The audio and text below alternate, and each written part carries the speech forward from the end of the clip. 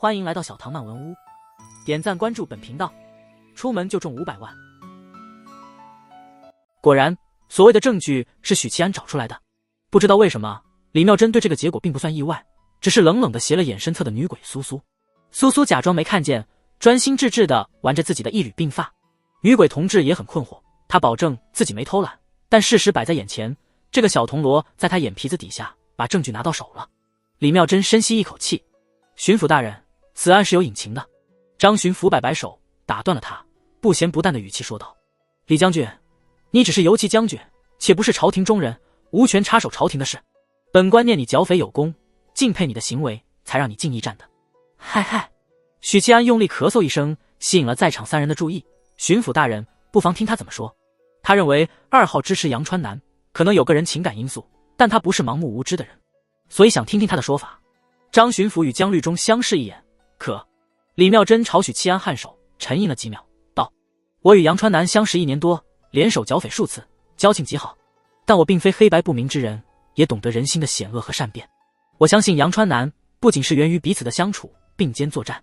我从秘密渠道得知，朝廷派遣巡抚赴云州调查杨川南后，便在他身边安排了鬼物监视，而那时的杨川南并没有收到齐党的密信。听到鬼物监视时，江律中挑了挑眉：你是怎么知道本官要来云州调查杨川南的？张巡抚目光锐利地盯着他。报告巡抚大人，我们也中出了一个叛徒，就是俺。许七安惭愧地想，地书碎片千里传书，几乎没有延迟。李妙珍比杨川南更早知道此事，合情合理。3号的话他有听进去，并做了监视。李妙珍直言不讳：这是我的秘密。杨川南是无品无者，你的鬼物监视恐怕瞒不过他吧？许七安心虚地岔开话题，同时感慨着想，事情的发展终于与我预料的一样了。他提前将此事告知2号，就是想让2号配合他们调查。尽管2号和杨川南的关系超乎他的预料，但结果还不差。知道又如何？只要他始终在鬼物的视线之内，我的目的就达到了。李妙珍说。许七安赞同的点头，就好比前世，人们都能发现路边的摄像头在监视着他们，偏偏又没有办法，除非拿石头砸掉。杨川南要是拿石头砸掉监控，那李妙珍就不会这么力挺他了。那杨川南有妻子吗？鬼物岂不是阅片无数？幸好神书大师在沉睡，不然我也成了国产区的视频男主角。想到这里，许七安心里顿时复杂起来。就这？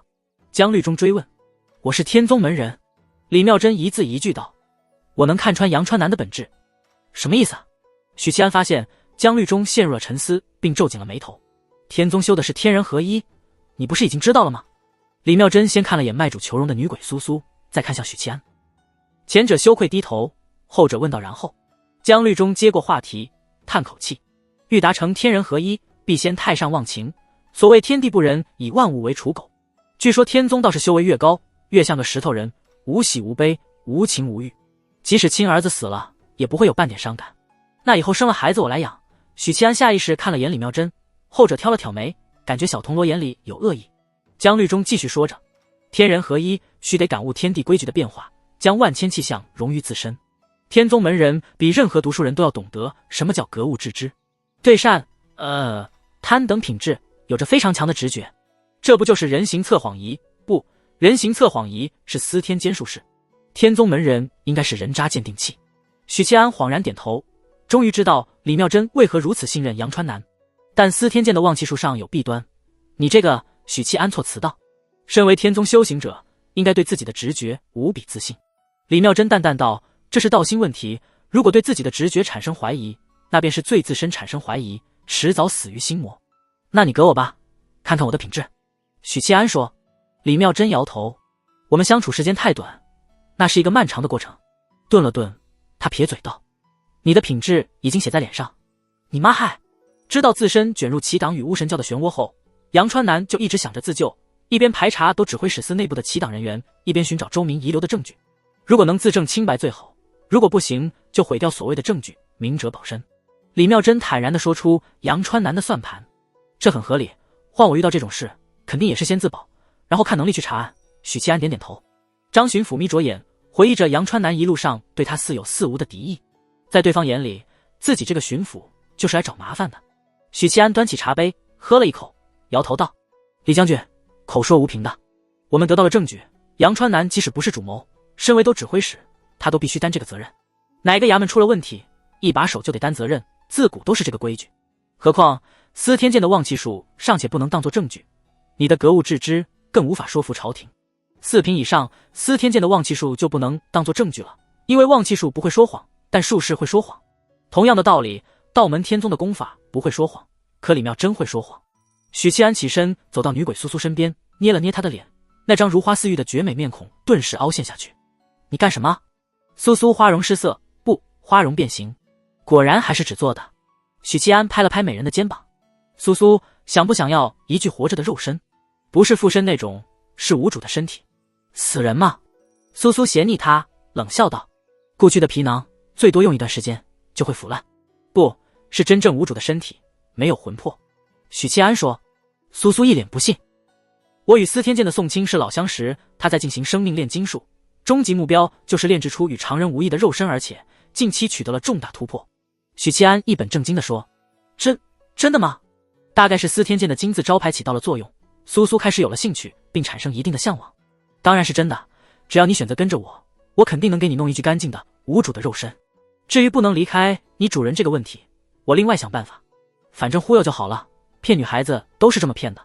先给他们画一个大饼，展望未来，给予足够的好处和诺言，他们就会因为那个可望不可及的大饼任你为所欲为。等到将来发现是骗人的，生米已经煮成熟饭。嗨，张巡抚咳嗽一声，提醒小铜锣不要偏题，勾搭女鬼的事以后再说。许七安领悟领导的意思，铺垫也足够多了，试探道，李将军，你既然说杨川南与你也有暗中查过都指挥使司内部的情况，那么不知道你们有什么线索？如果没有的话，请你回去吧。李妙真似乎早已打好腹稿，烛光中微微垂头，长而翘的睫毛牵住了光，阴影挡住了美眸。周明死后不久，我便协同杨川南调查都指挥使司，最后锁定了一个目标人物，也是齐党。但那人非常油滑，似乎察觉到了危险，不等我们收网便隐匿失踪。你这话相当于没说啊，你不是很擅长找人吗？周百户你都能揪出来。许七安吐着槽，摇摇头。张巡抚皱眉道，那人是谁？与周明一样，是都指挥使司经历司的一名经历，掌库房收发等事务。李妙真回答。要验证李妙真的话是真是假，其实很简单，就如当初拆穿杨英英的谎言一样。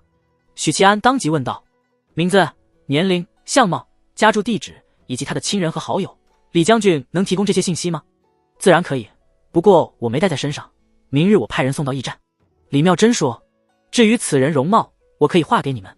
张巡抚点头，命人取到笔墨纸砚，脸蛋变形的苏苏乖巧的研磨，但总感觉他一颗心不在这里了，时不时看一眼许七安，然后低头沉思。一盏茶后，李妙真画好肖像，这人是个瘦削的中年人，目光锐利的中年人，黄渤街丁15号狗肉铺的老板。草，看到狗铺老板的瞬间，许七安脑海里就只剩下这个字，许久之后才是茫然和愤怒，以及微微的后怕。茫然是没搞懂为什么会变成这样，愤怒是感觉自己智商被侮辱了，后怕则是对方如果图谋不轨，自己当时很可能中招。此人叫梁有平，与周明不同，他是云州本土人士。听杨川南说，此人还是通过他的渠道勾搭上了齐党。李妙真说，都指挥使司的经历，职权与周明相同。张巡抚若有所思，片刻后质疑道，为何你与杨川南不及早联络本官，坦诚不公？李妙真腰背挺得笔直，坐姿从一开始就没动过，只是转动小麦色的瓜子脸，淡淡道，经察之年，朝廷党争激烈，焉知魏青衣是不是打算趁这个机会拔出齐党各地的官员？本官代天目授，自当恪尽职守，善抚黎民，严惩贪官，才算不辜负陛下信任，魏公信任。张巡抚沉声道。李妙真撇撇嘴，一脸不屑。挨千刀的袁景帝，许七安能猜到2号此时的内心活动。他疲惫地吐出一口气，敲了敲桌面，引来3人侧目后，声音低沉，这人我认识。3人吃了一惊。许七安凝视着肖像画，问道，他是不是个瘸子？对，梁有平曾在剿匪中跌落山崖，摔断了腿。李妙真回答。那家伙的话一个标点符号都不能信，亏老子当时还被感动了。许七安又有了骂娘的冲动，同时他意识到自己的精神状态真的很差，因为当时都没想到施展旺气术看一看那人说的是真是假。换成平时他不会犯这么大的疏漏。怎么回事？张巡抚忍不住发问。许七安一边摆手一边捏眉心，巡抚大人，我现在脑子乱得很。容我去个地方，回头我再跟你好好解释。说着他看向江律中，江金罗陪我去。江律中看了眼张巡抚，摇头。魏公的命令是时刻跟随，保护巡抚大人。好吧，也有道理。万一我们回来后发现巡抚大人的脑袋被人摘走当球踢，那就安逸了。许七安道：那喊2个银罗陪我，再借我30名虎贲卫。他不承认自己有点害怕，一切都是为了稳妥。我陪你。李妙珍表现得很积极。许七安立刻改口：江金罗，我要3个银罗。李妙珍，这个小铜锣不信任他。李妙珍露出了些许女子姿态，恶狠狠地剐了他一眼。额请许七安带着3名银罗、30名虎贲卫以及李妙珍和苏苏众人骑马出了驿站，奔向黄渤街黑市。有了不久前大部队冲动的经历，巡城的士兵一看打更人的差服，拦都没拦，反而自觉让路。京城来的巡抚队伍有便衣行事之权。出了内城，很快抵达黄渤街，一群甲胄鲜亮的虎贲卫冲入黑市，引来路人的警惕和敌意，纷纷退避。许七安带队来到丁15号铺子，愕然发现大门禁闭，门窗黑洞洞的，里面没有亮灯。他心里一沉，挥手让虎贲卫包围铺子，打算强闯。等等！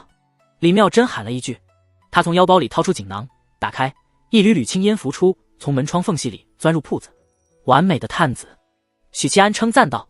李妙珍矜持的嗯一声。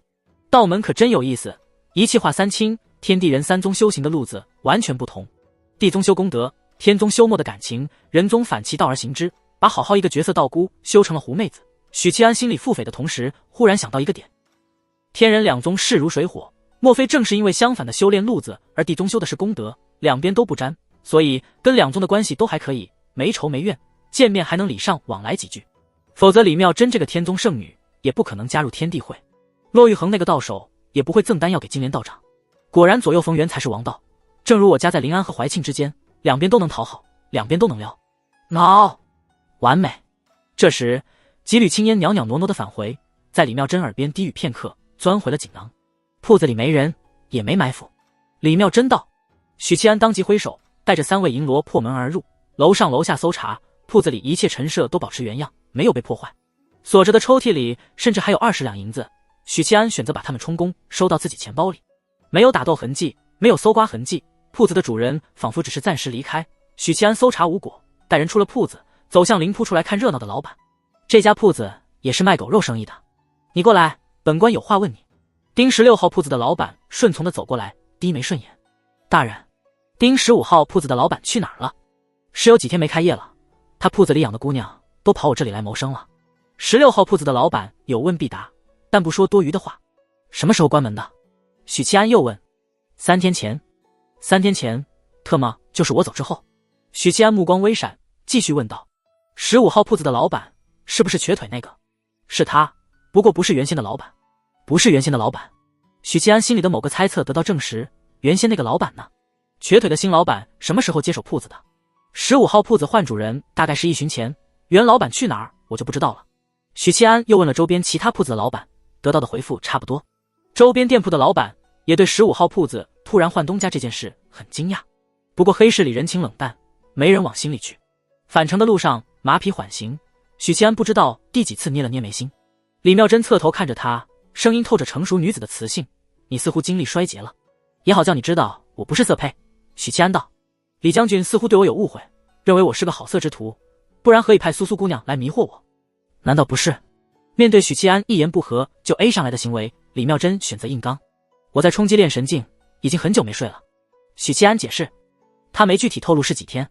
冲击炼神境，李妙珍微微睁大美眸，审视着他。这个时候，他才发现自己一直误会了，见到黑眼圈浓重的许七安，任谁都会下意识的觉得对方纵欲过度，而不是率先想到冲击炼神境。随后在天地会内部听1号评价许七安是色胚，沉迷教坊司，好色之徒的印象从此加固。就算这是冲击炼神境带来的变化，也改变不了你是色胚的事实。你永远不会知道我有多了解你。李妙珍暗道，不过他有些好奇，这小子熬了多久？李妙珍对武夫体系了解不多，毕竟他下山历练才短短几年，没有遇见过恰好冲击炼神境的武夫。像杨川南这般经验丰富的，一眼就看出许七安在冲击炼神境，这是过来人才有的眼光。没记错的话，冲击炼神境的极限是10天。李将军对武夫体系不太了解吗？我为什么要了解？你似乎不太瞧得起武夫。李妙珍颇为幽默的回答。我不是一个人。许七安，他不由得想起了骄傲的白衣术士和儒家读书人，他们同样瞧不起武夫。这个世界的鄙视链就是谁都不服谁，但大家一致看不起武夫。许七安以前只知道世上最令人作呕的骑士是扫黄打黑，现在多了一个名字叫武夫。除了术士和武者，各大体系都有超越品级的存在，或出现过超越品级的存在。但术士的作用远远高于武夫，术士更容易得到尊重。不知道什么时候，武者体系也能出一位武神，真叫人气斗冷啊。许七安说。回到驿站，张巡抚和姜律中已经不在大厅，留下一名虎贲卫候着，告诉许七安和李妙珍，巡抚大人在房间里的等候。敲开张巡抚的房门，许七安与李妙珍进了房间。李将军画的那个人就是替周明保管证据的黑市铺子老板。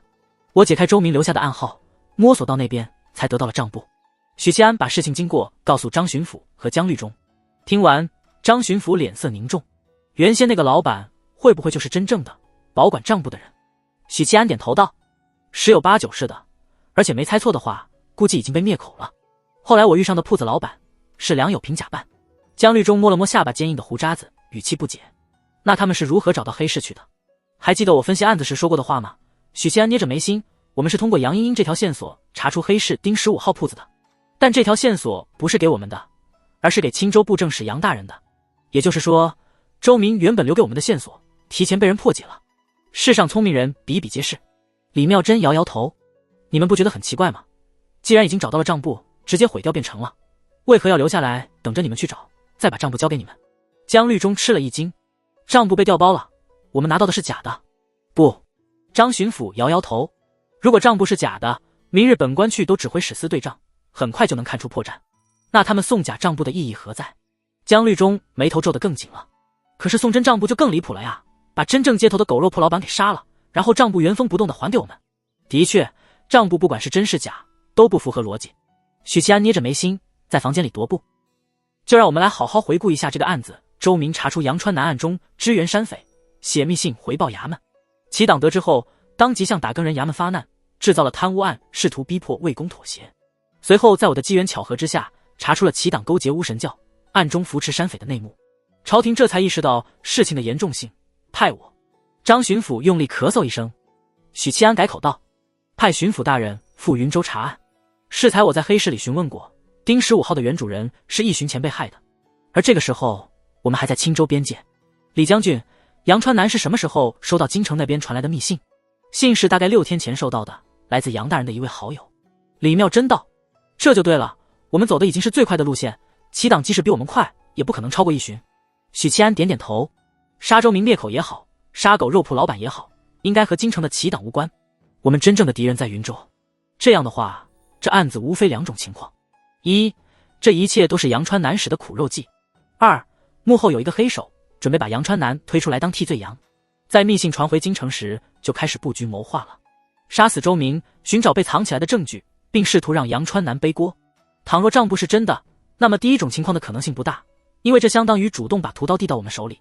账簿是假的，就更没有意义了。杨川南既没有摆脱嫌疑，也没有真正获罪。梁有平主动把账簿交给我们，反而惹来猜疑，变相的救了杨川南。李妙珍敏锐地捕捉到一个逻辑漏洞，也就是说，账簿一定是真的。依照你的推测，账簿是真的，有一个幕后主使想把杨川南推出来当挡箭牌，那梁有平杀死狗肉铺老板，亲手将账簿交给你们的行为就不合理了呀。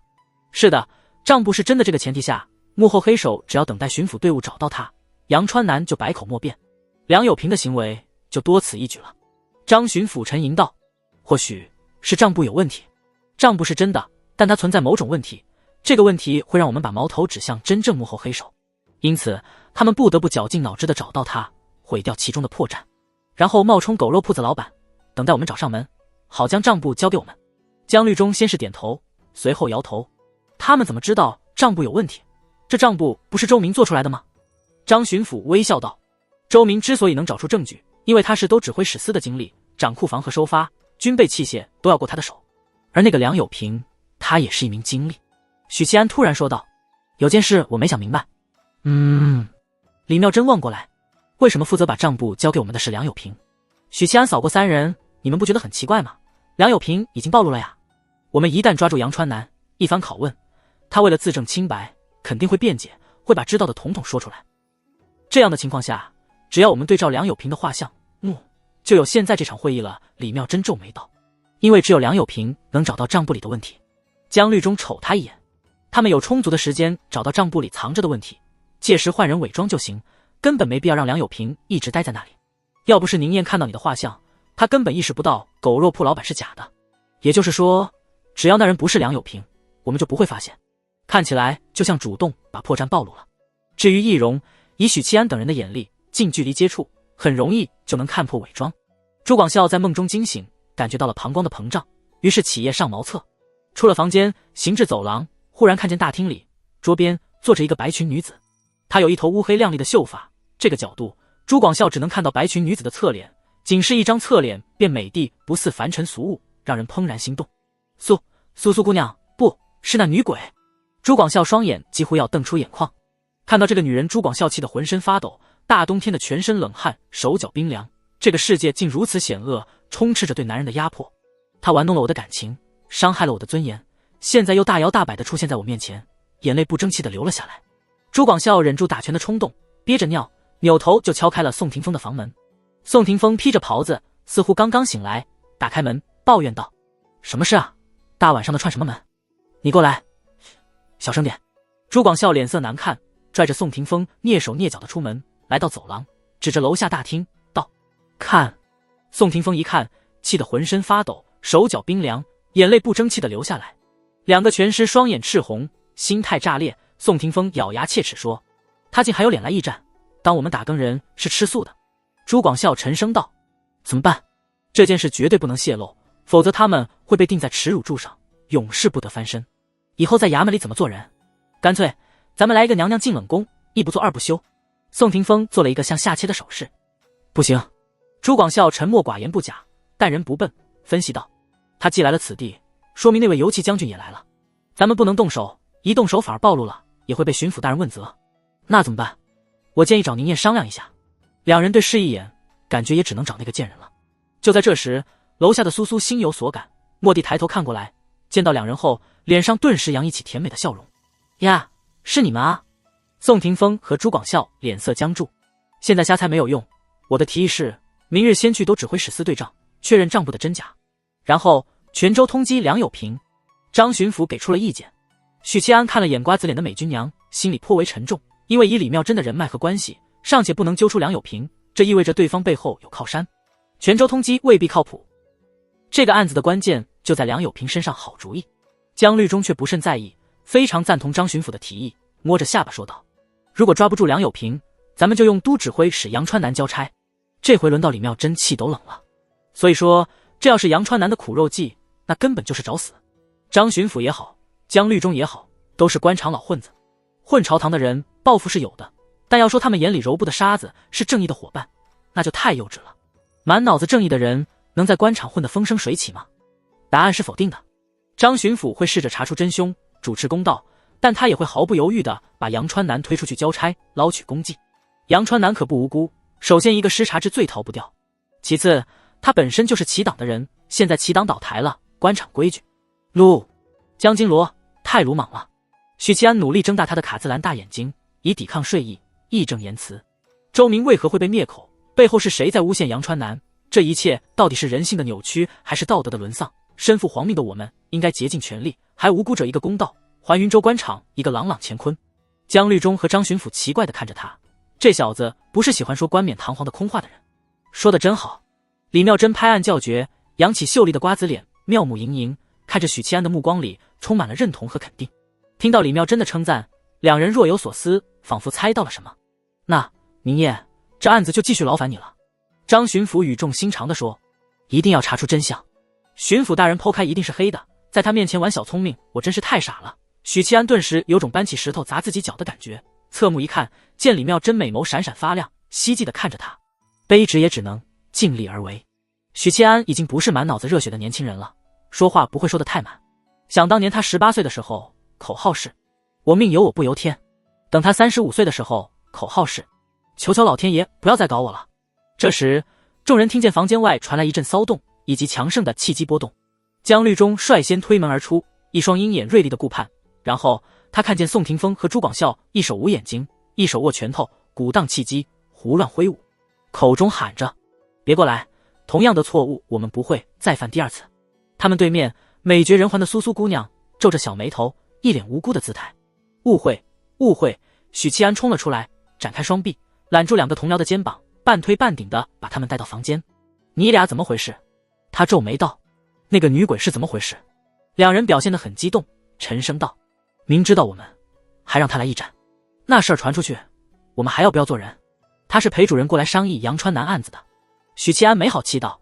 这事儿你们自己不暴露，谁会到处乱说？人家是一辆公里数很高的马车，什么样的男人没勾引过？你们俩就是弟弟宋霆锋，这才好受了许多，暴躁道。我不管，我看到他就浑身难受，羞耻的恨不得仰天长啸。我不要见到他。朱广孝认同的点头。许七安眼神顿时充满了怜悯，有一种病叫做苏苏 PTSD。 得到贱人的安抚后，宋霆锋问道，杨川南有没有老实交代？那个游骑将军是过来找麻烦的，这件案子不好搞哦。许七安只恨手头没有烟，叹口气，知道我们在狗肉铺子遇到的那个老板真实身份是什么吗？他是一个都指挥使司的经历。他把事情简单的说了一遍。房间里一片寂静，宋霆锋和朱广孝骇然相视，感觉后背都沁出了一层冷汗。他们感觉自己在第5层，结果人家才是第5层。如果当时能把他带回驿站就好了。朱广孝闷声道。你怎么不提醒我？许七安捏着眉心，最近时常头晕目眩，并伴随轻微的幻觉。谁能想到人是假的？朱广孝沉声道。当时巡抚大人和江金罗外出视察，我是想着等他们返回汇报了进度，有需要的话再奉命提人便是。再说证据到手，人就没价值了。是啊，他要不是假的，咱们回头去找便是。宋霆锋说。就知道放马后炮。许七安没好气道。对了，你刚才说的那个名字似乎有些熟悉。朱广孝皱着眉头做沉思状。说起来，我做了个奇怪的梦，梦见有人把我关在小黑屋里。许七安笑了。那个小黑屋是不是叫404？什么404？朱广孝没听懂，继续说道。有人把我关在小黑屋里，一个劲儿的逼问我梁什么的在哪里，名字记不起来了。宋霆锋瞪大眼睛。梁有平。朱广孝诧异道。对，就是这个名字，你怎么知道？宋霆锋。我也做这个梦了。许七安脸色大变，像是听到了某种可怕的事。同一个梦是偶然吗？许七安想到了巫神教。巫神教有入梦的能力，侵入朱广孝和宋霆锋的梦境属于机操，这是很简单的推理。许七安想不通的是，巫神教的人为什么要在梦境中逼问梁有平的下落？梁有平难道不是齐党的人吗？齐党不是勾结巫神教吗？他们不应该是一伙的呀。你怎么了？宋霆锋察觉到同僚脸色不对，关切问道。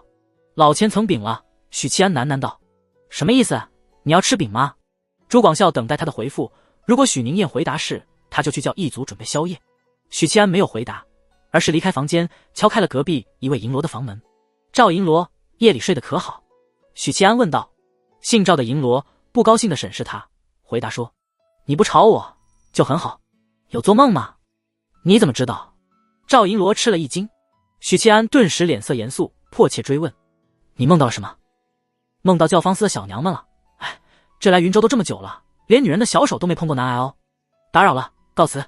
他又去敲了铜锣和虎贲卫的房门，抽出了10几人，发现他们并没有做梦。整个驿站梦中被审问的只有朱广孝和宋霆锋2人。真是可怜啊，不但得了苏苏 PTSD， 还在梦里被人黑屋囚禁审问。Evie， 坏事全让他俩给碰上了。许七安看着2位同僚的目光再次充满怜悯。你的眼神让我很不舒服，再这样看我，咱们没法做兄弟了。宋霆锋沉声道。咱本来就是父子。许七安说完，见宋霆锋举着凳子要过来揍他，连忙道歉。错了，你先一边去，我想静静。发生什么事了？朱广孝问。容我捋一捋思路。许七安摆摆手。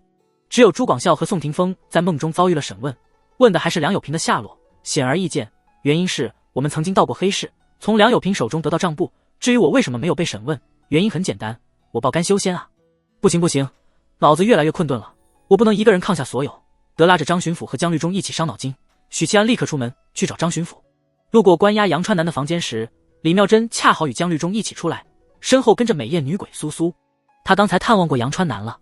李将军这是要走？许七安迎上去。李妙珍颔首，尽管案件扑朔迷离，但巡抚已经答应竭尽全力追查真相，杨川南还有一线生机。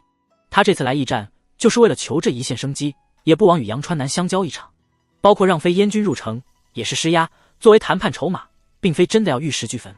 呵，你恐怕走不了。许七安皮了一句。李妙真一愣，眯着眼打量他。苏苏娇斥一声，喝道：“主人，这小子要对你不利，苏苏帮你揍他。”说罢，他就要用盐汽水喷死许七安，但一口阴气还没来得及吐出，就被李妙真挡住。你只是想借机报复吧？李妙真瞅了他一眼，转头问道：“何事？”别急着走，下半场开始了。我刚刚得到了些新的线索。许七安捏着眉心，江绿中眉梢一挑，愕然道：“你想起什么了？”三人一起进了张巡抚的房间。张巡抚快50了，也算一把老骨头。不过，因为有司天监术士的存在，这个世界的士大夫阶层寿命较高，能和许七安前世一样，愉快地享受到癌症这种长寿病。张巡抚正打算睡觉，又得无奈地起身穿衣，这才吩咐长随开门。夜深了，你们有什么事明日不能再谈。张巡抚捏了捏眉心，本官只是普通人，没你们这群武夫精力旺盛。李妙真下意识地反驳：“我可不是武夫。”许七安和江绿中冷漠地斜他一眼。张巡抚摆摆手，不耐烦的语气：“有话便说，说完滚蛋。”读书人很讲究养生，爆肝熬夜这种行为简直是对生命的糟蹋。李妙真和江绿中同时看向许七安德，又是这个小子。张巡抚无奈地看着许七安：“有件事，我觉得应该让几位知道。”受到三人注视的许七安缓缓开口，把宋霆锋和朱广孝在梦中受到拷问的事情说了出来。不错，是巫神教的手段。江绿中给予肯定答复。李妙真也跟着点头，随后看着许七安：“你没遭遇审问的原因是冲击炼神境，没有睡觉。”啊！巫神教也在找梁有平。张巡抚努力消化着这个消息，一时间有点茫然。梁有平不是齐党的人吗？齐党和巫神教是一伙的呀。李妙真望着烛台上如豆般的烛光，愣愣出神片刻。会不会我们猜错了？梁有平不是齐党的人，交给我们账簿也不是为了陷害杨大人。江绿中感觉头疼了。真是这样的话，案子就太复杂了。梁有平是齐党这个信息是你告诉我们的，不是我们猜的。许七安看他一眼，又道：“而且，如果梁有平不是齐党的人，那很多逻辑就不通了。我个人更偏向他是齐党的人，我们之前的推理没有问题。那你怎么解释巫神教找他这件事？”李妙真蹙眉，这姑娘的智商也就普通人水平，虽然不笨，但也不算太聪明。如果怀庆在这里就好了，我的压力会减轻许多。4号也成，4号是个很会联想的人。四人讨论了片刻，暂时没有新的收获。张巡抚有些困顿，而且明日要去一趟都指挥使司，不宜熬夜。江绿中和李妙真不擅长推理，许七安脑子要裂开了，只好暂且作罢，改日再谈。巡抚大人，我今夜便在此歇下了。李妙真提出请求。张巡抚爽快答应。驿站是大本营，有金罗银罗坐镇，不怕李妙真做出不智之事。李妙真深深看一眼许七安，回到房间，宋霆锋和朱广孝还在，两人盘膝打坐。你俩为什么没走？等你消息。没有消息，滚滚滚，回自己屋里练气去，晚上记得别睡了。赶走两位同僚，许七安抱着木盆下楼，在澡堂泡了个冷水澡，顿时神清气爽了许多。伸手去扯汗巾，忽然发现汗巾不见了。你在找这个吗？娇滴滴的声音从身后传来，一只手伸了过来，白色的宽袖里露出一截白嫩嫩的藕臂。苏苏姑娘，男女授受不亲啊。许七安没接汗巾，也没转头，他有些生气，倒不是因为洗澡时有女子旁观感觉害羞，而是某个纸人能看能摸，但不能草，一种植物。可纸人没有自觉，偏要在这个时候出现。男女授受不亲。白裙子的苏苏姑娘挪到浴桶边，接着窗外投射进来的淡淡月光，低头瞅了眼清澈的水底，尖酸刻薄地说道：“本姑娘可瞧不上豆芽菜。”许七安把汗巾丢进水里，充当马赛克，挡住女鬼侵略性的目光，淡淡道：“苏苏姑娘可听过一句话？”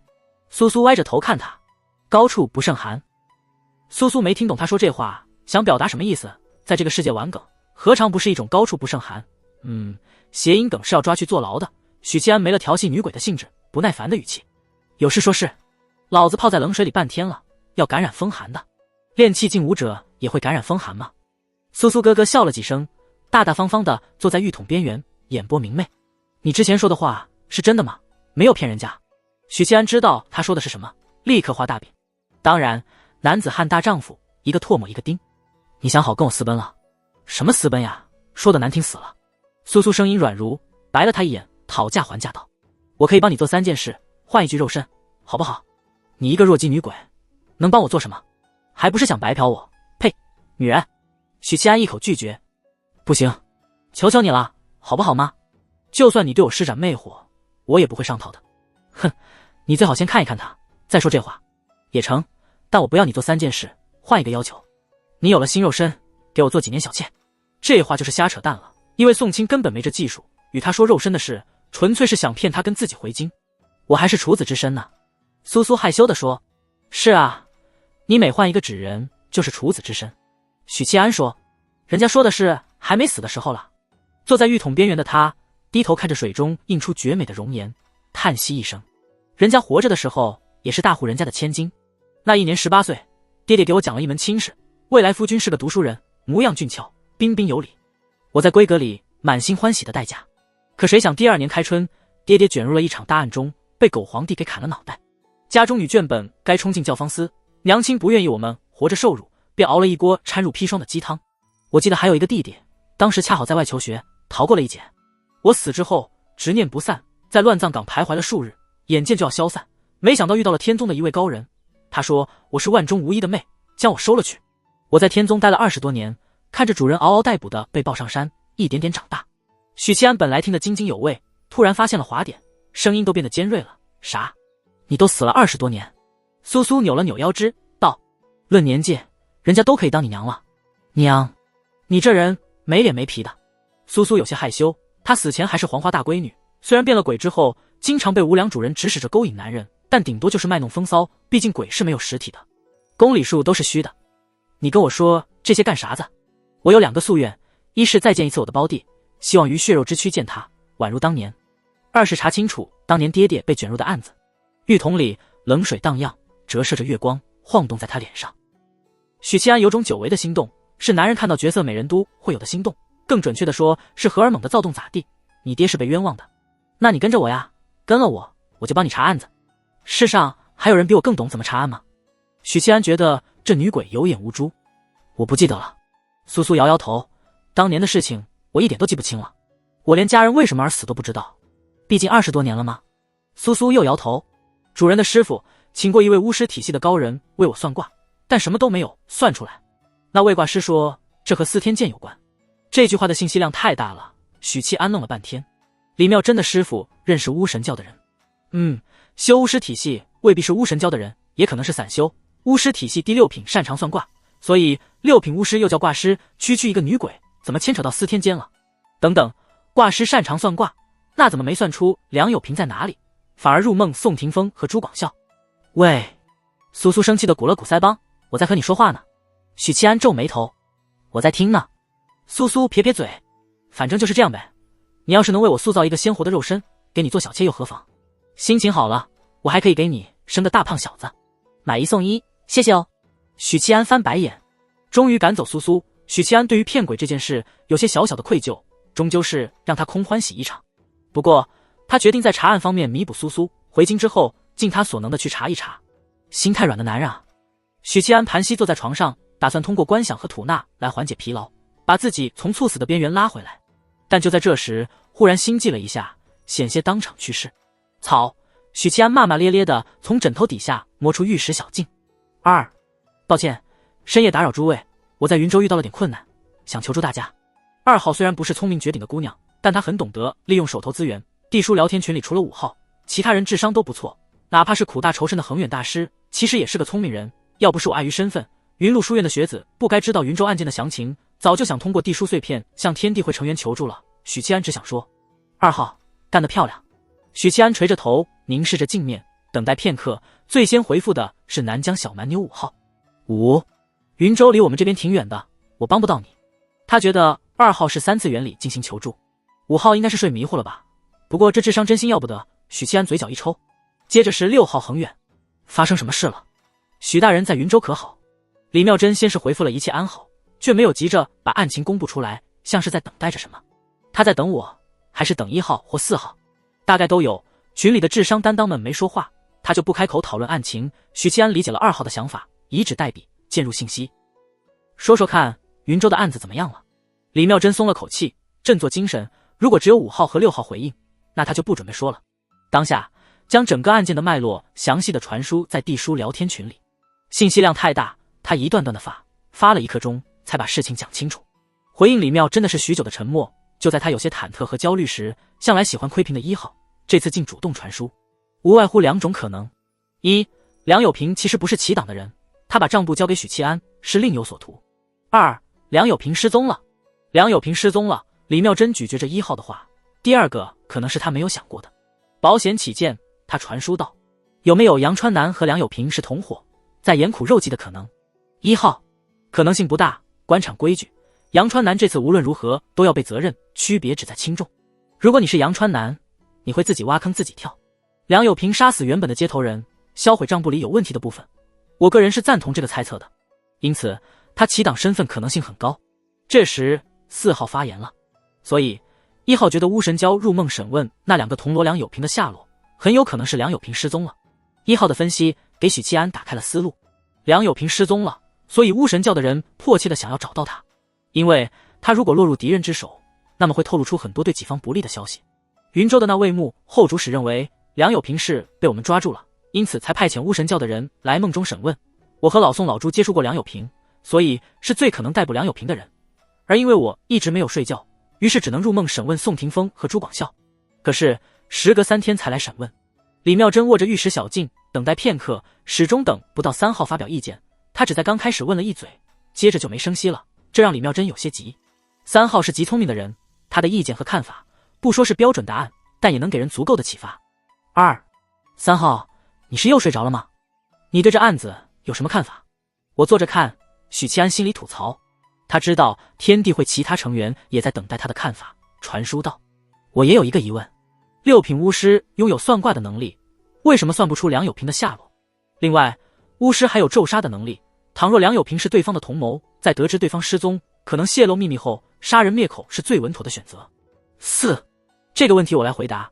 巫师的咒杀术只能针对修为低于自身的目标，限于梁有平的水准，应该是有人庇护了他，是谁不清楚了，能做到这一点的人很多。至于算卦的能力，各大体系修为高绝的强者都有手段应对针对自身的占卜，但无法为他人庇佑，除了一个体系之外。说到这里，4号顿了顿，隔了几秒才说道：司天剑的术士。仿佛一道闪电劈在众人心头，司天剑的术士。许七安吃了一惊。4号，你的意思是绑走梁有平的是司天剑的术士？4，哼，这一切的猜测都得是梁有平失踪这个前提。如果梁有平真的是被司天剑的术士掳走，那么为什么张巡抚不知道？亦或者是故意向2号隐瞒？2，不像是隐瞒，他们应该真的不知道。4，这就更耐人寻味了。但有一点你们要警惕了，我们能猜到这一点，巫神教的人也能想到，毕竟术士克制卦术和咒杀。于是这才有了今夜的梦中审问，试探梁有平有没有落在打更人手里。这样的试探不会只有1次2次，我们可以将计就计，反向锁定幕后主使。你将此事告诉张巡抚，他懂得该怎么做。1号随后发表意见。还有一点，对方既然来试探，说明已经做好梁有平落入打更人手里的心理准备，至少在他们眼里，落入司天监术士和落入打更人手里性质是一样的。这样的话，势必已经做好玉石俱焚的准备。听到这话，许七安和李妙珍心里都是一凛。如果真是这样，那就只能先下手为强，擒贼先擒王。许七安心说。不过为今之计是先找出那位幕后黑手，否则敌在暗，我在明，没搞头。这时1号问道：这案子虽然麻烦，但以许七安的能力，应该不至于束手无策吧？1号，会说话就多说点，不行出本书。许七安感觉自己被舔了一口，还挺舒服。李妙珍回复：他在冲击炼神境，状态极差。6，许大人这么快就冲击炼神了？他离京之前，距离炼气境巅峰还差些许，我以为他晋升炼神境得开春，当真是令人吃惊的天赋。原因只有许七安自己知道，他晋升炼气境以来，身边问题一大堆，修炼的时间反而不多。赶往云州的路上，除了和同僚吹牛逼，大部分时间都很无聊，只能修炼，因此进步神速。不，这份天资堪称惊世骇俗了。本来大家并不在意，毕竟7品的炼神境不算什么，天地会里个个都是人才，智商高，说话又好听，一位炼神境武者掀不起什么波澜。但听1号和6号这么说，纷纷来了兴趣，包括与许七安3次元里接触过的李妙珍。4，听你俩的语气，这位铜锣似乎很不一般，还是个天才。恒远和尚想了想，回复说：倒也不是，只是他离经实践过我，就他当时的状态，晋升炼神境应该再开春，没想到这么快。1号对他应该更了解。我上次讲过他的背景，不过当时没有告诉你们，许七安此人加入打更人时，只是练精进。到现在为止，满打满算也就2个月。不需要再多说什么了，每个人都能听出这句话里蕴含的巨大信息，2个月跨一个品级，不管是在什么体系、什么势力，都是最顶级的天才了。4号不由得想，3号疑似许七安堂弟，亲戚冲销的缘由很可能与这位堂弟有关。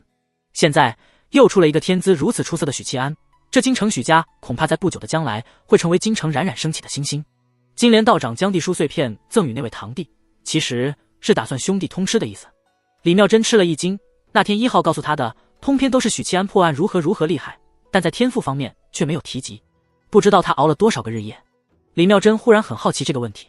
5，还好吧，2个月破1品嘛。一直插不上嘴的5号传书评价。3，这已经很不容易了。许七安开小号为自己装逼。5，我没说不好呀，只是我也2个月就跨1品了。我现在准备培养命骨，就是6品进。我从8品到6品就用了4个多月的时间。一个大大的问号出现在众人脑海里。4个月跨2品，2个月跨1品，没毛病。天地会成员们好像知道金莲道长邀请5号加入天地会的原因了。李妙真兴奋地在床上打了个滚，握住拳头用力挥舞了一下。果然，向天地会成员求助是正确的选择。心机深沉的1号，经验丰富的4号，以及聪明绝顶的3号，他们齐心协力之下，竟这么快就把案子的脉络梳理清楚了，甚至给他想好了接下来如何应对。次日，许七安顶着乌漆麻黑的眼圈来到大厅吃早饭。不久，张巡抚与姜律忠等人也下来了。李妙真是最后一个登场，穿着软甲，背着银枪，腰挎佩剑，帅气的高马尾一甩一甩，身后跟着倾国倾城的妹宋霆锋和朱广孝默契地背过身去，留给苏苏一个后脑勺。李妙真径直去了张巡抚和姜律忠那一桌，先是看了眼许七安，然后略有些骄傲地昂起尖翘的下颌，道：“我已经破案了。”张巡抚和姜律忠相视一眼，前者目光微闪：“我们到房间说话，宁烨，你也来。”房间里，李妙真绘声绘色地把聊天记录转述了一遍，听得张巡抚和姜律忠一愣一愣。李将军心细如发，本官佩服。张巡抚精神一振，熬夜的疲惫都褪去不少。姜律忠也对这个瓜子脸的美貌女将军刮目相看。李妙真矜持地笑了笑，忽然扭头看向许七安：“你似乎对本将军的推理不以为然。”“废话，咱们是群友，你在我面前装什么逼？明明有的东西还偏要装一装。”许七安配合着露出震惊和钦佩的表情，称赞道：“李将军的办案和推理能力比我更强。”许某人佩服佩服。李妙真微微一笑，本将军倒是也没想到自己有几分破案天赋。他觉得在许七安这个高手面前压他一头简直太爽了。许七安也觉得很爽，因为将来身份曝光了，社会性死亡的不只有他。不知道为什么，一下子就觉得未来充满光明。许七安笑了起来。吃完早膳，张巡抚正准备去一趟都指挥使司，结果虎贲卫进来禀告：“巡抚大人，宋部正使带众官拜访。”张巡抚顿时与姜律忠等3人无声交换了一个眼神。显然，云州官员们是为了昨夜都指挥使杨川南被逮捕的事情来的，但有了刚才的交谈，他们留了一个心眼，或许这也是一种试探，来自幕后黑手的试探。来得挺早啊。张巡抚笑呵呵地说了一句，带着姜律忠离开。许七安没有跟随，而是喊来3位不喜欢与武夫同桌用餐，因此缩在房间里吃早饭的白衣术士。“许公子来了呀。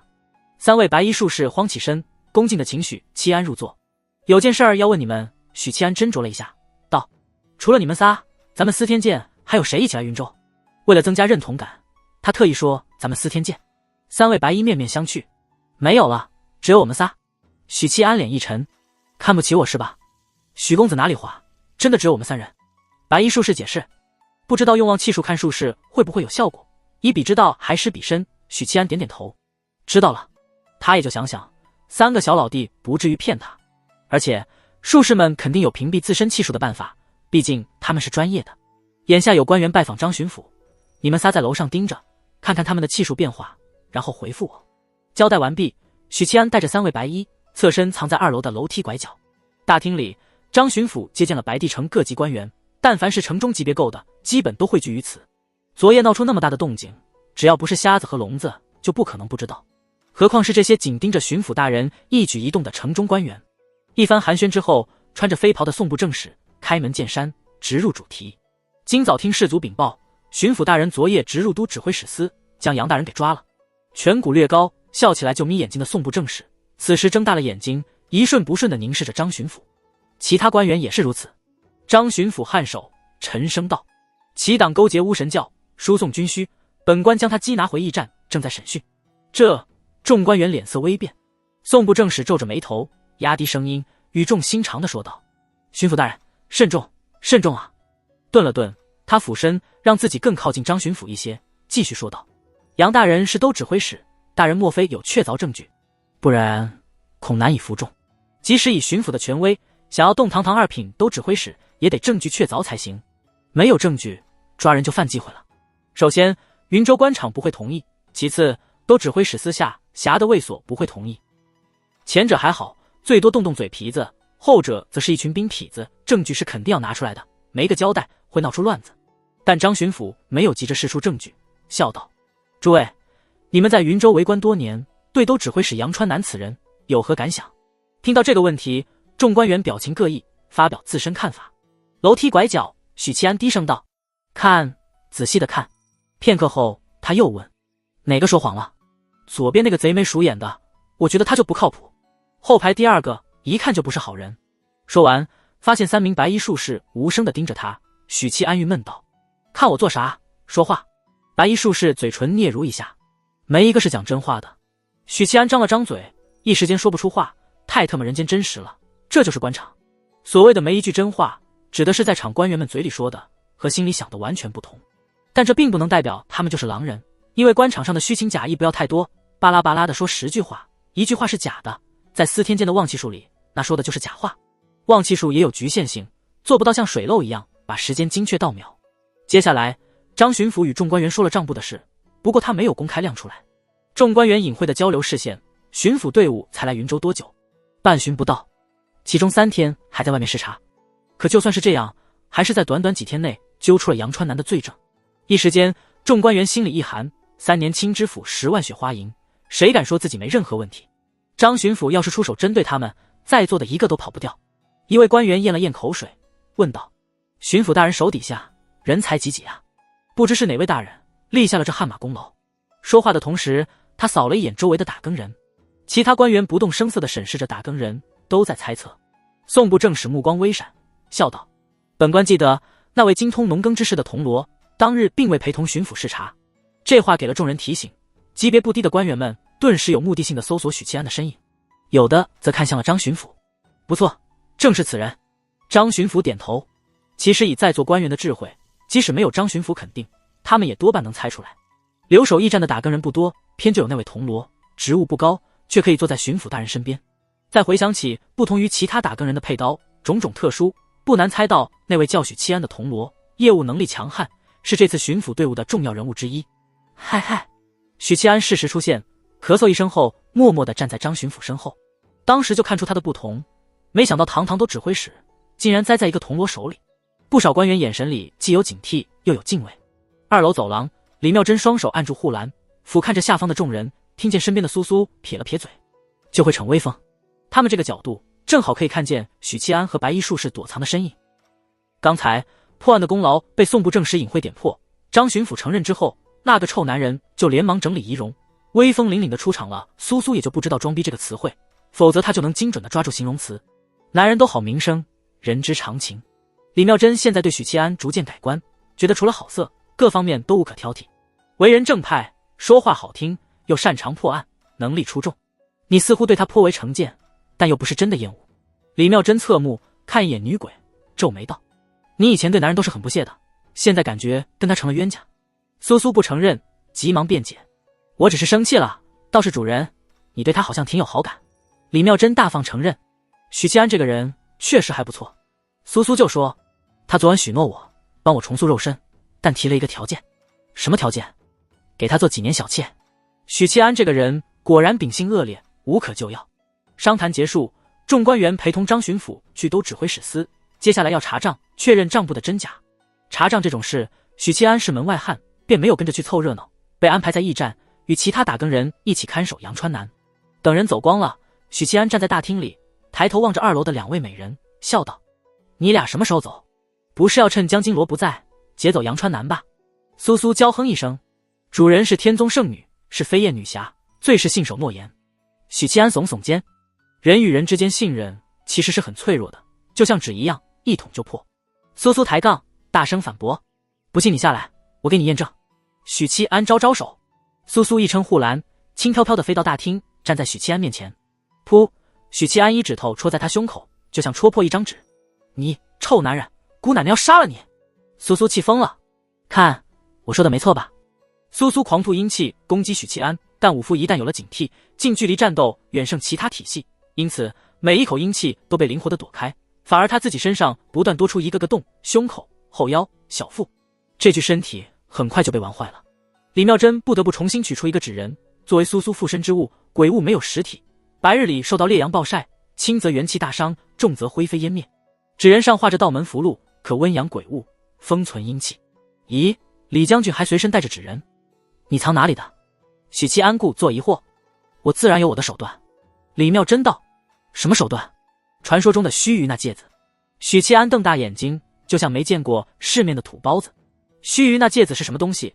李妙珍先是一愣，又觉得受到许七安的崇拜，很有满足感，便点头道：算是类似的法术吧。李将军不愧是天宗圣女。许七安叹服。李妙珍矜持地嗯了一声。你就装吧，不就是地书碎片吗？你现在装的越多，将来凉得越彻底。许七安由衷地笑了。午时，许七安招呼2位大美人用完膳，估摸着张巡抚也快回来了，结果巡抚没等到，等来一位守城的士卒，快马加鞭地冲进驿站，大喊着：卑职有要事求见巡抚大人。虎贲卫拦住了他，呵斥道：不得擅闯驿站。守城的士卒大急，高喊道：巡抚大人，卑职有10万火急之事求见。院子里的动静惊动了驿站内的打更人，一位银罗带着2铜锣出来，皱眉道：巡抚大人不在，有事与我说。守城士卒咽了一口唾沫，急道：卫司的军队在南城外集结，威胁说巡抚大人不出去见他们，他们就入城。云州的这群大头兵敢造反。那位银罗眉头顿时扬了起来，喝道：城外现在什么情况？士卒快马加鞭赶来，嘴唇被寒风冻得青紫干裂，口干舌燥，张嘴发出的声音嘶哑难听。南城城门已关，别急，先喘口气。许七安闻声下楼，给士卒倒了杯凉水。士卒赶紧接过，吨吨吨的喝完，感觉喉咙舒服了许多。他感激地看了眼许七安，语速飞快。卫司集结了3000大军，就在南城门外。为首的卫所指挥使徐虎臣扬言，半个时辰内，如果巡抚大人不释放都指挥使，给他们一个交代，那就入城。兵谏。熟读历史的许七安脑子里最先闪过这个词儿。所谓兵谏，就是以武力规劝君主或尊长，使其服从。简而言之，就是用拳头逼你就范。兵谏和政变的区别在于目的不同，行为却是一样的。许七安印象最深刻的2次兵谏，分别是马嵬坡的杨玉环之死，以及少帅掏出小手枪对老蒋啪啪啪。这2次兵谏都是成功的，一次改变了大唐的未来，一次改变了中国的未来。不过兵谏是死谏，非万不得已，没人会用。狗胆包天。赶过来查看的几位银罗问清楚情况，顿时出离了愤怒。这种事在京城根本碰不到，乍闻消息，他们心里的惊讶和愤怒难以言表。巡抚大人去都指挥使司了，不可能在半个时辰内赶到南城。一位银罗按住刀柄，沉声道：南城的城防军有多少人？不足1000人。士卒回答：这怕是守不住啊。这样，我们几个率领虎贲卫赶去南城，那群大头兵敢造反，就砍他丫的，相信能拖到巡抚大人和援兵过来。一位银罗提议。几个好战的打更人顿时跃跃欲试。虎贲卫本就是身经百战的汉族，再加上练气劲打底的打更人，配合成防军的话，不说万无一失，守住一段时间不难。那杨川南怎么办？他是朝廷要犯，我们不能弃之不顾。许七安提醒这些头脑发热的打更人，带上他一起去。一位铜锣说：你信不信卫司的兵当场跟我们死磕？许七安挑眉，他们兵临城下，打的不就是这个目的？那位铜锣冷哼道：以为武力逼迫就可以让巡抚大人让我们屈服，正好让这些云州的兵蛮子知道什么叫打更人。这是打更人们最恼火的地方，向来只有他们督察百官，惩治贪官污吏，什么时候居然有人敢欺负到家门口？还扬言让巡抚半个时辰内出去见面，不然就冲进城来。这是完全不把打更人放在眼里，把他们的面皮踩在脚下。是可忍，武夫不可忍；术士可忍，武夫还是不可忍。干他娘的！许七安一看形势不对，连忙敲了敲桌子，沉声道：诸位冷静，武力解决不了问题。最开始接见士卒的那位银罗脾气最暴躁，看着许七安爆了句粗口：反正老子忍不了，江金罗不在，这里银罗说了算。兄弟们，跟我走，带上杨川南。李妙珍站在一旁，冷眼旁观。砰！拍桌的巨响中，许七安站了起来。正准备离开驿站的一众打更人愕然回来。许七安指着那位银罗的鼻子，破口大骂：“老子管你是不是银罗，少他妈用职位压我，压得住吗？你去问问姓朱的，压不压得住？你把矛盾激化了，你让巡抚大人怎么做？杀光魏斯3000士卒。退一步说，你要守不住呢，战火波及到城中普通百姓，你负责吗？你能负得起责？”那银罗梗着脖子，吹胡子瞪眼：“许七安，你他妈觉得自己能负责？至少老子的肩膀比你能扛！”许七安喝道。一时间竟没人反驳。一个铜锣的大放厥词，竟让满屋子的打更人齐齐缄默。女鬼苏苏诧异地看着这一幕，她觉得难以理解。你们所有人都留在这里，看守杨川南，他是朝廷重犯，不能有任何闪失。外城的守军交给我去拖延。许七安见没人继续抬杠，说出了自己的打算。你……众人一脸质疑。许七安捏了捏眉心，思路清晰地解释：魏斯的军队兵临城下，其目的不是攻城，而是要求巡抚大人释放杨川南，这就有回旋的余地。你们火急火燎地赶过去，还带着杨川南，这与挑衅无异，反而是把矛盾激化，让双方都没有退路。当然，凭我肯定劝不动魏斯的将士，但李将军可以。许七安把李妙贞推了出来，笑道：想必李将军也不愿意大家闹得这么僵，让杨川南没了退路。至于让杨川南亲自过去，他没考虑过，一来姓杨的未必会配合，二来直接被救走了怎么办？李妙贞似乎就在等这个结果，缓缓吐出一口气，不再冷眼旁观，颔首道：本将军会尽力而为，撑到巡抚大人赶来。李妙贞和许七安牵了2匹快马，向南城门赶去。纸人苏苏抱着李妙贞的小蛮腰，坐在后面。你这个小铜锣还挺有能耐啊。苏苏侧着头打量着并行的许七安。不是我有能耐，主要是许七安咳嗽一声，用吐露秘密的语气：其实我和张巡抚是同父异母的亲兄弟。苏苏一下抓住重点：呀，你是张巡抚的兄弟，要不然我怎么有那么大的话语权？原来如此。苏苏恍然大悟，感觉自己知晓了一个大秘密。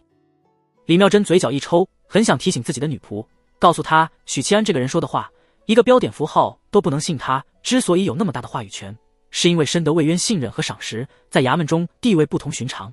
但这些信息来自天地会内部，2号知道的情报与李妙贞有什么关系？来到南城门，展示腰牌后，两人登上城头，城防军的千户亲自接待。巡抚大人，为何还没来？手持军刀，国字脸，3角眼的魁梧千户，目光望向空旷的大街，心里难掩失望。巡抚大人再都指挥使司查案，暂时赶不过来，我与游骑将军先来拖延时间。许七安解释。他站在城头俯瞰，城外有2个方阵，其中大那个方阵正是魏斯的军队，骑兵在前，步兵在后，中间是火炮军，旌旗猎猎，3000兵马望着城头，寂寂无声，一股难以言喻的凶悍之气扑面而来。许七安现在是半步练神境，但直面这支身经百战的军队，心里的念头仍旧是回避，不敢正面硬刚。一身转战3000里，一剑曾当100万师，什么样的武夫才能做到这般壮举？他感慨地想。云州的军队凶悍无比，说闹就闹，根本不怕死。李妙贞手持银枪，与他并肩俯瞰。我昨夜赶来驿站，就是怕巡抚大人做事过激，将事情推到不可挽回的局面。许七安点点头。云州匪患如火如荼，在云州当兵不凶悍才怪。常年征战的士兵煞气深重，通常只认与他们并肩作战的首领，外人很难驾驭，不像安逸之地的士兵那么惜命。那边的小方块又是那个所的军队？许七安问道。兵临城下的是白帝城下辖的卫指挥使司，又称卫司。下一级的是所，边上那个小方块看着大概400-500人，许七安猜测是郡县级的所。李妙贞顿时有些尴尬。是我的飞燕军，您也是个2-5仔。许七安看着他的眼神充满了不信任。李妙贞解释道：我确实有想过用军队施压，这都是在云州军队里养的臭毛病。他把锅甩给了云州军队。那我们现在怎么做？出城？许七安是叹道。李妙贞点头。我能不去吗？你代表的巡抚大人。李妙贞横了他一眼。卫指挥使徐虎臣脾气暴躁，且刚愎自用，你既然想化解矛盾，少不得要隐忍。你的面子都不行。李妙贞喝一声。我要不陪着，他说不得就砍了你这个铜锣。嘿，当兵的还真不讲理。城门咯吱声里打开，城防军的千户送2人出城，挥挥手。保重啊。许七安在马背上回望。千户大人，不如与我们同去。千户说。这里风大，大人说什么？卑职听不清。大人说关城门。好的，卑职打死也不开城门。城门缓缓关闭。许七安心说干。李妙真没有直扑魏斯，而是调转马头去了自己的飞燕军，喊来数十骑压阵，这才迎上魏斯的3000兵马。我的飞燕军修为最低的也是炼金境，共计437人，5长炼金巅峰，10长炼气境，百户铜皮铁骨境。李妙真声音悦耳清脆，略带得意地向许七安介绍自己的私军：4名6品境，40名炼气境。我的妈哎，这女人太可怕了吧！许七安咽了咽口水，这样的军队在云州也没有了吧？李妙真嗯一声，矜持道：大家都是看在我的面子上才跟着我来云州的，你面子是有多大？许七安扭头看着骏马银枪的高马唯美军娘，不得不重新评估她的实力了。许七安对她的直观印象是天宗圣女，其次才是飞燕女侠。可如今看来，飞燕女侠这个称号的排在前头。李妙真在江湖上的人脉关系，或许比她想象的更深不可测。天地会内部个个都是人才，我这个小铜锣要加把劲了。先定个小目标，成为魏渊的儿子。那徐虎臣是什么修为？许七安突然问。炼神境巅峰。李妙真回答。修为倒是不高。许七安诧异道：魏渊还是普通人呢，不一样，当了3军统帅。李妙真摇头道：行军打战不是好勇斗狠，高频武者能以一当百当千，但未必能统领一支1000人军队。我的能力500人已经是极限，但徐虎臣能统帅3000至5000人的军队。沙场上正面交锋，我必败无疑。暴力是美学，战争是艺术，截然不同的2个概念。李妙真在距离魏斯军队5丈处停下来，朗声道：徐指挥使，过来说话。一骑出列，为首的将军身高8尺，胯下的坐骑比普通的马匹要高大，手里使一柄长槊。敢用长槊的，无一不是骁勇悍将。徐虎臣手持长槊，目光凌厉，深青色的下颌刚刚刮过，他朝着李妙真微微颔首。李将军也是同我等一起营救都指挥使大人的。李妙真摇头：杨大人一切安好，徐将军太冲动了，你可知这样做的后果？大不了一死。徐虎臣光棍得很，咧嘴道：老子这条命就是都指挥使大人救的，朝廷要治他，老子就豁出这条命。许七安突然问道：你们是怎么知道这个消息的？徐虎臣斜睨许七安，冷笑道：原来是魏延手底下的鹰爪。你说我没事，说我爸爸就过分了。许七安拇指一弹，后腰的黑金长刀出鞘半寸，沉声道：徐将军，不要挑战朝廷威严，本官是带着诚意而来，你若不识抬举，刚才就已经将你斩落下马。李妙真说了这么多，其实透露的是一个意思：莫要和当兵的讲道理。讲道理是读书人干的事，当兵的只讲拳头，拳头硬，你才有尊严。许七安的想法是先展示武力，赢得尊重，震慑这群不怕死的家伙，然后才好好讲道理。徐虎臣对李妙真客客气气，对他直接冷嘲热讽，这就是没有尊严的体现。但直接砍人肯定不行，那会把矛盾激化。哒哒哒，他调转马头，默不作声地去了另一侧。徐虎臣和李妙真以及飞燕军的数十骑目光追随着他。哼，老子要见巡抚，他一个铜锣也配与我对话？徐虎臣不屑地嗤笑一声，毛都没长齐的小子，以为这里是京城，人人都出打更人。李将军，都指挥使大人究竟如何了？李妙真摇摇头，只是望着许七安的背影。徐虎臣有些急躁，他性格本来就暴躁易怒，对巡抚大人避而不见，派一个铜锣来应付自己，心里已经极为不满，甚至按捺不住斩杀铜锣向巡抚示威的冲动。看在游击将军李妙真的份上，才愿意过来说话。这时那个铜锣停了下来，还扭过头来看徐虎臣，面带冷笑。接着他左手拇指一弹，将佩刀顶出半寸，右手握住了刀柄，短暂蓄力之后，枪刺耳的出鞘声回荡在半空。在徐虎臣等人眼里，在数千军队眼里，只觉得空气扭曲了一下，似有什么划过。下一刻，沉闷的响声中，地面裂开一道细缝，从许七安脚下一直蔓延到军队面前，纵向10余丈。前排的骑军骚动起来，马匹似乎受了惊。徐虎臣瞪大了眼睛，难以置信，刚才是真的能斩我下马？这位领兵打战彪悍无比的将军心里升起了一丝丝的敬畏，认同了许七安的诚意。李妙真诧异地盯着许七安，脑子里闪过大大的问号。以他天宗圣女的眼光来判断，这一刀锋芒之锐利，迅捷如雷霆，即使出入6品铜皮铁骨境的武者也无法用肉身硬抗，这是一个炼气境的武者能斩出来的。他紧接着想起了1号说过的话，许七安这人曾经斩过一位银罗，而那位银罗是炼神境的高手，当时的他便能越级斩人，而今他是半步炼神。如果天才金莲道长竟没有邀他入会，而是选择了他的堂弟，那位堂弟恐怖如斯。嚯！身后飞燕军的高手们一阵惊叹。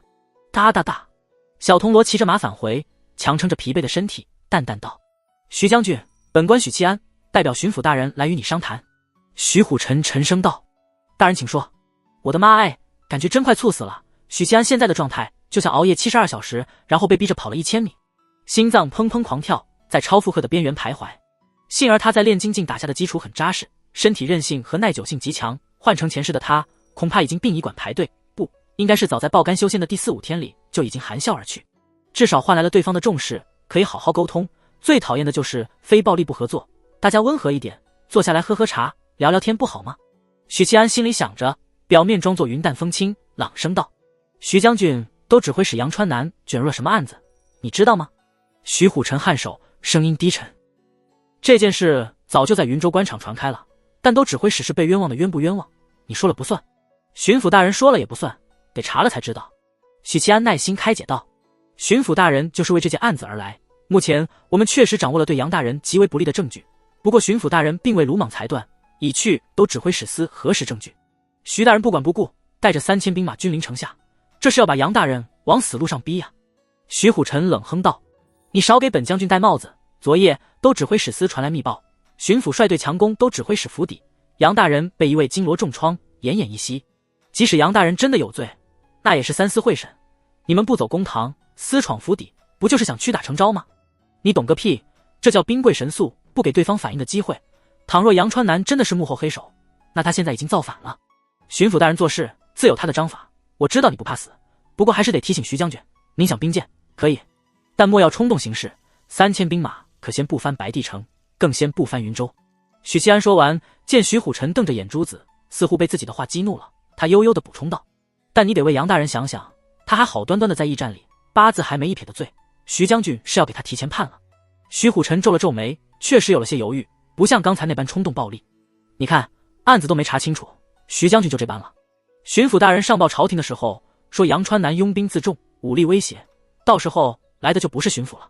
许七安威胁完，又安抚道：“李将军与都指挥使相交莫逆，我的话你不信，他的话总信吧。”见双方都把目光投向自己，李妙真沉吟着说道：“目前形势确实对都指挥使不利，但兵谏非正道。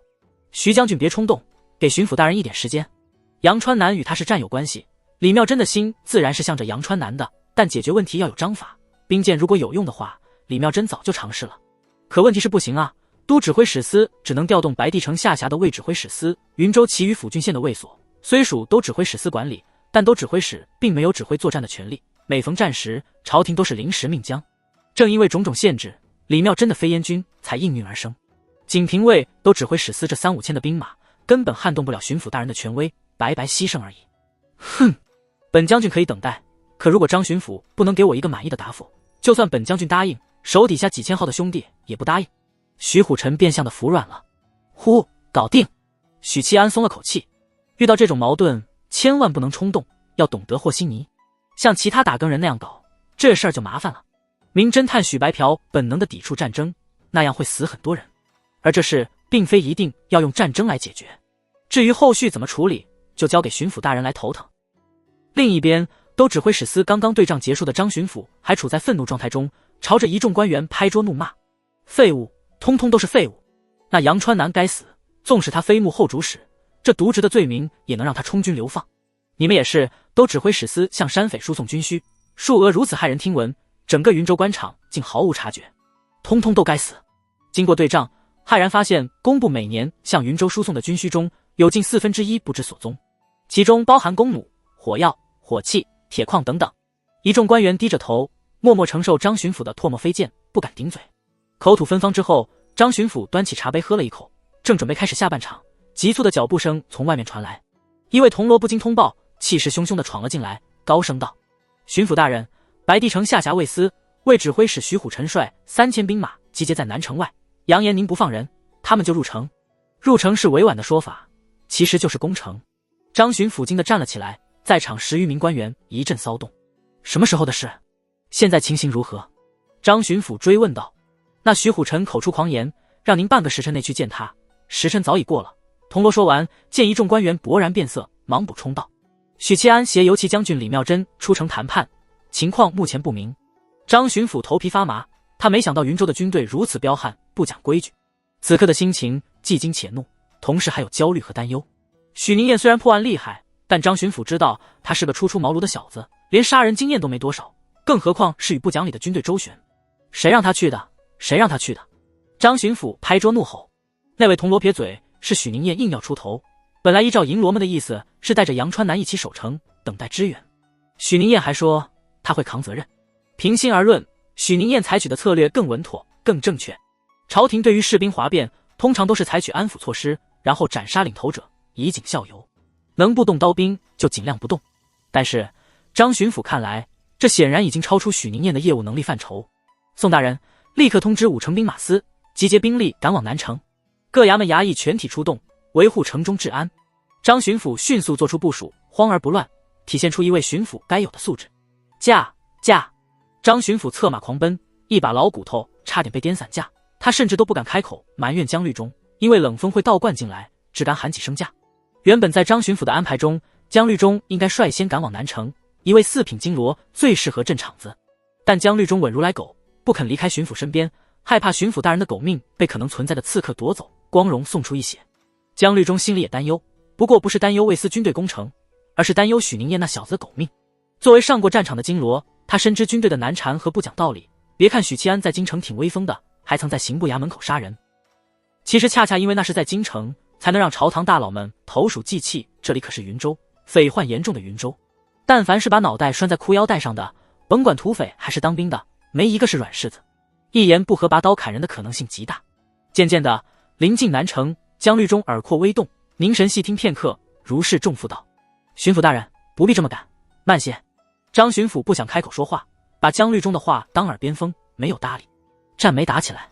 姜律中说：“张巡抚一愣，果然降低了速度，勒了勒马缰，改狂奔为小跑。真的？姜律中是高频武者，如果城外发生激烈大战，他是能感应到的。看来局势相对稳定。张巡抚松了口气，接着对许七安刮目相看。是许宁燕稳住了局势。姜律中摇摇头，到南城自然知晓。半炷香后，他们看见了城墙的轮廓。张巡抚眯着眼望去，城头的城防军如临大敌，车弩和火炮前都有士卒准备着。张巡抚一家马腹疾驰而去，在城墙边勒马停下，提着官袍的下摆，火急火燎地攀登台阶。绯色官袍象征着他的身份，无人敢拦。巡抚大人，您总算来了。国字脸三角眼的千户见到张巡抚的刹那，感觉心里的大石终于放下，长长吐出一口气。赶路时还心急如焚的张巡抚，登上城头时收敛了所有情绪，脸色威严，面无表情。他站在城头看了一会儿，吩咐道：“用吊篮放我下去。”千户说：“卑职直接给开城门吧，方才那位铜锣和游骑将军就是从城门出去的。”胡闹！张巡抚嘴角一抽，魏斯的兵马要是真有攻城之心，城门已经失守了。千户立刻低头：“不用吊篮，我带巡抚大人下去。”姜律中按住张巡抚的肩膀，下一刻，张巡抚眼前一花，便来到了城外，距离许七安等人不过10丈。许七安这边也注意到了姜律中和张巡抚，众人表情各不相同。李妙珍表情不变，许七安紧绷的脸色微松，徐虎臣则瞬间绷紧了身躯，握着长硕的手紧了紧。巡抚不可怕，可怕的是跟在身边的那位金罗。张巡抚高声道：“徐虎臣，下马说话。”徐虎臣皱了皱眉，再次握紧了长硕，权衡之后，他把长硕挂在马钩上，双手空空地迎上张巡抚。“巡抚大人。”徐虎臣抱拳。好大的狗胆！张巡抚冷笑一声：“今日即使我让江金罗将你格杀当场，也照样能镇压住你背后的3000士卒。”徐虎臣没有说话，说1000到1万，不就是想救杨川南吗？本官问你，如果杨川南真的犯了死罪，你们就不救？杨大人是无辜的，本官只问你，救还是不救？救！张巡抚哈哈大笑，果然是血性汉子，本官赏识你。杨川南的案子现在下定论为时过早，你既相信杨大人的为人，那本官也再次向你保证，只要杨川南是无辜的，本官一定还他一个清白。顿了顿，张巡抚忽然翻脸，疾言厉色：“但你私自带兵君临城下，是死罪。”徐虎臣心不甘情不愿地抱拳：“卑职知罪，只要巡抚大人能还杨大人清白，卑职任凭大人处置。罢了，念在你为鲁莽行事，只要带队回军营，本官既往不咎。”张巡抚宽容大量：“巡抚大人既然做了保证，那卑职就相信大人。”徐虎臣得到了想要的答案，扭头朝许七安微微颔首。幸亏有这个铜锣从中斡旋，让事情没有恶化到不可挽回的地步。徐虎臣带队来闹，想要的是一个结果，或者说是一句承诺，生怕京城来的巡抚为了功绩冤枉都指挥使。眼下巡抚做出了允诺，且案子还在调查中，都指挥使还没被定罪，这个结果已然很好了。接下来张巡抚一阵和颜悦色的安抚，摆出礼贤下士的姿态，这让徐虎臣受宠若惊。大老粗就是这样，沙场拼杀，眉头都不皱一下，但别人一旦嘘寒问暖，他们就会心生感激，凶不起来。尤其是张巡抚这样身份的高官。最后结果皆大欢喜，徐虎臣对众将士有了交代，张巡抚则化解了这次兵变，没有闹出乱子。骑马返回驿站的途中，张巡抚大力夸赞许七安：“你倒是深知人心，懂得如何化解矛盾。”宁烨，你又立功了。许七安摆摆手，没有接茬，因为过于疲惫，失去谈话兴致。李妙珍没有跟着回驿站，带着他的私兵回了军营。江律中皱眉道：“巡抚大人的缓兵之计，只能用一时。”张巡抚冷笑道：“本官知道，江金罗，夜里你去一趟魏司军营，把徐虎臣等一干将领请到城中，就说本官有密事相商，事关都指挥使的案子。”许七安心里一沉。张巡抚淡淡道：“带出军营后，全部斩杀，一个不留。”巡抚大人。望着说翻脸就翻脸的张巡抚，许七安像是吃了一只死老鼠，难以形容此时的心情。张巡抚像是没听到，继续说着：“没了带头的人，普通士卒就是一盘散沙，稍加安抚便成了。阳川南的心腹势力也就魏司的3-5千兵马，解决掉这个隐患，处置阳川南就没有后顾之忧。可是此案明显另有隐情。”许七安沉声道：“那是另一回事，能查出来，本官自会还阳川南一个清白。但徐虎臣哗变之心坚决，本官必须将苗头扼杀在摇篮中。”张巡抚悠悠道：“我会派人从云州各个卫所召集兵马，这样的事不会有下一次了。巡抚是有权力调动各大卫所的军队的。”交代完之后，张巡抚看了一眼许七安，嗤笑道：“宁烨啊，慈不掌兵，朝堂也好，战场也好，犹豫就会败北，心软则害人害己，道理我都懂。”许七安默默叹息一声。江律中经历过风风雨雨，丝毫没有波澜，问道：“调动各卫所的兵马，巡抚大人是想借此次事件压一压云州官场？”张巡抚缓缓点头。阳川南如果不是幕后黑手，那么幕后那位就在城中，4品以上的官员都有嫌疑本官未雨绸缪，防止对方狗急跳墙。回到驿站，喝一碗茶的功夫，门口值守的虎贲卫进来禀告：“巡抚大人，宋部正使等诸位大人求见。”张巡抚平退闲杂人等，在大厅接见了众官员，他们是为了阳川南的案子来的。此案既已证据确凿，还望巡抚大人早日定夺。宋部正使说道。云州知府等官员纷纷附和。逼宫来了，许七安心想，假如幕后黑手就在这些人里，在张巡抚验完证据的情况下，煽动官员们逼宫的行为不难理解，但有些急了。魏司的军队刚刚撤去，就迫不及待的要逼张巡抚给此案盖棺论定，实在不像是一个老谋深算之辈该有的操作，只能说明梁有平迟迟没有线索，让对方如坐针毡，恨不得立刻推阳川南出去做替罪羊。越是心急，越容易露出马脚。江金罗斩杀徐虎臣等将领，然后调动各卫所兵马过来，巡抚大人就能安枕无忧，好好陪幕后黑手玩一玩。所以眼下拖延时间就够了。许七安念头闪烁，果然张巡抚一口答应了官员们的要求，但推说今日还要再密审阳川南，明日再三思会审，反正先把今天给拖过去。打发走诸位大人，张巡抚喝着茶感慨道：“留给我们的时间不多了。杀徐虎臣是稳阳川南这条线，调动兵马是稳幕后黑手这条线。毕竟案子一旦水落石出，对方必定鱼死网破。”许七安沉吟道：“待江金罗今夜办完事，我们可以让人伪装成梁有平，引蛇出洞。”话刚说完，值守的虎贲卫又进来了，道：“巡抚大人，门外有一群自称福顺镖局的镖师，说要求见巡抚大人。”福顺镖局？张巡抚皱了皱眉，对这个镖局的名字毫无印象。福顺镖局？势力在不远处的朱广孝求证似的问了一句，吸引了包括张巡抚在内的众人的目光。张巡抚皱眉问道：“你知道这个镖局？”朱广孝回答道：“福顺镖局就是我们来云州的路上遇到的那伙被劫匪血洗的商队。福顺镖局还有一个名字叫福顺商会。”说着，他看了眼宋霆锋和许七安两个贱人，当日就是这两人上下推诿，最后把活儿甩到他头上。他负责把商会东家赵龙的遗物送还给家人，循着地址找到的就是这个福顺镖局。许是知道巡抚大人视察归来，他们特意来感谢的吧？一位银罗猜测道：“若非他们剿灭山匪，夺回货物，福顺镖局这次恐怕得赔得底儿掉。因此，镖局的其余镖师和赵龙的家属前来求见巡抚大人，表达感谢是可以理解的。这是张巡抚出来云州做的第一件善举。”他抚须轻笑道：“那便让他们进来吧。”很快，3个穿着青色厚棉衣、同色腰带锦束、脚穿黑色靴子、头戴鼠皮帽的中年人在虎贲卫的引领下进来，他们胸口用绣着绯色的福顺2个字。3人两手空空，武器在门口时便被收缴。许七安眯着眼扫过3人，为首的络腮胡汉子试炼气劲，其余2个汉子试炼精进。草民赵瑞，福顺镖局新任当家，见过张巡抚。络腮胡汉子躬身抱拳。在儒家的礼仪里，只跪天地君亲师，民谏官只需行礼，无需下跪。当然，对簿公堂时例外。难怪试炼气劲，原来是镖局的新任当家，也只有练气劲才能撑起一个大镖局。许七安收回了审视的目光。张巡抚颔首道：“你与赵龙是什么关系？”赵瑞痛心道：“赵龙是我兄长，听闻他的噩耗，家中哀声不绝。草民叩谢巡抚大人，为家兄报仇雪恨。”说罢，这才跪地磕头。张巡抚坦然地受了跪拜，想着安慰几句，然后说些漂亮的场面话，就把人给打发走。不料赵瑞起身后说道：“草民来此，除了感谢巡抚大人的恩情，再就是走镖来的。”走镖？众人一愣，重新打量着3人，这才意识到他们穿的是镖师的劲装，而不是便服。张巡抚斟酌道：“何出此言？”赵瑞抱拳：“昨日有一位神秘客人来到镖局，说要寄一个物件给巡抚大人。客人还说那是朝廷通缉要犯，让我务必亲手交给巡抚大人。草民知道此事不合规矩，通缉要犯应当转交衙门，但他给的实在太多了。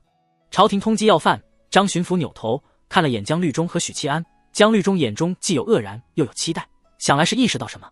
而许七安的眼神浑浊，瞳孔涣散，有些注意力不集中。宁燕在这种时候选择晋升练神境，实在不智。张巡抚心里腹诽，旋即又想到常人一巡是极限，正常来说，许宁燕本该在抵达云州时顺利晋升，谁能想到他那么优秀呢？带上来。张巡抚沉声中，赵瑞领命，带着2名同伴出了驿站，直奔停在门口的马车，马车边守着10几个青壮镖师。见到赵瑞出来，青壮镖师们心领神会，从马车里拖出一个头套麻袋的男人，押着他进驿站。男人似乎脚受过伤，一撅一拐的，行走极为不便。进了驿站，所有人的目光都紧紧地盯着头套麻袋的男人，其中有以许七安几个知道梁有平底细的人最为炙热。张巡抚站了起来，指着头套麻袋的男人，语气有些急促，高声道：“快，把麻袋摘下来！”不用虎贲卫上前，张瑞抢先扯掉麻袋，露出那个男人的真容。脸庞瘦削，皮肤粗糙，浅褐色的双眼，扫视之间极为锐利。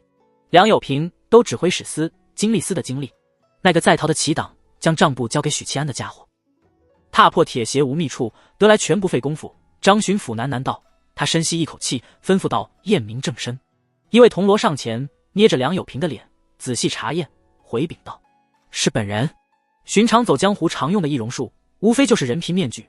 这种面具在目光毒辣的人眼里很容易看穿，因为僵硬，缺乏表情。至于更高端的易容术，往往涉及到高品强者等闲人做不到。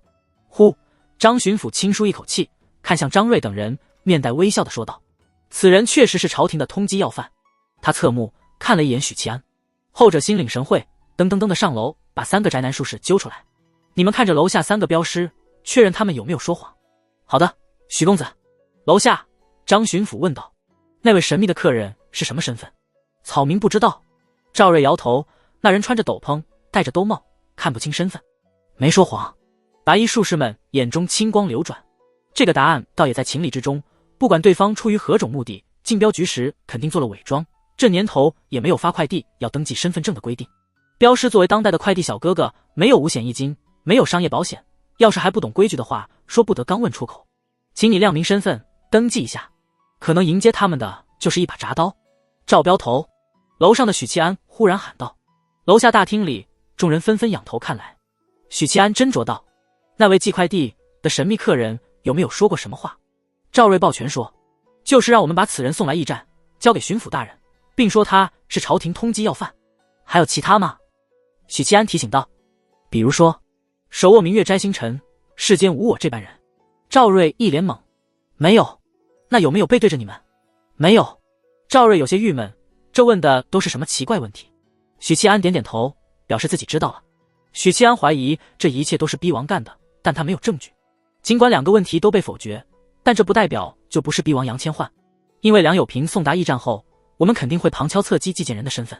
逼王虽然感觉脑子有问题，但不是傻子，不会留下这么明显的破绽。让许七安困惑的是，逼王为什么不直接现身？按理说，这种力挽狂澜的机会是逼王最渴望的时机。试想，就在案子陷入瓶颈，巡抚等人抓耳挠腮之际，他突然跳出来，亢长悠扬地说道：“手握明月摘星辰，世间无我这般人。”背对众人，脚下还踩着一个梁有平，瞬间暴涨好吗？全场最佳 MVP， 是有不得已的苦衷，不能现身。张巡抚又旁敲侧击了几句，然后就让虎贲卫送客了。把人带到我房间，本官要亲自审问。张巡抚双手负后，顺着楼梯上了2楼。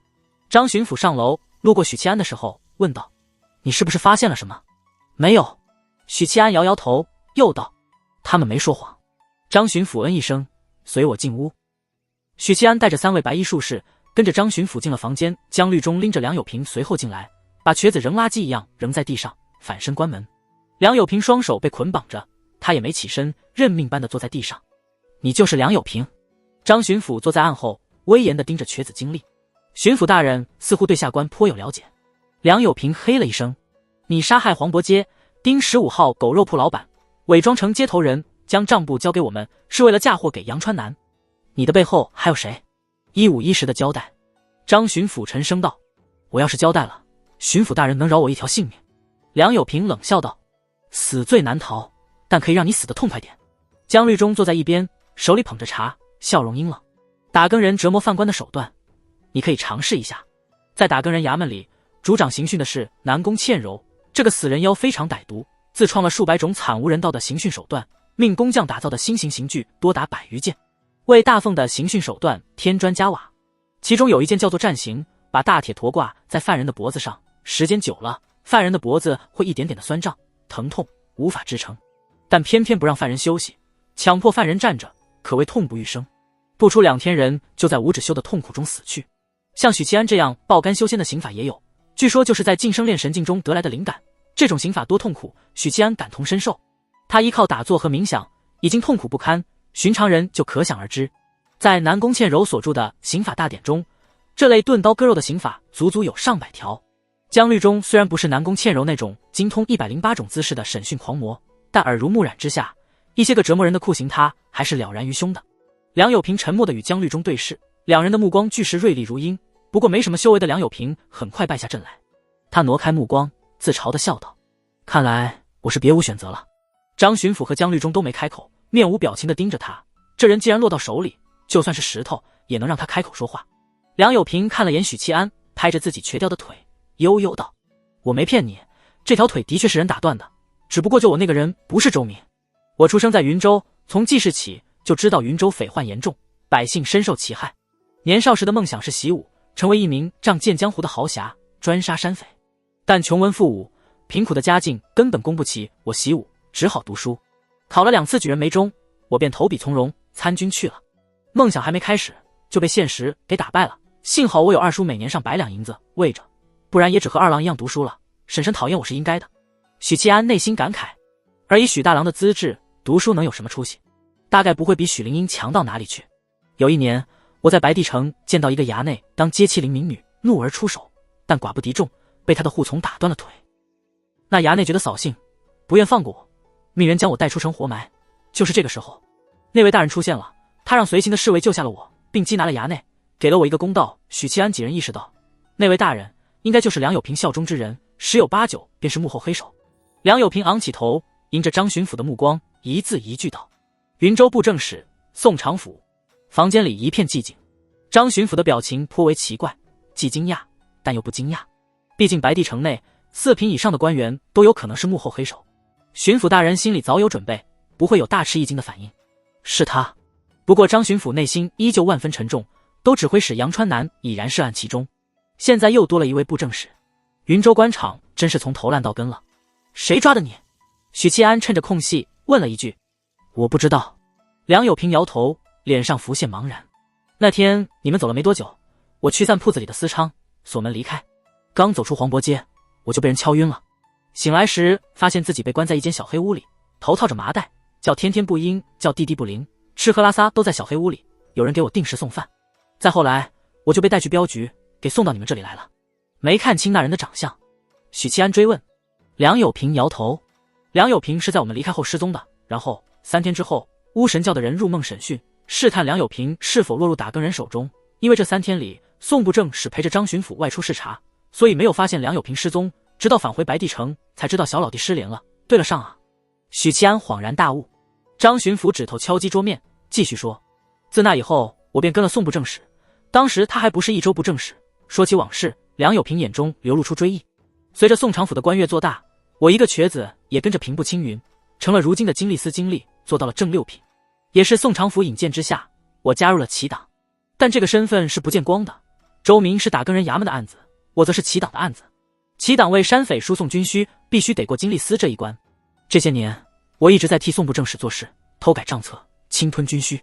之前还口口声声说梦想成为大侠，杀尽山匪，现在却成了助纣为虐的恶人。许七安忍不住嘲讽，梁有平活成了自己最讨厌的那种人。对于许七安的嘲讽，梁有平选择了沉默。张巡抚眯着眼问道，那杨川南是怎么回事？他也是齐党，为何你们要陷害他？梁有平摇头，这些我并不清楚，我只知道他和齐党走得并不近。宋部正使透露过，杨川南本就是齐党摆在明面上的棋子，随时都可以舍弃。背锅的许七安在心里给杨川南做了定义，如果没有周明的话，云州的密谋会一直下去。梁有平摇头失笑，这或许就是天网恢恢疏而不漏。说起来，我与周明关系不错，散之后经常一起喝酒，只是没想到他是打更人的案子，我是齐党的案子，要不怎么说人心隔肚皮呢？梁有平像是打开了话匣子，不用张巡抚审问，自己就巴拉巴拉将知道的事吐了出来。周明是个很聪明的人，对数字极其敏感，我们察觉到他发现账簿不对后，我曾出面拉拢过他，许以重诺。江律中舒服地靠在椅子上，他拒绝了。没有。梁有平黑然道。他一口答应了下来，愿意同流合污。只是他没想到，所谓的拉拢只是表面功夫，实际上是对他试探，试探他都发现了什么。周明同样是缓兵之计而已，扭头就写密报把事情抖了出去。这才是一个智商在线的案子的操作吗？换成电视剧里的套路，周明肯定义正言辞的拒绝。许七安借着吐槽让自己大脑保持活跃，忍不住说道，其实他已经预感到你们要杀人灭口了。聪明人自然有聪明人的觉悟，他本来可以逃的，虽然也逃不掉。梁有平昂起了下巴，这话似乎是在说他自己，他同样是那个预感到自己命运的聪明人，既然逃不掉，就懒得逃了。东窗事发后，宋部正使就按照既定的计划，把杨川南推出去顶锅，一边暗中布局，一边等待巡抚大人的到来。张巡抚听到这里，质疑道，那么为什么你要亲自留在丁15号狗肉铺？账簿里应该有对宋部正使不利的罪证吧？是的，账簿里有几笔军需是从布政使司转运到都指挥使司的。至于我为什么留在丁15号，我收到的命令就是这个。梁有平回答。这不合理啊。许七安皱了皱眉，看向3位白衣术士，他的话可信吗？3位白衣术士摇摇头，看不透，他的气数被掩盖了，望气数无法窥探。望气数无法窥探，许七安先是吃了一惊，而后醒悟，梁有平身上被人动了手脚，有人替他掩盖了气数。4号说过，术士有手段克制巫师，正是因为这种屏蔽，才让梁有平避免了咒杀和占卜。宁烨，你有什么想说的？尽管许七安智力严重下滑，张巡抚还是希望多听一听他的意见。让梁有平等在狗肉铺里，就是一个错误的决定。我觉得以宋部正使的老谋深算，不会犯这么低级的错误。许七安侃侃而谈。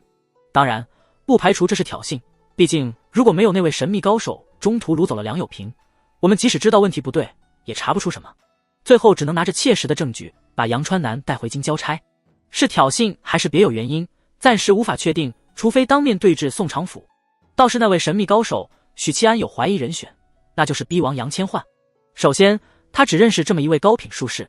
其次，虽说外头有散修术士的存在，但能屏蔽气数，能瞒过疆律中的感知，这份实力可不是一般的散修能达到。这就好比前世能进中科院的绝对是高学历人才，不可能存在自学成才的野生学士。至于为什么是杨千焕，因为许七安只认为这位。这个猜测还有待确认。想知道原因还不简单。张巡抚冷笑一声，即刻传令全员出动，缉拿布政使宋长府。记住，兵贵神速。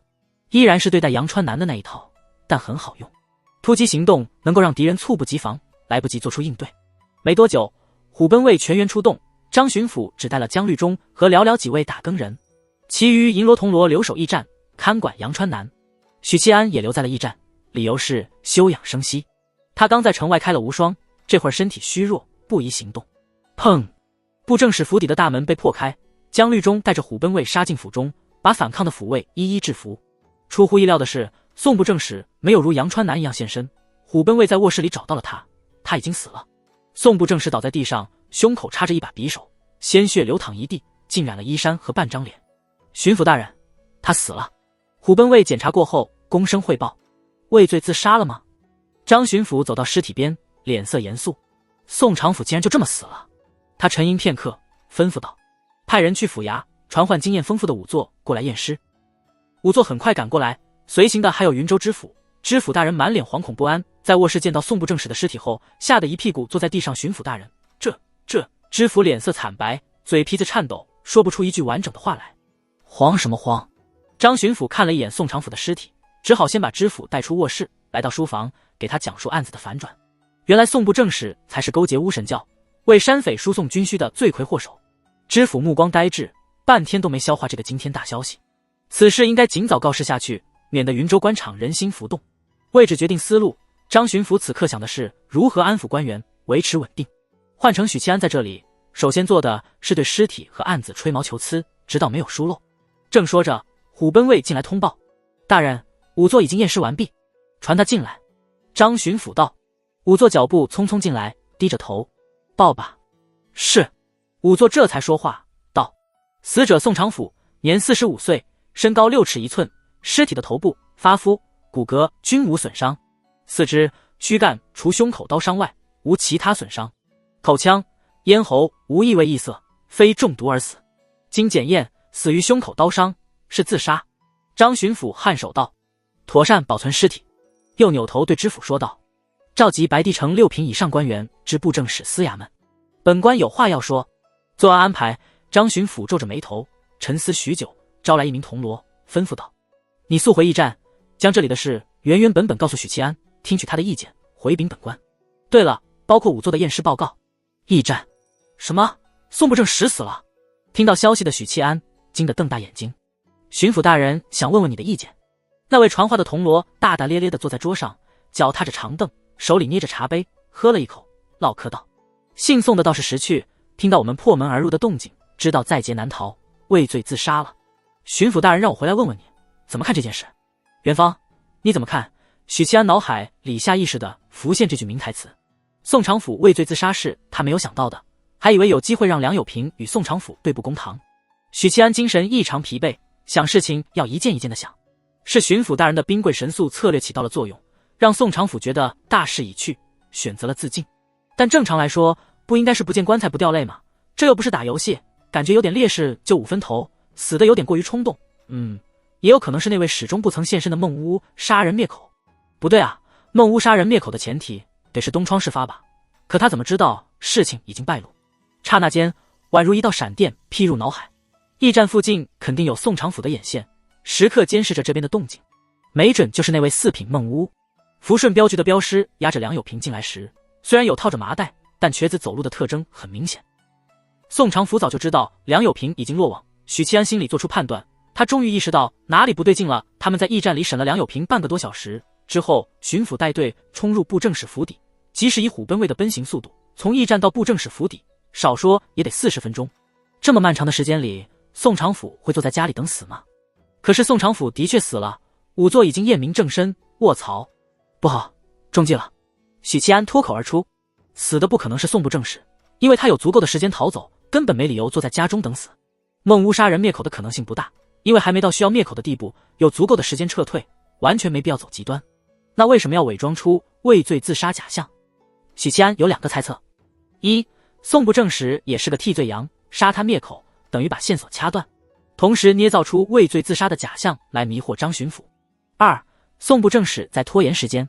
此前商讨案情时，许七安和张巡抚等人就有一个共识，一旦将对方逼到穷途末路，那绝对会是一场腥风血雨。所以张巡抚2次都是不按规矩的突击，就是不想给对方反应的机会。但这一次似乎是对方提前了一步。如果是拖延时间的话，那么宋部正史的尸体就是假的。作为经验丰富的仵作，怎么可能发现不了易容呢？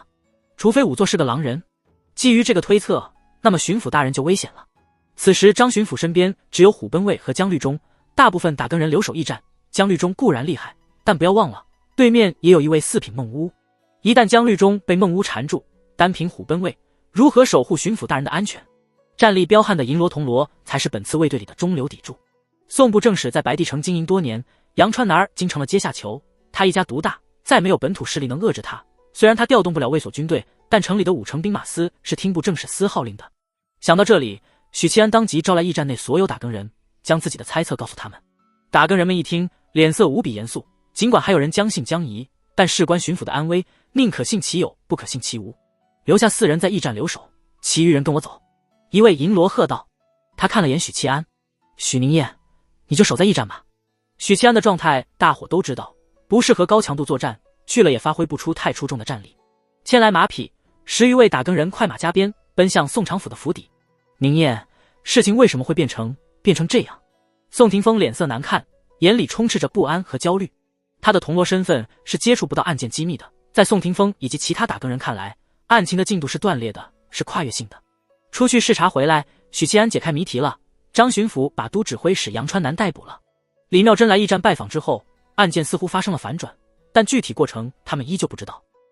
紧接着就是今天，一伙镖师送来一个瘸子。巡抚大人密审之后，原来宋部正史才是幕后黑手。直到刚才，许七安把事情的大致经过告诉众打更人，他们才豁然贯通。宋廷峰现在已经知道案情的进展以及眼下面临的情况，只是消息突如其来，他还需要点时间消化。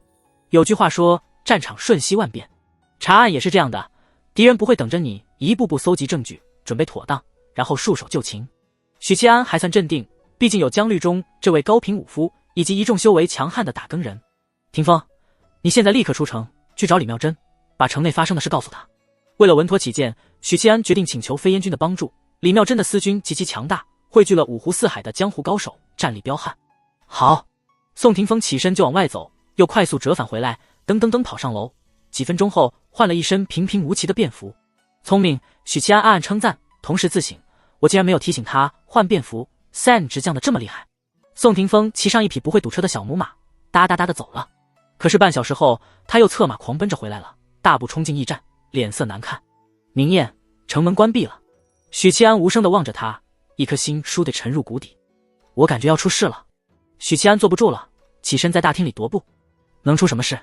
江金罗可是4品武者，扔在江湖上那可是一方枭雄，而且其余同僚也过去了。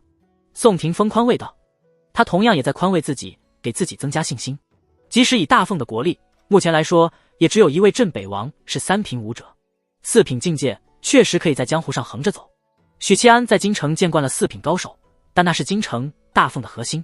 当然，江湖水深，可能藏着1-2位千年老王八。其他3处城门肯定也关闭了，宋部正史或者他背后的巫神教摆明了要关门打狗。许七安来回踱步，你想过没？他们当然知道江金罗是4品，仍敢这么做，说明已经做好了充足的准备。没准从他们入梦审问你和广孝的时候，就已经在筹谋了。我们没有锁定宋部正史，他们就可以忍，按兵不动。可一旦我们知道宋部正史才是幕后黑手，那他们会毫不犹豫掀了棋盘。然后呢？宋廷峰声音有些颤抖。就算杀了巡抚大人，他们不怕朝廷发兵围剿吗？齐党和巫神教谋划这么多年，打的不就是这个主意？许七安看着他，不为了谋反，人家搞那么多破事干嘛？宋廷峰心里有些慌乱，不过他好歹是资深打更人，也是见过风浪的，不至于6神无主。一定要想办法把信息传出去，调动卫所的军队。他说，巡抚大人原本计划今夜派江金罗杀了徐虎臣等一干将领，他们也算命大，躲过了一劫。许七安回应了一句后，便陷入了沉思。老宋有一句话说得对，要把消息传递出去，云州终究不是姓宋，不然齐党和巫神教没必要这般偷偷摸摸。各郡县暂且不论，这白帝城中至少杨川南统领的卫司就可以和宋部正史掰掰手腕。宋部正史陷害杨川南，未必就没有铲除异己的想法。祸兮福之所以嘛，许七安不由想到了这个可能。但杨川南目前是阶下囚，自身嫌疑还没彻底洗清，而且就算许七安想用他，重伤在身的老杨也不可能出城去。杀出城去怎么样？一旁沉默了许久的朱广孝闷声道，这条路很危险，但他只能想到这个办法。现在驿站里只有4个铜锣，要面对数百名城防军，乃至更多，非常勉强。宋廷锋摇头否决这个提议。城防军不是乌合之众，装备精良，有弓有火铳，其中想必也有几个好手。单靠他们4人，即使能杀出城，也要耗费一番功夫。等赶到军营，通知飞燕军再杀回来，恐怕白帝城内的动乱都已经结束了。还有一个办法。许七安摸了摸怀里的玉石小镜，心里感慨：我真不想社会性死亡啊！我有一个方法可以通知飞燕军。许七安说完，连忙摆手：你们不需要多问。霆锋广笑：你俩留在驿站看守杨川南和梁有平，倘若他俩有任何异动，斩立决。你这话什么意思？宋霆锋一愣：我要赶去巡抚大人那边，不知道为什么总有不好的预感。许七安低声道。说完，他走出驿站，牵了马，赶往宋部正使的府邸。街上人流如织，百姓们照常活动，完全没有意识到一场巨变即将拉开序幕。不过这与他们本身也没关系，云州不管换不换主人，他们照常生活。许七安一手拽马缰，一手掏出玉石碎片，他没有直接传输2号，而是先了金莲道长。金莲道长伤势痊愈了吗？他估摸着金莲道长的伤也该治愈了，上次替他去骆玉衡那里求药，这都快1个月过去，伤要是再没好，那就是为难我胖虎。9，多谢关心，已经痊愈多时。呼，许七安松了口气，算是不幸中的万幸了。3，请替我屏蔽其余人，我找2号有要事相商。3号有什么事找2号？这么神秘。分散在天南地北的天地会成员盯着镜面的传输，好奇心充盈了胸膛。但等待许久，发现地书碎片不再传来任何信息，他们意识到手里的地书碎片被短暂的屏蔽了，无法再接收任何信息。这种秘术只掌握在地宗的道士手里，当初那位紫莲道长就是用了同样的手段，将他们所有人都屏蔽。这种秘术真让人火大啊！南疆的小蛮妞恼火地把玉石小镜往地上一摔，轰一声，地面巨震，玉石小镜嵌入地底。3号，你可以说话了，除了我和2号，没人能看到你的传输。他们已经断网了吗？道长，其实我也不想你看到我的传输啊，虽然你一直冷眼旁观我的操作，但社会性死亡的时候，现场能少一个是一个。许七安边吐槽边减缓码速，以纸代笔，传输到2号，能看到吗？正等待着的李妙真秒回了他的传输。你有什么事与我商量？凭借女人的第6感，他认为3号接下来要说的事有可能与他的堂兄许七安有关，否则一个在京城云麓书院，一个在云州白帝城，相隔数万里不止，能有什么事商量？9，需要我退避吗？3，好的道长，谢谢道长。9，哼，看起来是极其重要的事，放心，贫道不会外传的。你特么的！许七安脸庞呆滞。道长，你喜欢上猫的习惯还在吗？在的话一定要保持啊，将来我肯定给你曝光出去。许七安深吸一口气，传输道：2号，我接下来说的事情很重要，你不要有任何犹豫和质疑，听我说完后立刻行动，也不要过分在意我的社会性死亡。许某人要脸的。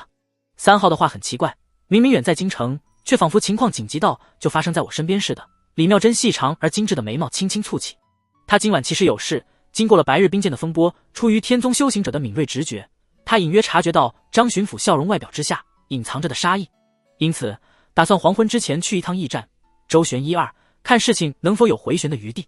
但3号是他非常看重的网友，正直勇敢，聪明睿智，是一个令人敬佩的读书人。3号有事，他不可能置之不理。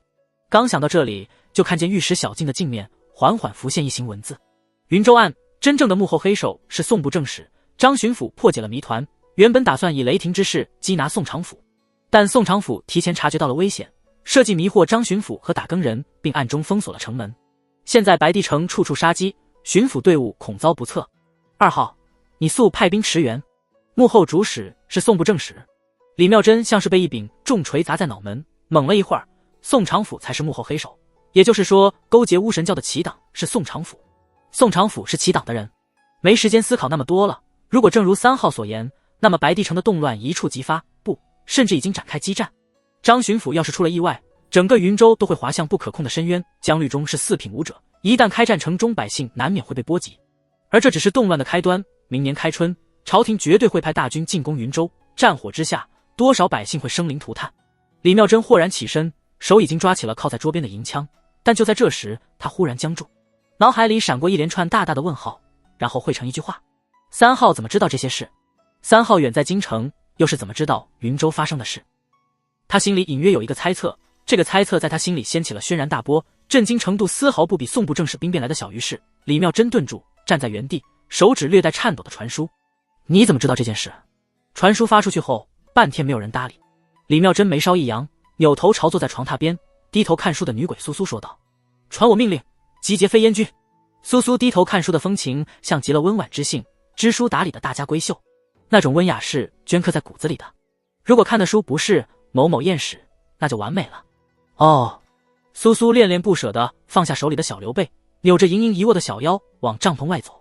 他有些郁闷，书里的男主人公清一色的俊秀书生，温文尔雅，学富五车，而他将来重塑肉身的话，要给许七安这个好色之徒当小妾，差距也太大了。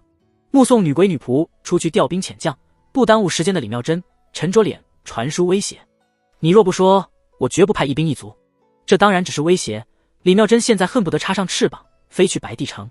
3. 其实我领了书院的任务，秘密赶往云州。2.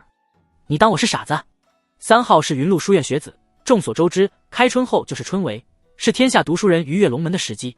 4号之前提及过3号要参加春闱，3号也没否认。云麓书院和云州八竿子打不到一处，什么事情会让3号舍弃备考的宝贵时间南下？书院人才济济，又为什么非得是3号？云麓书院的学子奉师命南下，却对云州案了解的透彻清晰，未免也太不合理。除非有人给他泄露，许七安确实会向堂弟泄露。假设3号是那位堂弟的话，那么验证3号有没有说谎，还有一个办法，那就是询问1号，让他去云麓书院打探。不过那太耗费时间，现在的情况，时间就是生命。所以2号直接开口询问，他希望3号能说实话。3，好吧，摊牌了，我是许七安，我就是3号。3号是许七安。李妙真当场实话，俏丽的瓜子脸呆滞如石刻。他仿佛听到了自己内心有什么东西在坍塌，轰隆隆的分崩离析。正直善良、胸怀正义的读书人，卑鄙无耻、虚伪好色的打更人。3号的形象在他心里进行了坍塌、重组等一系列过程。乍闻噩耗，李妙真内心是出离了愤怒的，他感觉自己被欺骗了，被玩弄了感情，被当作猴耍。说实话，他对3号很有好感。3号不像1号那样心思深沉，总爱窥屏，也不像4号那样看似温和，实则骄傲无比。至于5号、6号和9号，各有各的特点，但从观感上来说都不如3号。可是，一切都是骗人的。这一刻，李妙真在脑海里回忆起了3号对许七安的评价：臭不要脸，简直臭不要脸啊！他紧紧握着银枪，胸脯起伏剧烈。这要搁在现代，李妙真就是今日说法里的女主角了。标题是18岁少女被网友欺骗感情。等等，愤怒中的李妙真忽然想起了一些不开心的事。如果3号就是许七安的话，那天他一脸诚恳地在地书群里求助，请求他们帮忙分析案情。第二天，有点小骄傲的在张巡抚和许七安面前吹嘘说自己破案了。想到这里，李妙真胸脯起伏愈发剧烈，脸蛋憋得通红，产生拔剑自刎的冲动。当时的许七安心里恐怕在嘲笑自己吧。他双手捧住脸，声音颤抖：“贱人！”遥远的京城，金莲道长盯着地书碎片，等了好久。3号和2号没有继续交流，密谈结束也不说一声。金莲道长抱怨道：“许七安这小子平时吹牛不打草稿，现在好了吧？身份曝光，无地自容了吧？不过这也不算什么。金莲道长修道术10载，什么大风大浪没见过，不会因为这种小事就失态的。”酷酷酷！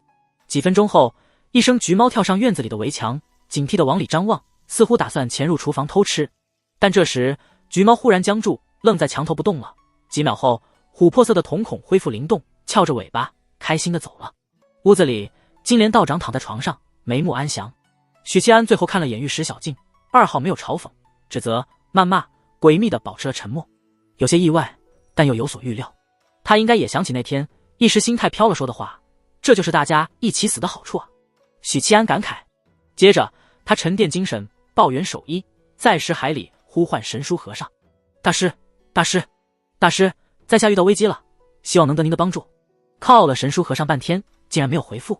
许七安有些慌了，之所以敢一马当先的赶去现场，他是有底气的，神书和尚就是他的底气。当初2人约法3章，许七安把身子贡献出来，温养断臂，神书和尚则要在危机关头出手相助。但现在外挂商好像跑路了，向死而生。脑海里传来神书大师飘渺的声音：“向死而生，什么意思啊？你这个回复是救我还是不救？”许七安忙在脑海里沟通神书，但狗日的和尚又沉睡了。靠，不行！布政使司后院，乒乒乓乓的声音传来，那是虎贲卫在搜查罪证。张巡抚与江律中站在院中，云州知府恭敬地候在一旁。张巡抚闻到了一股淡淡的馨香，与梅花不同，是从未闻过的花香。顾盼之中，他很容易就找到了那朵花，一朵洁白的花，看起来与路边的野花没任何区别，但它散发的幽香浓郁悠长。寒冬腊月的，竟还有花。张巡抚诧异道。知府大人闻言，扭头看了一眼，便收回目光，不甚在意的摇头。许是什么特殊品种吧，下官也不认识。不过宋部正使宋贼倒是个爱花之人。张巡抚微微颔首，虎贲卫没有搜罗到有用的证据。奇怪，张巡抚皱了皱眉，宋府和布政使衙门太干净了，干净的就好像特意收拾过一番，没有留下任何罪证。不过宋常府做事隐蔽，可能另有根据地，收集不到证据也不奇怪。没多久，派人传唤的官员在布政使衙门齐聚。大堂，张巡抚站在门口的屋檐下，负手而立。庭院里10几名高官分列两侧，沉默地投来注目礼。诸位，张巡抚眼神锐利，扫视着左右2列高官，沉声道：宋常府勾结巫神教，贪墨军需，养寇自重，云州四围民生凋敝，变乱频发。本官奉圣上旨意，严加查查。事发之后，宋常府畏罪自尽。自今日起，云州一切军政要务由本官负责处理，凡附逆此贼者，即刻到本官处言明状况，是情节轻重予以处分。谨遵军命。众官员俯首。这时，在张巡抚的视线里，看见一伙打更人正从大堂的门口冲进来，气势汹汹。其中一位银罗，手里还拎着一个人。堂内的官员们闻声看去，他们怎么来了？张巡抚望向身侧的江律中，江律中摇摇头：巡抚大人，大事不妙。那位手里拎着人的银罗，人还没到，口中已经高呼起来。江律中眯着眼，看清了银罗手中的人，吃了一惊，那是府衙的仵作。怎么回事？张巡抚目光落在仵作身上，脸色顿时无比严肃。那银罗将手里的仵作交给身边的铜锣，快步上前，附耳低声诉说。听完许宁燕的分析后，一众打更人快马加鞭赶到宋部正使府邸，结果扑了个空，巡抚已经离开。问巡抚里之后，得知巡抚去了布政使司。经验丰富的银罗们没有即可离开，谨记着许宁燕的分析，于是重新查验了宋部正使的尸体，这才发现那张沾满血污的脸其实是一张人皮面具，死的果然不是宋常府。打更人们当即捉拿了仵作，火急火燎地赶来布政使司。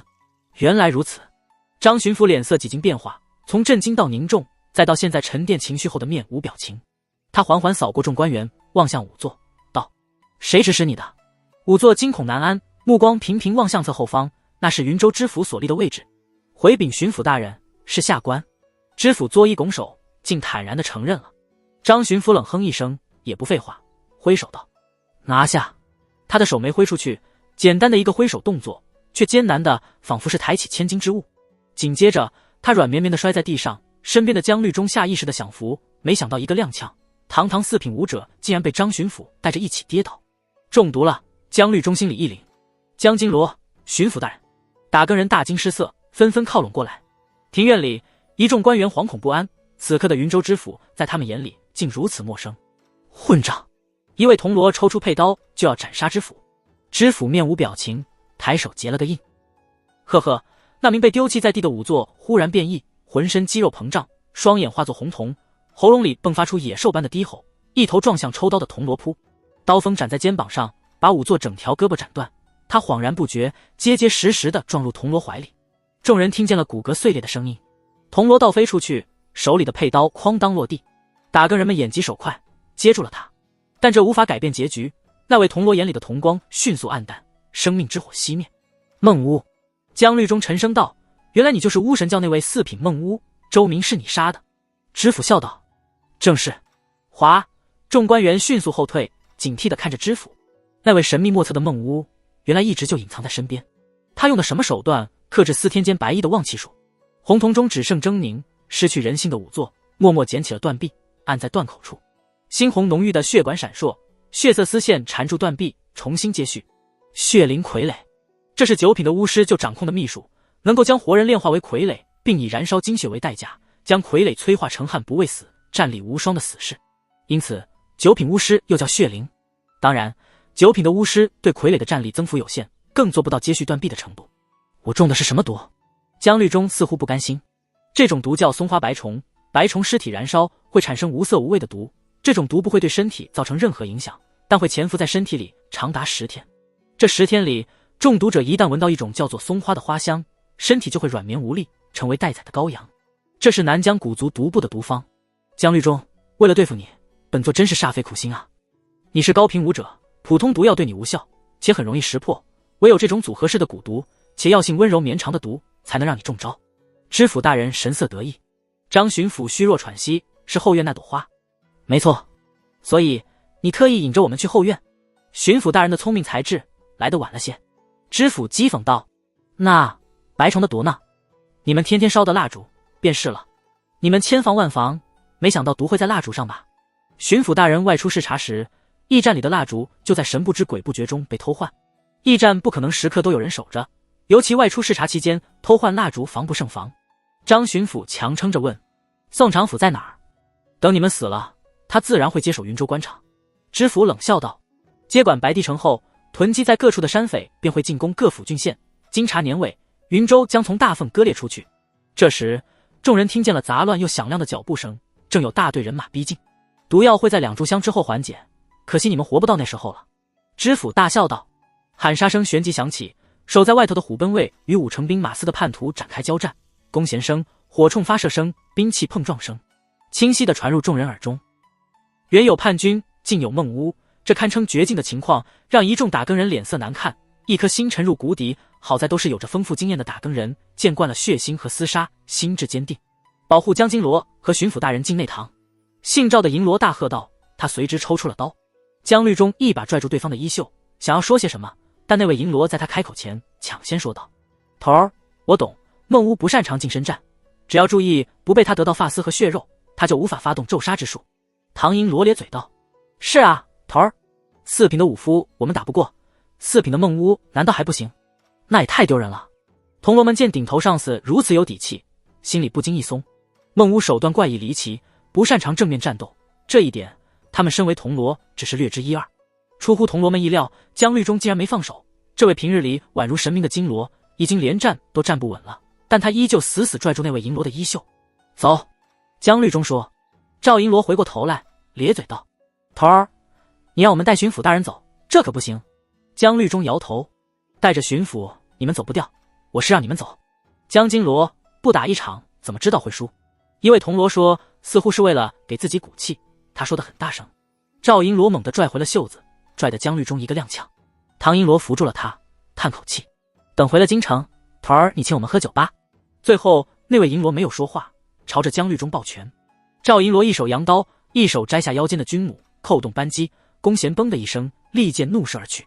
嘣嘣嘣，其余打更人默契的抬弩射击，成为傀儡的仵作低吼着挡在知府面前，任凭一根根弩箭射入身体，箭尖从背后透出。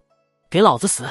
赵银罗高高跃起，在青砖崩裂声里横飞过10几丈，手中的制式长刀迸发出扭曲空气的气机。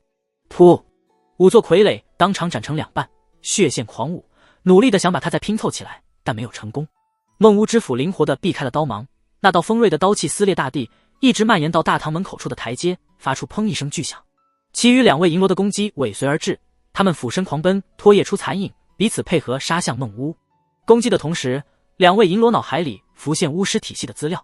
大凤与巫神教偶有冲突，4品以下，包括4品的巫师情报，打更人衙门里非常详细。9品巫师能将生人炼制成傀儡，辅以秘术激发潜能，燃烧精血，让一个普通人瞬间拥有极强战力，提升越多，精血燃烧速度越快，直至油尽灯枯。同时9品巫师还可以激发身边同伴的潜力，同样以燃烧精血为代价，因此被称为血灵。8品巫师掌握的能力是诅咒，根据生辰八字、贴身之物以及血肉体液等物体为媒介，咒杀目标人物，因此8品巫师被称为咒师。优点是诡异莫测，令人防不胜防。缺点是只能咒杀境界低于自身的目标。7品巫师的称号是灵媒，能操纵尸体和鬼魂，不管是大凤还是北方的妖族，在战场上都吃尽了灵媒的苦头。6品巫师叫做卦师，精通卦术，趋吉避凶。这个境界的巫师可以用2个字形容：稳狗。用一句话形容：稳如老狗。出门不需要看黄历，只需要算上一卦就能知道今日吉凶。5品巫师叫筑基，可以通过仪式召唤来先祖的战魂，附身于己。被召唤的战魂如果是武夫，那么助祭就是一名武夫；如果道士，那么助祭就是道士，以此类推。限制是只能召唤同等级的战魂。四品巫师就是眼前这位知府的境界，梦巫，行走于梦境之中，杀人于无形。遇到梦巫最有效的办法就是不要睡觉，不给他布置仪式的机会，不给他请战魂附身的机会，就能赢。赵银罗心里鼓舞着自己。这时他听见了呢喃般的声音，猛地扭头看去，那是一名被忽略的官员。他割破了自己的手腕，以鲜血在地上画出古怪复杂的阵纹，口中念念有词着晦涩深奥的音节。赵银罗心里一沉，下一刻一股强盛的气机从知府体内诞生，他的头顶浮出一道袅娜的黑烟，隐约是一个模糊的人影。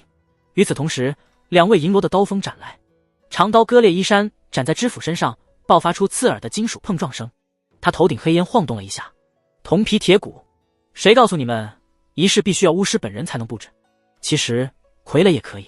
顶着知府大人面孔的梦巫讥笑一声，抬起手握住了两位银罗的脖颈，随着咔嚓一声，两位银罗瞬间殒命。四品武者杀两个银罗，可不就是捏死两只蚂蚁一样简单吗？混账！大堂里传来撕心裂肺的怒吼声，像是一只老兽濒临绝境的咆哮。那是无能狂怒的江律中，他双眼赤红，面目因愤怒而扭曲。活着的铜锣们吓得肝胆欲裂，终于意识到几位银罗刚才只是鼓舞士气而已。巫师确实不擅长近身战，但四品就是四品，鸿沟一般的境界差距。所谓的不擅长近身战，是相较同品级其他体系而言。怂什么？赵银罗大喝一声，震得铜锣们一个机灵。此时此刻，这个吃喝嫖赌样样精通的银罗依旧扬着他的战刀，宛如坦然赴死的勇士。2炷香时间，我们要为江金罗争取2炷香时间，现在还早着呢。赵银罗喝道。聒噪。但是现实是残酷的，伪装成知府的梦巫抬起手，气机汇聚于掌心，用力往下一按，震波在空气中诞生，涟漪扩散，包括赵银罗在内，众打更人胸口如撞，吐血倒飞。仅是一招便将一众打更人打废。江律中对这一切似乎早已了然，他闭上了眼睛，此时反而没有了愤怒，因为大家很快就能在另一个世界相见。梦巫再次握住了拳头，请战魂附身的时间有限，他并不打算和江律中多说什么废话，毕竟接下来才是重头戏，掌控白帝城，召集山匪，攻打各府郡县，必须得在朝廷反应过来之前把云州打下来。巫神教图谋数年，今日便是摘取果实之时。一拳打出，气机摩擦空气，发出陈雄的咆哮，直撞大堂方向。一道人影拦在了中间，是赵银罗，他双手合握长刀，沉腰下胯，怒吼着斩出一刀。这理当是他人生中最巅峰的一刀，刀气崩溃，长刀炸碎，胸口的法器铜锣破裂，可怕的气机推着赵银罗飞进大堂，整座大堂轰隆一震。江律中心中也是一震，他惶急地爬过去，把奄奄一息的下属抱在怀里。触摸到赵银罗的瞬间，江律中就知道回天无力了，他浑身骨骼没有一处完好，脏腑也是如此。司天剑或许有起死回生的灵丹妙药，但云州没有。之所以还没立刻死去，大概是武夫最后的倔强。赵银罗一直是个很倔强的人，总是一意孤行，屡次违逆江律中的命令，就像刚才用力甩开他的手。你还有什么想说的吗？江律中低声道。赵银罗沾满血污的脸上强行挤出一个笑容，满牙床的血，断断续续道：头儿，我今年其实又养了一房小妾，18岁，可嫩了，但我怕你知道，没敢养在家里。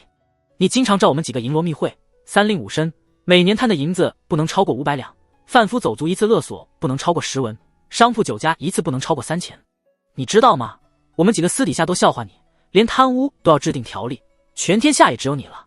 我们几个银罗表面上听你的话，其实背地里该怎么贪还是怎么贪，不然哪养得起这么多小妾呢？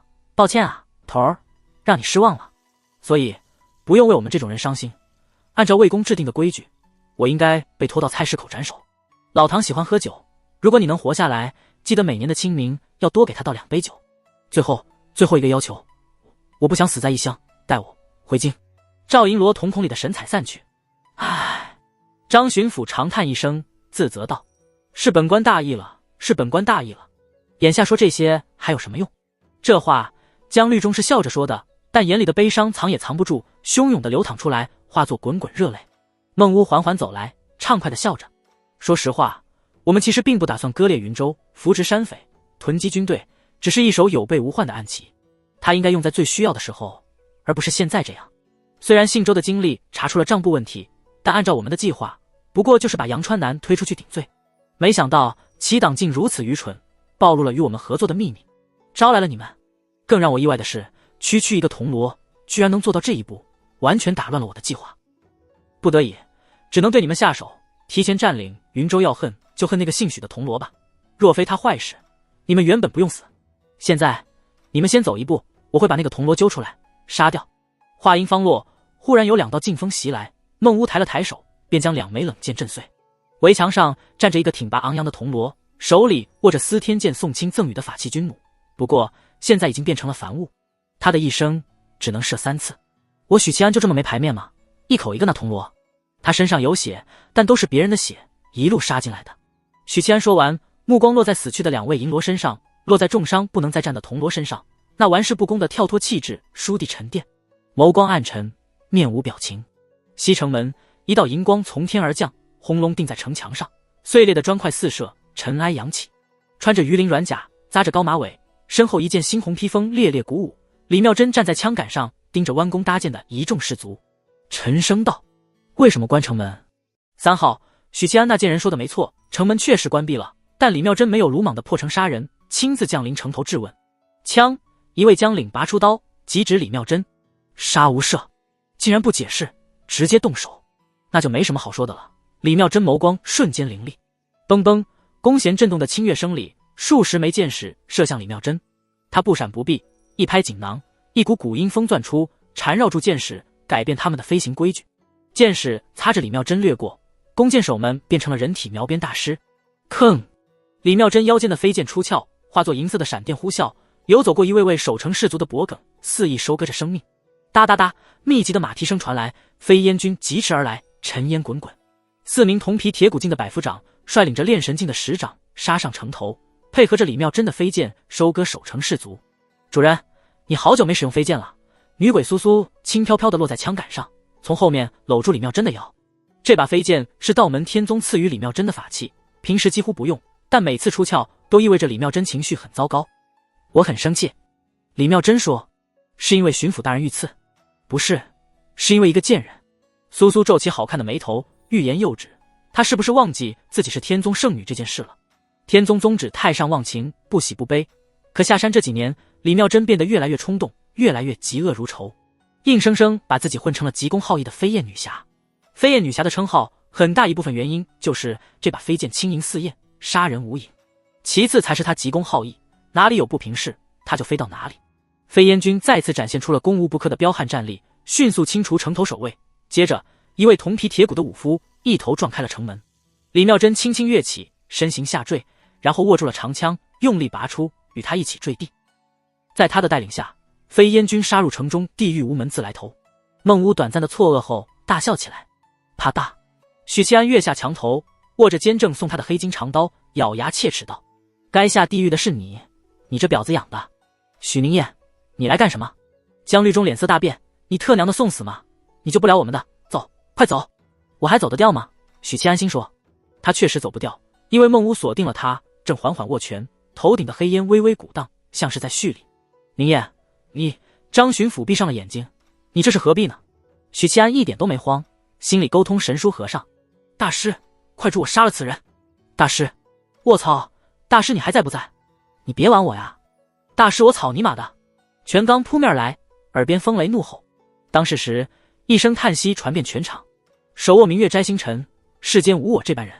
许七安脚下一道阵纹亮起，升起半透明屏障。轰！气机在屏障表面炸开，爆炸声震耳欲聋，铺在地面的青砖第一时间掀起，声势骇人。布政使司的大堂轰隆隆地坍塌了半边。漫长的耳鸣过去，许七安听见江律中的怒吼：杨千焕，你也在云州，你为什么袖手旁观？你刚才为什么没出手？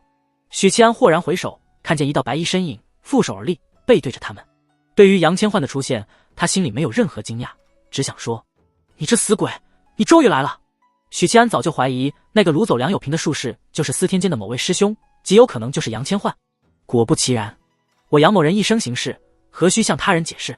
杨千焕心里浮现这句话，但没有说出口，叹了口气，解释道：我来云州是身负师命，方才不在此处。监正给他的任务是看好许七安，许七安在哪里，他就在哪里。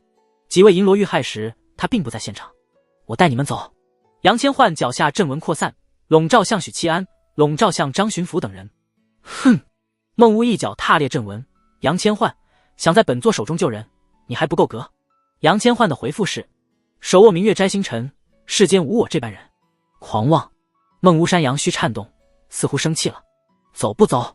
许七安耳畔响起杨千唤的传音：我只能带你走，人数太多，阵纹无法成型，便会被破坏。许七安嘴角一挑：你还有一个办法，带这家伙走，外头有数百名叛军。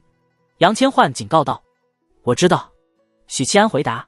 短暂的沉默后，杨千唤道：好。他用力跺脚，阵纹迅速扩散，这次只笼罩了孟乌一人。在他刚刚反应过来时，两人便消失在了原地。带出城去打！许七安朝着天空喊道。没有得到回复。许七安把2名银罗的尸体带进了大堂，轻轻放在江律中脚边。抱歉，我来晚了。你不该来。江律中沉声道。我还是来了。许七安很想玩梗，但话到嘴边变成了苦涩的笑。铜锣们互相搀扶着进了内堂，打作吐纳。抚平伤势，江律中扫了一眼幸存的铜锣们，眼里多少有些欣慰。但外头隐约传来的打斗声已经进入尾声，这让他意识到大伙没有脱离险境。外头什么状况？张巡抚望向大堂之外，大概还有400-500叛军。我杀进来的时候，虎贲卫已经折损殆尽了。铜锣们睁开了眼睛，他们的眼神是一样的，充斥着绝望。罢了，罢了！张巡抚惨笑一声，看来在劫难逃，本官有负皇恩，有负魏公的嘱托。你不负他们的，你负的是这3位死去的银罗。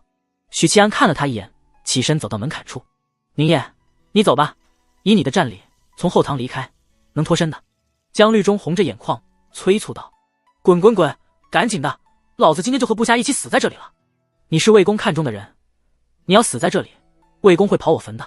有希望的，只要撑下去，我们会有救兵的。许七安的视线里已经看见叛军的身影了，他们攻进来了。他回首朝张巡抚拱手。巡抚大人是个好官，虽然也有一肚子的坏水，但心里终究是把百姓摆在前头的。我讨厌这个世界，但能看见你这样的好官，我很欣喜，所以我不想让你死。他接着朝江律中拱手。江金罗是个好上级，教坊司喝花酒是一把好手，以后有机会的话，我再请你去教坊司，看上哪个花魁尽管说，福香不行。他看向3名银罗的尸体，不管他们生前是怎样的人，至少在死之时没有辜负打更人3个字。最后他抱拳抬到头顶，魏公待我恩重如山，处处优待，没道理享受福利的时候冲在最前头，遇到危险又龟缩在后。说完，他关上了大堂的门。江律中微微动容，嘶哑地喊道：宁烨！一位铜锣嘴皮子颤抖，喃喃道：不行的，不行的，他在冲击炼神境，他根本撑不住的。张巡抚颤巍巍地起身，虚弱的风一吹就倒，但他还是坚强地站了起来，朝着许七安的背影深深作揖。外面的情况他们看不到了，但在弓弩发射的声音里，在兵器碰撞的声音里，在嘈杂的喊杀声里，传来少年激昂的吟唱。少年侠气，交结舞都雄，肝胆动，毛发耸，立坛中死生同，一诺千斤重。许七安守在庭院入口，手起刀落，手起刀落，叛军来一个他杀一个，来2个杀一双。甲胄在这口坚正出品的长刀中，脆弱的仿佛纸糊，更何况是血肉。起初还感觉到不适，对于双手染血充满着恐惧，但杀得多了也就麻木了。叛军中多以普通人为主，偶尔有几名炼精境的高手。对于气机浑厚、半只脚踏入炼神境的许七安来说，其实也没太大差别。但架不住人海战术，且自身状态实在糟糕，一气斩杀10几人后，许七安渐渐力竭，胃里翻江倒海，手臂麻木，失去知觉。最麻烦的还是弓弩，这些玩意密集传射，根本不是一把刀能扛住，好在胸口绑着法器铜锣，等闲刀枪剑弩无法伤他。许七安尽量磕飞射向面门的冷箭，其余地方也就随他了。一气斩首50人后，许七安到达了第一个极限，体内气机枯竭，双眼发黑，精神宛如干涸的池塘，下一刻就会昏迷过去。当他撑过这个极限后，诧异地发现干涸的池塘涌出了新泉，滋养着元神。周遭的景物变得清晰，士兵们狰狞的面部表情，鼓起的肌肉，挥舞战刀划出的轨迹，一切细节都准确无误地被捕捉，烙印在脑海里。这就是炼神境，能洞察周遭一切的炼神境。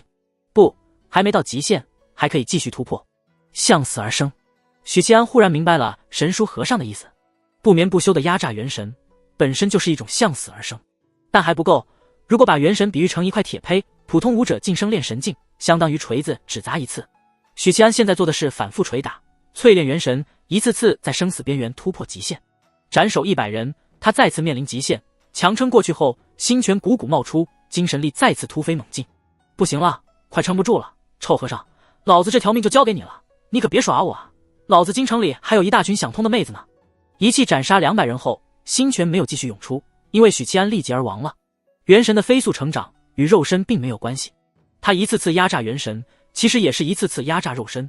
元神有心泉涌出，但肉身没有。这个杀神终于停止挥刀，拄着而立，但叛军没有继续进攻，他们握着战刀，面目狰狞，警惕着，恐惧着，他们被杀得胆寒了。拿弩箭射他！人群里有一个声音大声喊。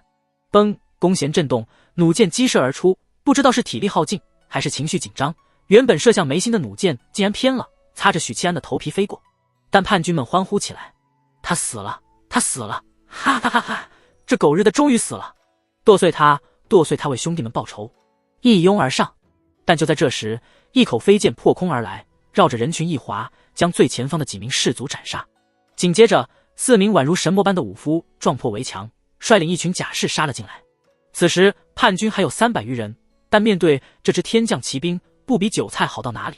一条条生命被收割，一个个士卒倒下，浓郁的血腥味令人作呕。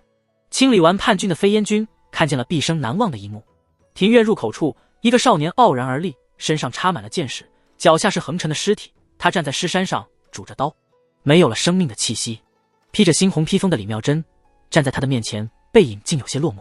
原本满腔怨气和怒气，幻想过再次见面，一定要狠狠教训他一顿的李妙真，此时此刻竟如鲠在喉。李妙真红着眼圈：对不起，我来晚了。妙真。一位百夫长走过来，目光却停留在许七安身上。哗啦啦，他原地站直，鳞甲碰撞，朝着许七安抱拳。哗啦啦，鳞甲碰撞声响成一片，400多名飞燕军同时抱拳，整齐划一。他们甚至不知道庭院入口站着的这位少年是谁，叫什么名字，但他们发自内心的敬重。进去看看，巡抚是死是活？李妙真的声音略显空洞。是。百夫长绕过许七安，奔进了庭院。人群之后，倾国倾城的苏苏静静地站在角落里，怔怔地看着许七安。你是笨蛋吗？哐！百夫长推开门，看见盘吸坐了一地的打更人，看见了完好无损但脸色惨白的张巡抚。众人脸上露出了绝望之色。百夫长一愣，忙说道：在下飞燕军百户李虎，你们得救了。飞燕军？打更人们面面相觑，虽然不明白飞燕军为何会出现在此，但外头的喊杀声确实是停了。他们得救了，绝境逢生。呼！张巡抚一个踉跄，紧绷的弦终于放松了，他用力扶着桌子，才没让自己摔倒。宁燕呢？张巡抚问道。外头那位铜锣呢？死里逃生的打更人齐刷刷看了过来。百户忽然有些闪避，不敢看他们的眼神，他们眼里有着希冀，有着从自己口中得到好消息的渴望。他战死了。张巡抚连滚带爬地冲出大堂，穿过庭院，来到了许七安面前。但他看到的只是一具残破的人形，浑身插满了箭矢，布满了刀伤，没有任何生命迹象。没来由的，他耳畔回想起少年最后的吟唱：少年侠气，交结舞都雄，肝胆动，毛发耸，立坛中死生同，一诺千斤重，一诺千斤重。这一刻，巡抚大人瘫坐在地，老泪纵横。城外，一排排床弩传射，弓弦声清越回荡，一架架火炮发射，轰隆声震耳欲聋。杨千唤脚下亮起一道道阵纹，功能各不相同，有时是狂风裹挟着箭矢，增加它的穿透力，或者改变运行规矩，追击敌人；有时是召来火焰，增添炮弹爆炸的威力；有时则是纯粹的召来天雷，轰杀敌人。我精通36种阵法，其中20种是攻杀之术，杀你这蝼蚁不过弹指之间。杨千唤冷哼道：但你要是收回之前那句话。什么话？已经数次召唤战魂的孟乌身形狼狈，尽管他战力无双，却无法触及到掌握了传送阵法的杨千唤。你刚才说我要在你手中救人，还不够格？男人，你成功激起了我的怒火。收回又怎样？不收回又怎样？收回就留你全尸，不收回就让人化作灰灰。你们巫师不擅长攻杀，尸体堆积如山的战场才是巫师的主场。至于这里，我说了算。我想走，你一样拦不住。孟乌隔空一掌，拍得炮弹炸裂，他被狂热的气浪推得踉跄后退，嘴角沁出血丝。现在张巡抚和江律中已经死了，等山中囤积的大军赶来，你也只有灰溜溜逃回京城这条路。说到这里，孟乌忽然心悸了一下，他皱了皱眉，一边后退一边掐指运算。对于卦师而言，星际就意味着冥冥中的预兆。怎么可能？孟巫失声惊呼。他算到了危险，危险来源于疆域中。可是他现在本该死去，没有任何生机才对。行动之前，他卜过一卦，卦象显示今日都会非常顺利。可如今再算，一切都已经变得不同。卦象显示大凶之兆，是谁屏蔽了天机？轰轰轰！地平线尽头，一道身影狂奔而来，他前一刻还在遥远的天边，下一刻已近在眼前。是面目狰狞、双眸赤红的姜绿中，狂暴的气机如海潮翻涌，昭示着主人的无边怒火。驿站大厅，宋霆锋和朱广孝守在大厅里，楼上只留一位铜锣看管犯人。两人的佩刀放在桌上，谁都没有说话，寂静的枯坐。这样的气氛已经维持了半个时辰。突然，两人耳廓齐齐一动，听见了车轮铃铃的声音，在驿站门口停下来。宋霆锋和朱广孝抓起佩刀奔了出去，在院子里看见了张巡抚，看见了铜锣们，看见了高马尾的李妙珍。他们脸上镌刻着悲伤，沉默不语。宁燕呢？许宁燕呢？宋霆锋在人群里张望，没有看见同僚的身影。在外面，一个铜锣低声说。宋霆锋心里咯噔一下，不顾一切地冲了出去。然后他在驿站外的马车里看到了许七安，他脸上盖着一件袍子，宋霆锋能认出他，是因为那口与众不同的刀。宋霆锋伸出手，颤抖着扯下了袍子。半个时辰前还是生龙活虎的同伴，现在已经没有了表情，永远的没有了。宋霆锋站在那里，低着头，也许有个5-6秒。突然撕心裂肺的嚎了出来。节哀！一名铜锣走过去，眼里含泪。滚！朱广孝一脚把他踹飞出去。宋霆锋还在那里哀嚎：我去你娘的节哀！老子兄弟没了，你让我节哀，你们还我兄弟，还我兄弟！嗷嗷嗷！灰蒙蒙的世界中，许七安再次见到了那座小庙，庙里盘坐着一个俊秀的年轻和尚。大师，许七安悲愤道：我好像死了，我想问候一下你全家女性，不知是否方便？许七安很愤怒，任谁遇到这种事都会愤怒。要不是知道打不过，许七安早就上前找麻烦了，一手拎着领口，一手抡巴掌，一边打一边质问：不是说好的救我吗？你这个坑货，你特么还我一条命！这臭和尚完全辜负他的信任了呀，说好我把身体献给你，你帮我杀敌的呢。虽然咱俩是口头协议，但能不能有点契约精神？这时候许七安很应景地想到一首歌：出卖我的爱，你背了良心债，最后知道真相的我眼泪掉下来。我现在该怎么办？我还能活吗？是要转世投胎，还是夺舍重生？这个世界有轮回吗？许七安怀着忐忑的心情，压住所有情绪，好言好语的和神书和尚商量。事已至此，翻脸已经没用了，应该考虑如何面对未来。这不是怂，这是成年人的思维方式。转世和夺舍重生两个选择，许七安更倾向于后者，毕竟需要很漫长的时间。一个成年人的灵魂困在婴儿身体里，没几年他就因为过于无聊而发疯了。许七安浮想联翩之际，神书和尚睁开眼睛，眉眼祥和道：你似乎在怪我。不怪你，只怪我信错了人。许七安心里吐槽：你对五夫体系了解多少？神书和尚面带微笑。许七安想了想，神书大师表情微微一顿，像是没听见，淡淡道：五夫锤炼自身，以人力对抗天地之力。这个身不单是指肉身，精气神三者是一体的。你这臭和尚都不会接梗，不好玩。许七安恍然的点头。所以大师即使被封印在桑博500年，元神依旧不灭，便是此理。这才合理嘛。如果只是锤炼肉身的话，那武者的短板也太明显了。像道门这种专修元神的体系，岂不是分分钟可以夺舍武者？武者虽然没有各大体系那般花里胡哨，但感觉后期最稳，至少比道门要稳。看看道门三宗都是啥德行，干啥不行，崩坏第一名。神书和尚颔首，但3品之下，武者以打熬肉身和吐纳炼气为主，唯有7品炼神境是锤炼元神。听到这里，许七安猛地意识到不对劲，既然精气神三者比例相等，为何只有7品这一个品级锤炼元神？你现在知道炼神境的重要性了吧？神书和尚讲解道：寻常武者炼神只是初步摸索到极限，此为下等；在绝境中不停地突破极限，此为上等。你在这个阶段打下的基础越扎实，将来到了高品，你的底蕴越深。大师，7品炼神是为哪一个品级打基础？许七安心里一动，2品河道，这对我来说太遥远了，我这辈子能不能达到那个高度还难说呢。许七安心里腹诽，道理是这般，可我终究还是死了。他觉得为了虚无缥缈的2品打基础，白白赔上一条性命，太亏了。向死而生，不死又怎能生？神书和尚笑道：那我是转世还是夺舍重生？许七安追问，沉吟道：如果能选择，我希望夺舍重生，也没什么太大的要求。首先一定要俊美无愁，其次得是显赫世家的嫡子，含着金汤匙出生。当然了，修为最好是练气劲，千万不要练精进，我不想再过以前那种以手抚阴做长叹的苦日子。最后要有一个双10年华的狐妹子姐姐，会嘤嘤嘤那种。神书和尚无视了他的要求，脸庞仿佛镌刻着万古不变的祥和，道：三品武者能断肢重生，极难杀死，修至最高境界，号称不死不灭。贫僧侥幸达到了此等境界。许七安心里一动，便听神书和尚说道：你死之前，我将你最后一缕生机攫取保留，我见你身体温养残躯，亦能反馈于你，贫僧赠你一滴精血，你将之炼化，自可起死回生。那一缕生机就是现在的我吗？所以我出现在了这里。许七安问道：多谢大师，那我何时能苏醒？这是一个漫长的过程。神书和尚道：还好这个世界没有火葬，不然唢呐一响书沈白养，难怪神书大师没有出手救我，原来向死而生是这个意思。你早说啊，我当时可以多喊几句口号，装个清醒的逼逼，确认自己能复活后，许七安心情明媚起来，愉快地吐着槽。城外，粗鄙的武夫迎面扑来，孟屋呼吸一滞，仿佛直面了山青，直面了海啸。此时此刻，困惑和懊悔都是无用的情绪，杀敌才是他唯一的出路。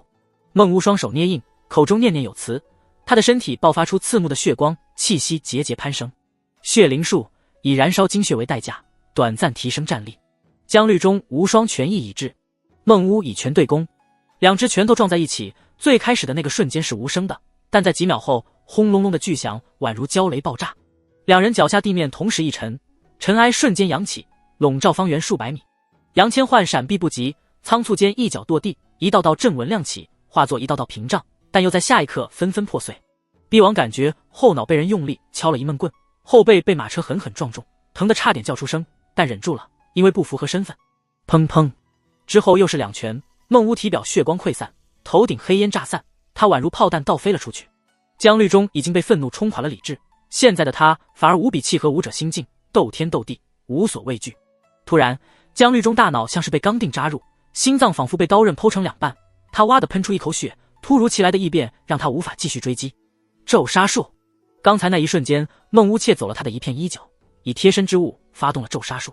若是低频武者，此时已命丧当场。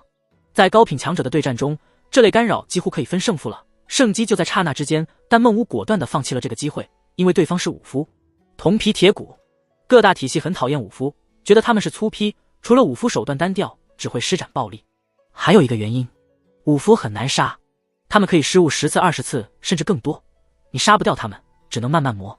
而你只要失误一次，他们就会把你的脑浆子打出来，可能还会掀起你的天灵盖，看一眼你的脑子，然后失望地走掉。呸！粗鄙的武夫！咒杀术生效后，孟屋快速撤离，朝远方逃遁。砰！他随后撞在了无形墙壁上。杨千唤！孟屋愤怒地咆哮。我精通的阵法中，其中6种是困敌之术，你赶紧破阵，后面还有5个阵法等着呢。杨千唤出现在不远处，背对着孟屋。此情此景，只看背影，任谁都会感慨一声世外高人。孟屋没有破阵的机会了，他不是武夫，容错率太低太低。姜律中杀道，战魂在刚才的3拳中崩溃，此时的孟屋不再是一名武者。众所周知，论尽深战，各大体系在武者面前就是弟弟。噗！姜律中一拳打在孟屋脸上，头颅炸开，红的白的，碎裂的骨块四射，无头尸体一下子僵直，随后缓缓尾顿。混蛋！混蛋！虚幻的身影出现在半空，俯瞰着姜律中和杨千唤，面孔扭曲。那是孟屋的元神，高品强者死后，元神能短暂停留数日，更何况在元神领域，巫师仅次于道门。这家伙该怎么处理？杨千唤道。姜律中摇摇头，我对元神无可奈何，杀他不死，更困不住他。如果是肉身的话，一拳轰杀，但元神比较特殊，免疫拳头攻击。震荡契机确实能对元神造成伤害，不过效果有限。这个时候，如果孟屋的元神想逃，姜律中一点办法都没有。杨千唤骄傲地说，我可以困住他。城里有一个姑娘是天宗的人，她有办法炼化这只鬼。说完，他悠悠道，手握明月摘星辰，世间无我这般人。轰！元神之力肆意奔涌，孟屋自爆了。姜律中缓缓扭头，盯着白衣术士，一字一句道，他自毁了，推心急了。杨千唤郁闷道，问题的重点难道不是你废话太多，耽误了时机？告辞。杨千唤、姜律中大喊，但白衣术士已经没了身影，他后半句话没有说出来。许七安牺牲了，深夜，驿站里弥漫着悲伤的气氛，明亮的烛光驱散了黑暗，却照不透人们内心的阴霾。现在是子时3刻，重伤的铜锣们留守在驿站。巡抚大人不在，杨川南也不在，因为他被释放了。巡抚大人亲自释放。当模样狼狈、倔面无表情的张巡抚返回，来到他的面前，问他愿不愿意戴罪立功。杨川南立刻就答应了，不是因为急于脱罪，而是这一刻杨都指挥使从这个读书人眼神里看到了令他心悸的暴风雨。杨川南随即离开驿站，奉命调动卫司军队入城，与飞燕军配合，剿灭了其余3门的叛军。绞杀叛党的过程中，朱广孝和宋廷峰身先士卒，大开杀戒，身中属剑，不得不返回驿站养伤。接管白帝城后，杨川南和李妙贞率军包围5城兵马司，上至郑六平指挥，下至吏员，尽数缉拿。在之后，张巡抚强行召集白帝城所有品级在身的官员，命白衣术士逐一审问，揪出宋长府逆党34人，加上5城兵马司的官员、吏员以及俘虏的士卒，共计408人。没有后续的审问，也没收监，张巡抚独断专行，将一干逆党押至刑台斩首。巡抚有便宜行事之权，但不包括私斩犯官。不过眼下是非常时期，任何逾越之举，事后都能用清剿逆党来解释。只要张巡抚平定云州叛乱，朝廷只会嘉奖他刑台杀得人头滚滚，血流成河。事情还没结束，按照那位被江律中一拳爆头的孟乌的说法，逆党的计划是先杀巡抚，再夺白帝城，然后与山匪配合攻陷云州。张巡抚已经派遣信使前往各府郡县，让当地卫所严阵以待，警惕山匪的袭击。李妙贞和杨川南积极筹备守城事宜，征调民兵，搬运、维修守城器械，摩拳擦掌地等待着敌人。可一直等到深夜，也没有见半个身影。派出去的斥候同样没有回来复命。南门建在城墙上的瓮城里，张巡抚、江律中、杨川南以及李妙贞坐在桌边议事。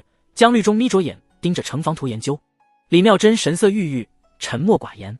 张巡抚扫了他们2个一眼，最后看向杨川南，虚心求教：都指挥使大人，是不是山匪收到兵变失败的消息，取消了行动？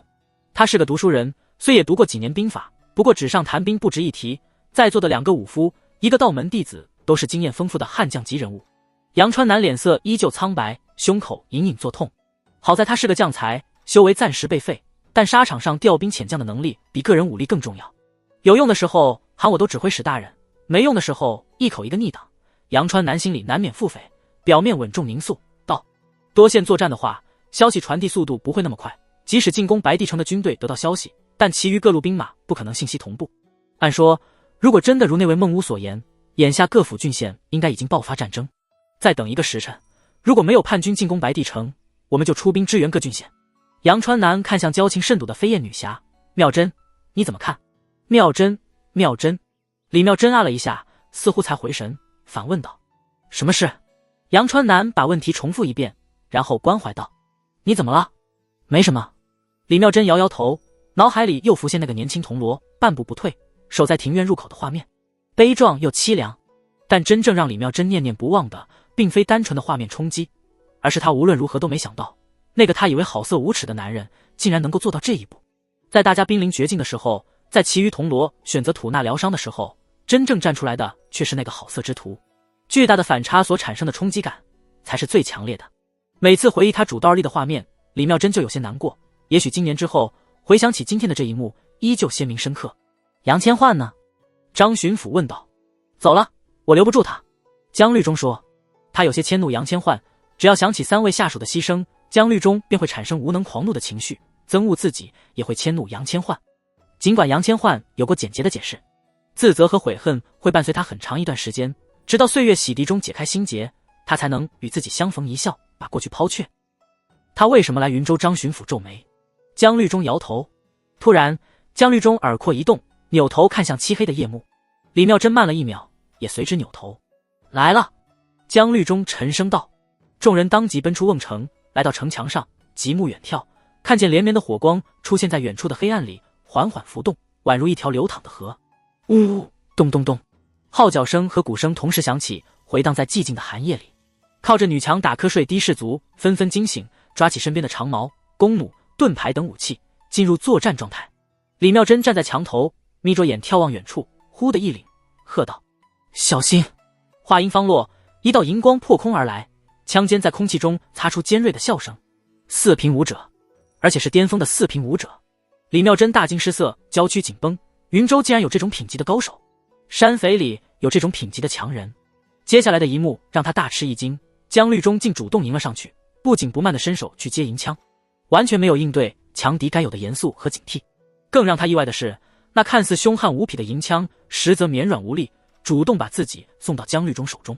李妙真凝眸看去，这是一杆沉重的银枪，枪身的银器斑驳，透着岁月的沧桑，但枪尖寒光凛凛，血迹未干。比起他手里的普通银枪，这杆枪是真正的战兵。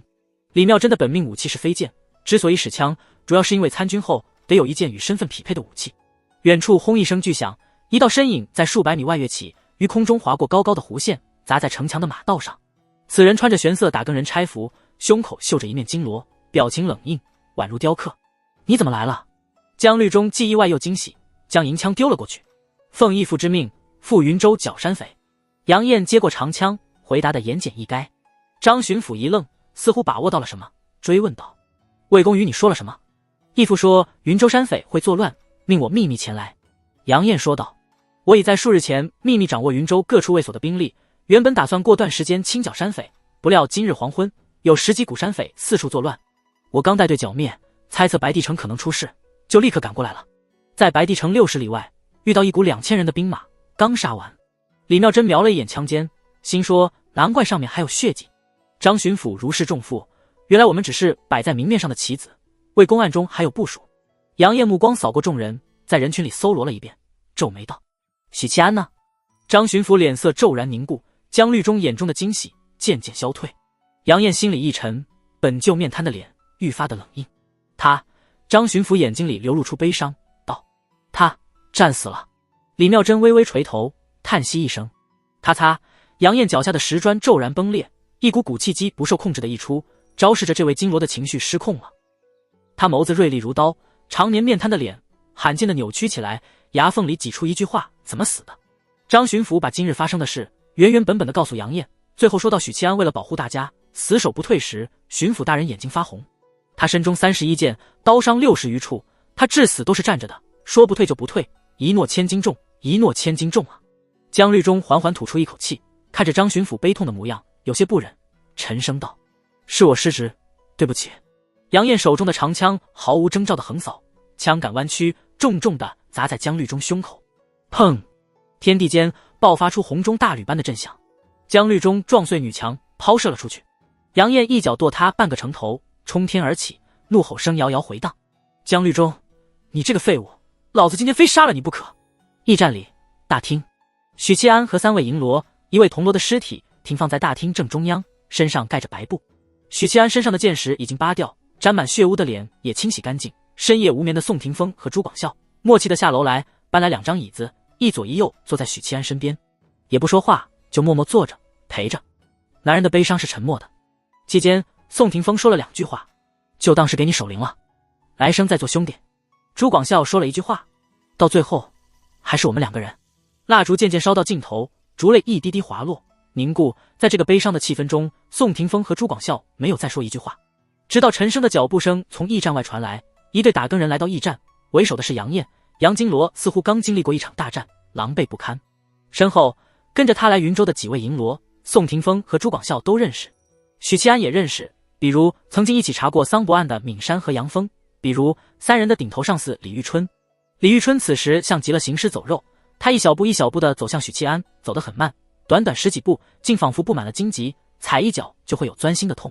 李玉春伸出手掀开了白布，他身子一晃，头儿。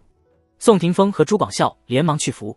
李玉春低头看着许七安的脸，说道：我听说宁燕战死了，但怎么死的，具体过程我还不知道，你俩能给我说说吗？宋霆锋和朱广孝对视一眼，都有些担心，头儿太平静了。宋霆锋把事情经过告诉李玉春，后者很安静的听完，缓缓点头，不愧是我带出来的铜锣，好样的，没给我丢脸。他做事一直很合我心意的，就像当初砍姓朱的那个小杂种，他从来不贪钱，这点比你们俩都好，你们要向他学习。唯一不好的地方就是修行太散漫，再就是巡街时经常偷摸着去勾栏厅去，有人好几次到我这里来告状。他叨叨叨的说着散碎的小事，回忆着以前的点点滴滴，大抵还算平静，这让宋霆锋和朱广孝松了口气。他们知道头儿很重视欣赏许七安，当初因为刀斩银罗的事，他都敢当众薛魏公的脸面，可是当他掀起白布检查许七安的衣着时，忽然暴跳如雷。哪个狗娘养的给他整理的衣衫？哪个狗娘养的给他整理的衣衫？衣襟没对称啊！衣襟没对称啊！他破口大骂，一副愤怒的要拔刀砍人的姿态，似乎只要这样，别人就会忽略他眼里汹涌的泪水。头儿！宋霆锋喊了一声：“衣襟没对称，衣襟没对称。”李玉春双手捧着脸，肩膀不停地颤抖，不停地颤抖。李妙珍返回了白帝城内的府邸，一个人在书房静坐许久，手边放着玉石小镜。他几次想要拿起告诉大家3号的死讯，但又忍住了，就当是最后为他保留一点颜面吧。李妙珍叹息一声，还是拿起了玉石小镜，传书道：“道长，我有事要单独与你说。”深更半夜的，突然被传书的悸动惊醒，天地会众成员心里非常恼怒，看到2号传书的内容后更加恼怒了。又来9，我已经屏蔽其余人。2，道长，云州的事已经平息了。9，这是好事。2，我已经知道3号就是许七安。金莲道长呵呵一笑。9，这是好事。2，许七安战死了。9，2，我会想办法取回的书碎片。来年开春后，我会离开云州，去一趟京城。9，你确定许七安战死了？2，9，这不可能。2，道长何出此言？9，许七安是有大福缘的人，绝非短寿之人。2，可他确实死了，我亲自炼的尸体。金莲道长问道：“可有元神散出？”李妙珍皱了皱眉：“我赶到时，他已经死去，而且他还不是炼神境，元神不算强大，受到煞气和血气的冲击，很可能当场便消散了。再说，以他天宗圣女的水准，一具尸体还有没有生机，他会看不出来。”金莲道长许久没有回复，过了几分钟：“我知道了，地书碎片你不必管，许七安是死是活，我会亲自验证。”李妙珍扬了扬眉，金莲道长显然不相信他的判断，不过他也没反驳，消息已经传达，信或不信是道长的事。不过地书碎片是地宗至宝，李妙珍觉得金莲道长处理的方式太随意，不够重视。结束屏蔽，1号立即传书。2号，是不是云州的案子结束了？李妙珍回信：“你想知道具体情况的话，可以用等价的消息交换。1，好，没问题。2，真正勾结巫神教、扶持山匪的是布政使宋长甫。东窗事发后，他封锁白帝城，召集叛军围杀张巡抚，虽然失败，但打更人亦是损失惨重。我们传书时常说的那位许七安牺牲了，他终究还是没有公布许七安就是3号的事实，3号再也不会出现了。”李妙珍心里补充了一句，有些难过。许七安牺牲了。天地会内部反应最激烈的是6号恒远，其次是4号，不过4号纯粹是惋惜人才。恒远和尚不同，他再次体会到了师弟恒会死去时的悲痛。2，开春之后，我要去一趟京城。1号，我要知道仁宗年轻一代所有弟子的情报。1号再也没有回复他。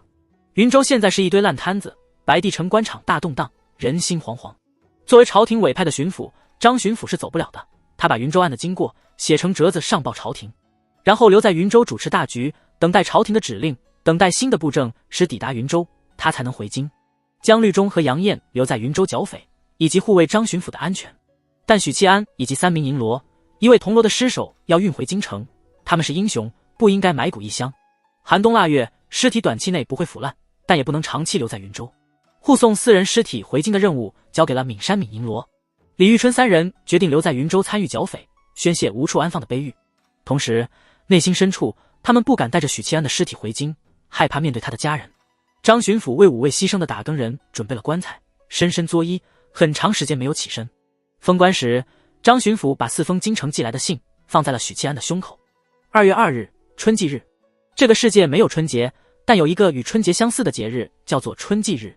这一天，皇帝率领文武百官祭天，祈求今年风调雨顺，国泰民安，是大奉最重要的日子。家家户户都会跟着祭天，烹羊宰牛，即使是在忙碌的人，都会在春祭日归家，与亲人团聚。春寒料峭，运河上浮着薄冰，官船缓缓北上，踏上归途。许七安在春祭日苏醒了。好黑，我在哪里？我是谁？他迷迷糊糊的想，记不清自己是谁，身在何处。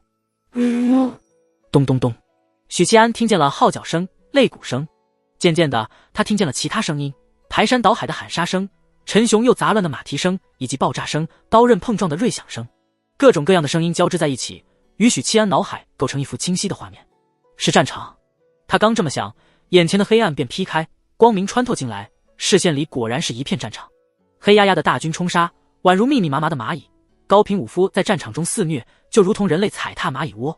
这个战场里不是只有人类，还有2层楼高的巨兽，几十米长的大蛇盘绕在天空猛禽，有盘坐在高空诵经的高僧，有力跋山吸气盖世的蛮族，有悍不畏死的死士大军，有成排的火炮军，有骑乘凶兽的骁勇骑兵。这是什么战场？太夸张了吧，死的人太多了吧。许七安茫然地想。他的目光掠过战场，掠过死士大军，掠过火炮兵，望向了战场后方的高空。那里有一群悬空的飞兽，一袭青衣倒立在兽头，背负双手，漠然地俯瞰着厮杀正酣的战场。魏渊。许七安心头一震，忽然记起自己是谁了。也就是这个瞬间，战场画面崩溃，归于无边无际的黑暗。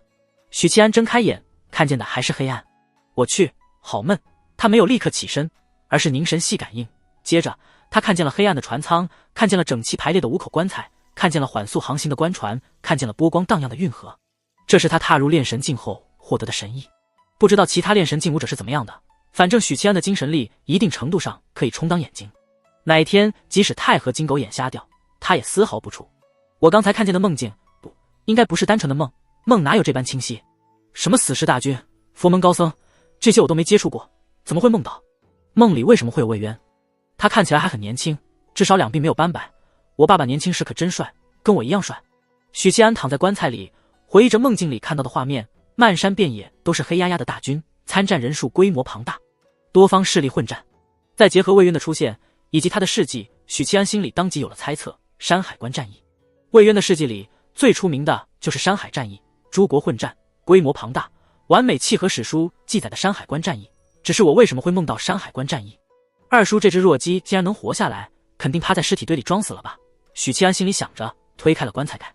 新鲜的空气涌入，他深吸一口气，翻身坐起。突然，昏暗的船舱里传来一道惊喜的声音：“你醒了！”许七安被吓得一抖，这才发现左侧3米外盘坐着一个白衣人，背对着他。好了，身份揭晓了，杨千唤。这或是唯一一个让许七安只看背影就能认出的男人。没有立刻回应，他沉吟着措辞几秒，才说道：“我们这是在哪里？”杨千唤语气颇为轻快，显示出他心情极好。回京的路上，哦不，水上。云州的案子结束了。许七安脸上喜色浮动。哎，这破案子终于完结了，老子终于不用熬夜爆肝。我死了一回，也不知道宋霆锋和朱广孝有没有为我伤心，可能更伤心5次白嫖的机会没有了吧。哎，最后还是没有把苏苏骗回家当纸骗人老婆。李妙珍恐怕想砍死我的心都有了，幸好老子早死一步，不然还挺尴尬的。杨千唤耐心地听他唠嗑。对了，你怎么也在船上？许七安问道。杨千唤想了想，说道：“我奉师命来云州办事，现在是了，自然就回去了。恰好打更人送你们的尸骨回京，我便偷偷溜上来。随后我就发现你身上的刀伤剑孔，竟诡异的修复，我便料定你没死。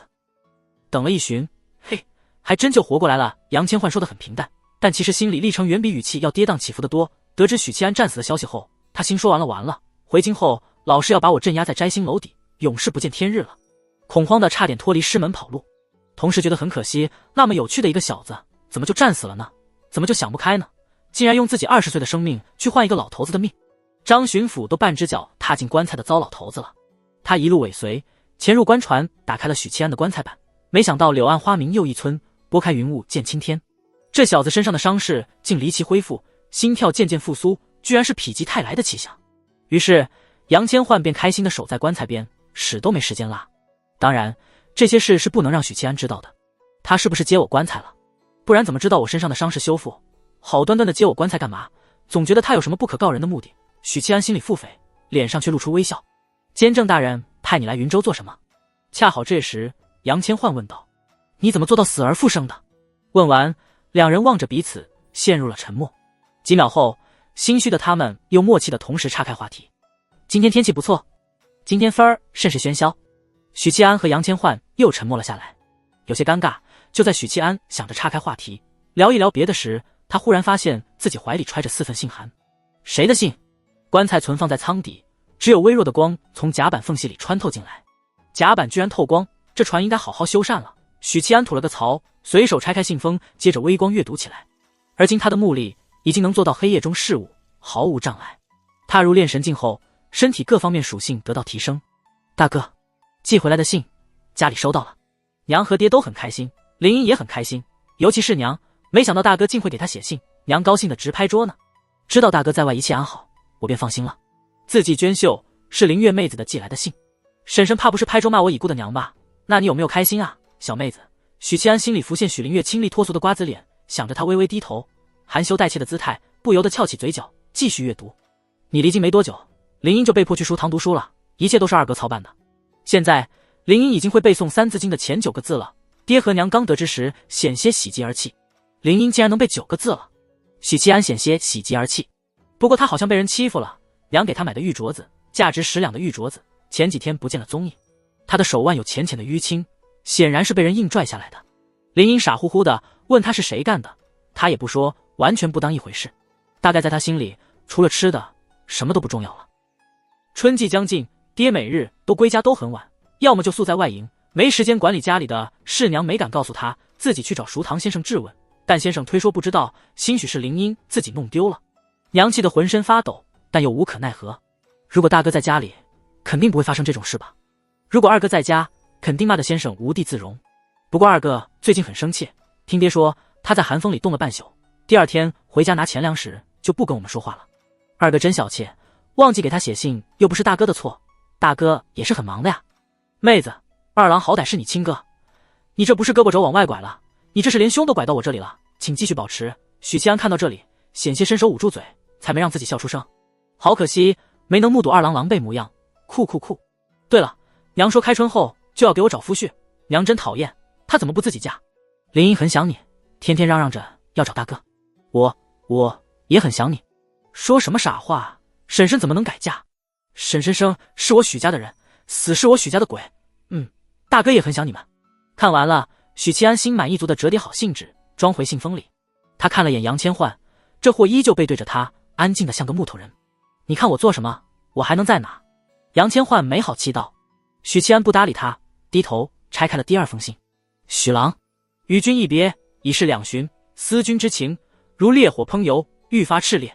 我在教坊司一切安好，就是总爱瞌睡，醒来便摘梅花，四处走走。我酿了一坛梅花酒，盼君归来，举杯共饮。这是花魁娘子的回信。偶尔也会出去陪客人小酌几杯，听他们高谈阔论。其实奴家是想听到关于你的消息。然云州与京城相隔万里，消息传递不易。那些臭男人自诩读书人，其实大多都是酒囊饭袋，才华平平，不及许郎万一。奴家常常想，能遇见许郎是上天对我最大的恩赐。前些日子倒是丫鬟带回来一个消息，听说许郎在青州新作一首诗，被紫阳居士奉若至宝，铭刻在碑文上，警示世人。奴家与有容焉，喜不自胜。许郎，奴家夜夜想你。许七安嘿嘿一笑，小心地折叠好信纸，收回信封。最后还有2封信，他回忆了一下自己养的备胎们：楚采薇、怀庆、林安，分明是3个人呀！哦不，3个胎啊！怎么只回了2封信？许七安有些生气，心说谁没给我回信？是我养胎技术不够好，还是本海王的钢插得不够准？他随便选了1封信，展开阅读。狗奴才！云州的案子何时结束？本宫不是想你，只是觉得春季在即，好多侍卫都休沐回家了，身边没几个可用的奴才了。开篇第1句话，一股子表里表气的娇蛮傲娇扑面而来。公主殿下还会缺侍卫吗？表还记得给我回信，不错。许七安继续看下去。你发明的五子棋在本宫手里发扬光大了，人人都夸我是兰心蕙质，聪明绝顶，就连讨厌的怀庆也对我心悦诚服，五体投地。私底下与我说林安智慧远胜于我，怀庆甘拜下风。但是这种事情他肯定不会承认的了。我随口告诉你一声，你也别记在心里。怀庆毕竟是公主，留她几分薄面。本宫也不占你便宜。春季将近，父皇送了我一些金银玉器、绸缎首饰，等你回来，随便去本宫库房挑几件。哈哈，林安这个傻妞儿，我哄她说二叔为了供我习武，四处举债，日子过得艰难，她竟然就当真了，变着法子送我银子，太他妈天真了吧！请继续保持啊！许七安开心的笑了。那个鸡精是怎么回事啊？不是你发明的吗？为什么外头都在传说是司天监的楚采薇发明的？本宫气得要死，就跑司天监闹了一场。司天监的白衣不敢对我出手，竟跑去父皇那里告状，本宫被父皇狠狠臭骂了一顿。等你回来，本宫再带你去讨回公道。其实鸡精还真是采薇做出来的，我只是给个思路。他要利用鸡精来凝聚炼金术士的位格，这件事早就与我知会过了。许七安有些小感动，表表还是很护犊子的。他把林安的信色回信封，深吸一口气，打开了最后一封信。怀庆和采薇，你俩到底谁是叛徒？现在就见分晓了。许铜锣，云州环境复杂，匪患由来已久，其党与巫神教既已秘密谋划多年，想必在云州积蓄了不小的势力。切记小心行事，即使有江律中一位四品武夫，也不是万分稳妥。若是锁定目标，一定要以雷霆之势击拿，不给对方应对的时间。我才为公案中布局，但多半不会与你们碰头。或许张巡抚知晓，或许不知。你虽断案如神，奈何实力有限，切莫单独行动。信是怀庆的呀。许七安心情很复杂，失望和喜悦都有。失望的是大眼萌妹竟是个渣女，枉费我一往情深，将她收入鱼塘，而她如此绝情。喜悦的是怀庆没有当渣女，心里还是惦记着本铜锣的。手心手背都是肉，面对这样的结局，许七安喜忧参半。怀庆真可怕呀，智商未免太高了吧？不，这不仅仅是智商，还有对局势的分析，对人心的把控，他连魏公的心思都能把握到。完了，以后出轨很容易被抓。怀庆公主似乎还是魏渊的半个弟子，有这份本事倒也不奇怪。许七安眯着眼，继续往后阅读。前些日子，采薇来我宫院用膳，闲聊时说起了你。她说最近在烦恼怎么给你回信，因为她不爱读书，怕写得不好让你笑话。她还说，许宁燕真有心，从青州寄了一片红莲花瓣给我，说我与红莲一样明媚如风。采薇与本宫说起时，眼角眉梢挂着笑意，我便与采薇说，本宫替你执笔回信。她欣然同意。哼，许大人真是风流倜傥，一花赠两人，说辞各不同，偏还形容的恰到好处，本宫佩服。许七安脸色呆滞地看着信纸。你怎么了？杨千唤问道。翻车了。许白嫖老脸一红，羞耻的想要跳进运河，游回白帝城。卧槽，忘记楚采薇是个情窦未开的少女，她和怀庆关系又好，与好闺蜜分享这种事完全没心理障碍啊。怀庆本来就对我有偏见，离京时都不肯见我，如今采薇姑娘这波偷家，怀庆肯定把我打上渣男标签了吧。许七安骚得面红耳赤。许某人也是有头有脸的人啊，你这样让我怎么有脸回京？哦，我已经死了，那没事了。同时又觉得庆幸，因为表表、福香、林月妹子的信，怀庆是看不到的。后两者不用说，与怀庆没有交集。表表虽是她姐妹，但两人势如水火，不可能分享这种闺房秘信，炫耀就更不可能了。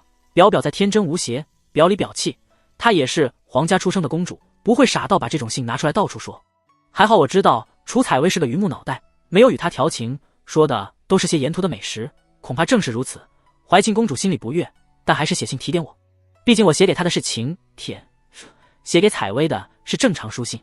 嘿嘿，想不到吧怀庆，你以为我在第二层，其实我在第5层。是谁写的信？见许七安终于看完，杨千唤又打开了话匣子。京城的朋友寄来的信。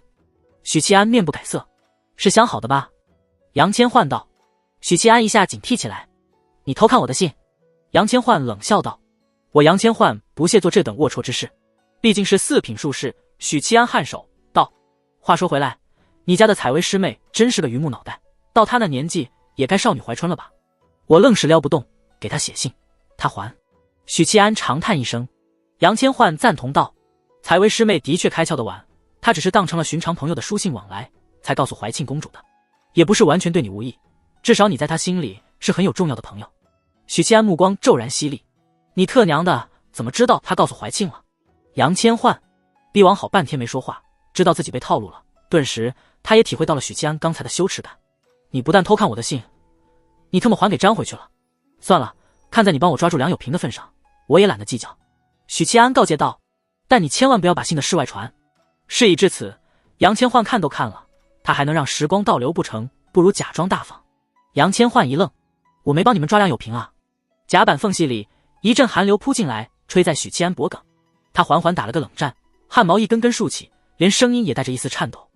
你说什么？冬日的暖阳高挂，南宫倩柔驾车抵达宫城外，停泊好马车，他把缰绳丢给迎上来的羽林卫，弯腰摘下木凳，打开马车的门，道：义父。到了穿着奢华的大青袍，两鬓斑白的魏渊钻出马车，踏着木凳下来。两人进了宫城，往御书房行去。义父，听说今早有800里加急。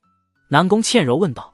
大凤情报等级分为300里加急、400里加急、600里加急以及最高的800里加急，其中800里加急的情报直接送入内阁，由内阁转送皇帝。在送入内阁前，除传送情报的一族外，任何人不得经手。否则视为谋逆。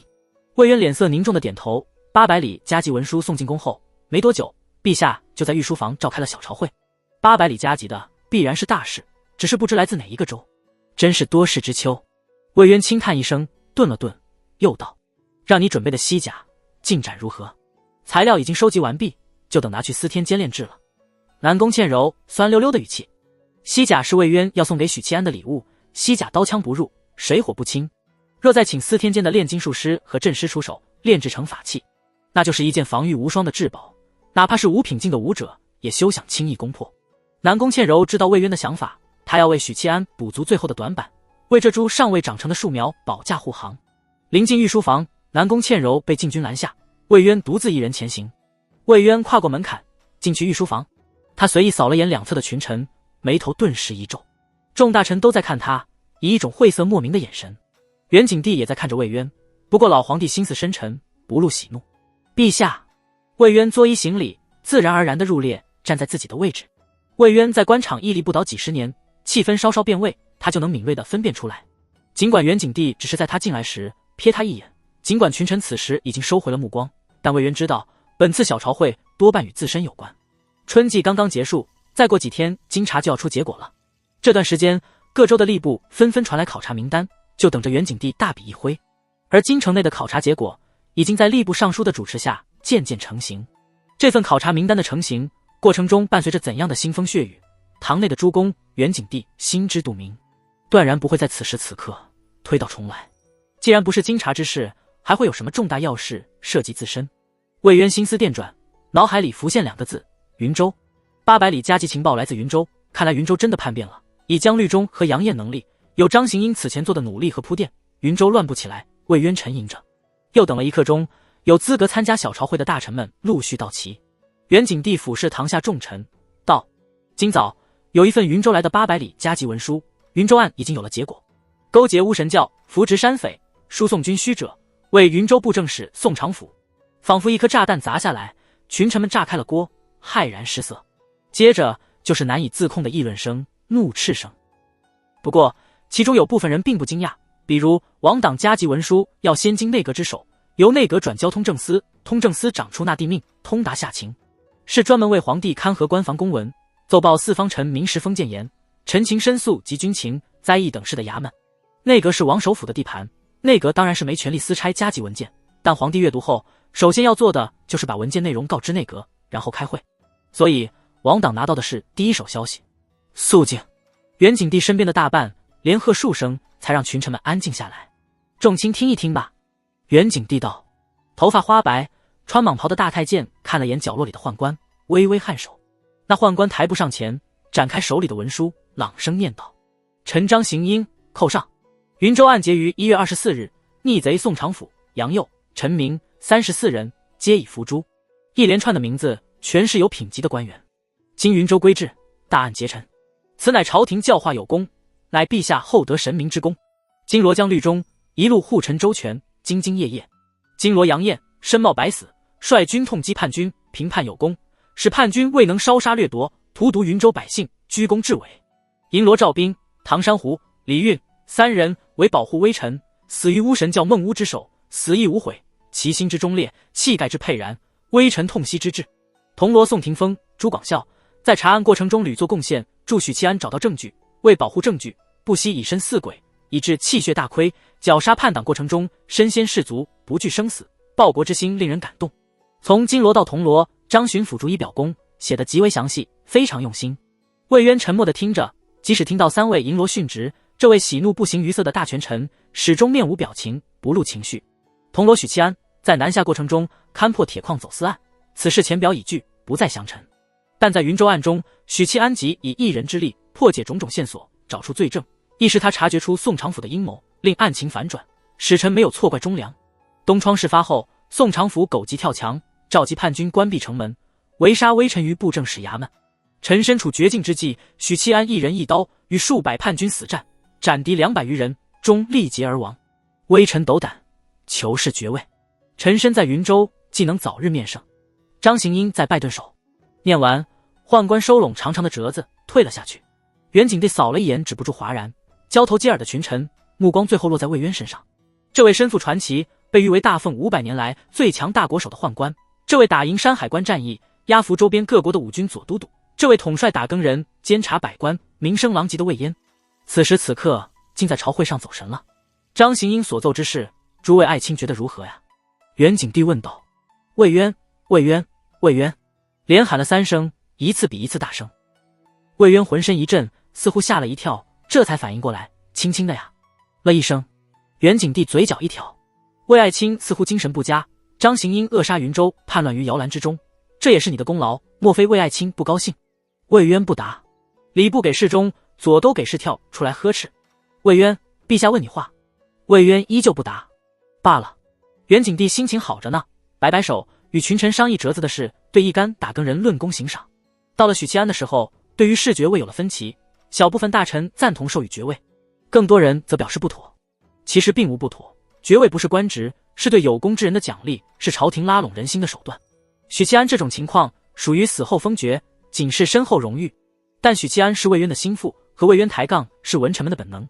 其次，许七安树敌太多，从税银案到桑博案，再从平阳郡主案到云州案，因为他，王党的户部侍郎倒台了，2党废了，王党的礼部尚书倒台了，齐党的工部尚书诛了9族，恨他的人数都数不过来，即使是身后荣誉也不愿给他。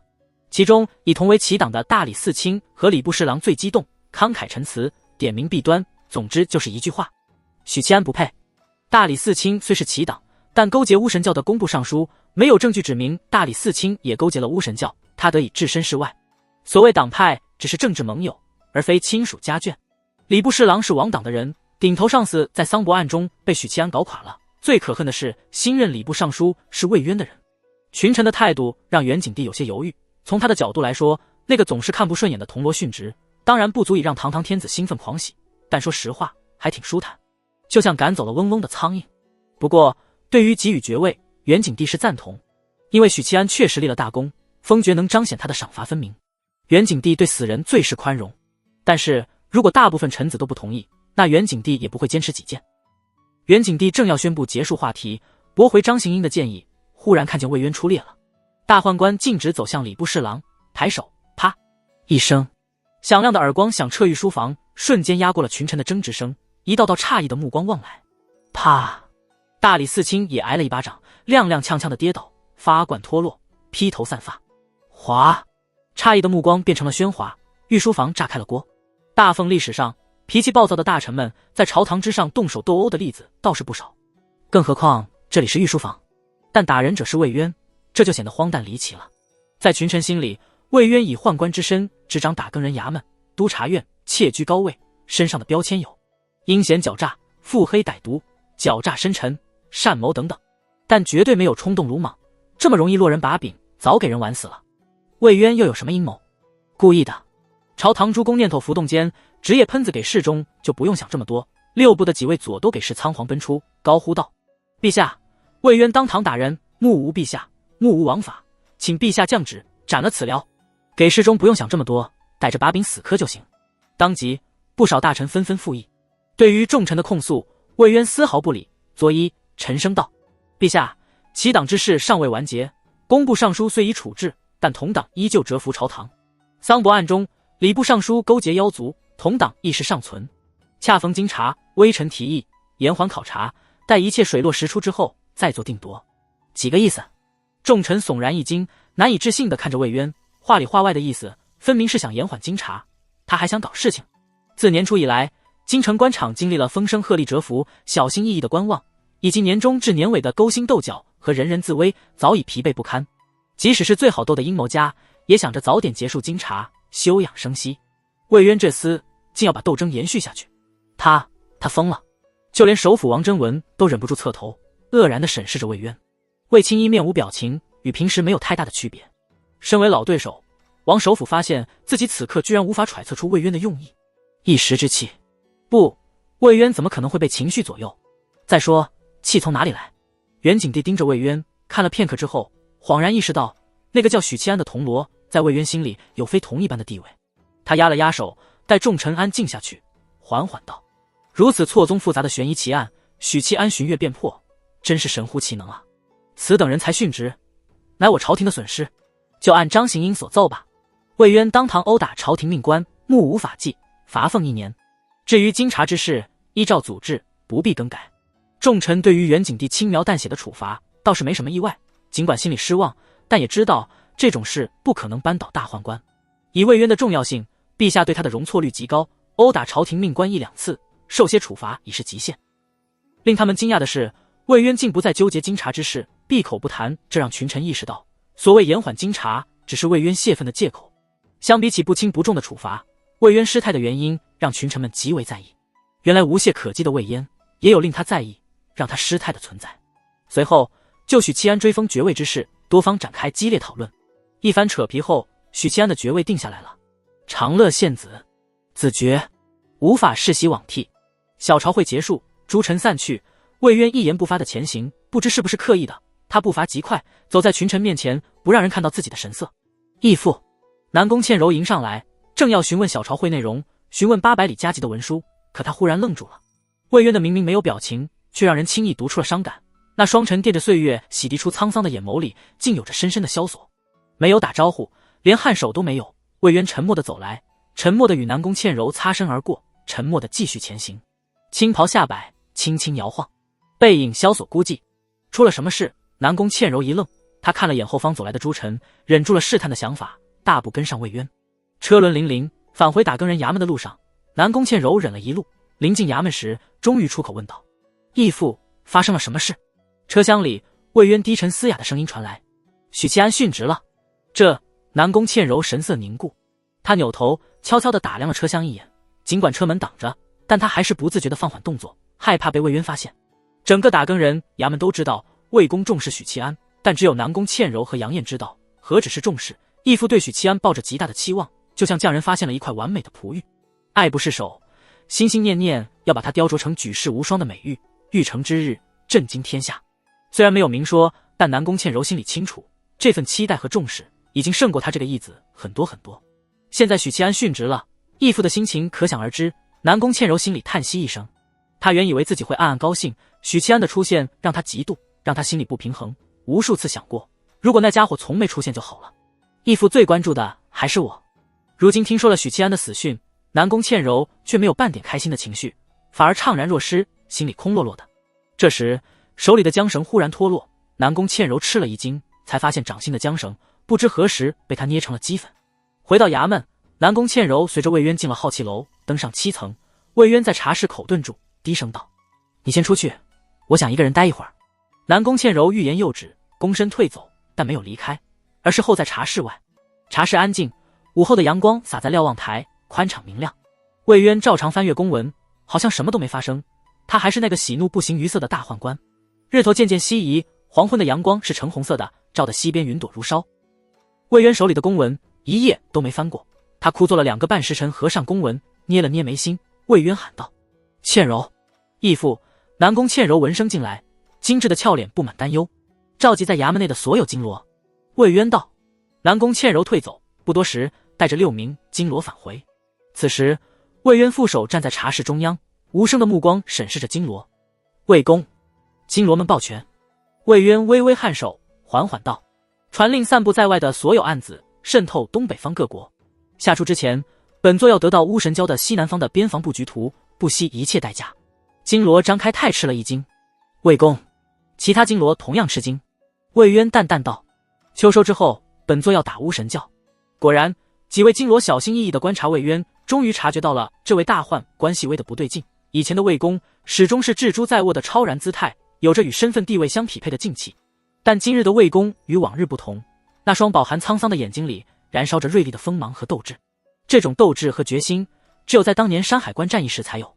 金罗们齐齐低头，用上了正规的回复：“谨遵君命。”几位金罗告退，出了好气楼。一位金罗皱眉道：“朝廷恐怕不会轻启战端。”南宫倩柔冷笑一声：“朝廷不轻启战端，但巫神教会、东北诸国会，只要主动把机密情报通过秘密渠道送过去，就不怕巫神教不上钩。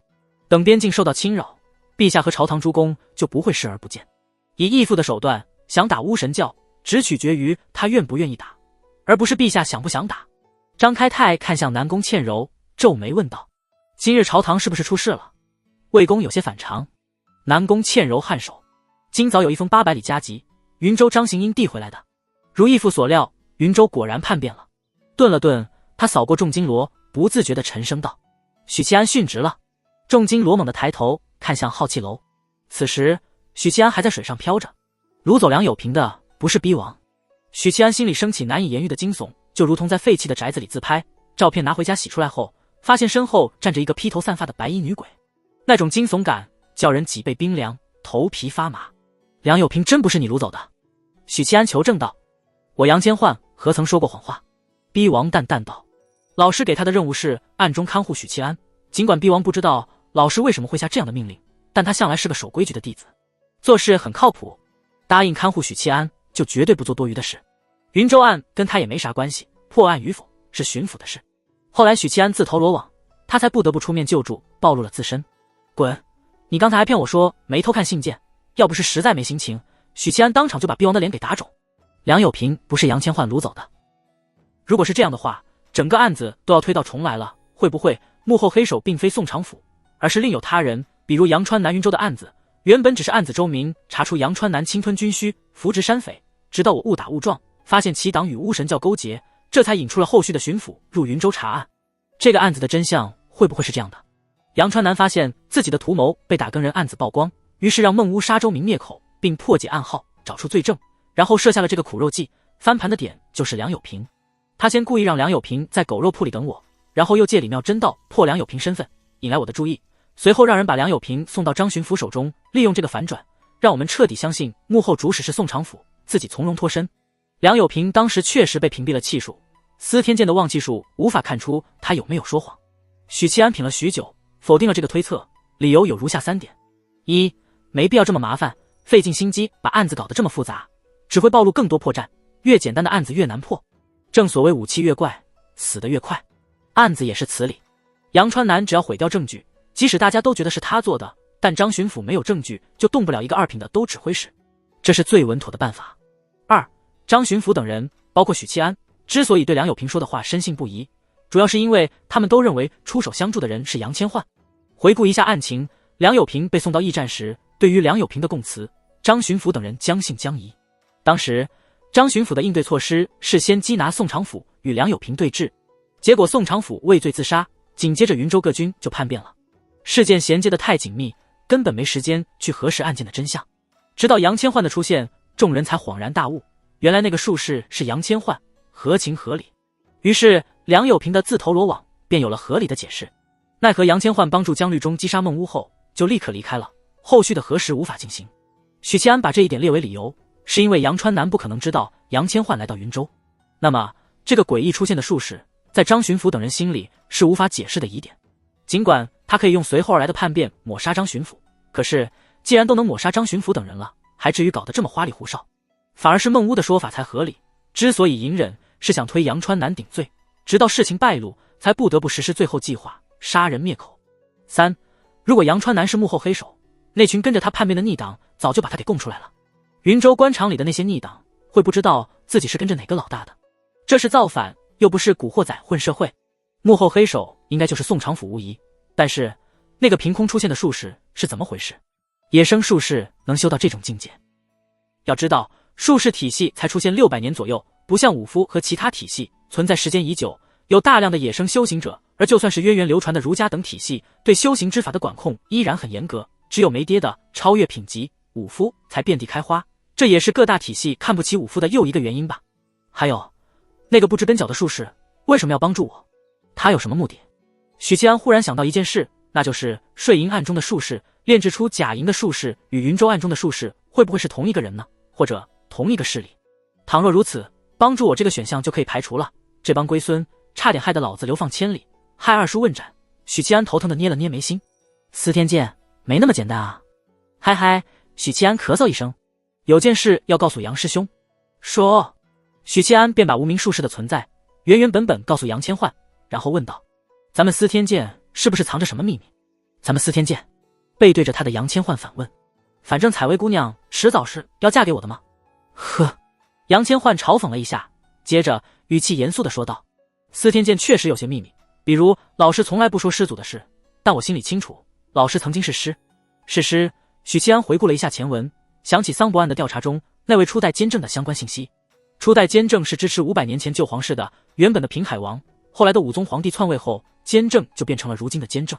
关于初代监正的信息被从历史中抹去，抹得干干净净，即使是怀庆公主这种可以修历史的女学霸都找不到点滴信息，还是通过佛门500年前的传教侧面突破。原来监正真的是湿了，当初还只是猜测，现在实锤。许七安道：杨师兄的意思，云州出现的这位术士与初代监正有关。杨千嬅摇头：这个我不知道，莫要问这么多了，术士体系你不了解，即使是我这种世间难有的奇男子，也不知道1品和2品术士叫什么。许七安现在已经不是小萌新了，通常来说，这种情况就意味着知道1品和2品的信息，就能知道很多术士体系的秘密，而这种秘密是不能让外人知晓的。那你知道能屏蔽气息的术士是第几品吗？杨师兄，你能做到吗？许七安不甘心的试探。这倒可以与你说，杨千嬅说道，屏蔽气数的话，正常的术士都可以做到，不难。能为他人屏蔽气数得6品以上，但真如你所言，那个梁有平能屏蔽4品梦巫的占卜和咒杀，术士里只有一个品级能做到。梁有平被屏蔽的不是气数，而是命数，是天机。顿了顿，他说：3品术士，天机师。3品，云州案中的那个术士是3品。许七安懵了一下，感觉自己脑子不够用了。云州案竟然牵扯到3品术士，如果是这样的话，4品镇师的杨千嬅当然做不到了。可恶，要是早点知道这么重要的信息，我会当做什么都不知道。许七安心说，3品术士的谋划，即使看穿了也不能说破，这不是怂，是成年人的思维模式，要相互给面子的。你记得保密，不要外传，尤其是老师是师的事。杨千嬅顿了顿，补充道：我不是害怕老师，我是觉得他一把年纪了，不能晚节不保，我得给他留点做人的体面。你越解释越显得你心虚好吗？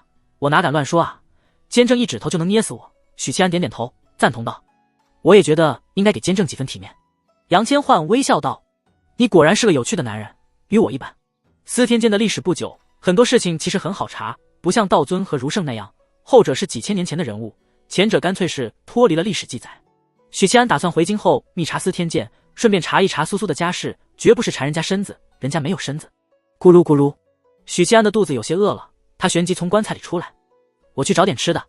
杨千嬅问道：那你准备怎么解释自己死而复生之事？许七安忽然僵住。是啊，他怎么解释死而复生之事？京城里的大佬可不是好忽悠的，而他现在已经不是当年的长乐县小快手哦，今年还是小快手，是当初那个小快手。许七安默默躺回了棺材里。我先不露面，等到了京城再问问我爸爸的意见。杨师兄，伙食的事就劳烦您了。杨千嬅点点头，表示没问题，接着诧异地问道：你不是自幼父母双亡，被二叔养大的吗？其实我是魏渊的私生子了。什么？杨千嬅大惊失色。许七安是魏渊的私生子，魏渊竟然有私生子。内城，徐府。第二天早上，南宫倩柔带着2名铜锣敲开了徐府的大门。其实侧门已经开了，但以他金罗的身份，自然是要走中门的。门房老张打开中门，看见3位打更人，连忙低头道：几位大人，有何贵干？因为大郎是打更人的缘故，他对打更人的等级差服有一定的了解。这位女子打更人胸口绣着金色的罗，一看身份地位就比大郎要高。此时天色刚亮，南宫倩柔扫了眼老张，目光望向府内，道：御刀卫百户许平志可在府中？他是奉义父之命给许七安松抚恤金的300两纹银。铜锣的身价就这么多，规矩就是规矩，但南宫倩柔知道，以后许家人能吃到的红利绝对是难以估量的。比如御刀卫百户的官职可以再往上提一提。那位即将参加春闱的云麓书院读书人，将来的仕途不会是被打发到偏远外县。在的，在的，老爷和夫人此刻在后厅用餐，大人您先到前厅用餐，小人去喊老爷。门房老张恭敬地引着3位打更人进了前厅，吩咐下人端上热茶。2位铜锣客气的致谢，态度非常友善。南宫倩柔没有接茶，道：不必浪费时间，领本官过去。第2卷国士无双，似乎是有急事，他们是大郎的同僚，难道和大郎有关？门房老张躬身点头。3位大人随我来。南宫倩柔起身，在门房老张的带领下穿过前厅，来到后院。远远的就看见一个穿着小布包的稚童，模样只能算可爱，被一位姿容惊艳的长裙少女牵着往外走。稚童瘪着嘴，一脸不情愿的亦步亦趋。双方打了个照面，少女停下脚步，愕然地审视着3位打更人。3位大人有事要见老爷。门房老张解释了一句。许灵月矜持地点点头，收回目光，拽着小豆丁退去一旁。许灵英一只手被姐姐拽着，另一只手抬起，粗短的手指指着南宫倩柔，喊道：“好漂亮的姐姐，跟娘一样漂亮。”漂亮姐姐。面无表情的南宫倩柔险些破功，难以置信的扭头盯着许灵英，眼角不停的抽搐。这个小孩是笨蛋吗？眼睛是当摆设的吗？他微微抬起头，让小孩看自己的喉结，但愚蠢的小孩一点都没有领悟他的意思，一个劲儿的嚷嚷：“姐姐，你和我娘一样的漂亮。”他似乎觉得跟他娘一样漂亮是很高的评价。南宫倩柔拂袖而去，换成其他人敢说她是女人，不死也得脱层皮。只是她堂堂金罗，懒得和志同一般见识。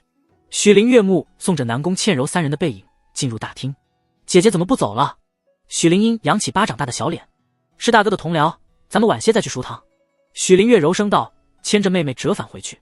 后厅里，刚吃完饭的许平志仓促起身迎了上去，有些纳闷，有些惶恐，抱拳道：“金罗大人。”堂堂金罗居然光临许府，这是许平志没有想到的。以金罗的高贵身份，纵使许七安在打更人衙门混得如鱼得水，也不可能屈尊降贵到一名铜锣家中，除非有要紧的大事。这位金罗道是生的标致，远远看去还以为是位女子，不比男生女相的二郎差。许平志心想：漂亮姐姐。小豆丁跟着许灵月返回，站在门槛位置，讨好似的叫了一声：“这小孩真讨厌，待会有你哭的时候。”南宫倩柔皱了皱眉，想到许七安的死，心里不由得一沉。他目光掠过许平志，望向餐桌边的美艳妇人，小孩说的倒也不假，的确是个艳丽的女子。金罗大人驾临寒舍，有何指教？许平志问道。南宫倩柔收回目光，沉默了片刻，沉声道：“铜锣许七安在云州殉职了，本官是来送续银的。”说着，他展开手心，身后的铜锣神色寂然地把银子递过来。南宫倩柔再把300两续银递给许平志，许平志没有收，他呆住了，像一尊石刻，一动不动，连眼神都凝固了。许七安殉职了，南宫倩柔的话仿佛惊雷在许平志耳边炸开，炸得魂飞魄散，炸得肝肠寸断。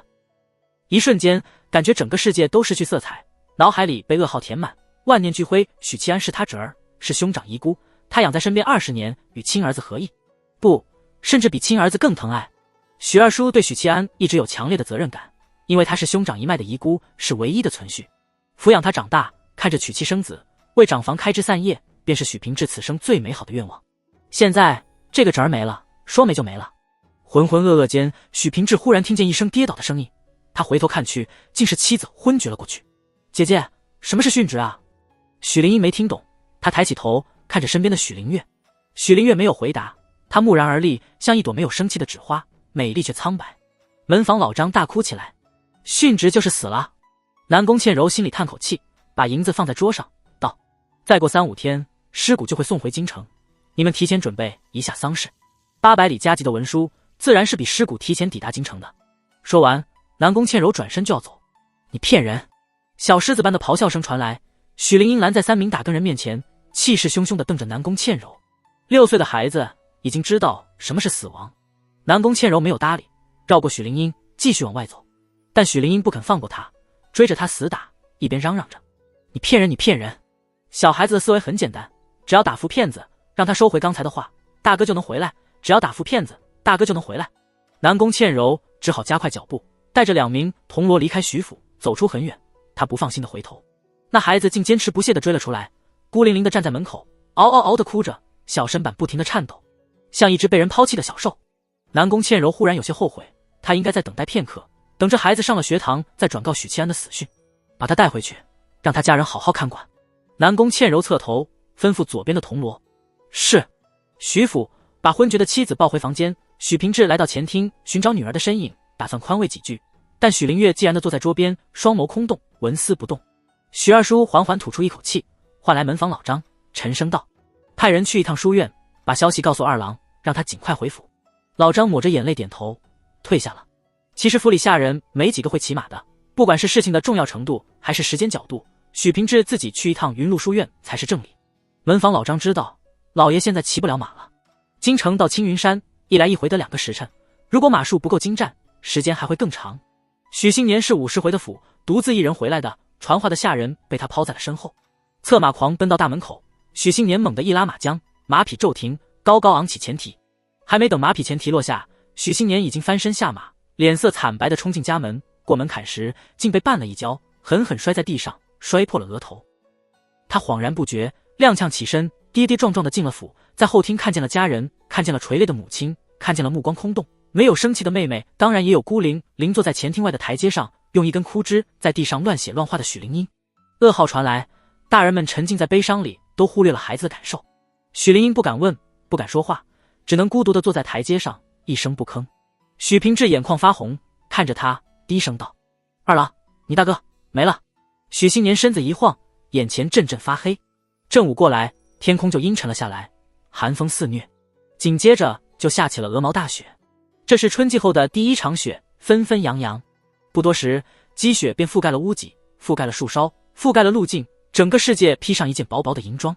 皇宫御花园，太子邀请了2皇子、4皇子、6皇子以及3位公主在清吉亭赏雪。炭火熊熊，桌案上摆着美酒美食。太子饮了一口酒，笑道：“去年就下了一场雪，原以为再见到雪景要等年底了，没想到春季刚过，雪又来了。”3公主笑道：“听司天监制定皇历的术士说，开春前雪下的越大，秋后的收成就越好，不知是真是假。这雪虽是春季后下的，但好歹也赶上开春前了。”太子笑着点点头，然后看向4皇子，问道：“怀庆最近怎么回事？整日待在寝宫不出，派人寻他出来喝酒，他推说身子不适。”4皇子闷声摇头：“不知道。怀庆有段时间没出现了，原本还偶尔会和皇兄皇妹们聚一聚，前段时间开始直接闭门谢客。”4皇子与怀庆虽是一母同胞，但怀庆那个性格，亲兄妹也亲不起来。哼，一定是被我的光芒照耀的没脸见人了。林安喝了口酒，骄傲地想。随着伍子棋的广泛流传，他林安的大名也让京城震了一震。试问，在本公主如此煊赫的光芒之下，卑微的怀庆自然只有缩在家里不敢出门。想到这里，林安又开心了，喝了几口。红霞悄悄爬上他的圆润的脸蛋，妩媚多情的桃花眸子略显迷离。几位皇子也忍不住多看了几眼。有一个才貌绝佳的妹妹，是件很赏心悦目的事。才子还有待商榷，美貌绝伦是当之无愧。表表在许七安心里，除了贴合夜店小女王的形象，再就是年少读书时班级里那种特别漂亮但成绩很渣的女孩，那种做数学题时会愁眉苦脸不停挠头的女学渣，但因为过于漂亮备受男生追捧，会让班级里其他女生讨厌，私底下腹诽一句妖艳贱货。而怀庆则是高冷女学霸，但因为性格过于目中无人，也不会被女生们喜欢，私底下嫉妒。切，有什么了不起？高冷女学霸和妖艳女学渣唯一的区别是，女学霸能把班里其他女生玩死，而女学渣只能生气地撅着嘴。这雪是祥瑞啊，你们知道昨日的800里加急文书吗？太子扯了个话题。张行英平定云州叛乱一事，4皇子说道。太子点点头。齐党的工部尚书勾结巫神教，在云州培养势力，其心可诛。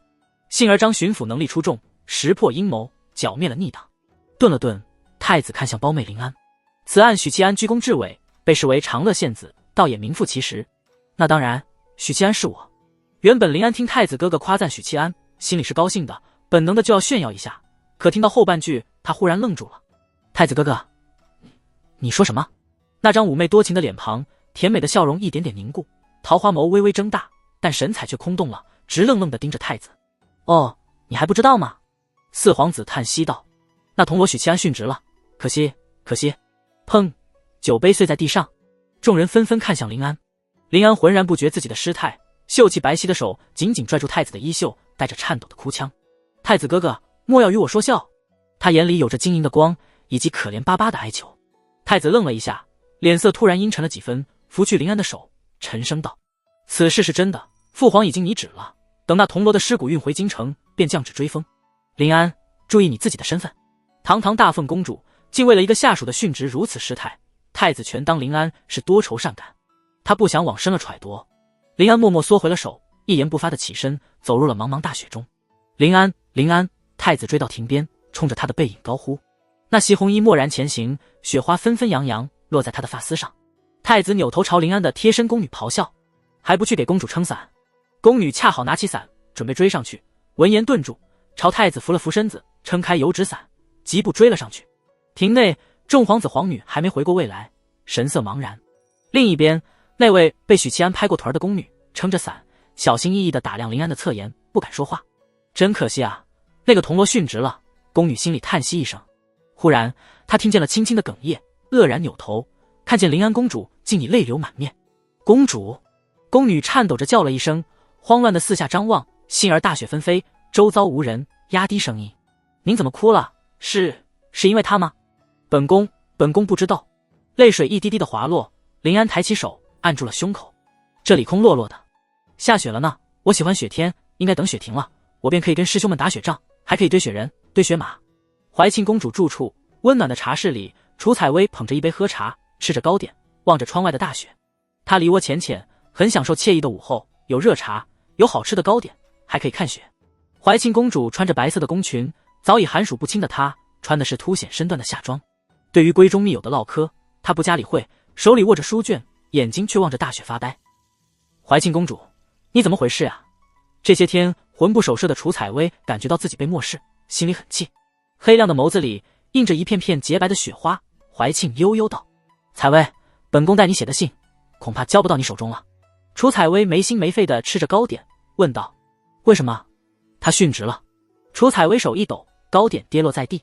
观星楼八卦台，楚采薇垂头丧气地踏着台阶，来到观星楼的顶层。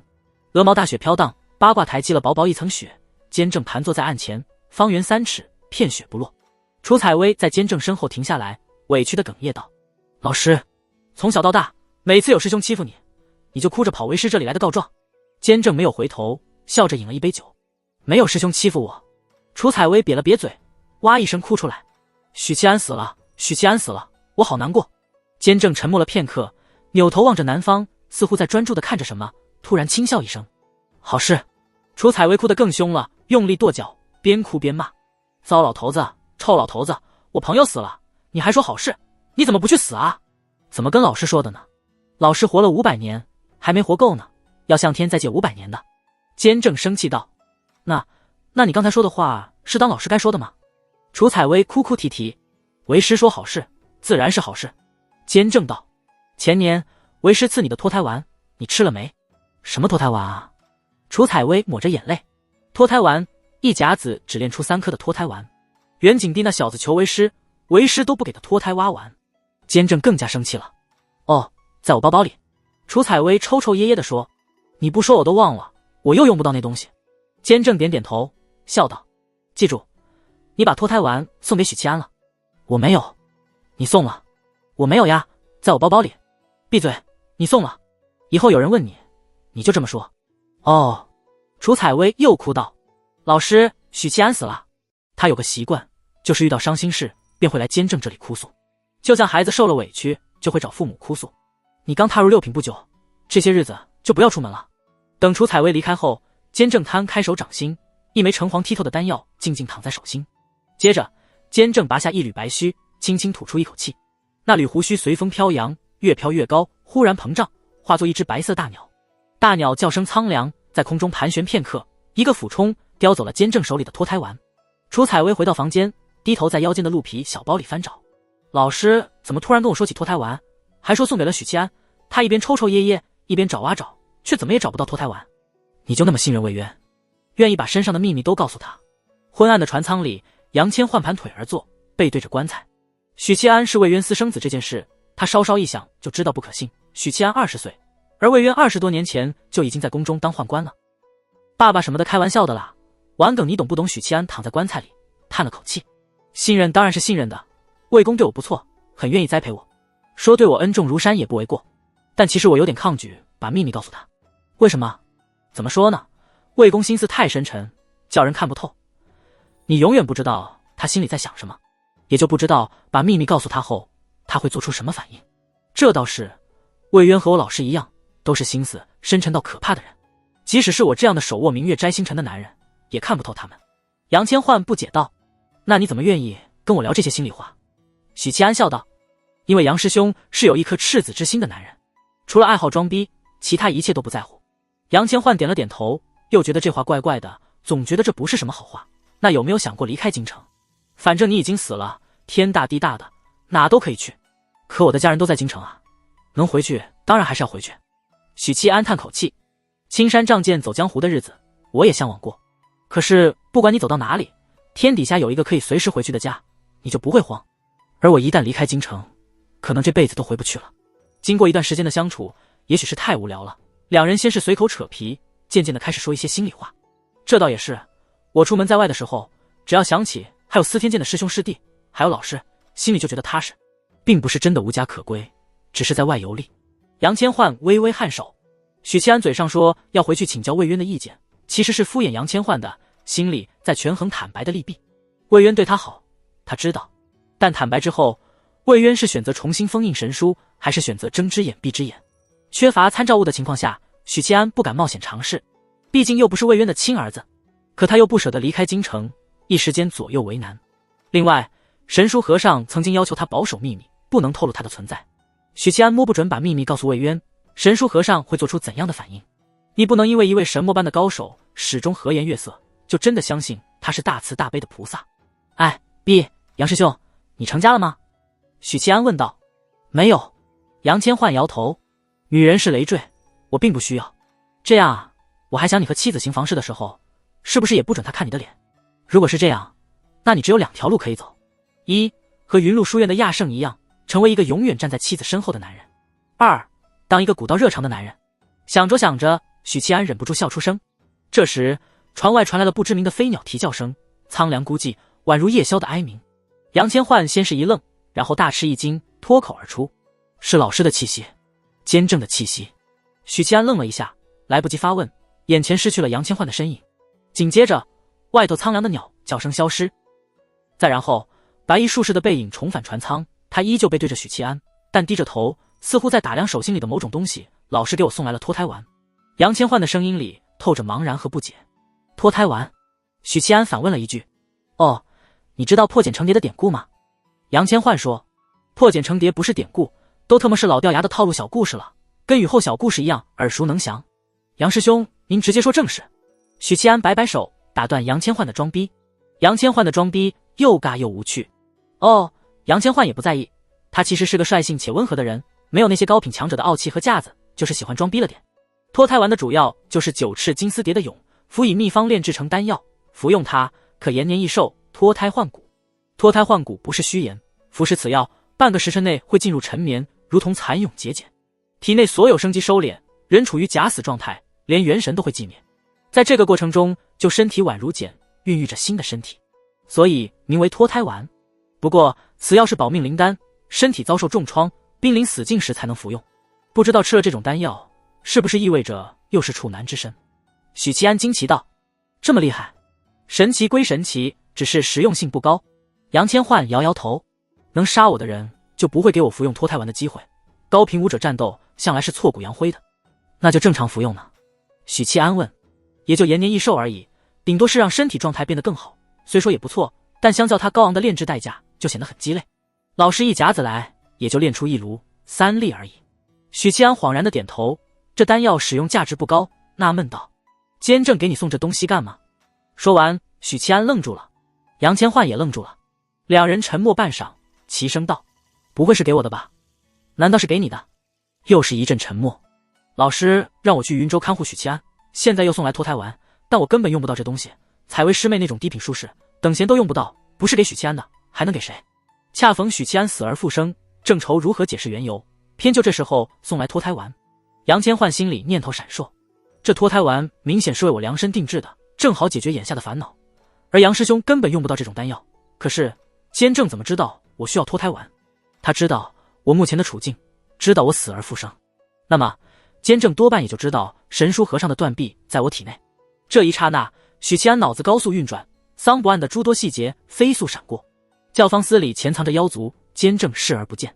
神书和尚的断臂从桑坡中脱困，监正装病袖手旁观。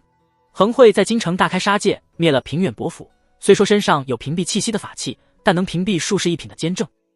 万妖国于聂氏放出神书和尚的断臂，却将他秘密送到我住处，让他寄生在我身上，温养断臂。这意味着京城只有我能温养神书和尚，而我身上最大的秘密就是古怪的运气。换而言之，妖族知道我身上的古怪，可我这辈子除了打过一只爬行动物，一只灰狐，我特么没和妖族有过多接触啊！等等，监正知道我身上的古怪，他送了我黑金长刀，又通过隐秘的方式送我天地一刀斩绝学。卧槽，细思极恐啊！两个猜测从心里浮起：一，监正勾结妖族；二，监正知晓妖族的谋划，但出于某种原因选择袖手旁观。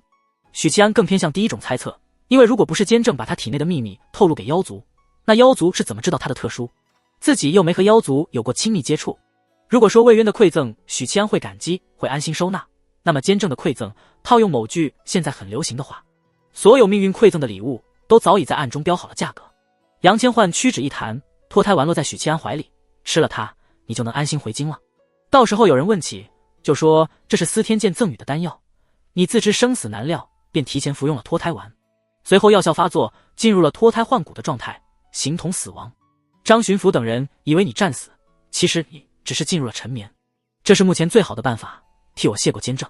许七安捡起橙黄剔透的脱胎丸，握在手心，没有服食，而是把几封信件取了出来，笑道：这一睡估计就睡到京城了。聪明的海王绝对不会让自己社会性死亡。顿了顿，许七安补充道：至少不能死第二次。说完，气机一震，信件碎成分扬的纸片，官船在雪幕中穿行，撞破一块块薄冰，缓缓驶向京城。此时下了一天一夜的雪终于停了。太子殿下披着狐裘大氅，穿行在皑皑白雪的盛景中，他俊朗挺拔，皮相极好。虽然许七安曾经腹诽袁景帝的儿子们没一个能打的，许大郎的参照物不是自己，是小老弟许二郎，但其实太子是一枚大帅哥，袁景帝年轻时很帅，陈贵妃又是风华绝代的美人，这才有了表表这样的漂亮闺女，作为胞兄的太子自然不会差到哪里去。来到陈贵妃的宫院，太子解开狐裘，交给迎上来的宫女。进入屋子，室内温暖如春，沁人的幽香扑鼻而来。陈贵妃带着2名宫女笑着迎出来。林安怎么没来？太子摆摆手，自顾自地入座，在宫女的服侍下喝酒吃菜。这酒滋味不错。太子诧异道：是皇后娘娘派人送来的百日春，滋补养生，你多喝点。陈贵妃笑容慈祥，吩咐宫女倒酒。母子俩边谈笑边用膳，气氛融洽。因为袁景帝沉迷修仙，不近女色，后宫早就是一潭死水，寂寞无聊的景。娘娘们即使想宫斗，都找不到开战的理由。因此，太子和林安经常来探望母妃，陪她吃饭聊天，排解寂寞。林安身子不适吗？我派去请他的人回禀说，林安躲在房间里不见人。陈贵妃柳眉轻蹙，他呀。太子叹了口气，母妃，您觉得林安是不是也到出嫁的年纪了？陈贵妃一愣，无奈的点头。陛下痴迷修道，对你们几个的婚事不管不顾。皇后娘娘作为嫡母，深居简出，连四皇子和怀庆的事她都不上心，更遑论林安呢。太子嚼着食物，点点头。孩儿觉得还是尽早把林安嫁出去吧。陈贵妃仔细打量太子，蹙眉道：太子何出此言？太子没有回答，闷头喝酒。他无比确认林安对那个铜锣有了些许情愫，少女怀春的年纪，林安又是那种娇蛮任性，实则心思单纯的女孩，最容易被人欺骗感情。平时没人敢与她亲近，所以一直没有出现端倪罢了。一旦有一个对她胃口的男子出现，那种情愫就会滋生，会茁壮成长。林安最近郁郁寡欢的表现就是证据。好在那铜锣已经殉职，但太子也意识到林安到了该嫁人的年纪。少喝点，少喝点。陈贵妃皱眉劝道，心里想着事儿，担忧着胞妹的情感问题。太子殿下不知不觉喝高了，他感觉小腹内一阵阵灼热。周围眉清目秀的宫女此刻看来也显得诱人。母妃，我先回去了。太子打了个酒嗝，起身告辞。寒流扑面而来，室外空气清新，吹着冷风，太子这才觉得身体舒服了许多。他带着侍卫返回，路上看见一位宫女侯在路边，瞅见太子一行人，立刻迎了上来，施礼道：太子殿下，福妃请您过去一叙。韶阴宫，表表推开窗户，视线里皑皑白雪覆盖了整个院子，洁白无瑕。他眼圈红肿的像桃子，刚才看着狗奴才寄来的信，看着看着又哭了。信上的措辞语句正经中夹杂跳脱诙谐，看着信，脑海里就能浮现狗奴才的音容笑貌。但林安知道自己再也看不到那样的笑容，那个人死在了云州，他会躺在冰冷的棺材里，飘过万里之遥，安静的无声的返回京城。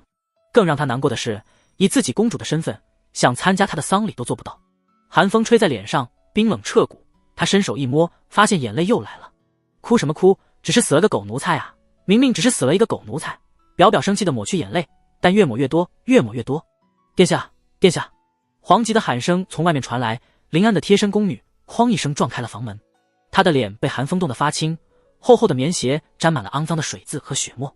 林安连忙侧过身去，手忙脚乱地擦拭眼泪，但宫女随后的一句话让他惊呆了：太子殿下入狱了。晴天霹雳，林安失声惊呼：什么？御书房？袁景帝脸色阴沉的高坐龙椅，大理寺卿魏渊刑部尚书立在堂内，三人的身份代表着大奉最高的三法司魏渊是督察院的左都御史。陛下，这是仵作给出的格目，请您过目。刑部尚书把福妃的验尸报告递了过去。大太监接过验尸格目，递交给袁景帝，后者仅是扫了一眼，面无表情地问道：“福妃有没有被玷污？”这刑部尚书低声道：“仵作只是粗略检查，不敢惊扰福妃遗体。陛下请宫中的老嬷嬷查验吧。”袁景帝沉声道：“那个畜生呢？”太子殿下已被禁在寝宫，等待陛下定夺，送到大理寺去吧。袁景帝目光凌厉地扫了一眼三人，朕要在3日之内得到结果。陛下，兹事体大，3日恐怕不行。大理寺卿道：“朕只给你们3天。”袁景帝含着脸：“陛下，魏公手底下人才济济，屡破大案，不如将此案移交给督察院吧。”刑部尚书提议。大理寺卿觉得很赞。人才济济，尚书大人指谁？魏渊平静地扫过2位大臣，又看向袁景帝。能办事的人已经殉职在云州了。刑部尚书和大理寺卿相视一眼，那个屡破奇案的铜锣折损在了云州。前些天两人还暗暗叫好，现在甩锅的人没了。刑部尚书和大理寺卿心里忽然有些复杂。福妃死了，疑似遭遇太子凌辱，羞愤欲绝之下，从阁楼一跃而下，撞破护栏，摔死了。案子的脉络是这样的：今日午后，太子从陈贵妃处饮酒返回，不知怎么就去了福妃宫院，随后就发生了福妃衣衫不整坠楼身亡事件。这件事不但关乎皇家颜面，太子罪名一旦坐实，那就涉及到国本之争，背后牵扯的利益太复杂了。大理寺卿和刑部都不愿意接着烫手山芋。袁景帝皱了皱眉，他知道魏渊说的是许七安，那个死在云州的铜锣。平时只觉得那铜锣碍眼讨厌，可当有了案子，袁景帝忽然发现那铜锣的作用其实很大。死得太可惜了。砰！袁景帝拍桌怒骂：“我大奉人才济济，没有一个铜锣，难道就破不了案了？”陛下恕罪。3位大臣同时躬身。这时，一位宦官步履匆匆地来到御书房外，没有跨过门槛，躬身低头。这代表着外头有事。袁景帝这个位置是正对着门口的，他能看见宦官，但传召与否就凭袁景帝决定。外头何事？袁景帝语气里透着压抑的怒火。大太监连忙招门外的宦官进来，回禀陛下，临安公主求见。宦官道：“临安公主此时此刻来见，不用想也知道是为了太子的事。”袁景帝捏了捏眉心，让他回去吧，朕这几天都不会见他。宦官领命出去，来到御书房外，高高的台阶之下，披着红色狐裘大氅，脸蛋圆润，气质妩媚多情的临安焦虑地等候着，身边陪着2名贴身宫女。二公主，陛下不见，您还是回去吧。宦官低声道。临安咬了咬唇，倔强的不肯走。他在御书房外等啊等，没多久，3法司的头号人物出来了。刑部尚书哎呦一声：“殿下，天寒地冻的，您可别倔，保重千金之躯，莫要感染了风寒。”大理寺卿附和道：“雪化之时最是寒冷，您这身子骨可经不起冻。你们俩傻愣着作甚？快带殿下回去。”临安摇摇头，就是不走。2位宫女左右为难。魏渊裹了裹袍子，走到临安面前，他的鼻子冻得通红，但因为皮肤白皙，所以粉红粉红的，竟显得有些可爱。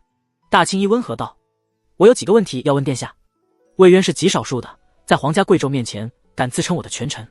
临安略显呆滞的眸子动了动：“魏公请说。”公主与太子时常去陈贵妃处，我与太子哥哥常去陪伴母妃。临安抽了抽鼻子：“也有饮酒？”“有，时常喝醉。”“不多，但太子哥哥确实贪杯了些。往日里可有与福妃有来往？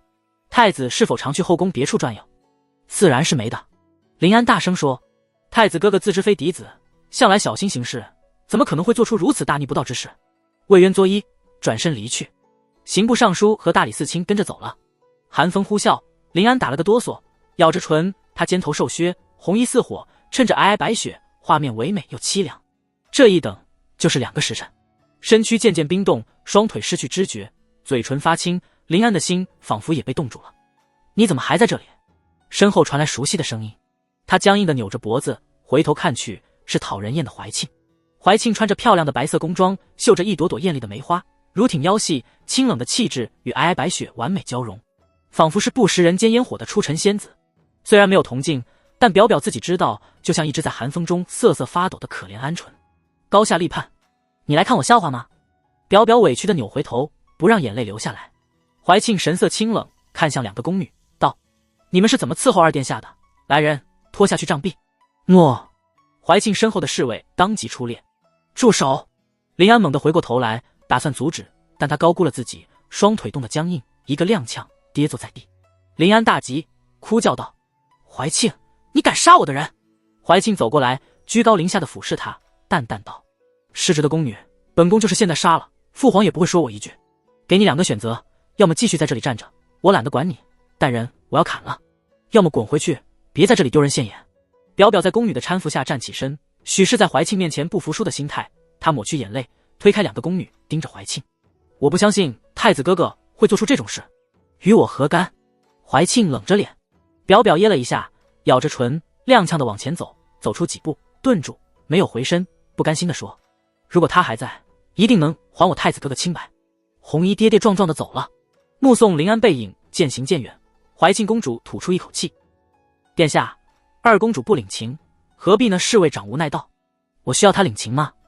怀庆冷哼道：“陛下可真狠心，让二公主在外头站了这么久。”侍卫长说道。怀庆眸光骤然锐利：“回去掌嘴50。”侍卫长恍然醒悟，大冬天的后背沁出一层冷汗，卑职该死。雪化时，运送殉职打更人尸骨的官船抵达了京城外的阙关，查验之后，顺着运河进了京城，在京城码头停泊。官船上的3名铜锣将装载同僚尸体的棺材搬下船，过了几辆运货的板车以及几名脚夫。银罗敏山眯着眼站在码头上，眺望繁华依旧的京城，心里竟涌起了沧海桑田、物是人非的唏嘘。这云州一来一回，故人又少了几个。人世间福祸变化，命运更迭，叫人无奈。一路返回衙门，把5口棺材交给专门接收殉职者的部门。银罗敏山进了偏厅，给自己倒一杯热水。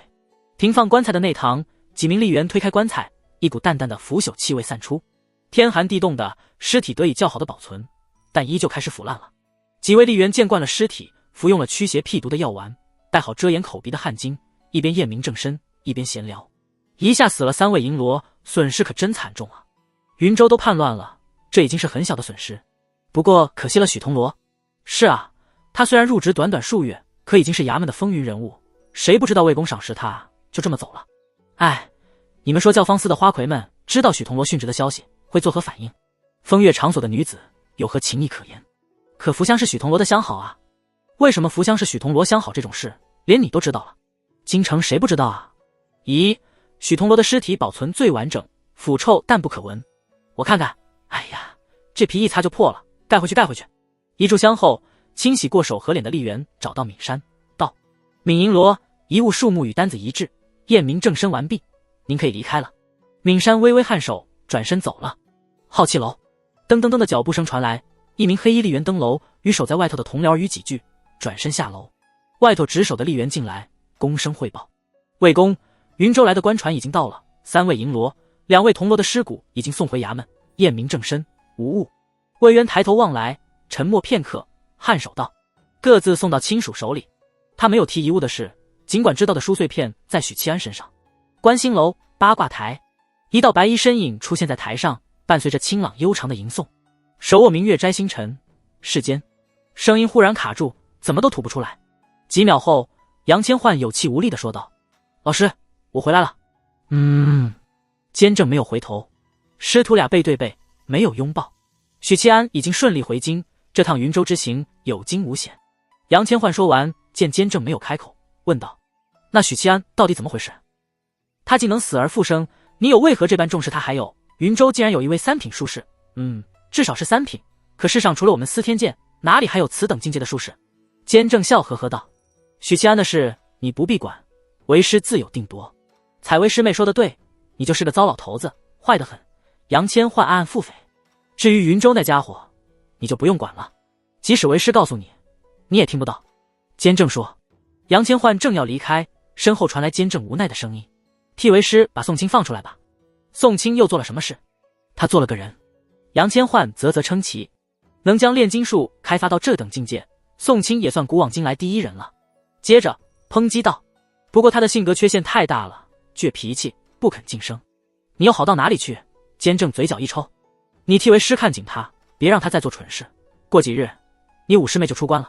老二不在京城，你多照拂师弟师妹们。”监正说：“五师妹出关了，她也跟我一样，成功晋升4品，成为正师了。”杨千焕惊喜道：“上元，既然如此，老五不要命了。”杨千焕吃了一惊，他他晋升的契机到了。监正意味深长。徐府大门匾额上挂着白色的招魂幡，红灯笼换成了白灯笼。收到续金后，徐府就开始布置丧礼，只是不知大郎的尸骨送回京城的确切时间，府里的人还没有穿丧服。这几天府上气氛很沉重，老爷变得沉默寡言，夫人时不时垂泪，二郎强装镇定，却时常发呆。林月小姐整个人没了精气神，林英小姐儿瘦成了瓜子脸。最开始2天，小豆丁时常半夜哭醒，嚷嚷着要找大哥。孩子的世界很小，就几个家人而已，骤然间少了一个，世界就不完整了。这天早上，徐府上下终于等来了大郎的尸骨，他躺在一口棺材里，被板车运回了府。许平志收到消息，风一般的冲出门，可他看见板车上的棺材时，突然不敢上前了。许平志走到棺材边，伸出手按住了棺材板。负责送尸骨的铜锣看了他一眼，低声道：“许大人，先进府再说吧。”许平志恍然回神，深吸一口气，嗯了一声。一旦见到大郎的尸骨，家里恐怕就受不住了，在大门口哭丧，生人死人都有尸体面。棺材送到灵堂，这里的气氛让那位打更人有些窒息，不愿多待，抱拳道：“许大人，在下先告辞了。”许平志嘶哑的回应：“不送。”灵堂内，婶婶、二郎、许灵月姐妹无声地注视着棺材，谁都没有出声，仿佛在等待着什么。许平志知道，作为一家之主的自己，有些事情是必须做的，比如最先直面着尸骨，直面那汹涌的悲伤。棺材板缓缓推开，许七安躺在棺材里，他的皮肤干枯，失去光泽，嘴唇褪去了鲜色，早已死去多时。心里那一丝丝的侥幸破碎，尽管已经做好了心理准备，可此时此刻，那狂潮般涌来的悲伤依旧将全家人吞没。婶婶和许灵月扶着棺材嚎啕大哭，许二叔有些站不稳，嘴皮子不停颤抖。许二郎别过头去，不去看大哥的仪容，袖子里的手握成拳头，指节发白。许灵英小身子微微前倾，探着头，双手在身后打开，朝着棺材发出嗷嗷嗷的哭声。好吵，谁他妈的吵我睡觉？许七安心说。他宛如漂浮在无垠的虚空，上不着天下不着地，无所依靠，耳边只有嘈杂的哭声。我应该是回家了，这哭声是婶婶的。呵，婶婶竟然会为我哭？他的口头禅不是。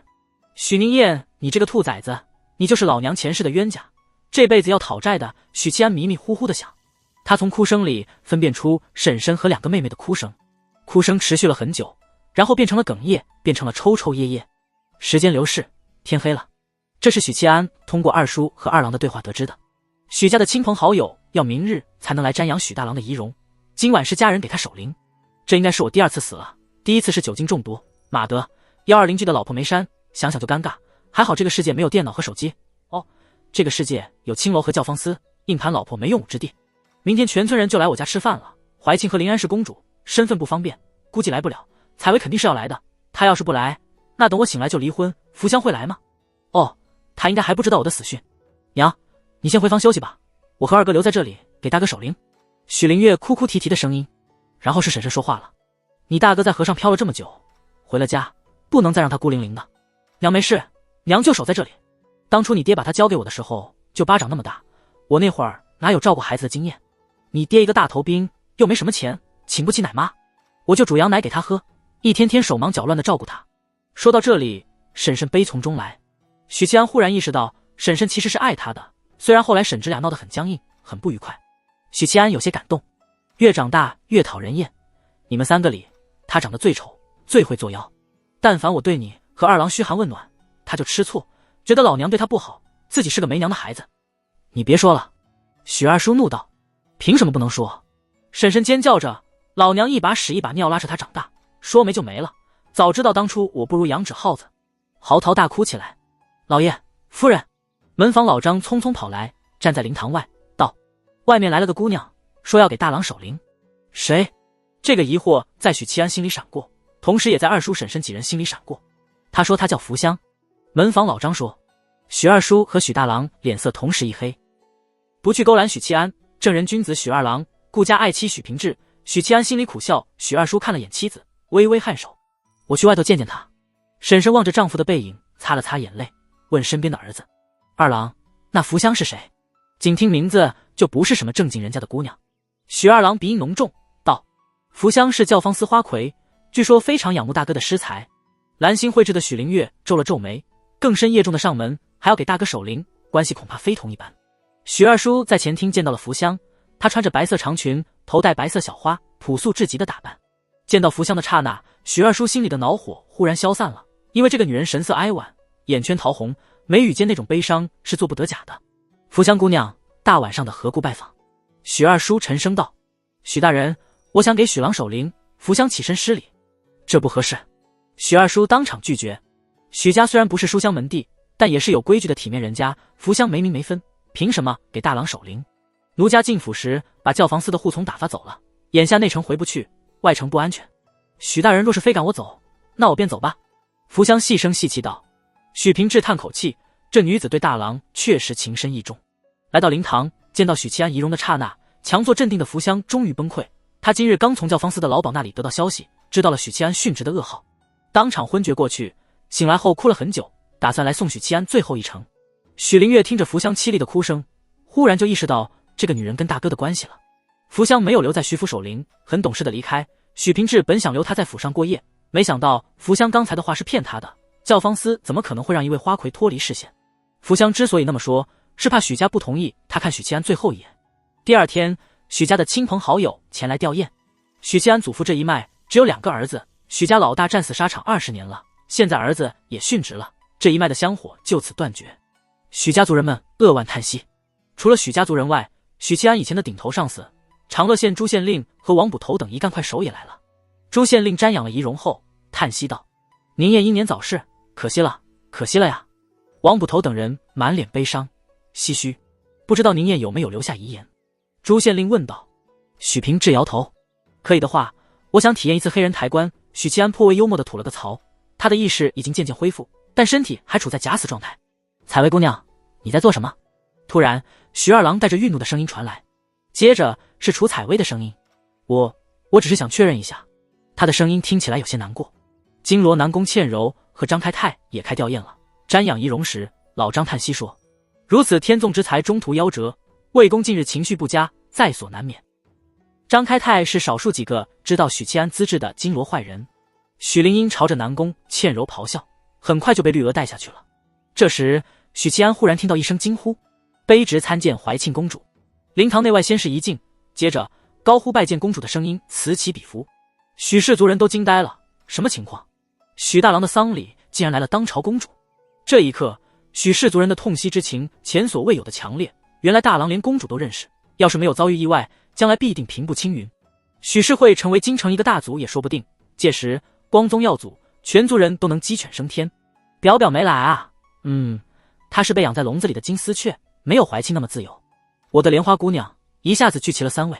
许大郎没来由地想起前世看过的一则笑话：某富二代意外去世，吊丧当天，他的女朋友们都来了，这个为他打过胎，那位怀了他的胎，这个年方18，3年前就跟着他了，那个又为他抛夫弃子。渐渐的，葬礼变成了富二代的批斗大会。庆幸的是，富二代是真的死了。你们可千万不要聊心的事啊，否则我活过来也没意思了。许七安焦虑地想。怕什么来什么。楚采薇有些难过，他在青州市给我写信，向我讲述了当地的美食。我看完信后，气得想用筷子戳死他，可我没想过他真的会死。闻言，许灵月诧异地抬起头，抽了抽哭红的鼻子，哽咽道：大哥也给我写了。怀庆淡淡道：我也收到了。说完，3个女人同时陷入了沉默。许七安，怀庆心里一动，目光微闪，问道：那他有没有？就在这时，凄厉的猫叫声传来，吸引了灵堂内外众人的注意。一只橘猫竖着尾巴穿过人群，进入灵堂，扑向了许七安的棺材。一位许氏族人惊呼道：快拦住猫，猫越死者会诈尸的。其余许氏族人脸色大变。距离最近的怀庆、临安、楚采薇等人对这个说法不以为然，因此没有第一时间阻止。喵！橘猫飞过许七安的头顶，发出凄厉的尖叫。有声音在许七安脑海里炸开：许七安，醒来！是金莲道长来了。许七安元神震动，只觉灵魂与肉身开始交融契合。下一刻，他恢复了知觉，重新有了掌握肉身的踏实感。他感觉脸上有些痒，于是抬手一抓，抓下一大片干涸的血肉。我能动了。许七安一喜，从棺材里坐了起来。灵堂内外陷入了死寂。起来了！这一幕在众人眼里惊悚又恐怖。我的妈哎，真的诈尸了！有人尖叫起来。前一刻，许氏族人还在惋惜大郎英年早逝，惋惜许氏的大族梦破灭，心里黯然悲伤。可当他们看见许大郎真的从棺材里坐起来，两条腿动得比脑子还快，哗啦啦全涌到远处，战战兢兢的旁观。诈尸了啊！许大人真的诈尸了，快报官，快报官！报什么官？这里哪一个官都比县令老爷大嘈杂的声音此起彼伏。许氏族人又惊又怕，但因为院子里公主和几位身份显赫的大人，他们心里有底气，这才没有撒腿逃走。有人惊恐的往后退，也有人下意识的就往前靠，但又有所忌惮，茫然搞不清楚状况。比如许二郎、许灵月、楚采薇、怀庆等人。好痒！许七安感觉头皮一阵阵的瘙痒，就像有虱子在爬。他伸手抓了几下，抓下一大片带着头发的头皮。啊！胆小的婶婶吓得尖叫一声，把身边的许灵月推出来当挡箭牌。许灵月也吓得要死，即使是最喜欢的大哥突然接官而起的情况下，灵月也有些头皮发麻，出于本能的想要尖叫，想要逃走。但他没有，他泪流满面，颤抖着声线，哭道：大哥，大哥，你是有什么遗言没有交代，心里不甘心吗？妹妹悲从中来，哭得梨花带雨。经历了短暂的惊愕和茫然后，在场中有几个人迅速反应过来，意识到许七安现在的真正状态。他们分别是练气境的怀庆公主、司天监的楚采薇、高平武夫南宫倩柔和张开泰，以及二叔许平志。楚采薇有望气数，能分辨生人和死人，再联想到监正老师说的一番话，即使这个丫头不太聪明，此时也想通了一些东西。这是脱胎丸的效果。难怪老师要说我把脱胎丸送给了许七安，可老师怎么知道许七安会复活？许七安又是怎么服用的脱胎丸？楚采薇想不太明白。至于许平志等人，纯粹是武夫敏锐的听觉以及犀利的目光，听见了许七安的心跳声，看见了呼吸时胸膛细微的起伏。他们的表情各不相同，但又有共同之处，既惊讶又惊喜。许平志缓缓睁大了眼睛，平平无奇的脸庞交织着狂喜和悲伤。一个大老爷们当着众人的面竟泪如雨下。张开泰激动又欣喜，情绪全写在脸上。许宁燕复生了，他活过来了。踏入徐府以来，保持清冷矜持的怀庆，素白的脸蛋瞬间温柔起来，眼角眉梢藏着的喜色，如果是熟悉他的人看见，一定会大吃一惊。南宫倩柔神色狐疑，遗言嘛？许七安心里一动，想起婶婶昨晚哭着说他长得最丑，于是妻妾低沉，带着颤抖的语气说：婶婶对我不好，我要她道歉。婶婶哇一声哭出来了。子不语，怪力乱神。没有武夫敏锐听觉，也没有术士的旺气术，只是儒家8品修身境的许二郎以为大哥真的是尸变，跨步而出，口中念念有词。他要用儒家言出法随的雏形之力，让大哥重新躺好。去！但身边的父亲忽然一巴掌把他拍翻，许平志悲喜交织的扑到棺材边，就像迎上世间罕见的珍宝。等等！南宫倩柔拦住了许平志，眯着眼审视着不停抓耳挠腮，抓下一片片皮肉的许七安身体活了，还是不是那个人就难说了。南宫倩柔冷笑道。众人悚然一惊，联想到那只古怪的橘猫，当即意识到不对劲。橘猫越过他的尸体，结果许大郎真的复活了，这难免让人产生联想，复活的并非许大郎，而是另有他人。南宫倩柔、怀庆公主几个都是见多识广的人，元神夺舍这类操作没看见也听说过。不，他一定是大郎。许平志语气坚定，没有理由，他只接受大郎死而复生的事实，其他的原因是他不能面对也无法承受的。刀子已经在心里扎过一次。二叔，是我啦，我没死。许七安说。咦，声音怎么变了？许平志脸色微变，这声二叔嗓音清亮，富有男子磁性，比大郎以前的声音好听多了。许二叔的心当时就是一沉，握住拳头盯着死而复生的侄儿。你怎么证明自己是许七安？许平志质问的语气让原本便心怀疑虑的众人更加警惕。幸好我没有妈，不然还得证明我妈是我妈。他心里吐着槽，沉吟片刻道：青桔又酸又涩，但二叔觉得皮汁另有妙用。许平志脸一下子僵住。许二郎依旧不相信大哥死而复生了，看了眼神太不对的父亲，深吸一口气，稳住情绪，问道：你真的是大哥？此时的许七安脸上嫩肉与老肉交错，狰狞可怕，但看着小老弟的目光深沉而隽永，充满感情地说道：天不生我许新年，大风万古如长夜。心里默默补充一句：一朝女眷不在家，引梅小阁三人行。天不生我许新年，大风万古如长夜。听到这样的话，二叔婶婶心里愈发确定，苏醒的就是许大郎，因为这些生活中的细小琐事，如果不是亲身经历，是不可能知道的。灵堂内，其余人的注意力一下子转到许新年身上。楚采薇想的是，这句话千万不能被杨师兄听见，不然自己以及司天监的师兄弟们，恐怕每天都要来一次洗脑循环。这和杨千焕那个蠢货的口痞不相上下。南宫倩柔和张开泰皱了皱眉，觉得许家这个读书人口气太狂傲了，武夫最听不得嚣张跋扈的宣扬。怀庆公主没说话，但用一种很内涵的目光审视着许新年。许二郎俊美的脸庞憋得通红，连耳根都红了。这些话被家人听去，犹觉羞耻尴尬，被大哥当着这么多外人的面念诵出来，这份羞耻感已经超过许大郎年纪该承受的极限。他恨不得推开大哥，自己躺进棺材里，一了百了。呼！见儿子吸引了火力，成为众人的视线焦点，许二叔松了口气，有些开心。真的是大哥！许灵月欢呼一声，不管不顾地扑了过去，搂住大哥的脖颈，嘤嘤嘤地哭泣。大锅大锅！许灵英高兴坏了，站在棺材边蹦蹦跳跳，张开双臂，希望大哥也能抱她，但许大郎搂着妹妹柔软的娇躯安慰着，完全没注意小豆丁。许平志也激动地上前抱住女儿和侄儿，用力抱住，害怕一放松又没了。许二郎抬起脸，不让眼泪从眼眶里滚落。大庭观众之下，这种矫情的举动他是断然不会做的。哼！深深尖翘雪白的下颌一甩，别过头去，满脸不屑，但紧接着他又捂着嘴哭了。南宫倩柔不动声色地看了眼脱落的死肉，不是死皮，而是一块块的死肉，皱眉问道：你怎么复活的？我根本没死。许七安刚想解释，便听楚采薇抬了抬手，鹅蛋脸的大眼美人脆声声道：是吃了我送你的脱胎丸吗？许七安微微一愣，刹那间恢复如常，配合着做出感激的姿态。采薇姑娘大恩大德，许宁燕没齿难忘，恨不得以身相许。呸！楚采薇脸蛋一红，其实她有些羞愧，萌吃货不擅长撒谎，有很强的道德底线，不像许七安撒谎成性，养鱼技术也差强人意，几次险些淹死在小池塘里。许七安望向众人，知道他们需要一个解释，沉吟片刻道：当日云州叛乱，贼军围困布政使司，巡抚等人命悬一线，我自知此战生死难料，想起采薇姑娘赠予的脱胎丸，于是就赌了一把。哼，当时情况危急，没得选，想来是巡抚大人以为我战死了，闹出这么大的乌龙。脱胎丸原来是这样。南宫倩柔等人恍然点头。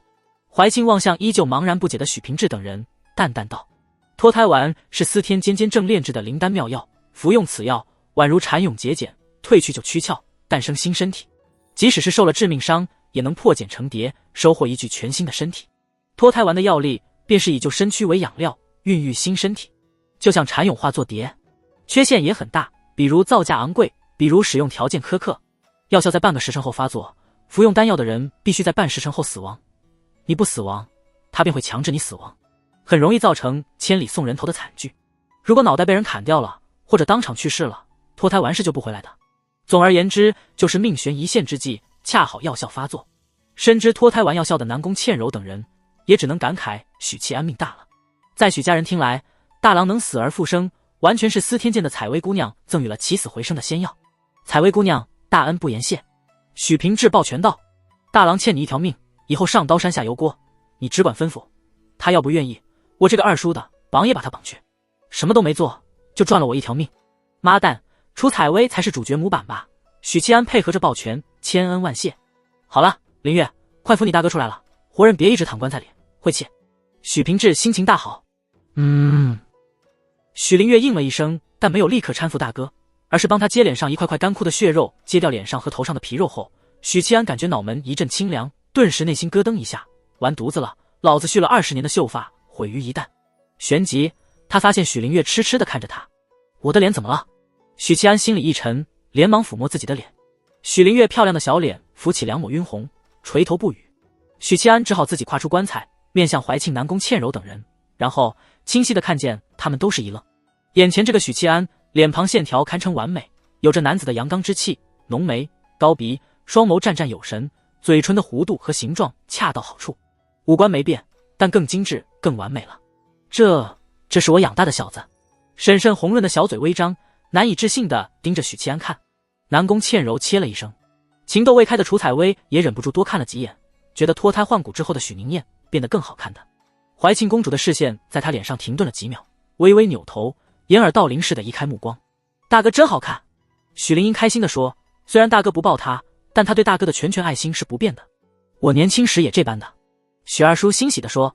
说完，见一家人沉默地看着自己，许二叔顿时有些尴尬，补充道：差不多吗？大郎没死。许氏族人里一位年迈的老人远远地喊了一声。许二叔当即过去告诉族人许大郎死而复生的喜讯以及缘由。许氏族人这才知道，原来不是尸变，许大郎根本没死，是司天监起死回生的灵丹妙药救了他。京城的平民百姓对司天监不陌生，城里好多药铺、医馆都是司天监的产业。九品的术士为了修行，隔三差五到医馆坐诊，医术高超又便宜。解释完，许二叔拉着许七安给长辈们行礼。许氏族人也很高兴，族里晚辈死而复生，本身便是值得高兴的喜事。再者，见识到了许七安的潜力和关系，族人们当然希望他越爬越高。霎时间，丧礼充满了快活的空气。安抚好族人，许七安送走2位金罗，送走楚采薇，送走怀庆公主，转身去了澡房。许氏族人留在许府，帮忙撤除丧礼的布置。往浴桶里倒满水，许七安两手撑着浴桶边缘，俯视水面中映出的脸。帅啊，这才有代入感嘛！尽管和我前世相比还有点差距。许七安拍案叫绝。此时此刻的他，五官依稀还是原来模样，但更加精致完美，颜值暴涨。躺入冰凉的水中，许七安舒服的呻吟一声，然后惆怅地摸了摸自己的大光头。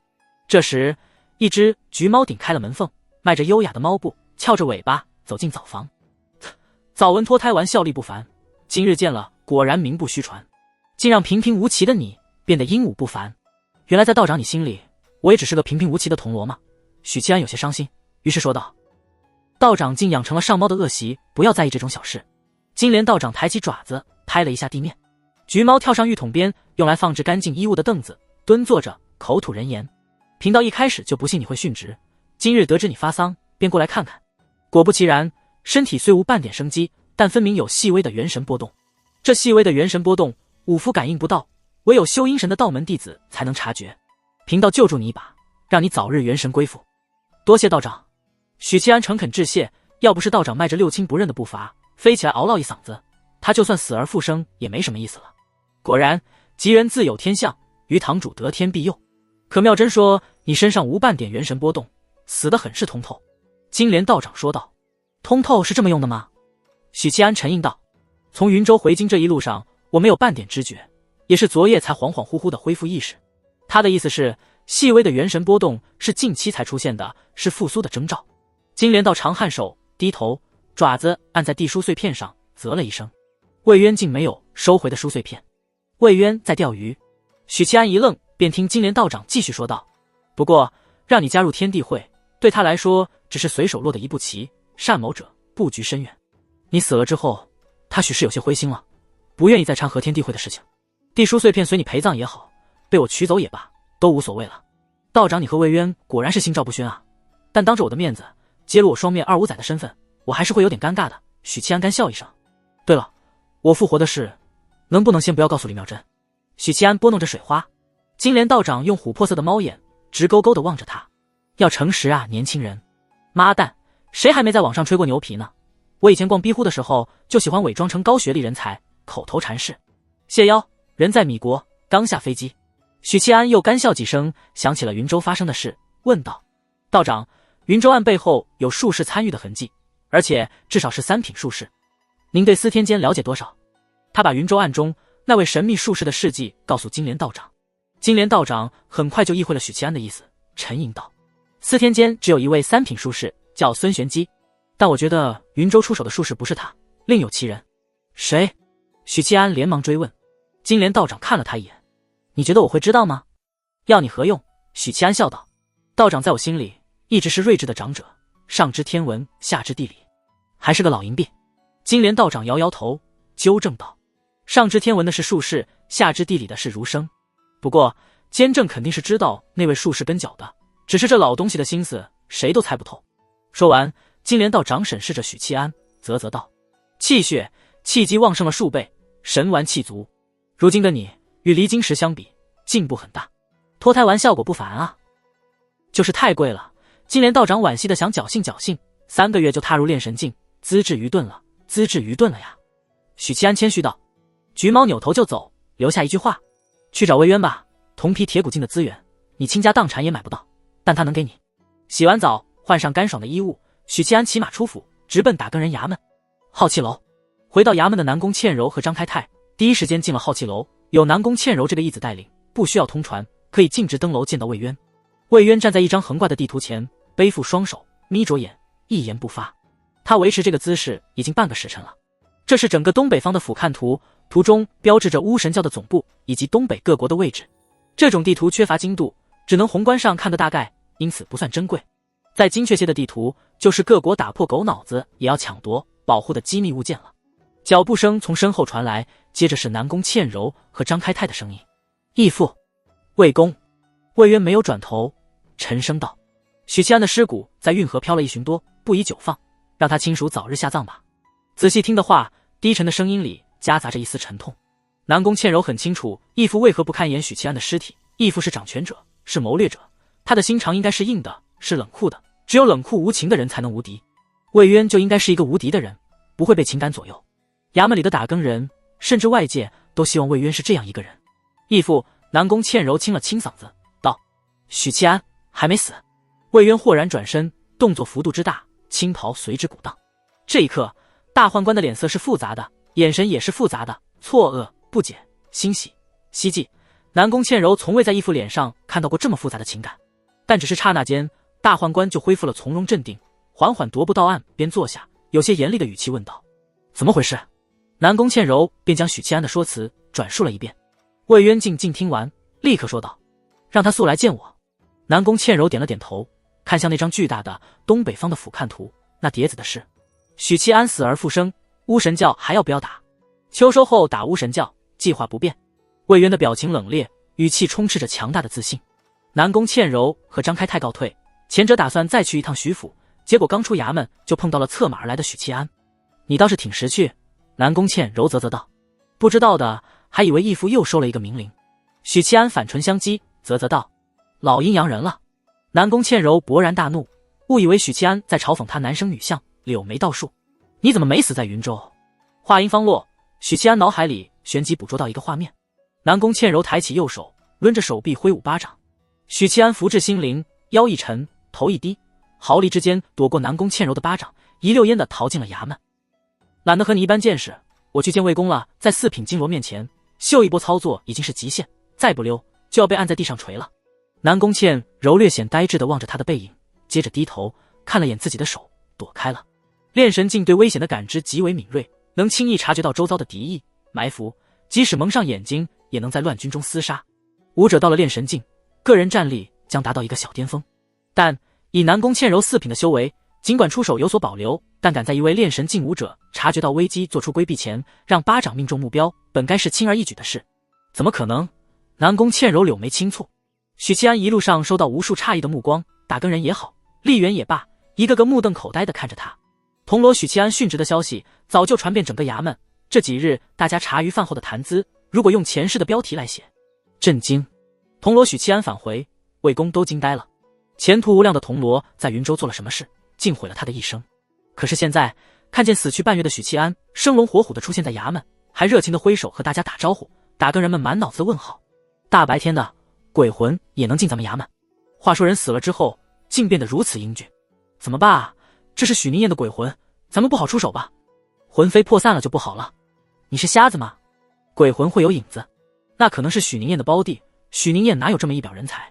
许七安在一片议论声中来到好气楼，守卫目瞪口呆地看着他。我要求见魏公，速去禀告。守卫1步3回头地进楼了，片刻后下来，魏公有请。许大人，您不是？不是。许七安摸了摸自己的脸，用醇厚的声线回复：我是许七安的胞弟，奉魏公之命接替兄长的职务。原来如此，许大人高兴大名。许倩。侍卫心说，怎么听着像个娘们的名字？表面上恭恭敬敬道：您请进。进了好气楼，登上7楼茶室，许七安见到了月余未见的魏渊，他依旧穿着华丽的青袍，两鬓斑白，眼角有着浅浅鱼尾纹，儒雅俊朗，是一枚气质与外表俱佳的老帅哥。以我现在的颜值，将来老了肯定不比魏渊差。许七安抱拳，朗声道：卑职参见魏公。魏渊有些恍惚，温和道：坐吧。破天荒的，魏渊亲自给他倒了一杯热茶，悠悠道：好好说一说云州的事。此事说来话长，许七安把云州的经过巨细无遗地告诉魏渊，包括李妙珍2号的身份，天宗圣女的身份。除了神书和尚关系重大，其余的事他没有任何保留。主要是魏渊太聪明，隐瞒太多会被察觉。再就是大宦官是真的重视他，栽培他。许七安投桃报李，对魏渊很信赖。果然，魏渊喝了一口茶，说道：杨千唤一直跟着你。许七安先是一愣，有些错愕，他也不傻，立刻意会到了什么，问道：杨师兄为什么要跟着我？他自然不会无缘无故跟着你，以我对此人的了解，除了喜欢做一些稀奇古怪的事，其余事他是不上心的。魏渊笑容莫测，但如果是监正的意思呢？监正知道我的秘密，如果是他授意的，那也合情合理。许七安不动声色地打量一下魏渊，大智若妖的魏渊会不会也察觉出一些端倪？魏渊没有执着于这位话题，继续道：至于那位三品术士，暂且当他是三品吧，我不认为他是司天监的孙玄机。不过这件事倒是让我想起了一些别的。许七安精神一振，请魏公解惑。还是魏公靠谱啊，金莲道长那个老淫婢说话藏着掖着，而魏渊对我几乎没什么保留。你和司天监的楚采薇相熟，和宋清也熟，你知道他们各自的身份吗？监正的亲传弟子。许七安不太确认的反问。司天监的白衣们并非全部都是监正的弟子，就如同云路书院的大儒时常开堂讲课，但真正的亲传弟子却很少。宋清和楚采薇还有杨千唤就是监正的亲传弟子。杨千唤是监正的3弟子，宋清是4弟子，楚采薇是6弟子，白衣术士们喊她小师妹。魏渊道：这有什么问题？许七安没听懂。但监正一共只有5位亲传弟子。魏渊悠悠道：这……许七安瞳孔微缩，终于明白了魏渊的意思。监正只有5位弟子，可楚采薇却是6弟子，那其中还有1位呢？那1位去了哪里？杨千唤是3弟子，宋清是4弟子，楚采薇是6弟子，那位孙玄机不知道是第几位？孙玄机是2弟子。魏渊道：那么大弟子和5弟子暂且未明。许七安说。一时间两人没有继续交谈，茶室内陷入了短暂的寂静。一杯茶见底，魏渊才继续说道：你醒来的不是时候。魏公何出此言？许七安没懂。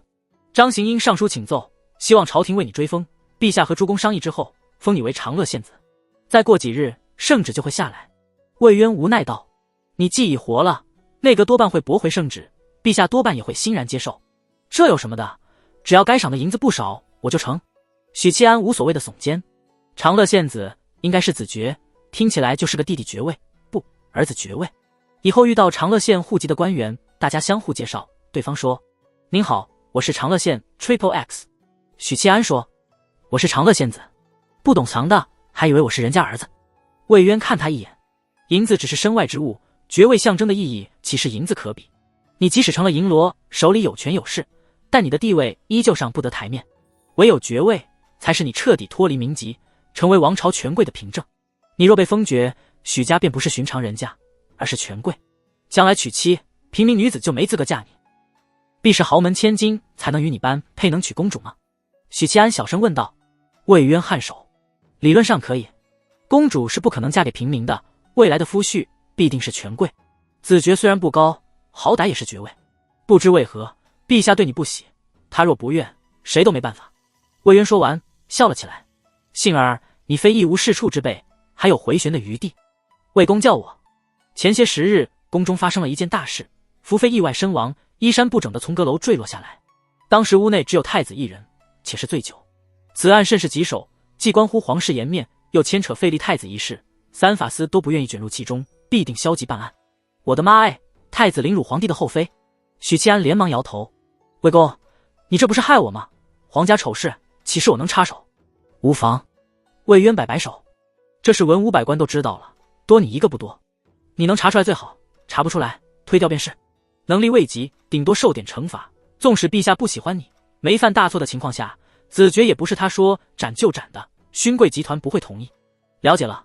魏公的意思是，如果皇帝撤销对我的封爵圣旨，以后找我办事，我就装死不接受，先哄着元景帝把爵位封给我，然后再以能力不及的理由抽身而退，到时候顶多受点惩罚，白赚一个爵位。魏公真是足智多谋。老淫婢啊，太子是临安的胞兄。许七安忽然想起自己养的那条妩媚多情的小鱼儿，夜店小女王现在肯定又伤心又无助。你与临安公主没什么纠葛吧？魏渊眯着眼审视着他。没有没有。许七安连忙摇头。魏渊放心的点头。次日御书房，3日之期已过，你们给朕的答复就是一句案情复杂，疑点颇多，请求多宽限几日吗？元景帝把几份折子狠狠砸在3位大臣身上。大理寺卿、刑部尚书魏渊递交的折子出奇的一致，好像互抄作业似的，抄的还是错误答案。元景帝气得直拍桌子。刑部尚书惭愧道：陛下，此案疑点颇多，迷雾重重，微臣已经竭尽全力了，请陛下再宽限几日。大理寺卿则说：微臣能力不足，请求告老还乡。你们！袁景帝大手一挥，把桌上的折子、笔墨纸砚通通扫翻在地，气得浑身发抖。朕要斩了你们！3位大臣立刻跪倒，高呼：微臣死不足惜，陛下保重龙体。这是对过台词的吗？袁景帝气炸了。两侧的大臣们眼观鼻，鼻观心，一向喜欢和魏渊抬杠的给事中们也不说话了。这案子当然还是要处理的，不过各方的意见尚没统一。太子一派想着如何帮这位储君脱罪，其余派系则思考着如果废掉太子，未来的储君是皇子中的哪一位。想法各不同，但有一点是大家默认的，就是先把事情拖一拖。福妃的死不重要，重要的是这件案子之后牵扯的国本之争。那会是一场不至于惊察的腥风血雨，各党派需要花时间斟酌，去站队，去布置。像这种朝堂目的一致的情况，即使袁景帝也只能无能狂怒，除非他不要真相，当场废太子，但多半会被内阁驳回。陛下稍安勿躁，微臣有事禀告。王首辅出列，轻描淡写的把福妃案暂且接过，道：据微臣所知，打更人衙门的铜锣许契安并未殉职，于昨日诡异的复生封爵之事，请陛下撤回。御书房内响起大臣们的窃窃私语。那姓许的铜锣还没死？大理寺卿和刑部尚书心情复杂。袁景帝愣了一下，收敛怒火，望向魏渊，沉声道：魏卿，首辅之言是否属实？的确属实。魏渊作揖。当即就有一位给事中出列，大声道：张行因谎报案情，欺瞒陛下，请陛下治罪。袁景帝没搭理，看着魏渊继续问道：为何如此？许契安并未死去，与叛军死战之前服用了司天监的脱胎丸，历劫之后进入假死状态，直到昨日方才苏醒。张行因误以为许契安殉职，这并不怪他。魏渊解释道：脱胎丸，袁景帝一听像是吃了苍蝇似的膈应。当初他向监正求取此药，监正不给，推说已经没了。可如今一个区区铜锣居然吃到了他求而不得的灵丹妙药，他是怎么得到此药的？袁景帝嘴角一抽：司天监的楚采薇赠予。魏渊回复。袁景帝沉吟几秒，缓缓点头：封爵之事撤回，令这铜锣许契安速来见朕。魏渊不动声色的点头，作揖道：是。许契安收到传召，赶在午前快马加鞭的抵达皇宫，经羽林卫验明正身后，放他入宫。城门内，大青衣负手而立，等待多时，身边侯立着南宫倩柔。许契安快步迎上去，喊道：魏公。魏渊颔首：陛下召见你，是为福妃一案。顿了顿，意味深长地说道：封爵之事撤回了。还真撤回了啊，这条消息都发出来3天了，这也能撤回，不守规矩。许契安心里吐槽道：我明白了。随着魏渊来到御书房，袁景帝不在，穿蟒袍的老太监说道：陛下在灵宝关随国师打坐，午后才回来，且等着吧。这一等就是1个时辰。灵宝关结束了打坐，精神抖擞的袁景帝睁开眼，叹息道：国师，朕何时才能结成金丹？道袍下，南眼丰腴身段，容貌倾国倾城的骆玉衡闭着眼睛，声音悦耳磁性：陛下何时能放下政务，潜心修道，金丹指日可待。袁景帝盯着眼前的绝美道姑，她五官艳丽，有着勾人心魄的魅力，眉心的一点朱砂更衬托着宛如仙子，可以亵渎的仙子。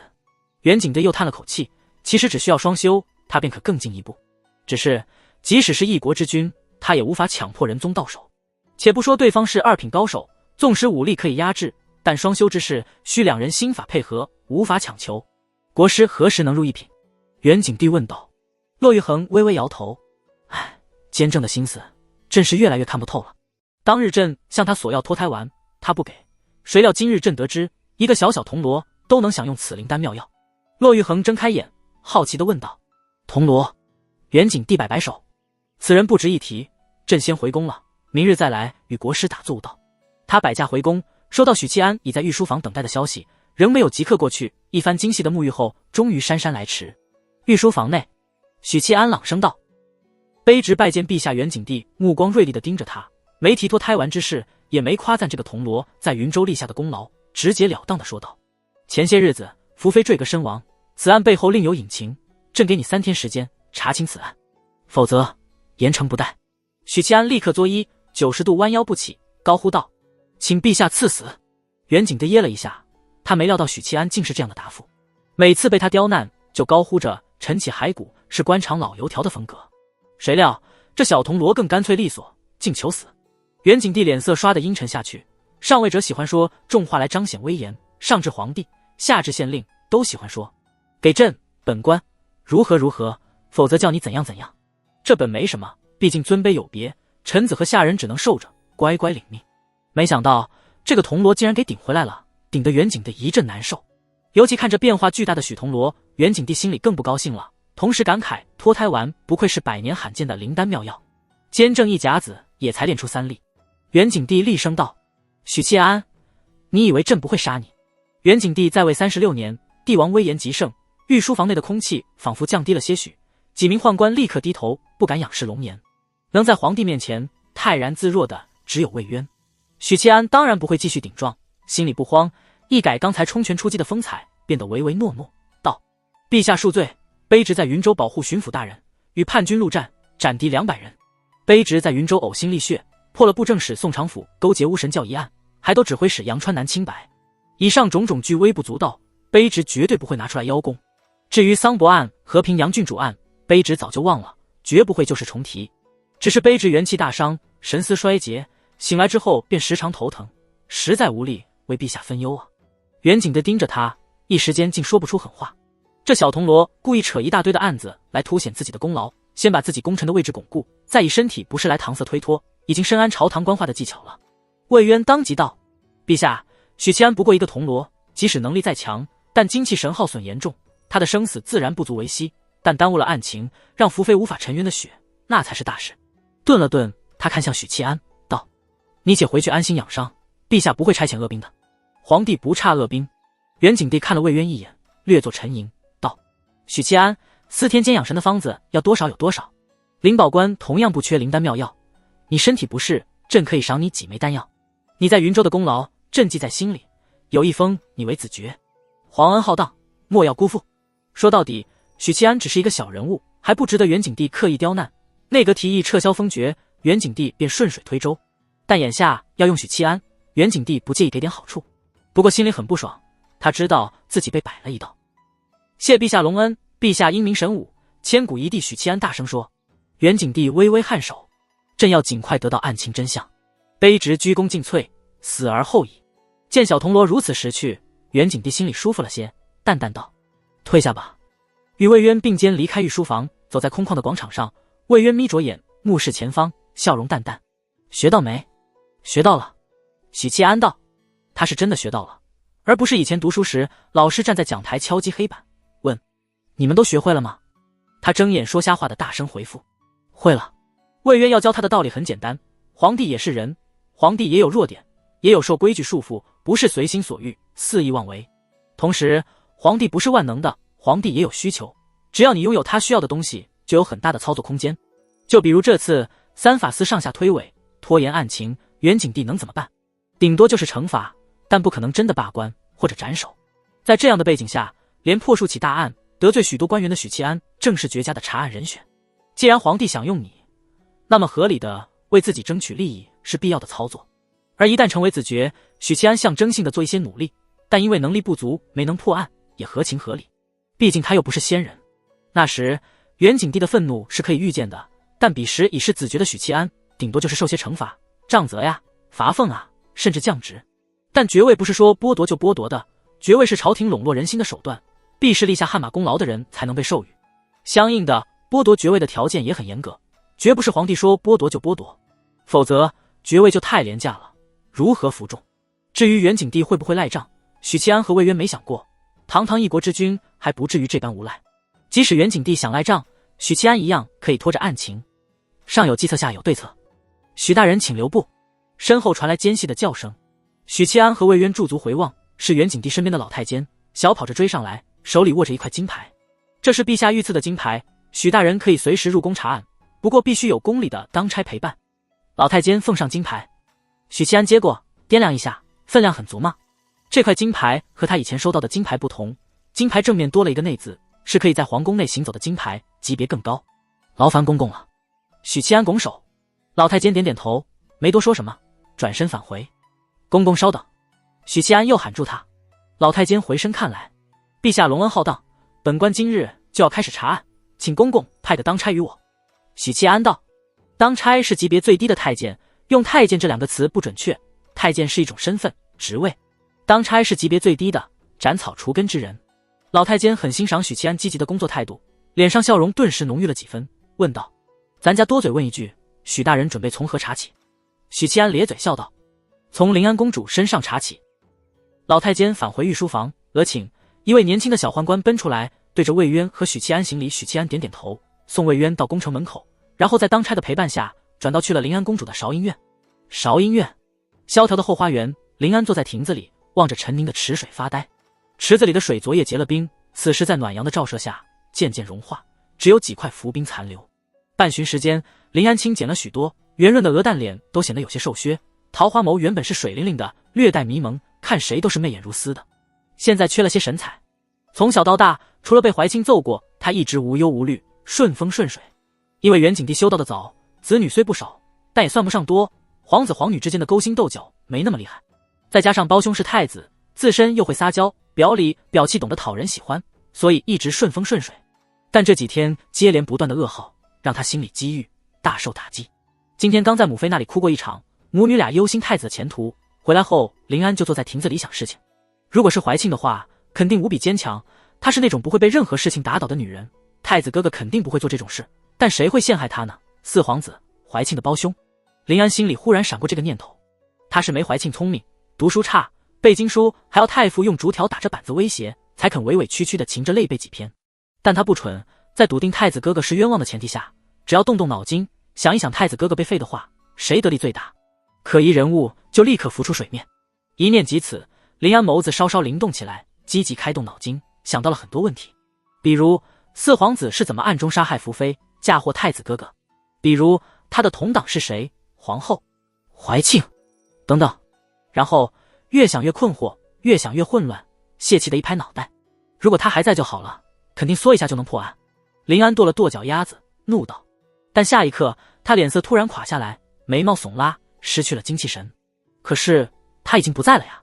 殿下，殿下！一名佩刀侍卫脚步匆匆地奔来，在亭子顿足，抱拳道：“铜锣许七安求见，在前院等着。”临安的反应就像是被人敲了一棍，懵住了，大概有个3-4秒。他豁然起身，疾步走到侍卫面前，美眸死死瞪着：“你说什么？”“铜锣许七安求见。”侍卫重复了一遍。血气一下子冲到面门，临安前所未有的暴怒，奋力抽出侍卫的佩刀，咬牙切齿道：“狗东西，连你也敢戏耍本宫了？太子还没被废呢！”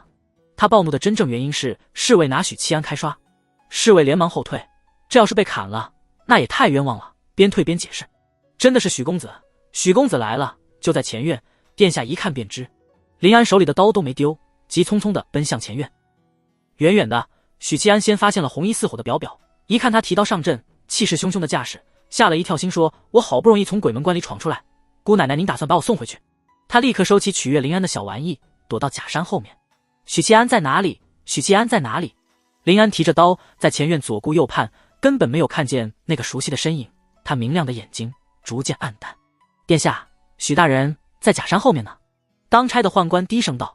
临安的桃花眸瞬间亮起，殷殷期盼地走向假山后面，果然看见了那个许七安。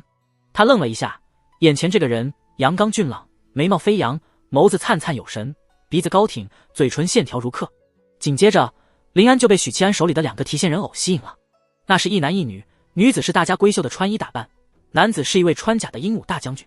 许七安咳嗽一声，操纵着英武大将军，沉声道：“殿下，卑职从韩国整容回来了。”接着他换上尖细的声音，操纵着女子：“韩国是哪里啊？”英武大将军：“哦，是云州，卑职说错了。”女子：“你不是死在云州了吗？”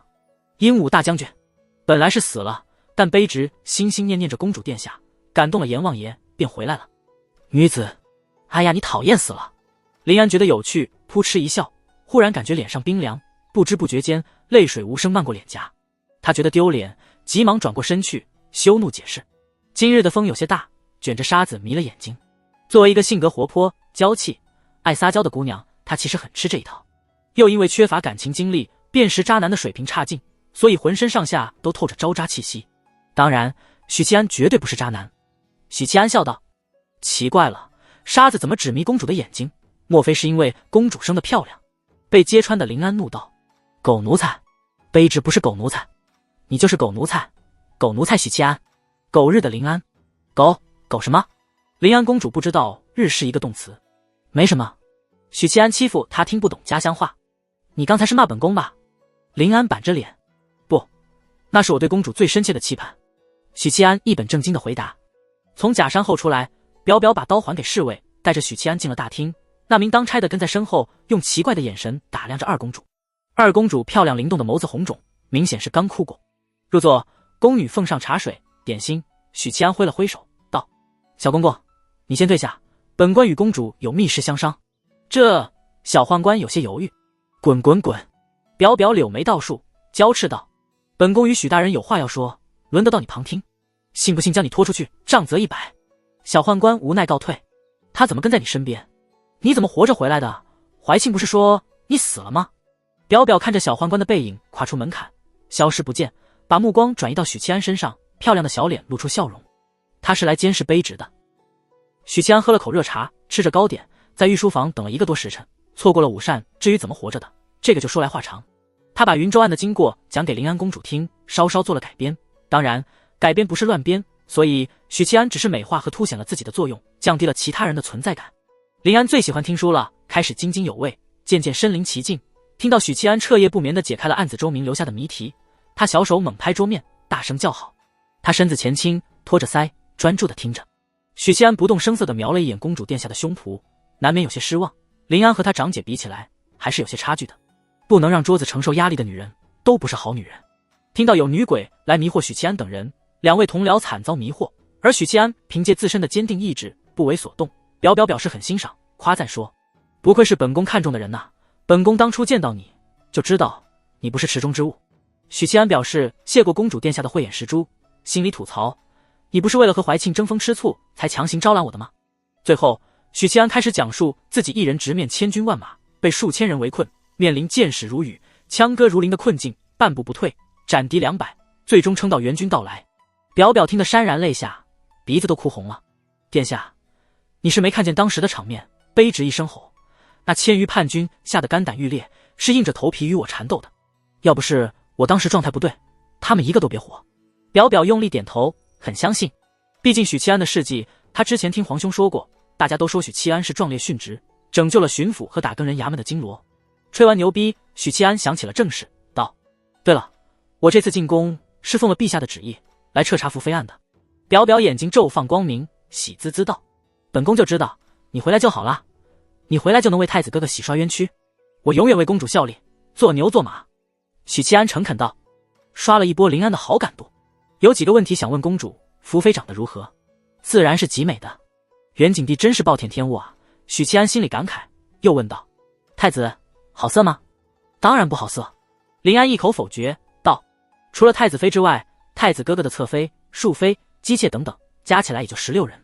许七安心说，我他妈果然是好男人，好男人就是我，我就是许七安。有酒后闹事的先例吗？没有。喝的是什么酒？百日春，补肾壮阳的酒，是皇后送到我母妃那儿的，你说是不是她陷害的？临安小声说。许七安沉吟片刻道：我明白了。临安大喜，娇声道：你明白什么了？许宁燕你破案了吗？许府。心力交瘁的许二郎没有立即回书院，今日是2月10日，再过5天就是春闱，完全没有回书院的必要。这几天安心待在家里，等待科举来临。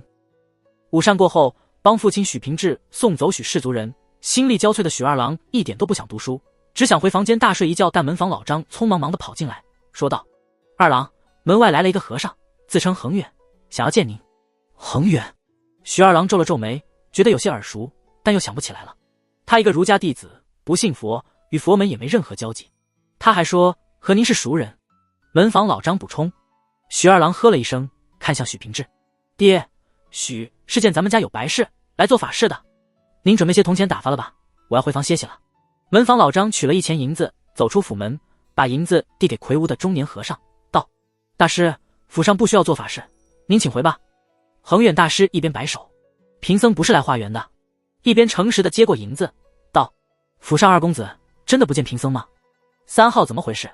虽说素未谋面，但屡次相助之恩，以及他堂兄许七安的情分，不管怎么样，都应该见自己一面，让自己进去看许大人最后一面。他可能觉得自己身份依旧是秘密，觉得贫僧未曾意识到他的真实身份，所以故作不识。呵，真是小觑贫僧的智慧了。恒远和尚双手合十，行了一礼，然后走到一边，从怀里摸出的书碎片，以纸代笔，传书道：金莲道长，可否为我屏蔽其余人？我有话想对3号说。明白你的太子哥哥是个好色之徒，许七安随口应一句而已，表误以为他破案了。太子殿下是不是冤枉？现在下定论为时过早。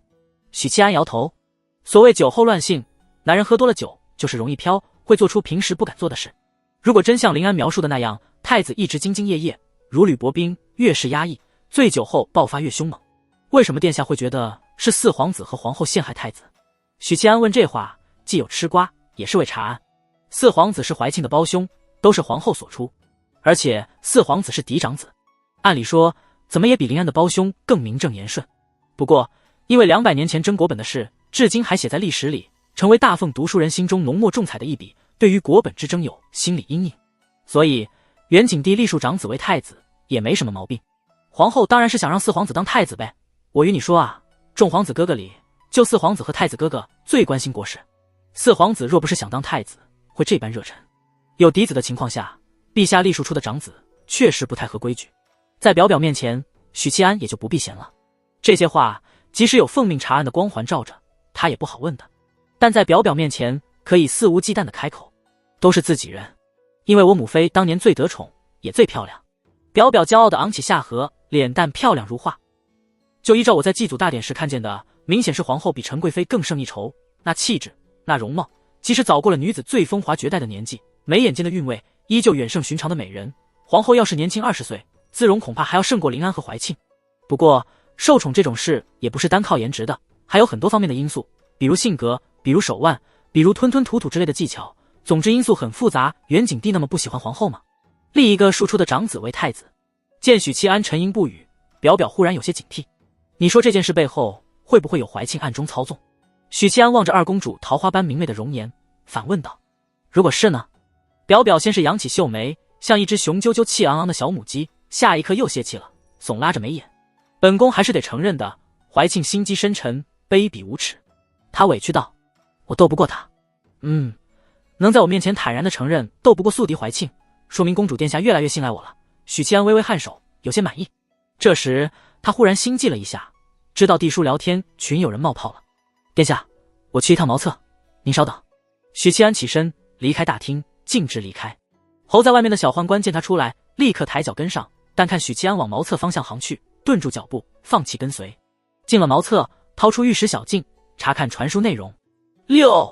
金莲道长，可否为我屏蔽其他人？我有话想对3号说。恒远找我做什么？天地会成员看到6号的传书，心情各不相同。经过之前的传书，有些人已经猜到3号就是那位殉职在云州的许七安的堂弟，大概只有5号心如止水，心思剔透，没有那么多杂念。4号心想，那位叫许七安的铜锣刚殉职，恒远便找3号密谈，看来他也猜到3号的真实身份了。2号李妙珍看到这则传书，心里有些难过，他们都以为3号是许七安堂弟，其实3号是他本人，而他已经殉职在云州了。天地会再也没有3号了。1号窥屏，没有发表意见。5号则完全没想那么多，扫了一眼传书内容，便把地书碎片丢一边。9好。李妙珍一愣，接着恍然，金莲道长大概是要私底下和6号解释这件事。天地会里，金莲道长是唯一知晓所有人身份的。许七安等了几秒，看见玉石小径传来恒远的传书。3号，我想见许大人最后一面。你见就见呗，发我信息做啥？恒远还不知道我复活了。许七安斟酌着回复，他已经复活了。你想见他，可以去打更人衙门寻他。那边沉默了许久，终于传来3个字：真的吗？短短3个字，许七安能体会到恒远大师激动狂喜又难以置信的心情，憋了这么久才憋出3个字。许七安的回复同样简单有力。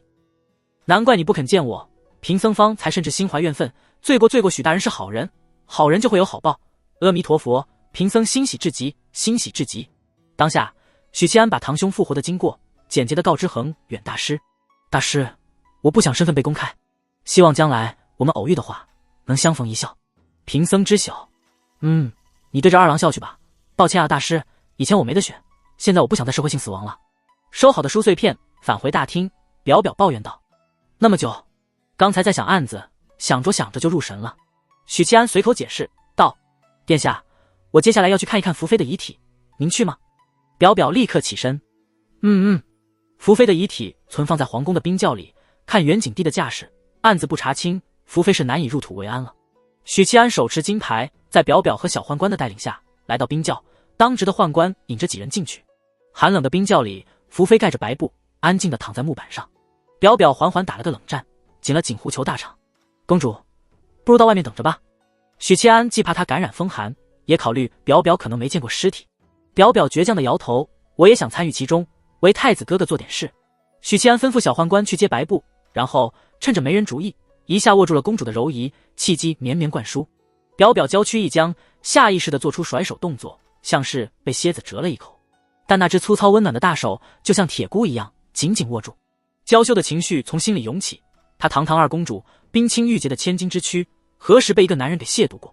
她怎么这样？表表又羞又怒又委屈。下一刻，温暖的气流从掌心涌来，顺着藕臂流淌，温暖了四肢百骸，冰窖的寒冷尽数驱散。她不再感觉寒冷，甚至想慵懒地舒展腰肢。耳边传来狗奴才低沉的声音：“殿下，冰窖酷寒，您若是不走，那卑职只能用这种方法了。查案虽是头等要事，但与殿下的千金之体相比，根本不值一提。他握我的手是为了驱寒，和我的身体相比，查案不值一提。”表表是喜欢听甜言蜜语的，心里一下就不生气了，但还是害羞。做贼心虚的看了眼前头的两名宦官，轻轻啐了一口，然后不动声色地靠近许七安，利用宽敞的大氅遮挡视线，掩盖自己被握住的手。妈哎，公主的小手真软，真滑，真嫩。许七安心想，撩女孩子一定要主动，要大胆进攻，时不时的撩拨一下，时间久了就会在她心里留下深刻印象。当然，只适合一些单纯的女孩，如果对方是一辆高公里数的汽车，车身挂满了备胎，那就不适合用这一招了。方式倒是简单，直接用豪华名车的车头撞他的车尾灯。许大人，您看。小宦官掀开了白布，不敢多看福妃的遗体，退到一边。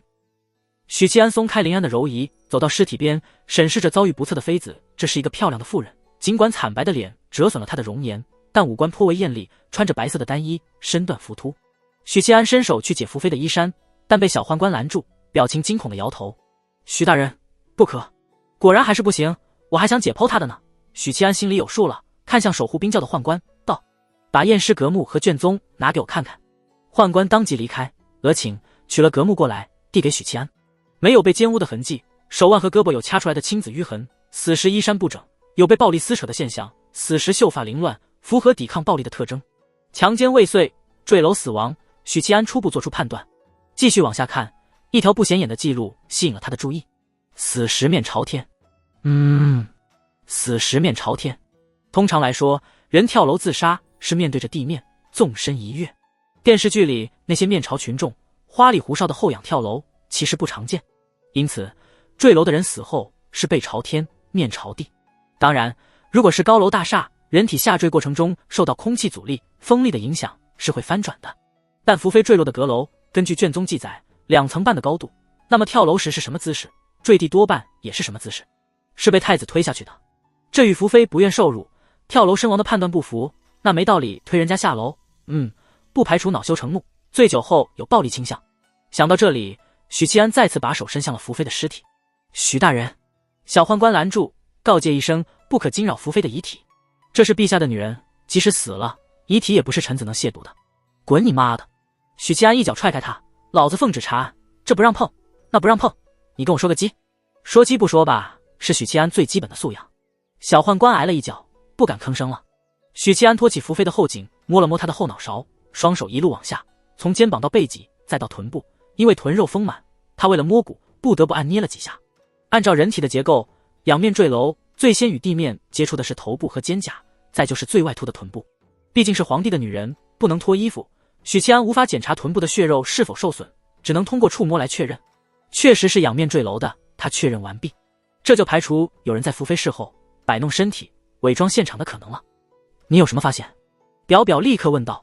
许七安把自己的发现和想法告知表表，其实也是说给监督他的小宦官听的，就是说福妃不是自己跳楼死的。表表立刻提取出了核心内容，还不算太笨。许七安钦佩道：“公主聪明绝顶，非常人能及。”表表一听就很开心。离开冰窖，在宦官的服侍下进了净手。许七安带着林安离开。殿下，天色不早了，今天先查到这里，明日我再来。许七安看了一眼日晷申时一刻，下午3点15分。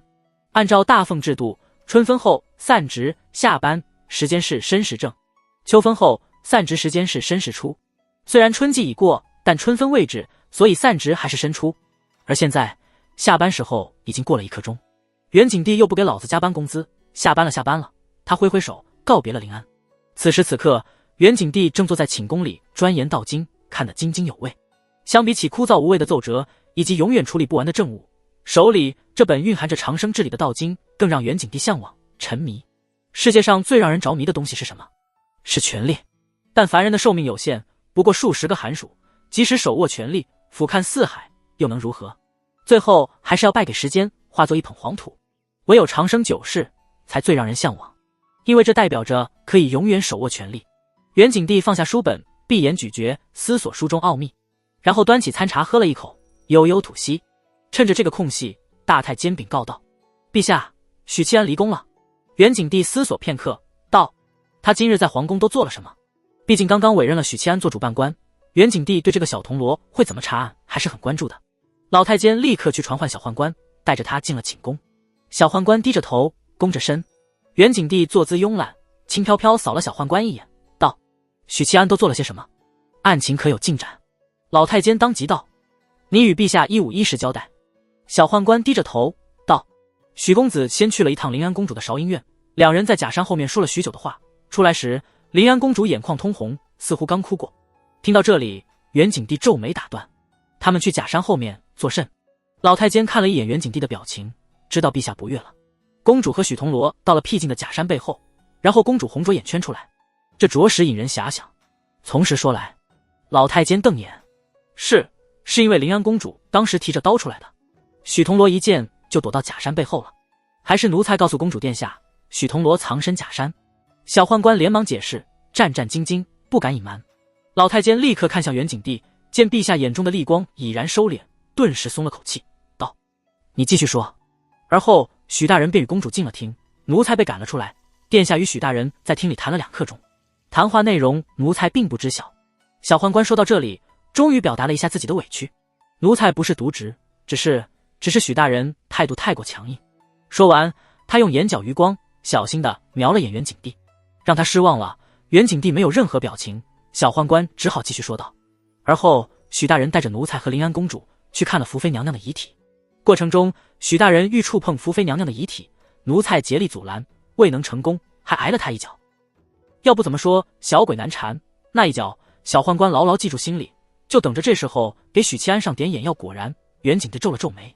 陪伴了他几十年的老太监代替主子问道：“怎么验的？”“就是反复摸了许久。”小宦官答道。他不敢夸大其词，因为如果袁景帝震怒，只需要找人核对，找许七安质问，谎言立刻戳破，欺君之罪小宦官可不敢犯。老太监问道：“然后呢？”“然后便离开了。”小宦官说。“不过许大人与临安公主说，福妃的死另有蹊跷。”“另有蹊跷？”袁景帝终于再次开口，坐姿端正了些，身体微微前倾，盯着小宦官。“许大人说，正常坠楼应该是面部朝下，而非背部朝下，可福妃确实是背部朝下而死，极有可能是被人推下去的。”小宦官把许白嫖的分析原原本本的复述给袁景帝听。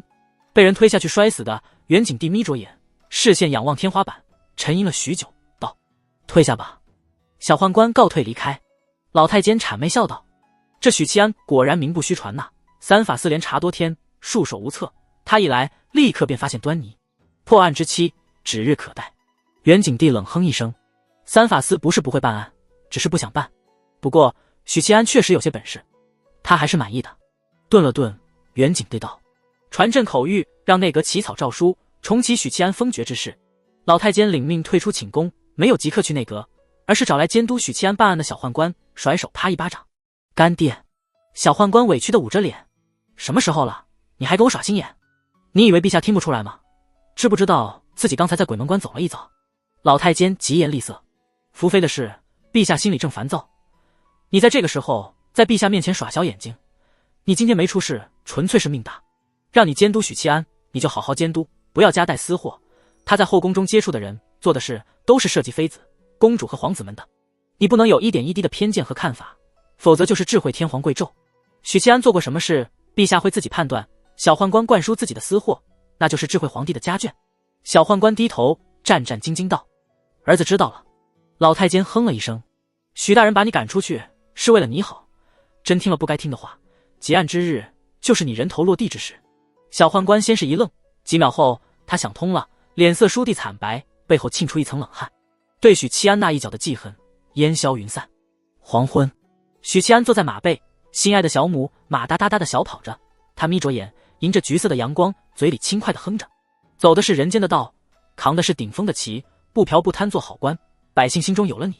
小母马哒哒哒进了教坊司的胡同，进了胡同口，许七安翻身下马，把缰绳抛给守在胡同口的青衣小厮，顺带丢过去一粒碎银。尹梅小阁院门紧闭，竟然闭门歇业了。许七安看了眼西边的余晖，心说这个时辰点教坊司里当营业了呀，啪啪啪。他抬头猛敲尹梅小阁的院门，没多久门开了，刚露条门缝，里头的青衣小厮就说道：“尹梅小阁不接待酒客了，客人还是去别院。”院门打开，青衣小厮看见许七安后，先是一愣，结结巴巴道：“你是？我是你们娘子的许大官人。”许七安挑了挑眉梢：“鬼啊！”青衣小厮尖叫一声，拔腿就逃，两条腿迈得飞快，然后发现自己在原地踏步，后衣领被许七安拎住了。“瞎叫唤什么？我还活着呢！”许七安另一只手抬起，啪啪给了他两个不疼但响亮的巴掌，问道：“本官的巴掌是不是热乎乎的？”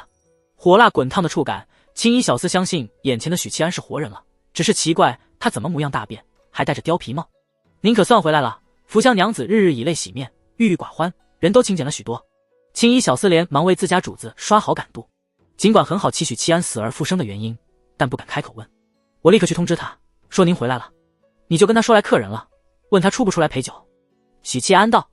青衣小厮连忙进了院子深处，站在福香的卧室外的庭院中，喊道：“娘子，有客人来了，问您出不出去陪酒。”福香没有应答，屋子里传来丫鬟的呵斥声：“娘子身子不适，不陪酒。谁让你开的门？狗爪子想不想要了？”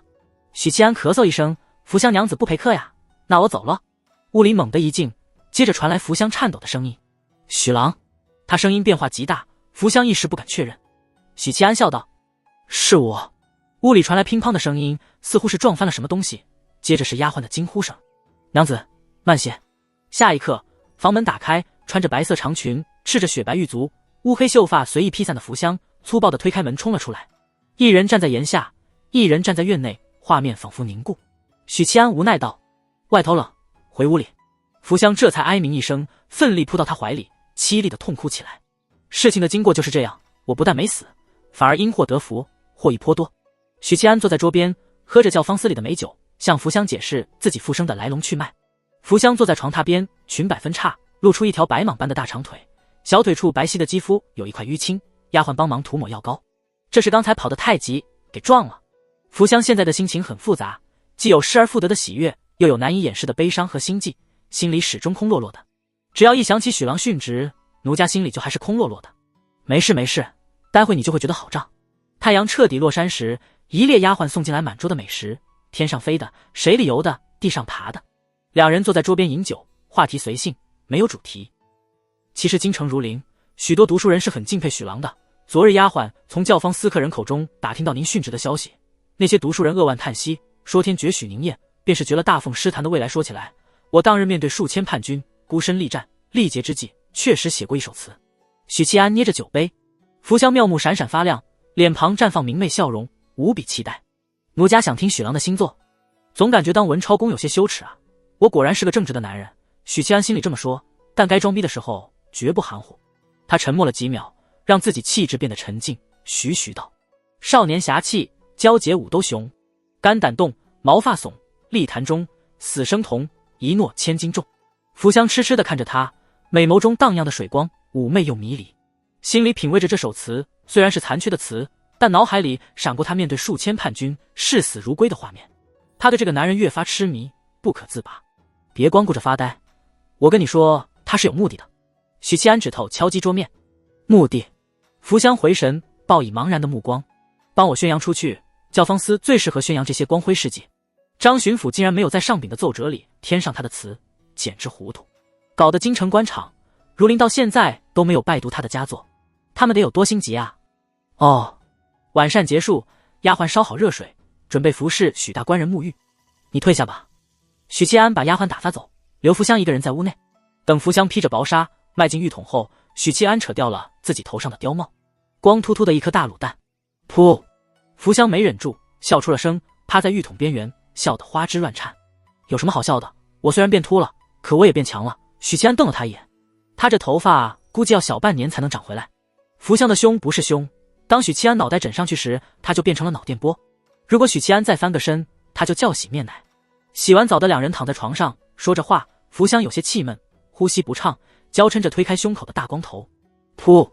许七安弹出一道气机，熄灭了蜡烛。次日，在花魁娘子的服侍下，穿好衣衫，许七安告别了恋恋不舍但黑眼圈深重的福香。影梅小阁的丫鬟们看着许七安的背影跨出院门，窃窃私语起来。许公子太厉害了吧，我觉得娘子房里的床该换了。是啊，他现在一坐就响，都快散架了，真是辛苦娘子了。快去烧水，娘子要沐浴。另外准备些枇杷膏，娘子声音都嘶哑了。离开影梅小阁，春寒料峭，迎面扑来的寒流让许七安振作了精神，他往马棚方向走。突然脚下踩到了硬疙瘩，低头一看，是一个荷包。踏入炼神境后，直接升级成捡荷包了吗？许七安有些欣喜，自然而然地弯腰捡起，打算收入怀中。他突然愣住了，这荷包和他腰上挂的荷包一模一样，针脚细密，绣的是一株松柏，是林月妹妹一针一线缝出来的二书。念头浮现的同时，许七安看见马棚方向匆匆跑来一个穿儒衫的年轻人。这位年轻人唇红齿白，眸若星辰，五官俊美，完美的遗传了他娘的优良基因。这我是真没想到，许七安心说。那俊美年轻人目光一直在地面飘来飘去，最后飘到了许七安身上，然后他傻住了。许七安嘴角一抽，抬手打了个招呼：早啊。许二郎看着他，嘴唇动了动：早。兄弟俩沉默对视，片刻后，许七安主动打破尴尬的气氛，走过去把荷包还给二郎。仔细些，还好是我捡到了荷包。许二郎平静地接过，点头道：谢谢大哥。兄弟俩一时找不到话题，只好并肩走向马棚，牵来各自的马匹，哒哒哒地走出教坊司。此时天刚亮，除了摊贩和货郎，行人还很少。昨日与同窗一起，昨日与同僚一起，兄弟俩异口同声。许七安回头看了眼教坊司胡同，斜眼注视小老弟，道：同窗呢？许新年目视前方，淡淡道：同僚呢？兄弟俩又没了话题。许七安想起了当初出狱回家，许新年因为大凤万古如长夜而社会性死亡，羞愧的假装昏迷。再看现在，被他在教坊司当场撞见，却面不改色。不是我一个人在成长，二郎脸皮也厚了许多啊。也许是在我面前死了太多次，死着死着就习惯了。许七安看见路边有卖青桔的，忙勒住马缰。等一等。许新年随之勒马缰，不解的看来。许七安买了一斤青桔，招呼许二郎下马，一边剥皮擦拭衣衫，一边说道：教坊司姑娘们的脂粉味太重，用青桔皮脂液掩盖一下，鼻子再灵光的女人也嗅不出来。许二郎一边手脚利索的照办，一边逮住机会开启毒舌属性，嘲讽道：大哥心思活络，不去读书真是可惜了。许七安看他一眼：二叔教我的法子。许新年好像什么都没说，低着头认真的用青桔皮脂涂抹衣衫。完事后，许七安把青桔递给许新年，道：我要进宫办案，你把橘子带回家。二郎皱眉道：办案？你又要办什么案？福妃的案子听说了吧？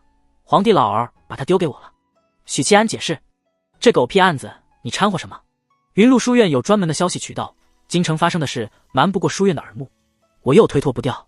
许新年冷笑一声：你让爹给你一闷棍，再以养伤为理由，案子自然就推脱掉了。再说这案子必然难查。二郎果然适合走官场啊，腹黑程度达标了。许七安笑道：其实宫里的案子最好查，因为宫里高手如云，是元景帝的老巢，那些花里胡哨的体系无法插足。福妃的案子大概是他来到这个世界之后办过的最正常的案子。许新年点点头，嫌弃地看着青桔。青桔又酸又涩，家里没人会吃，买了不能浪费，给林英吃。好主意。大理寺气派的衙门口，许七安坐在马背，看了眼大理寺三个鎏金大字。大理寺掌管刑狱案件审理，相当于许七安前世的最高人民法院，与督察院和刑部并称三法司。通常遇到重大案件，皇帝会让三法司会同打更人审理。由此可见，同时掌管打更人衙门和督察院的魏渊是何等的权势滔天。元景帝只用他一人，便制衡住了文武百官。同样，可见许七安的运气有多好，恰好加入打更人，恰好的为渊赏识，从一个长乐县快手变成在京城可以横着走的人物。速去找大理寺卿，让他出来见本官。许七安亮出金牌，冲着衙门口直守的衙役说道：他若不出来，本官就进皇宫向陛下告状，说他刻意刁难，阻挠办案。衙役匆匆进去，一刻钟后，大理寺卿带着2位少卿以及一干大理寺官员迎了出来。许大人，有失远迎，有失远迎啊！大理寺卿笑呵呵的出来，许七安胯下马背，热情的迎上去。哎呀，怎么惊动裴大人亲自出来？下官惭愧，惭愧啊！许七安让大理寺卿出来接见，就是要给他难看，消他面子。堂堂9卿之一，亲自出衙门口接见一个小铜锣，面子丢大了。大家可是有过节的，逮着穿小鞋的机会，怎么能不好好利用？应该的，应该的。大理寺卿引着许七安往内走，说道：许大人回来的正好，福妃的案子非你莫属。不过本卿得提醒一下许大人，此案凶险，可别迷足深陷啊。这是在幸灾乐祸。福妃案办成了得罪太子党，办不成得罪元景帝，至少我换来一个子爵，得罪老皇帝算什么？许七安笑呵呵道：无妨无妨，陷进去之前一定把那些碍眼的老家伙一起带走，反正有金牌在手嘛，先斩后奏的权利不用白不用。大理寺卿眯着眼，许大人真会说笑。许大人此番来大理寺是为太子而来？正是。许七安在囚房里见到了太子。所谓囚房，其实是一间干净整洁的屋子，布置不算奢华，但麻雀虽小，五脏俱全。太子被幽闭在房间里，案子没查清之前不能离开。不愧是太子啊，坐牢都和普通人不一样。许七安心说。等关门的吏员退走后，他抱拳道：卑职许七安见过太子殿下。你是来审本宫的吧？父皇让你主审此案了。太子坐在桌边打量着许七安。3法司搪塞推脱，都不愿插手此事，只有找我这个滚刀肉了。反正我得罪的人已经够多。许七安耸耸肩，在桌边坐下，给自己倒了杯水。他的这些动作都被太子看在眼里。请太子殿下详细描述当日之事。太子微微颔首，措辞片刻，缓缓道：当日本宫在母妃的住处用完午膳，积雪尚未融化，我带着侍卫返回东宫，路上遇到了福妃身边的一位宫女。那宫女说，福妃邀请本宫过去仪叙我，便随她去了清风殿。清风殿是福妃的寝宫。进了清风殿后，宫女领着我上阁楼，让我在外厅等待，说福妃在更衣。我当时喝多了酒，口渴得很，便喝了桌上的茶水解渴，不知怎么就迷迷糊糊睡去。再然后就被尖叫声惊醒，没想到竟是福妃坠楼身亡，而本宫成了罪大一犯。许七安没什么表情地问道：当时阁楼里没有宫女？外厅没有，里面不知。那位宫女呢？失踪了。失踪了呀！许七安眸子闪过犀利的光，双臂撑在桌面，死死盯着太子。太子殿下怎么知道宫女失踪了？有那么一刻，太子竟被这个小铜锣犀利的气势给震慑了。本宫虽身在牢狱，但自有办法打听外面的事。太子冷着脸淡淡道。他为自己刚才一刹那的震慑而感到恼怒。联系太子见到自己时平静的表现，许七安相信了他的话。福妃平时与太子有交集吗？许七安问道。自然没有。太子一口否认，身为东宫，不可能也不该和皇帝的妃子有什么私底下的交集。那为什么福妃派人邀请太子，太子连想都没想就赴约了呢？许七安一针见血。本宫当时喝多了酒，思虑不周了。太子脸色有些不自然。呸，还不是馋人家的身子。其实太子的心里，作为男人的许七安很明白，福妃是位容貌与气质俱佳的美妇人，太子往日未必没有瑕疵。恰逢那天喝多了酒，偏又是壮阳补肾的酒，有喝到微醺经历的人心里都清楚，那种状态下人是很飘的。平时不敢想的事，现在敢直接去做；平时不敢说的话，嘴皮子一碰就脱口而出。恰逢福妃相邀，甚至都没有邀请，脑子一动就过去了。听起来像是有人在给太子殿下设套。许七安分析道：自然是有人陷害本宫，许大人也是这般认为的吧？太子舒了一口气：不，办案不能这么主观，我只是阐述了其中一个可能，还有另一个可能。许七安再次撑着桌面，俯身凑近太子，一字一句道：那日太子殿下喝多了酒，心猿意马，不由想起了觊觎已久的福妃。反正陛下沉迷修道，不近女色，太子殿下变色从心头起，恶向胆边生，掉头去了清风殿，企图玷污福妃。岂料福妃贞烈不屈，抵死不从，争执之中，你失手将她推下阁楼，不慎摔死。随后你派人暗中除掉一位宫女，伪造自己是被嫁祸的。胡说八道！太子殿下拍桌起，怒不可遏。许七安，你敢诋毁本宫，你敢诬陷本宫！太子殿下别急，这只是卑职的猜测，真相如何还有待考证。许七安笑容满面的恭维。太子的城府还是不够深啊，是太在乎位置了吗？这水平将来怎么当皇帝？太子和临安这对兄妹都不是聪明绝顶的人。许七安愈发怀疑元景帝立庶出的长子为太子是别有用意。等太子冷静下来后，许七安又问道：司天监的术士可有来看过殿下？此事涉及本宫，涉及福妃，涉及大奉国本，你觉得父皇会相信司天监的术士吗？太子冷笑反问。许七安点点头，在京城混了这么久，他也能看出一些门道。司天监虽然要依附皇室，依附王朝气运，这一点从除采薇晋升6品需要京城百姓认可中能窥见1、2，但1品的监正实在太强，因此司天监不是纯粹的附庸，和大奉更像是一种合作关系。涉及到储君的案子，元景帝未必信得过司天监，而司天监也未必愿意插手这种破事。卑职还需要查看太子殿下的身体，希望太子殿下配合。许七安抓住太子的手，检查了他的手腕、手臂，然后是脖颈处，没有爪痕和挠痕。卑职会尽快查清真相，若太子是冤枉的，自然还你一个清白。许七安起身抱拳。等等，太子殿下喊住了他，沉声道：许大人与临安是不是走得太近了？这叫什么话？男女之间只要距离不是负数就不算近。许七安心里吐槽的同时，脸色微微一沉。男女之间有没有搞事情的苗头，其实双方心里有数，即使再迟钝的人慢慢也会回过味来。表表在感情方面是有些迟钝的，首先是经验浅薄，再就是本能的回避自己的内心，所以他也许没意识到自己对这个小铜锣有了情愫。但许七安会不知道？不可能。许七安不管是上辈子还是这辈子，都是感情经历丰富的男人。表表这种花性少女，时不时表露出的信赖、亲近，都在向他传达一个信息：这姑娘喜欢我。太子也是男人，所以许七安在他面前否认没有意义。太子觉得呢？许七安反问。听说父皇原本打算封你为长乐县子，但得知你复生后又取消了。太子道：陛下答应我，只要好好查福妃的案子，我封爵指日可待。许七安回答。太子沉吟道：子爵位置终究是低了些，你若是能还本宫一个清白，本宫可以帮你再往上抬一抬。你要知道，有些事子爵是不够的。许七安沈笑道：殿下不如直接赏我黄金1000两，也比画大饼要实在。太子眉梢一挑：你不信本宫？不是不信，而是太子能给我的，魏公也能给我。太子给不了我的，魏公依然能给我。许七安，魏渊是孤臣，纵观史书，哪个孤臣有好下场？太子沉声道。许七安躬身作揖，离开了房间。徐府，大郭呢？大郭怎么又不见了？许灵英嘴里塞着肉包，左顾右盼。你大哥不在。婶婶边回答边给幼女脖子套上小布包。大郭不在，我就不走，我要大郭。许灵英生气地说：少给老娘来这套，你不就是想找个借口不去熟堂吗？婶婶用指头戳着小豆丁的脑门。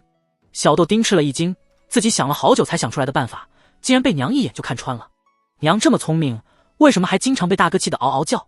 娘，那我留在家里跟二哥读书好不好？许灵英娇声道。长得最丑，想得最美。婶婶骂道：你二哥马上要参加春闱了，哪有时间管你这个笨孩子？春闱是什么啊？就是科举。科举是什么呀？就是考试。考试是什么啊？许灵英，你要气死我吗？婶婶被气得嗷嗷叫。这时许二郎拎着一袋青橘进了府，看见母亲在教训妹妹，也没在意，随手把橘子递过去。灵英，给你带熟糖去吃。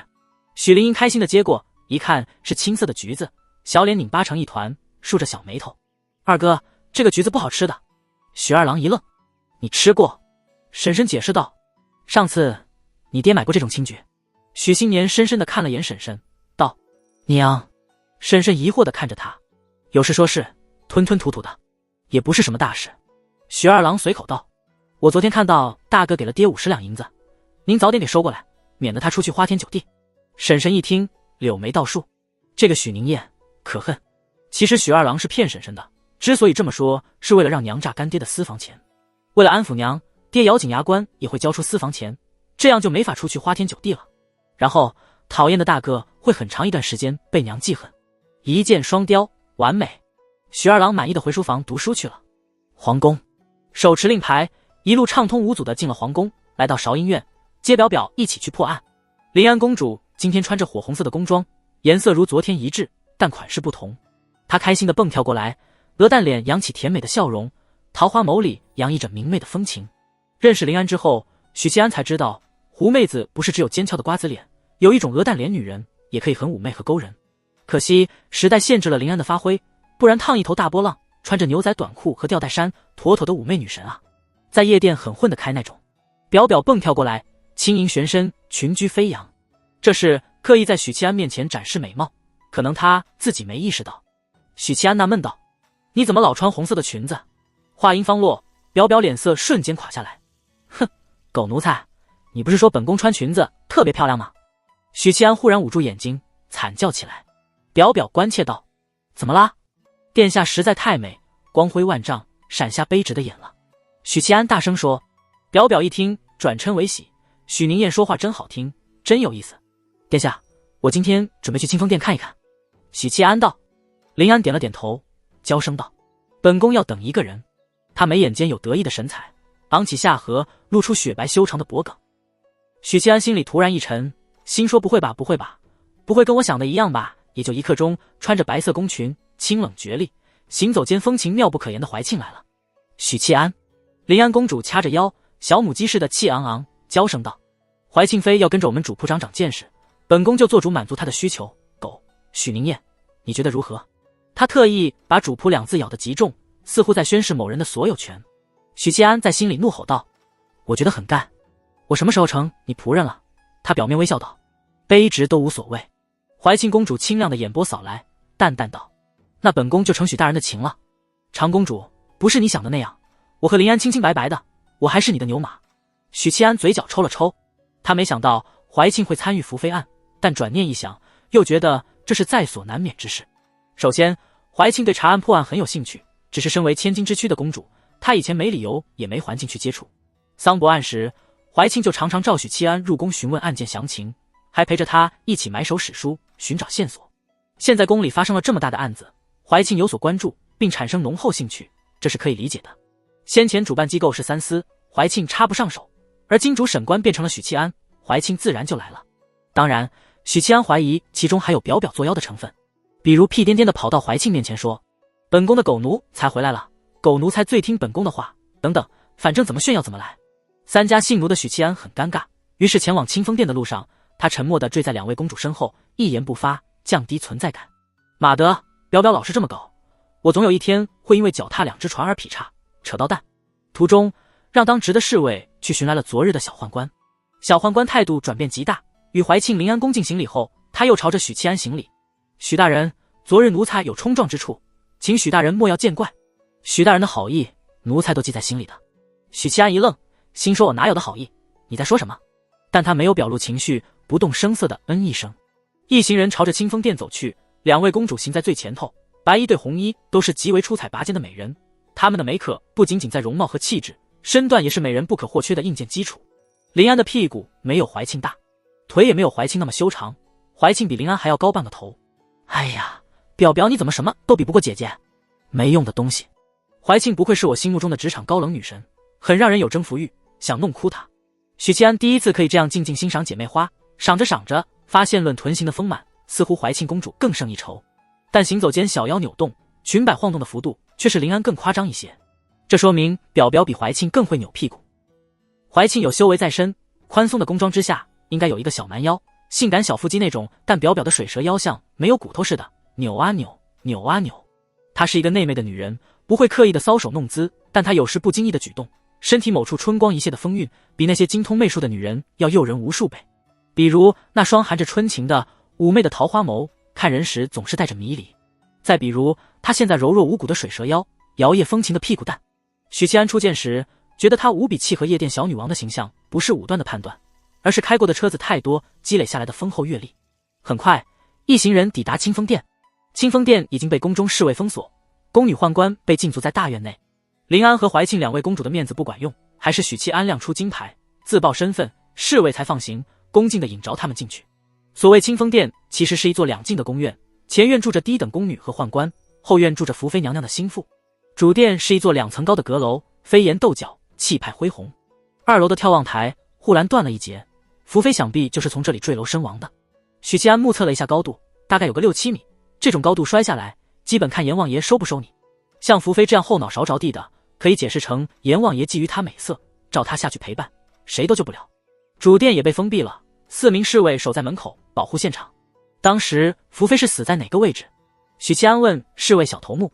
小头目指着林安的落脚处道：福妃娘娘就摔在那个位置。表表像只敏捷的受惊的兔子，噌一下蹦开。许七安站在福妃尸体摔落的位置，抬头看了眼阁楼，收回目光道：阁楼从未有人进过，三法司的人进去过，有没有拿走或破坏过什么？没有，卑职一直在旁盯着。断裂的护栏也被保留库房里，没有被三法司的人带走。有人在旁监督，现场证物不允许带走。袁景帝不愧是权术高手，直接杜绝太子党帮太子善后的可能性。许七安道：开门，本官要上去。进了阁楼，涉级而上，来到2楼。许七安和怀庆公主目光锐利，仔细地扫视现场每一处角落。表表看了2人一眼，也装模作样地摆出认真搜索的姿态。首先被他们注意到的是桌边倾翻的圆凳，桌上一杯早已冰凉的茶，凌乱的床榻，被撕下一角的床幔，东侧墙壁脱落的字画。许七安抽动鼻子，四处乱嗅。你在闻什么？表表装不下去了。别吵，我在闻脱氧核糖核酸的味道。脱什么酸？表表懵了。许七安没搭理，其实他只是闻一闻空气里会不会有残留着某种气味，并不一定是脱氧核糖，毕竟过去这么多天，气味不可能保留下来。但该做的甄别还是要做。脱氧核糖是什么？怀庆主动问道。来自一个女学霸本能的知识欲求。是咱们的子孙。许七安指着卧室的床榻，问小头目床榻就是这么乱的。有被三法司的人翻找过，不过他们第一次来时也是乱的。小头目回答。可惜验不了 DNA， 不然直接可以破案了，还是上辈子的科技好啊。他边吐槽边来到瞭望厅，检查完护栏的断口，许七安便在瞭望厅盘坐下来，闭着眼，强大的精神力让他的侧写能力暴涨。根据目前的现场细节反馈，他在脑海里勾勒出动态的图像。太子醉醺醺的登楼，福妃在桌边倒了杯热茶帮他解酒，但太子没去碰茶杯，而是碰了福妃的小手或者其他地方，导致福妃大惊失色，撞翻了凳子。然后太子霸王硬上弓，拉拽着福妃到床榻，激烈颤抖中，床榻一片混乱，一角床幔被撕下。福妃不知怎么挣脱了太子的控制，冲向瞭望厅呼救，沿途碰落了挂画。太子一见情况不妙，恶向胆边生，将福妃推下瞭望厅，接着来到外室昏睡，假装自己什么都没干。许七安睁开眼，吐出一口气，始终关注着他的怀庆和林安立刻开口道：有什么发现？案子其实也不难，但有几点我要先做确认。许七安道：有几点要确认。表表脆生生的追问：是什么？怀庆抿了抿嘴唇，一边关注着许七安，一边思考着他会有什么发现。同样在屋子里仔细搜查的自己，此刻心里却一团浆糊，没有得到太有用的线索和重大发现。首先，如果福妃真的遭到了太子的凌辱，他必然会呼救，为什么清风殿的当差和宫女们没有听到？咱们先下楼，你去召集院内所有宫女和当差。最后一句是对小头目说的。众人当即下楼，在院子里召集了清风殿所有的当差和宫女，共计12人，4名宫女，8名当差。尔等听好，这位是奉旨查案的许大人，福妃遇害案由他全权处理。许大人现在有话要问你们，尔等须有问必答，不可隐瞒。小头目沉声道：是。众人低头应答。小头目满意点头，看向许七安。许七安锁定一位清秀的宫女，招手道：你过来。小宫女低着头，小碎步上前。再过来一点。小宫女来到许七安身前，她附耳低语了几句，然后道：去吧。小宫女小跑着进了阁楼。她要干嘛？表表和监督的小宦官茫然不解，怀庆则若有所思。许七安环顾其余宫女和当差，道：本官问你们，当日福妃出事，为什么阁楼里没有宫女侍奉在侧？宫女和当差的面面相觑，有些畏畏缩缩的不敢说话。许七安瞳光一立，呵斥道：凡隐瞒不报、知情不报者，视为杀害福妃的疑犯，押入打更人大牢。一位小宦官立刻说：回大人，我们不敢靠近阁楼，不敢靠近阁楼。许七安感觉自己发现了滑点，有男人进入福妃的寝宫，院内的下人们却不敢靠近，这说明什么？说明远景地头顶有草原啊！许七安心里暗暗期待。小宦官解释道：福妃娘娘爱饮酒，喝多了，对清风殿的下人动辄打骂，我们害怕遭受无妄之灾，逢着娘娘喝酒，我们便离得远远的。每次都这样吗？许七安问道。是的，没有例外。小宦官回答。什么时候开始的？对于这个问题，小宦官嗫嚅片刻，摇头道：奴才进了清风殿，福妃娘娘便如此了。白斩鸡，你的资历不行啊！许七安扫过众人，发问道：哪个是福妃娘娘的贴身宫女？是奴婢，一位年岁稍大的宫女出列。你来回答本官刚才的问题。许七安盯着他，年岁大的宫女犹犹豫豫地说道：“前些年还好的，这些年娘娘的性格越来越奇怪，常常一个人站在阁楼上，也不知道在看什么。饮酒时喜欢吟诵一些悲春伤秋的诗词。”他说的很隐晦，大概是不敢智慧福妃，不敢智慧皇帝的架势。但许七安和怀庆都是聪明人，听懂了言外之意。这是一个寂寞妇女的悲伤啊！元景帝不当人子，后宫佳丽这么多，还那么漂亮，竟然跑去修道，竟然还禁欲。许七安叹口气，又问道：“出事当天，有人听见福妃的呼救声吗？”众人纷纷摇头。许七安没有表态，望向阁楼方向，微微颔首。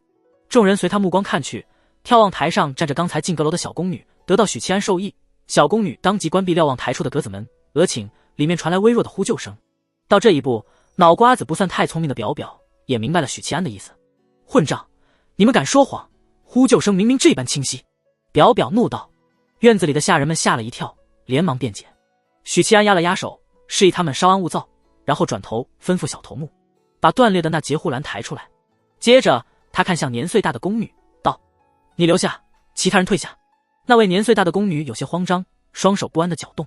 小公公，你先到外院去，稍后喊你，你再回来。许七安原以为这个不怎么识趣的小太监会反驳，他都打算抬出怀庆和林安来压人了。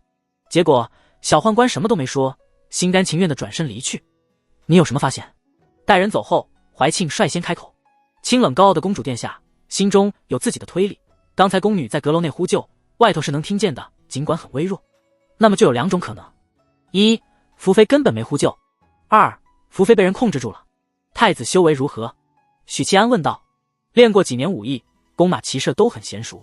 怀庆回答。哦，是一只弱鸡。许七安点点头。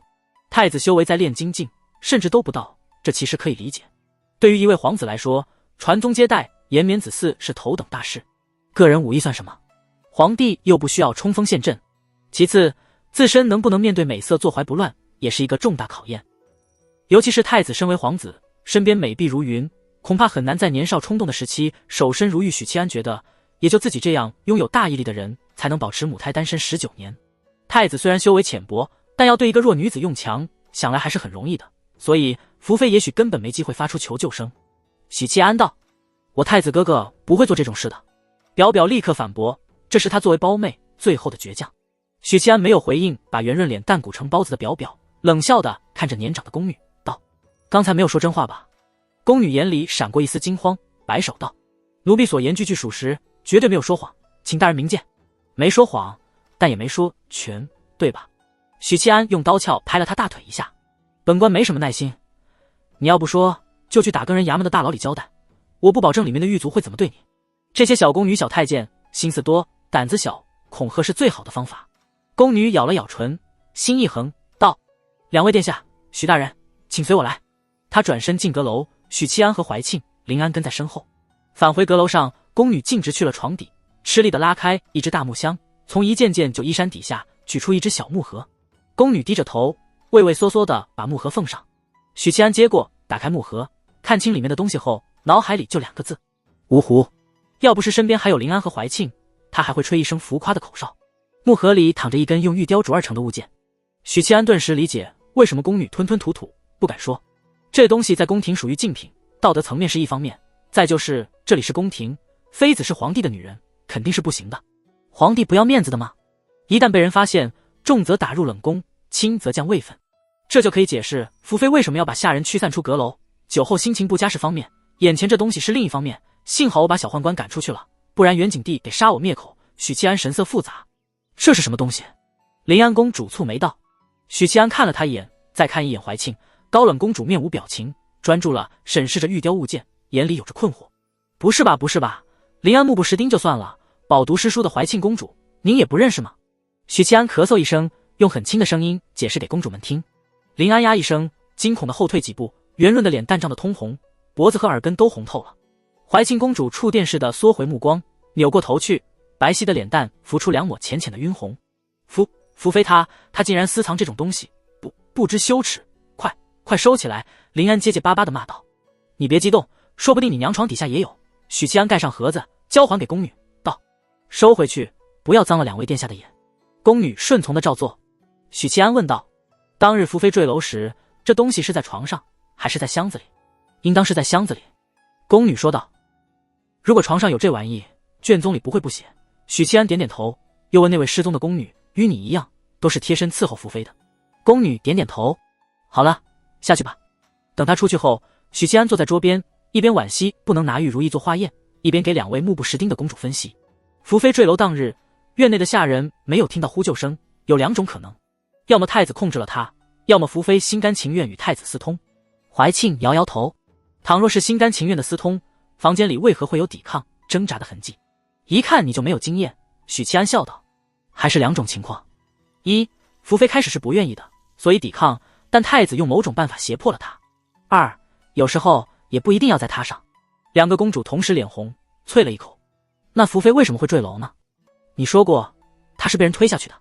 怀庆质疑道：“这个问题我暂时无法解答。”许七安分析道：“事发当日，福妃饮了酒，我要是太子，可以以此胁迫，达成长期的苟且关系。福妃酒旷之身，说不定就半推半就，完全没必要推她下楼。即使太子酒醒要杀人灭口，也不该是完事之后，因为贤者时间里，男人是最冷静的，断然不会冲动。还有一个疑点，福妃既要做那事，驱赶了阁楼里的宫女和当差，那更没道理再遣贴身宫女去邀太子，除非两人早就有了私情。但是根据三法司的调查，以及院内当差和宫女们的口供，福妃与太子素无往来。就是说，我太子哥哥真的是被冤枉的。”表表眸子晶晶发亮，这个可能性不小，但还没到下定论的时候。许七安点点头。怀庆问道：“你是怎么看出宫女有所隐瞒？”他一双澄澈剔透的美眸紧紧盯着许七安，似是在求教，但又抹不开面子。微表情心理学了解一下。许七安道：“人的表情和肢体动作会一定程度暴露内心，他们比嘴更诚实。”怀庆秀眉紧蹙，本宫从未见过记载这类知识的书，这是我自己钻研的。怀庆缓缓点头，有些佩服：“你果然是破案天才。其实破案最重要的不是天分，是经验和知识，没有这些东西，你即使是推理天才也迈不进门槛。”许七安笑道：“殿下谬赞。”这时侍卫小头目在楼下喊道：“许大人，东西带过来了。”许七安当即起身道：“下面要验证我的一个猜想，福妃怎么死的，也许马上见分晓了。”三人来到楼下，许七安接过侍卫手里断裂的护栏，仔细检查断口，反复查验。他陷入了沉思。红裙和白裙默契的没有打搅，尽管表表裙底下的一双小脚丫不停的踩踏，显示出焦虑的心情。因为许七安刚才说过，福妃的死马上见分晓，事关太子哥哥清白，他焦急得很，可还是不敢打搅他思考。走，去冰窖，劳烦长公主去请一位嬷嬷。许七安带着众人离开了清风殿，怀庆吩咐殿外的侍卫去请老嬷嬷来到冰窖，留下侍卫许七安、怀庆、林安以及监督的小宦官和老嬷嬷5个人进了冰窖内，再次见到了福妃的遗体。劳烦嬷嬷除去福妃身上的衣物，再将她翻转过来。许七安道。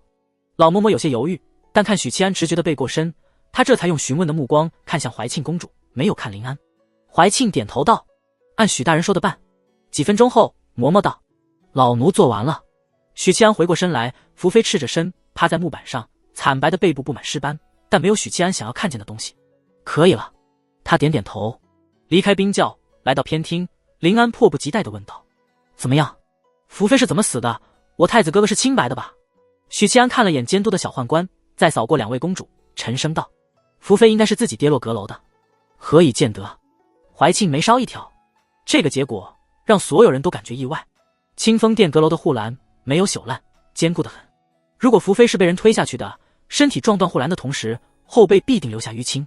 但是刚才检验过了，福妃后背没有长条状的淤青，只有尸斑和坠楼产生块状淤痕。许七安道。怀庆沉吟道：“但他确实是撞断护栏死的。你是说有人在护栏上做了手脚？”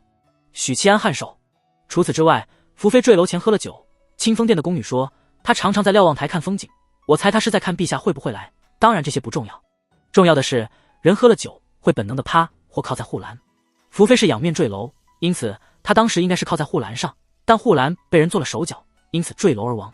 刚才我问过了，也就是说福妃当日你们懂，所以她会站在瞭望台的可能性很高很高。仵作验尸时没有被侵犯的说辞也可以充当佐证。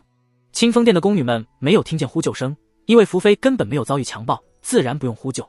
怀庆和林安恍然大悟，后者由衷的欣喜，因为太子的嫌疑顿时轻了许多，前者则陷入沉思咀嚼，回味着许七安的分析，就像在消化老师讲课内容的学霸。负责监督的小宦官低头，拼尽全力，默默记下许七安的每一句话，晚些时候要汇报给干爹。听到这里，老嬷嬷插嘴道：“这位大人，给福妃验身子的也是老奴，不是仵作。”哦，原来是嬷嬷啊，那正好，本官还有些细节要问。他拉着老嬷嬷走到一边，低声道：“嬷嬷，你们判断身子是否清白的标准？”他小声的把疑惑问出。老嬷嬷道：“严丝合缝。”哦，那本官就明白了。许七安心说，这老嬷嬷车技比我还溜。这样一来，就更加确定福妃没有被玷污，而是真的死于意外，有人精心布置的意外。既然不是见色起意，那么太子的嫌疑就很轻很轻。得到确认答案后，许七安说道：“能做到这些的，应该只有那位贴身宫女。宫女当然不会无缘无故杀害福妃，陷害太子，这是表表都能想明白的问题。那指使宫女的人会是谁呢？”表表看了一眼怀庆，眼里充满了不信任。怀庆冷笑一声，表表就立刻缩到许七安身后。他懒得和林安一般见识，蹙眉道：“那么房间里凌乱的痕迹如何解释？福妃未坠楼前，宫女肯定无法当着她的面故意弄乱房间，而福妃坠楼后立刻引来了清风殿下人的注意，可能是福妃脾气非常糟糕，所以弄乱了房间，也可能是酒水有问题，比如致幻。”许七安解释：“可惜不能解剖福妃，因此这个猜测无从证实。今天先到此为止吧，我想回去再斟酌斟酌，梳理案情。”许七安道。他不能说自己是消极怠工。把临安公主送回韶音院，许七安见怀庆公主在外头等候，心照不宣地走了过去。两人沉默地往前走，侍卫没有跟上，遥遥坠在后边。没想到你一出手，福妃的案子就立刻有了突破性的进展。怀庆公主称赞道：“这案子其实不难，至少证明太子是无辜的，这一点不算难。”许七安说完，隔了几秒道：“三法司似乎不急着证明太子的清白。”许七安一直觉得这个时代的推理知识、刑侦手段落后，但不能否认，三法司里人才还是很多的。福妃案不像税银案那么细节，也不像桑博案那么诡谲，更不像云州案那样烧脑，其中没有掺杂太多的修行手段。想证明太子清白有点难度，但不是不能做到。怀庆公主目视前方，沉默了十几秒，淡淡道：“这件事无外乎两种可能：一，真凶就是太子；二，太子是被嫁祸的。”许七安嗯了一声，太子如果是真凶，那么他就会被废。经查纲结束，便要迎来国本之争，不管是父皇还是满朝文武，都不愿发生这样的事，而且也会被太子一党嫉恨，平白树敌。如果太子是被嫁祸，那么后宫之中谁有这个能力，谁连太子都敢嫁祸？三法司更加不愿得罪。归根结底，这还是父皇的家事。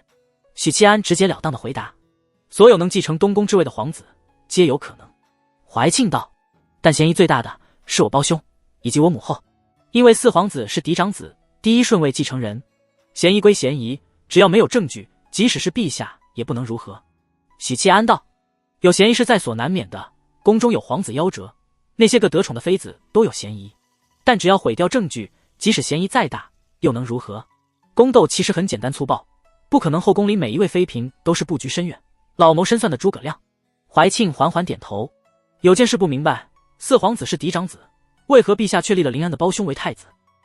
许七安问出这个问题时，目光紧盯着怀庆，如果他有厌烦和抗拒的表情，那么说明自己脚踏两只船的行为让他心生芥蒂了，不把自己当心腹了。怀庆沉思片刻，摇头道：“父皇的心思谁都猜不准，不过我有次偶尔的机会听到了些许传闻。”许七安连忙打断：“殿下，卑职想活到儿孙满堂，寿终正寝。”难得的。怀庆莞尔一笑，并非什么秘辛，听了也无妨。顿了顿，他继续说道：“宫中都说太子之所以是太子，是因为陈贵妃年轻时宠冠后宫，父皇才破例立庶出的长子为太子。但是皇兄曾经私底下与我抱怨过，幼时父皇待他极好，还常常向他灌输为君者当如何如何。试问，若无意立皇兄为太子，父皇又岂会说出这番话？”许七安转过身，朝着远处的侍卫挥了挥手，然后与怀庆走出一段距离，才难掩八卦之心，搓着手问道：“那为什么最后立了庶出的长子？”只是有一年，父皇不知为何大发雷霆，将母后打入冷宫，甚至要废后，但被文武百官给死谏回去了。那时候我还没开始记事。怀庆公主无奈道：“虽然第二年母后就从冷宫里出来，但父皇再不去母后寝宫，四皇兄也因此遭了冷落。而本宫也自小便一直不受父皇喜欢。陈贵妃其实是非常善妒且小心眼的人，尽管后来大皇子被封了太子，但她始终不放心，一直很敌视我和四皇兄。这并非我狭隘之见。你知道林安为何与我不对付？许七安心里一动，陈贵妃唆使的。怀庆缓缓点头。林安深得父皇宠爱，对他百般纵容。最开始那几年，陈贵妃担心太子地位不稳，时常怂恿林安挑事，与我为难。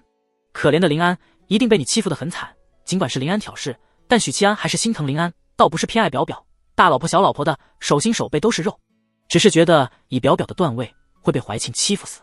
转念一想，这或许就是陈贵妃想要的，越是了解自己女儿，越让她去挑衅，这才能达到效果。试想，元景帝宠爱林安，却屡屡被怀庆欺负得哭唧唧，元景帝能不讨厌怀庆吗？陛下废后的理由是什么？许七安问道。没有理由，因此才被群臣死谏。怀庆摇头。废后和废太子一样，即是皇帝的家事，也是国家大事。士大夫阶级尚不能轻易休妻，更何况是皇后，母仪天下。没有理由，文武百官怎么可能同意元景帝废后？但没有理由的话，元景帝会突然暴怒，要废后。这背后必然还有隐情。此事发生在元景几年？许七安问完，觉得自己太八卦了，补充道：可能与福妃案有关。阿不，卑职没有怀疑皇后娘娘的意思。怀庆公主侧头看了他一眼，淡淡道：你好奇便直接问，哪那么多理由？许七安有些尴尬。元景13年。怀庆收回目光，望着远处，道：至于原因，我并不知晓。即使后来许多次问过母后，她也没有回答。元景13年，有些耳熟。许七安点点头。谢公主告知。他原以为元景帝不立四皇子，是因为太子比较愚钝，但现在看来，似乎背后还有更深层的原因。对啊，太子虽然不算特别精明，但四皇子又能好到哪去？不排除四皇子藏拙的可能。回头问一问魏公，以他毒辣的眼光，他说四皇子怎样，四皇子便怎样。走了几步后，怀庆忽然说：为何今日匆匆结束？以你的能力，不至于要回家斟酌。许七安觉得怀庆对他比较坦诚，自己也应当坦诚一些，这样有利于维持良好的关系。卑职只是想拖延时间而已。许七安说。拖延时间？怀庆皱眉。是的。嗅着长公主悠悠的体香，许七安无奈道：卑职在桑博案和云州案中得罪了太多的人，陛下也不喜欢我，原本打算追封我为子爵的，但因卑职复生而取消。后来陛下答应只要好好查福妃的案子，就重新封我为长乐县子。我真是太难了。你是觉得父皇会言而无信？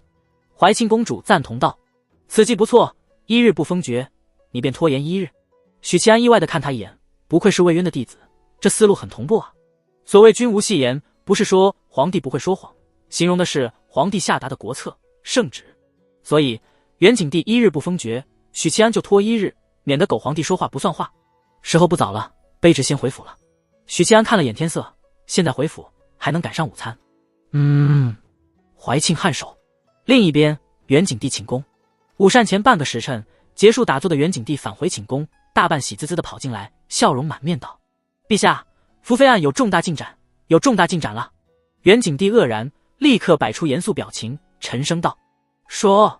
老太监将小宦官汇报的信息一字不漏地转述给元景帝，后者沉默地听着，不做表态。陛下，老太监低眉顺眼，老奴斗胆问一句，太子这算不算清白？元景帝微微摇头，为时过早，仅仅2天便能初步摸清案情脉络。许七安的确是个人才，只是心眼多了些。他冷哼一声道：去催促那个，早日拟好诏书，不用选良辰吉日了。上次他让老太监去内阁传旨，内阁接了，但以近来无吉日为由拖延了下来。遵命。负责日巡的许二叔抱着头盔回府，后腰的佩刀随着脚步摇晃。午时有半个时辰的休息时间，身为百户长的许平志会在这时候回府用膳，顺便喝一会儿茶。厨房还在忙碌着午膳，婶婶在后院里栽种新买的君子兰。她穿着浅蓝色的罗长，同色的百褶长裙，衣裙上绣着繁复的回云纹，弯腰栽种兰花时，凸显出纤细的腰肢和丰满的臀型。许二叔抱着头盔站在不远处，清了清嗓子：夫人，我饿了，你去伙房催一下婶婶自顾自的栽花，不理不睬。夫人。喊什么？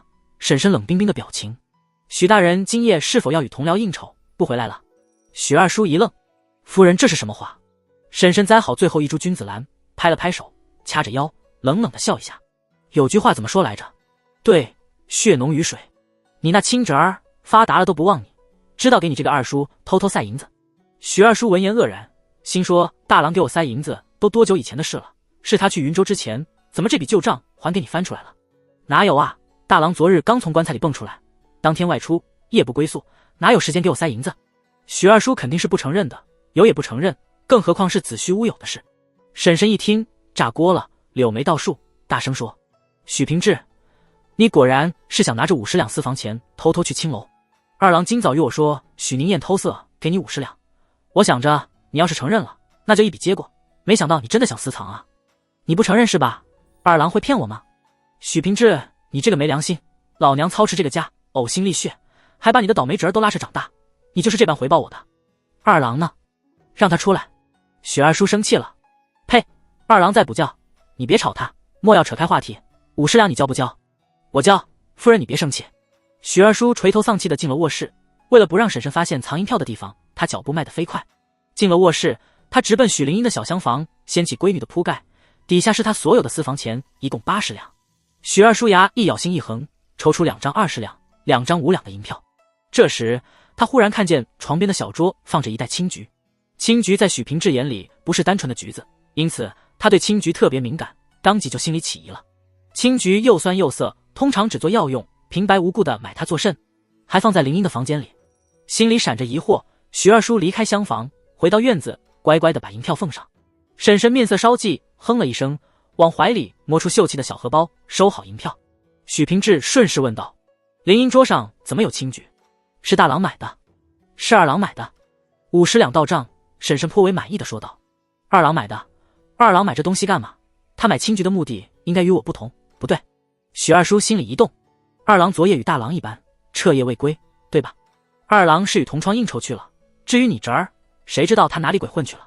婶婶翻白眼，如果不是有过前几次的社会性死亡，许平志对妻子的话是深表赞同的。但现在他知道自己儿子是什么样的人。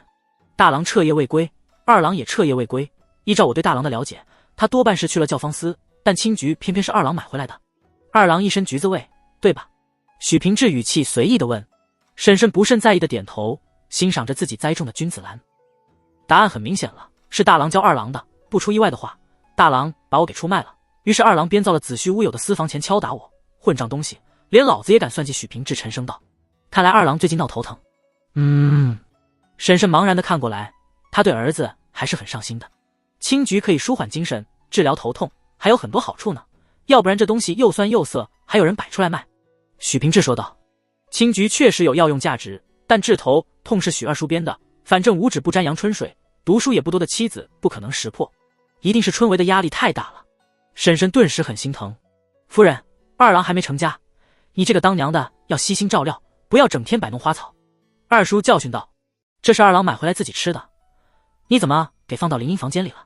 婶婶不是那种慈母类型的女子，可能是自恃美貌的缘故，特别傲娇和娇气，对子女的关怀远远达不到嘘寒问暖的程度，所以才经常被烦人的许灵英气得嗷嗷叫，逢着吃饭就把幼女交给绿娥照料，自己恰饭恰得开开心心。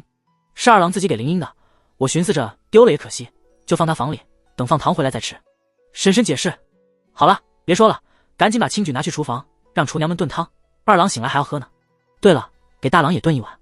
许平志说完急忙补充，这汤不好喝，大郎估计不会要，你这个婶婶也镇不住他，你让林月一起炖，晚上他回来不怕他不喝。婶婶点点头，扭着小腰去取青桔。府里午膳刚做好，许大郎就回来了，把铜锣和佩刀摘下来往地上一丢，坐在桌边招呼道：二叔现在午膳都回来吃了吗？以后也会回来吃，我今早刚接到任命，明日起不在外城巡逻，改内城了。许平志喝着汤，表情冷淡。从外城到内城，职位没变，但待遇提升了1品级。好事，好事。许七安接过绿娥递过来的碗筷，心说二叔今天怎么了，一脸不开心的样子。这时许二郎睡眼惺忪的出来了，看了大哥一眼，兄弟俩心照不宣。爹，今天有没有和娘吵架？许二郎试探道，边说这话边坐下来。哼，一个个的都不让我省心，还是二郎好，到底是娘肚子里出来的。婶婶瞪了眼叔侄。许二郎嘴角微翘。许平志不动声色地看向婶婶的贴身丫鬟，道：绿娥，去伙房看看汤炖好了没？绿娥乖巧地应了一声，小步出了偏厅。什么汤啊？昨夜千金散尽的许七安兴致十足地问道。给你和二郎补身子的。婶婶说。许七安和许青年对视一眼，感觉不太妙。婶婶，娘怎么知道我们要补身子？不多时，绿娥捧着一大盆的汤进来了，浓郁的酸味扑面而来。大瓷碗放在桌上，黄澄澄的汤汁里浮着切片的青菊，连皮都没剥。婶婶亲自给许新年盛汤，抱怨道：“二郎啊，你头疼怎么不跟娘说呢？眼见就要春闱了，是娘不对，娘没照料好你。这青菊汤是娘特意为你炖的。”青菊汤？这不是我买回来的青菊吗？许新年神色茫然，心说青菊怎么能炖汤呢？这不是要喝死人吗？娘，我头疼就是酒喝多了，昨夜与同僚应酬。许新年有些心虚的看了眼大哥。青菊炖汤，哪个人才想出来的黑暗料理？许七安差点笑出声，一本正经道：“青菊汤大补，二郎一定要多喝。”你也有？许二叔淡淡道：“这汤是林月和你婶婶辛辛苦苦炖的。”一个大大的问号出现在许七安脑海里。我堂堂一个炼神劲武夫，需要这玩意？许七安反问：“大哥。”许林月柔柔地说道：“你就喝一碗嘛，人家炖了好久的。”许七安忍不住看向小老弟，小老弟也在看他，兄弟俩都希望对方能揭竿而起。吨吨吨吨吨，最后他俩都喝了一大碗，呛出眼泪来，胃里翻江倒海。哈哈哈，吃饭吃饭！许二叔喝着小酒，露出了质朴的笑容。该死的许二郎，肯定是他这里出了问题，不然二叔这么疼我，不会让我喝这鬼东西。许七安放下碗，抹了抹呛出来的泪，脸上笑眯眯，心里 MMP 的看着许新年。都怪大哥，要不是他出馊主意，非让我把青菊带回来给林英吃，我许新年岂会搬起石头砸自己的脚？许新年暗暗皱眉，在心里把大哥埋汰了100遍。兄弟俩低头吃菜，来填充酸水翻涌的胃。看看兄弟俩一下子精神起来了，吃东西都倍儿香。许二叔落井下石，笑得那叫一个豪爽。许七安和许新年都不搭理这个外表忠厚，其实心眼贼多的中年老男人。等呕吐欲望被饭菜压住，许新年缓缓吐出一口气，放缓了进食速度。此教啊，大哥有个问题想请教。鉴于和小老弟之间友谊的小船岌岌可危，许七安措辞很客气。什么事？许新年像极了他娘，傲娇的抬了抬下巴，似乎想起了什么，补充道：一些无理取闹的事我不会做，比如大哥的貂蝉在哪里？这件小事许七安早就忘记了，因为福香很满意他的妖力，所以许白嫖对自己的能力非常自信，渐渐的就把这个突发奇想的创意抛之脑后。你通读史书，知不知道元景帝曾经废后？许七安问道。唉。许平治筷子一敲碗沿，叮个脆响，告诫道：虽然在家里，但也要尊称陛下，养成习惯，免得在外头脱口而出，惹来麻烦。元景是年号，用年号称呼皇帝是大不敬，就像江湖上很多人喜欢用卫青衣来称呼魏渊。元景帝废后吗？知道，当时据说闹得挺大。许二郎说。哎，你，许二叔看向儿子，但侄儿和儿子默契的不搭理他，继续交谈。为什么要废后？不知道，史书上也没有写，不过当时闹得挺大，满朝文武都在死谏，御史和给事中上蹿下跳，恨不得爬到元景帝头上拉屎撒尿，来彰显自身的文明。许新年夹了一筷子的菜，边吃边说，最后给死谏回去了。虽然没有废后，但皇后被打入冷宫，元景14年才出来。平时皇帝的一言一行，皇帝在朝堂上的做派都会被史官记录下来。就元景帝修道这件事，头几年史官们的记录是：帝修道，荒废朝政。元景帝看后大怒，要求史官修改，史官宁死不屈，不惜被404。不过连续停杖3人，罢免1人后，史官们屈辱地弯下了膝盖，改成帝修道，朝政亦不误。不过若干年后，后人重修这段历史，元景帝多半要被打回原形，甚至被抹黑。那后来怎么放出来了呢？许七安当时不好意思追问怀庆，毕竟那是人家父母一段不堪回首经历。不过话说回来，谁家父母没闹过离婚啊？那一年是魏渊大败北方蛮子，凯旋而归，元景帝大赦天下，顺便也赦了皇后。许新年道：我说怎么元景13年那么耳熟呢？原来是魏渊一举成名天下知，抱歉魏公，我不是故意对你不敬。原来是魏渊初次崭露峥嵘头角的那一年，赴云州的途中，4号曾经说过，元景13年收秋之后，魏渊临危受命，北上领军，只用1个半月就击败了北方蛮子的骑兵。难怪怀庆会成为魏渊的弟子，原来皇后还受过魏渊的恩情。许七安恍然大悟，虽然没搞明白废后的原因，但也不算没有收获。至少名侦探许白嫖可以由此推理出，皇后即使犯了错，但不算大过，否则元景帝不会借坡下驴，特赦了皇后。宁燕，你饭后有时间的话，去接一下林英吧。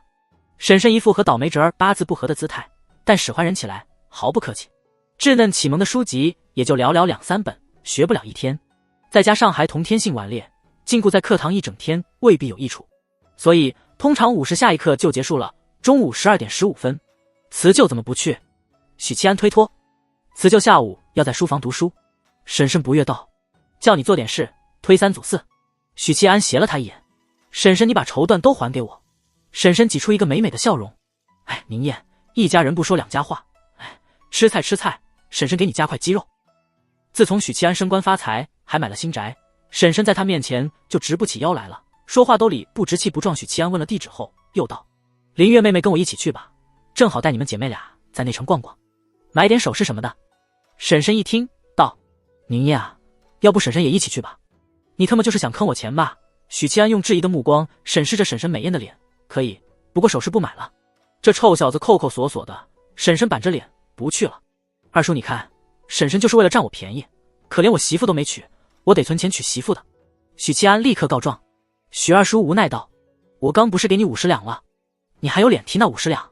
婶婶气得拍桌子：“你哪来这么多银子？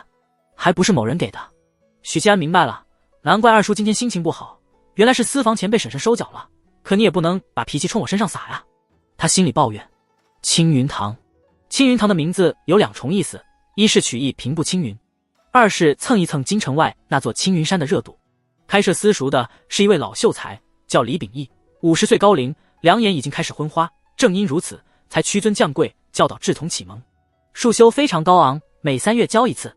李秉义老先生有个规矩，家中有文人的，束修少一半；家中有官职在身的，束修再少一半。当然，前提是文官、武将除外。凭借这条规矩，李秉义老先生把青云堂打造成贵族小学。那些个不缺钱的大户人家觉得这条规矩有趣，凸显出了自身的优越感。再加上李秉义老先生教书确实有一套，因此没时间给自家孩子启蒙的大户人家都愿意把志同送来青云堂。个把月前，李秉义老先生遭遇了一生之敌，是他这辈子最难教的学生。许灵一，你站起来。讲桌上，李先生抓起竹条，桌子敲得砰砰响。堂下坐了20多名志童，东侧的角落里，一个扎着铜髻的女童很乖巧地站了起来。她五官稀疏平常，圆圆的脸像一只包子，双眼明亮有神。把3字经背一遍。李老先生盘坐着，语气平静地吩咐道：“人之初，性本善，性相近。”背到这里，女童卡壳了。李老先生习以为常，不动怒，捏着眉心，叹息道：“为什么半个月过去了，你还是只会这3句？这种蠢小孩不值得动怒。”许灵英娇声道：“我爹说，一招先吃遍天。一招先吃遍天是用在这里的吗？”李老先生愣了一下，想起这孩子的父亲是一位粗鄙的武夫，也就不生气了。每天念书，你念得最大声，10字都没问题，为什么要你背的时候你就背不出来了？圣人曰：格物致知。你有自我反省过吗？许灵英困惑道：“先生只教了3句啊。”满堂哄笑声。李先生心累的摆摆手：“你坐下吧。”这孩子的家里只有一个二哥是读书人，且是云路书院学子，真不知道是怎样的环境教育，教出2个差异如此巨大的孩子，偏头看了眼水漏。到饭点了，李先生咳嗽一声：“2刻钟的用膳时间，切记食不言。”说罢，他离开学堂，绕到后院享用午膳。孩子们一下子解脱，嘻嘻哈哈的热闹起来，纷纷从各自的小布包里取出食物。许灵英今天的午餐格外丰盛，水晶饺子、梅花香饼、鱼肉丸子以及几样桂月楼的极品糕点。他的食物是其他孩子2到3倍的量。许灵英很有仪式感的摆好，咽了咽口水。他一整个早上心里都在惦记着布包里的食物。整个学堂没有比许灵英更丰盛、更昂贵的伙食。当然，许灵英的午餐这么丰盛是有原因的。昨日是许大郎吊唁的日子，许府大量购置了顶级食材，准备风光大葬。谁知道许大郎回来了，招待完许氏族人，还剩下许多好吃的。你的食物我要了。一个小胖子走到许灵英书桌边，趾高气扬地俯视他。小胖子是学堂里的孩子王，长得最高最壮，比许灵英大1岁，今年7岁。不但最高最壮，而且家世背景也最深厚，父母道不出奇，但叔公是吏部文选司郎中，正五品。吏部可是公认的6部之首，文选司更是负责人事任命，在吏部4司中，只有考公司能与文选司媲美。不给。许灵英护住食物，凶巴巴的瞪眼。你又想挨揍？小胖子瞪大了眼睛。许灵英的手镯就是他给抢的，小丫头最初也不给，但被他推倒在地，打了2下就给强行拿走了。这个很笨的丫头不哭也不闹，好像镯子没了就没了，不是什么大事。小胖子回家后骗娘说镯子是捡来的，母亲就很高兴，因为那镯子在当铺当了8两银子。后来笨丫头的娘赶到学堂里来理论，但因为许灵英没有指认，所以那个凶巴巴的娘被先生给挡回去了。于是小胖子就知道抢这个同窗的镯子是没事的，既有银子，又不会被大人责罚。最开始几天，他一直盯着许灵英的手腕看，但打那次之后，他就不戴镯子了。这个笨丫头很好欺负，但之前没有被欺负的价值。这次不同，小胖子一眼就认出那是桂月楼的糕点，他随去桂月楼吃过，非常好吃。小胖子想吃他的东西，就一定要吃，学堂里的孩子都怕他，没人敢违逆。走开！许灵英大吼，瞪着眼睛，呲着牙，像一只护食的小兽。小胖子愣了愣，似乎没想到这个好欺负的笨丫头居然突然变硬气，还敢凶他。他被激怒了，你找死！他握着拳头，咬牙切齿的发力，卯足了劲，朝着许灵英的脑袋砸了2下，沉闷的2下。许灵英痛苦地抱住脑袋，小胖子用力一推，把他推得翻在地。他满意的把盒子里的糕点抢在怀里，得意洋洋。早些识相就不用吃这么多苦头，你家还有没有这些好吃的？有的话，你明天带过来。他雄赳赳气昂昂的回自己座位去了。旁边的孩子们看着这一幕，有些羡慕，想着如果刚才自己也加入的话，现在就有好吃的了。许灵英陷入了6年人生里前所未有的愤怒，他默默地起身，不说话，低着头走向李先生的讲台，抓起了坚硬且厚重的竹条。他要拿先生的竹条打你。小胖子身后，一个孩子用着他的肩膀给出提醒。小胖子抬头看去，看见那个被欺负了也不会吭声的小姑娘，高高举起竹条，小小的胸腔里爆发出一声中气十足的呀！啪！竹条狠狠砍在小胖子的脑壳上，力道之大，应声断裂。小胖子两眼翻白，丧失了所有意识。他仰面栽倒，嘴里还含着糕点。许灵英小手的虎口被竹条反震之力震得通红。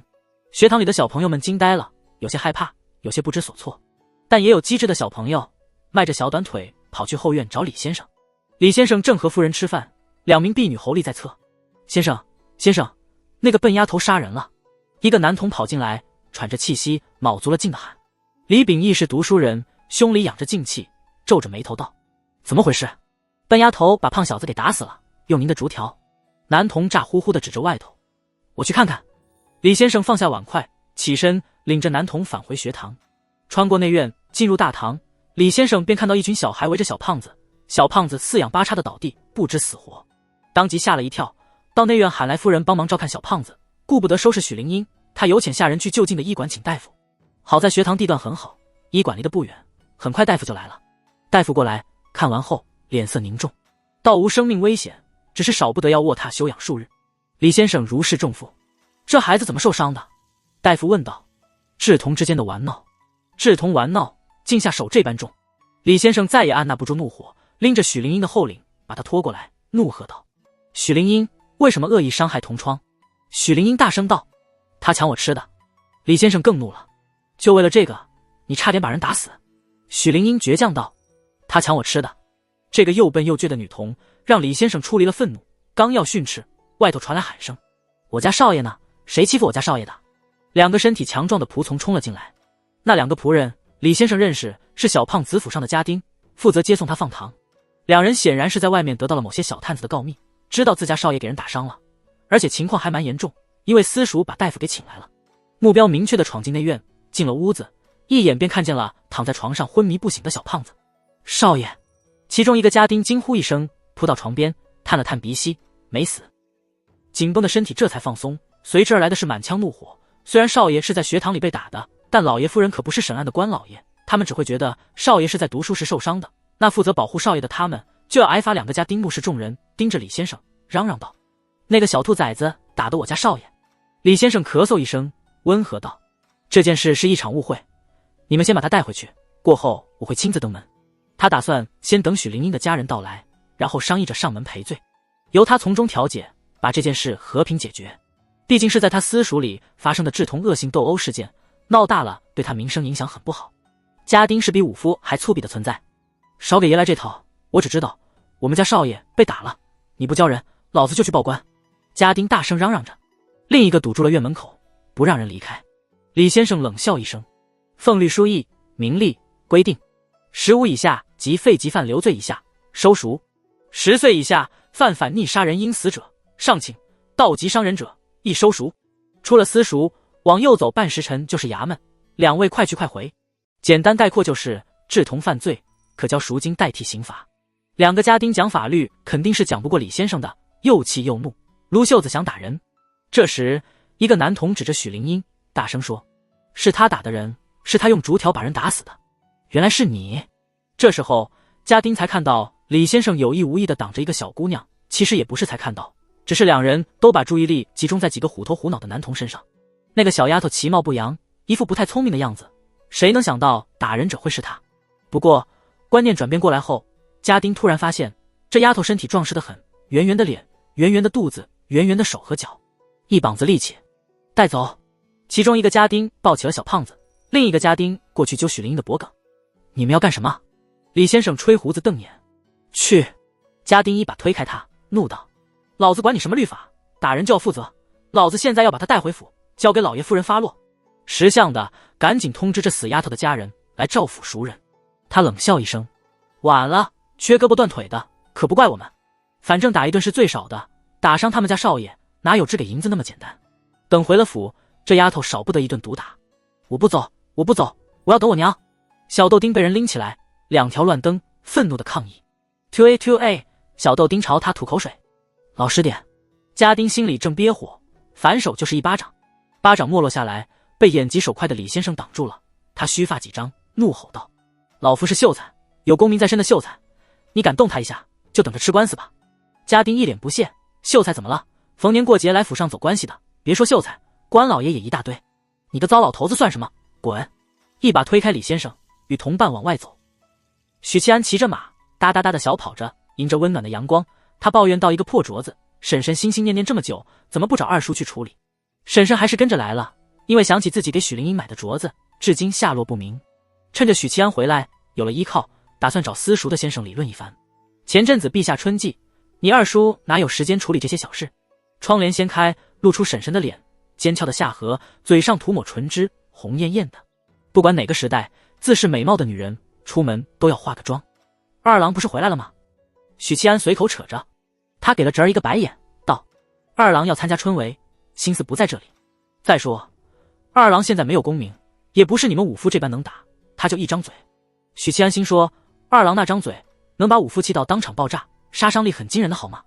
想想二郎也是可怜，尽管婶婶一直把二郎要参加春闱，二郎娘会好好照料你这类话挂在嘴边，但平时该怎么娱乐，婶婶还是怎么娱乐，顶多就是吃饭的时候给二郎加个餐，然后口头关怀一下。像婶婶这么有个性的娘，这个时代真特么的少见。许七安不说话了，欣赏着街边的风景。他想到一件事，那位外祖父之所以把婶婶嫁给二叔，恐怕就是知道自己这个女儿做不了世家大族里的贵妇，于是让她凭借美貌到世家大族里饱受欺负，还不如嫁一个家世平平但懂得珍惜的夫家，所以也就不教她读书识字了。婶婶放下窗帘，凑到许灵月耳边低声道：等会儿接了灵英，灵月你带着大郎去首饰铺逛一逛，然后顺便帮娘也买一些首饰，对吗？许灵月斜眼看母亲：那倒不用，我自己会挑的。婶婶说。许灵月无奈道：其实娘觉得还是大哥比较可靠，对吧？所以大哥一回来，你就迫不及待寻他来主持公道。我可没这么说。婶婶矢口否认。许灵月抿嘴笑了笑，也不拆穿，这个家里二哥虽然前途无量，但他还没发迹。爹的话，这些年混成了官场老油条，轻易不会动怒，不会树敌，指望他为了一个镯子跟人家闹红脸，肯定不可能。只有大哥跳脱无赖，偏偏又是打更人，手握实权，在家上官场人脉广，不怕事儿。不过娘和大哥斗了这么多年，要他承认自己依赖倒霉侄儿，门都没有。很快到了私塾，马车在路边停下，车夫取下小木凳，道：夫人小姐到了。婶婶和灵月掀开车帘下来。许七安道：我先去拴马，再给灵英买点吃的。婶婶灵月，你们先进去，等接了再买不成吗？婶婶拉着女儿的手，惊喜感不一样，尤其对一个小吃货来说。许七安笑了笑，不解释。婶婶撇了一下嘴，与许灵月进了私塾。刚进去，婶婶就听见自己幼女的哭叫声，然后看见她被一个壮汉拎着走出来。许灵英拼命反抗，但架不住对方是个成年人。你们是谁？掳我闺女做什么？婶婶拦住两个家丁，横眉竖目：娘，他们是坏人，是坏人，你叫大哥打他们。许灵英喊道，一边喊一边朝家丁 2A。 你是这丫头的娘？家丁审视着婶婶，目光有些挪不开，他这辈子都没见过这么漂亮的女人。随后他目光又落在许灵月身上，又吃了一惊。不过见到婶婶和许灵月身后没有仆从跟随，家丁顿时放心，摆出凶神恶煞的脸。你家丫头打了我家少爷，我们要把她带走。婶婶当然不同意，她拦着不让走，但家丁更无赖，故意用身体去撞婶婶，迫使她退避。另一个家丁有样学样，去撞许灵月，两个家丁肆意大笑。许灵月惊慌失措的后退，被逼到院门口，给门槛绊了一下，惊呼着摔倒，撞进一个温暖厚实的肩膀。他扭头一看，是许七安，立刻泪眼汪汪。大哥！许七安手里拿着炸鱼丸和肉馅饼，扶稳许灵月，眯着眼扫视两个家丁。她是我妹妹。有男人来撑场子的婶婶松了口气，往侄儿身边靠了靠。家丁也不闹了，但依旧理直气壮，瞪着许七安。你家妹妹打伤我家少爷，就剩一口气了。其实刚才出来时，大夫解释过，没有生命危险。但家丁肯定不会明说，站着道理才能挺直腰板说话，这是乡野村夫都懂的技巧。有辱斯文，有辱斯文。这时李先生也追了出来，见到婶婶后松了口气。李先生，这是怎么回事？婶婶大声质问。李先生把事儿说了一遍，无奈道：这事儿你们家确实不占理，给老夫几分薄面，好好解决。原来是吃的被抢了。许七安点点头道：行，把我妹妹放下，你们去喊这小子爹娘过来，他估摸着得赔钱了，不过小豆丁没吃亏就好。许七安向来是个讲理的人。放你 xxxx。 拎着许灵英的家丁爆了句粗，说道：你们要是跑了怎么办？这丫头我们一定要带走，天王老子来了也不管用。别冲动别冲动，不如这样，老夫随几位一起去赵府。李老先生忙打暖场。话还没说完，他感觉眼前一花，那个年轻男人的身影就消失了。接着身后传来响亮的巴掌声，再就是沉闷的一声啪叽，似乎有人摔倒了。老先生立刻回头，看见年轻男子把许灵英夹在胳肢窝下，脚边躺着家丁，昏迷不醒，他嘴边蹦出几颗破牙，不停地流血。呸！一个下人就敢这么嚣张，老子看你家主人是何方神圣。许七安向来是个讲理的人。另一个家丁怀里抱着孩子，许七安没出手教训，瞪着他：滚去找你家主人来。家丁忌惮地看他一眼，不吭声地跑了出去。大锅！许灵英一下子不哭了，头下脚上的被许七安夹在腋下，像鱼一样蹦跶。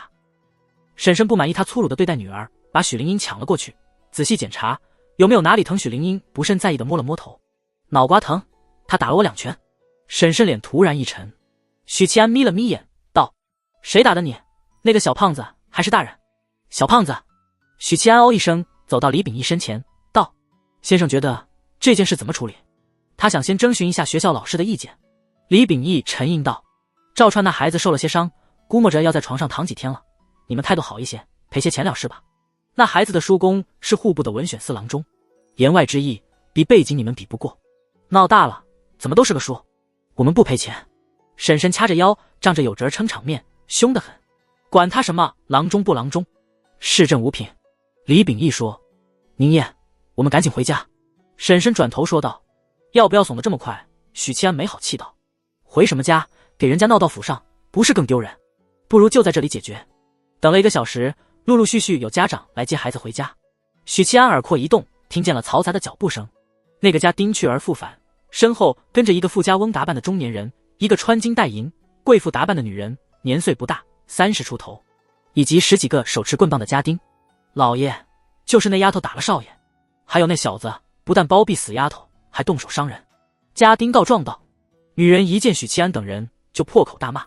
中年人压着怒火，打量着许七安：你是什么人？家里长辈在哪个衙门？许七安说：在下许七安。是。打更人3个字没吐出来，因为中年人冷声打断：我问你家长辈。家属许平志，玉刀为百户。中年人哦一声，尾音拖得很长，区区一个玉刀为百户的女儿，居然敢打伤他宝贝儿子。这件事没完，我给你2个选择：1. 赔偿500两银子；2. 我抓这丫头去衙门。500两！婶婶惊呼一声：打死你儿子也赔不了500两，你想都别想！贱人，你怎么说话的？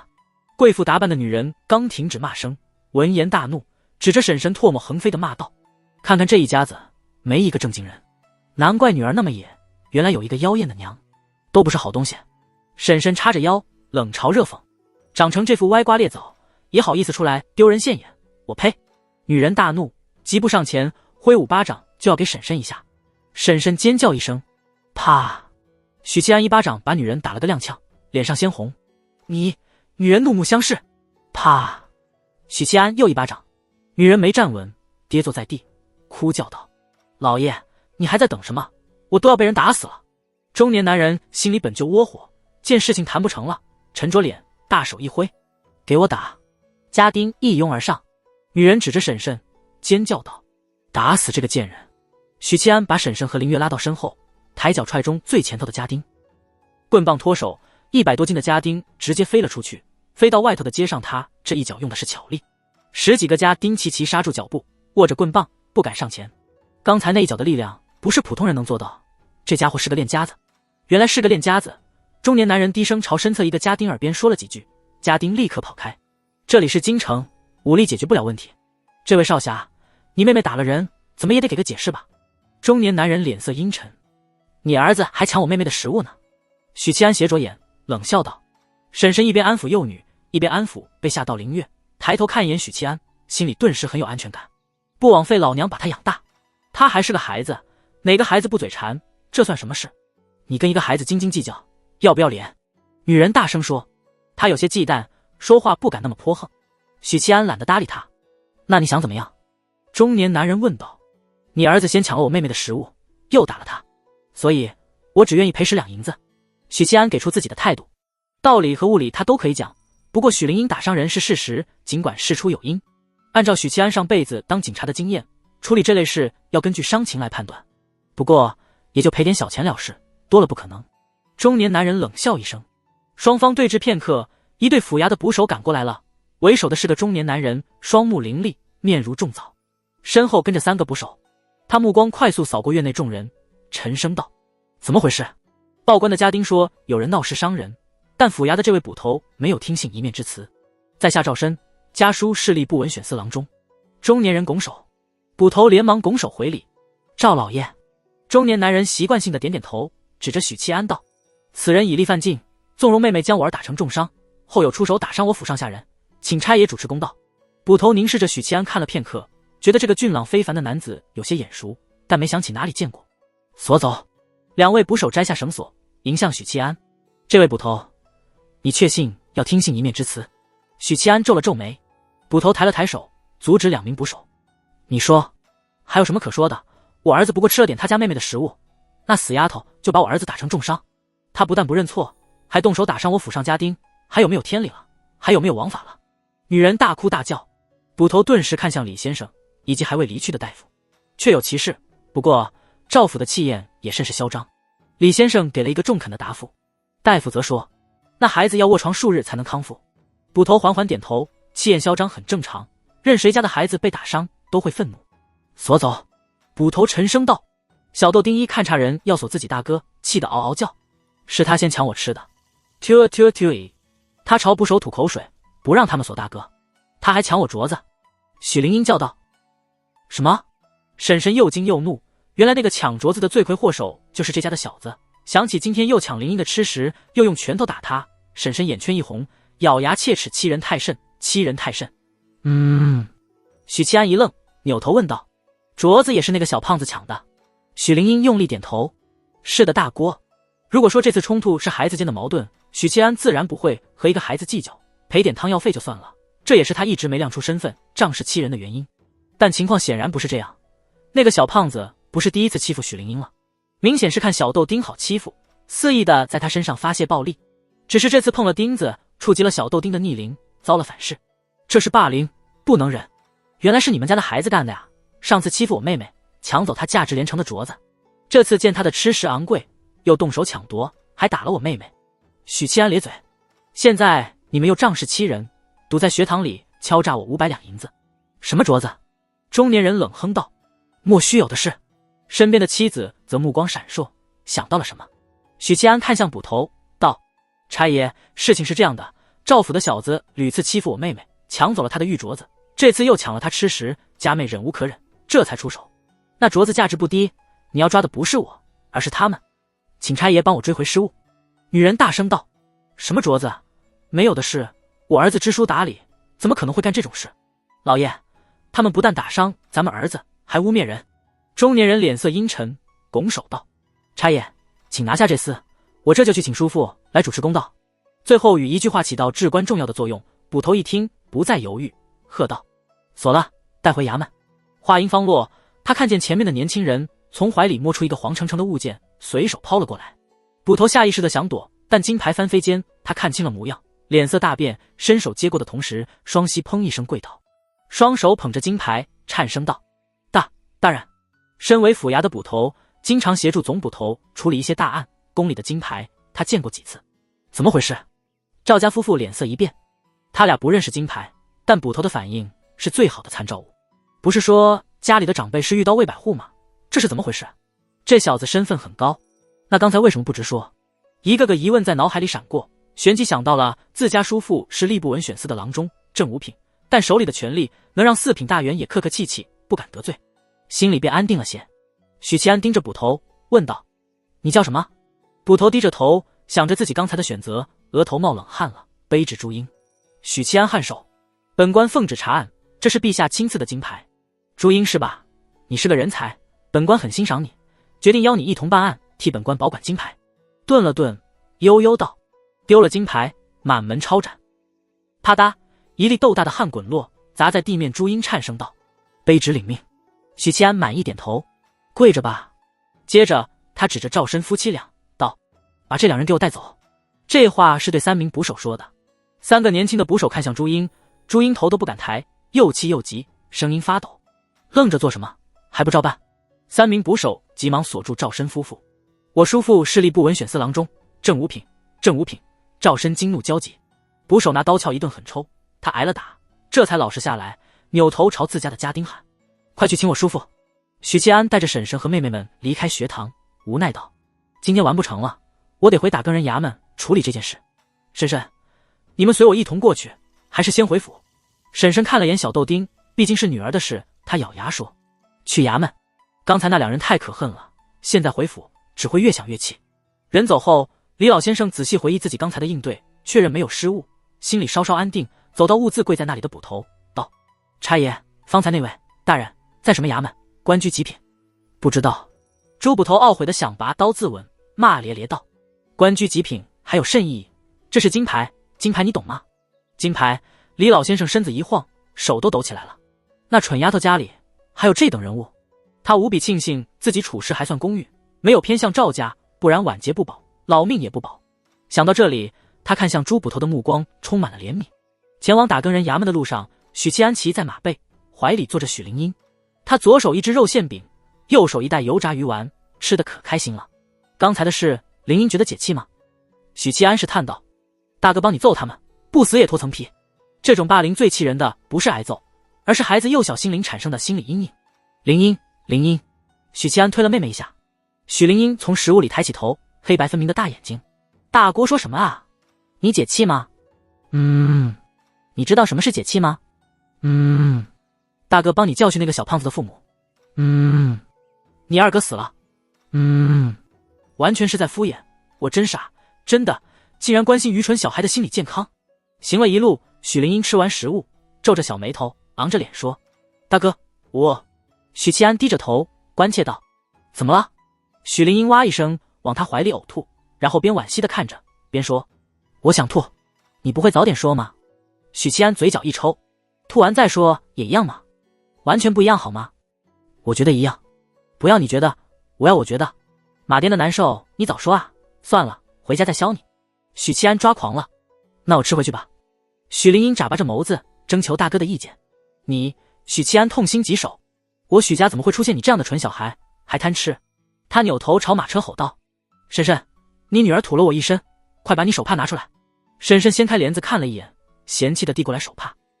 许灵月大惊娘：“你拿的是我手帕？”“知道。”灵英吐了，给大郎擦擦。“干嘛不用你自己的？”许灵月委屈道：“我嫌恶心。”婶婶把话题扯开，懊恼道：“我刚就是心太软，没有应对好。那泼妇扇我一巴掌，应该先抬手挡住，然后回敬他一个，而不是躲到你大哥身后。现在娘是越想越气，越想越气。很多人事后都会暗自恼怒，刚才明明可以这样，为什么就是没有做出最好应对？越想越不甘心。”许灵英看着大锅把自己吐出来的食物擦干净，惋惜道：“他们自己跑出来的，没事，你赚了。”许七安摸着他的头：“回头你可以再吃一次午膳，平时你只可以吃1次，现在可以吃2次。以后你吃一口吐一口，你肚子永远不会饱，就永远可以吃下去。”“真的吗？”许灵英一听就很开心，心说大锅真聪明。“真的。”许七安点点头。不过你会先被你娘揍得半死。大哥，我是不是你的小心肝？许灵英问。许七安诧异地反问，这话说的比大哥的脑袋还突然。小豆丁回答，昨晚我听见爹喊娘小心肝，但从来没有人喊我小心肝，因为你不是小心肝。小豆丁失望地说，那我是什么啊？许七安低着头审视着胖乎乎的幼美，你是脂肪肝。不多时抵达打更人衙门，自古民对官有一种天生的敬畏，看着气派的衙门、佩刀的守卫以及脸色严肃来来往往的打更人，婶婶和许灵月有些畏惧。婶婶第一次来衙门很紧张，所以把许灵英搂在怀里用力揉搓来缓解情绪。小豆丁的脸在婶婶的手里变化出各种形态。许灵月默默靠近许七安，宁燕。一位半生不熟的铜锣过来打招呼，目光在婶婶和许灵月身上打转，显而易见是被婶婶和妹妹的美色吸引过来的。这是我妹妹。许七安颔首给她介绍许灵月，那铜锣立刻微笑示意，又看向婶婶，这是姐姐吗？婶婶先是一愣，接着眉开眼笑，眼睛都弯成月牙了。许七安翻白眼，你见过36岁的姐姐吗？许宁燕。婶婶气抖冷，她竟然被爆出年龄了。婶婶深吸一口气，心说不要生气，不要生气，在外人面前她要保持形象，不能扑上去抓花折的脸。铜锣又看了几眼婶婶和许灵月，恋恋不舍地走开了。许七安领着3位女眷往春风堂行去，沿途遇到许多相熟的同僚，热情地和许七安打招呼，好几人都把婶婶错当成许七安的姐姐，变相地夸她年轻漂亮。来到春风堂偏厅，吩咐吏员端茶倒水，婶婶紧张的情绪一扫而空，笑道，打更人衙门个个都一表人才，说话又好听。婶婶你这话听起来怪怪的。许七安道，我去衙门口等等。他在衙门口等了1刻钟，等来了3名府衙的捕手以及赵申夫妇俩。大人，人犯带到。年轻的捕手抱拳躬声道，许七安点点头，伸手接过绳索，到你们在这里等着，我把人犯送入大牢，再出来还省。赵申夫妇吓得面无人色，京城人谁不知道打更人的威名，更知道打更人大牢是一个有进无出的地方，侥幸出来也得脱一层皮，从此在伤痛中度过余生。这都是南宫倩柔的错，他一手缔造了打更人地牢的恶名。赵申的妻子一屁股坐在地上，哭着撒泼，我不进打更人衙门，打死我吧，打死我吧。这女人一看就是在家里撒泼惯了的，本性难移，尽管来到打更人衙门，她依旧泼辣无赖的很。许七安目光一立，夺过守卫的刀鞘就是一巴掌，噗！女人喷出3颗大牙，满嘴都是血迹，她捂着脸，似乎被打懵了。想死还不容易，待会就成全你。许七安冷笑道，欺负人的时候怎么没想到有现在。说罢猛一拽绳索，硬拖着夫妇俩进了衙门。3位捕手留在原地，其中1人忽然道，那位大人是不是有些眼熟？许大人，吕捕头未升调为总捕头时，我跟在他身边办事，曾经见过许大人1次，变化也太大了吧，完全认不出来。我也见过，难怪这么眼熟，他不是死了吗？那阵子吕捕头情绪很糟糕，动不动就发脾气，一路上不时引来铜锣注视，笑着调侃，许大人押的是什么人犯？哭哭啼啼。许七安回应说，2个狗仗人势的东西，今天让他们尝一尝社会的毒打。来到打更人专属的地牢，哐当，狱门打开，阴暗潮湿的空气迎面扑来。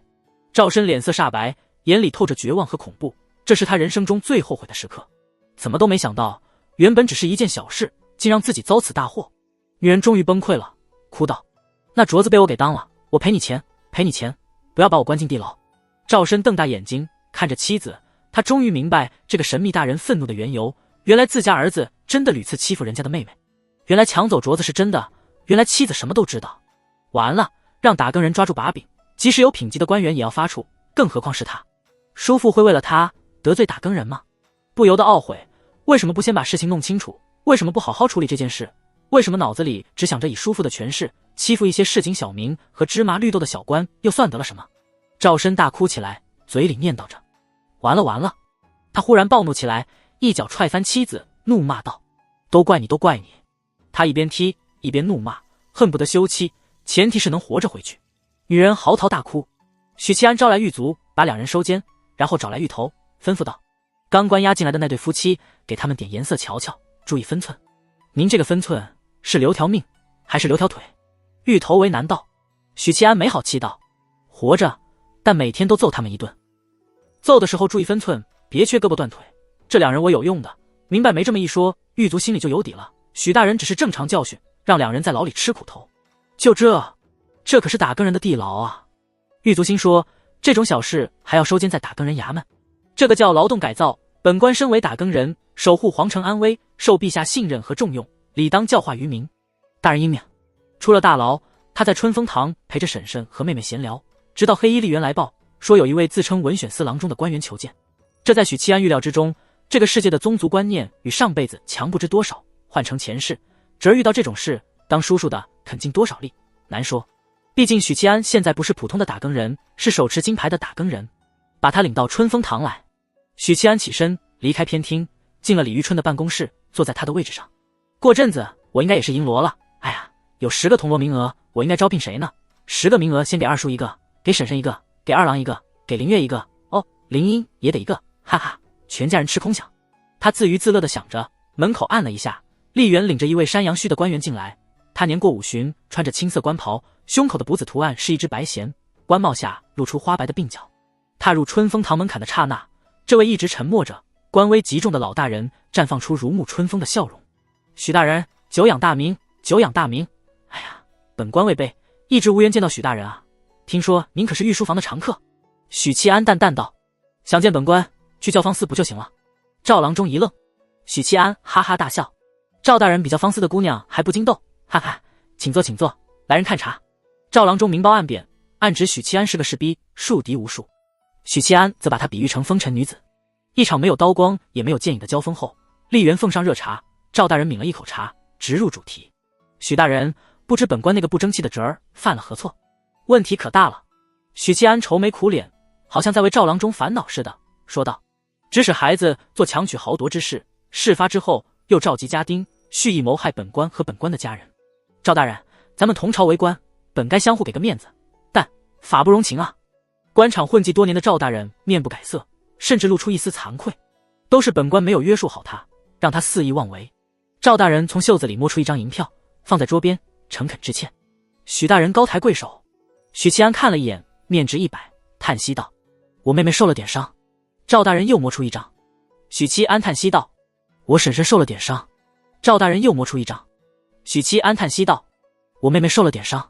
许大人妹妹已经受过伤了。哦，我有2个妹妹。赵大人又摸出一张。许七安叹息道：本官也受了点伤。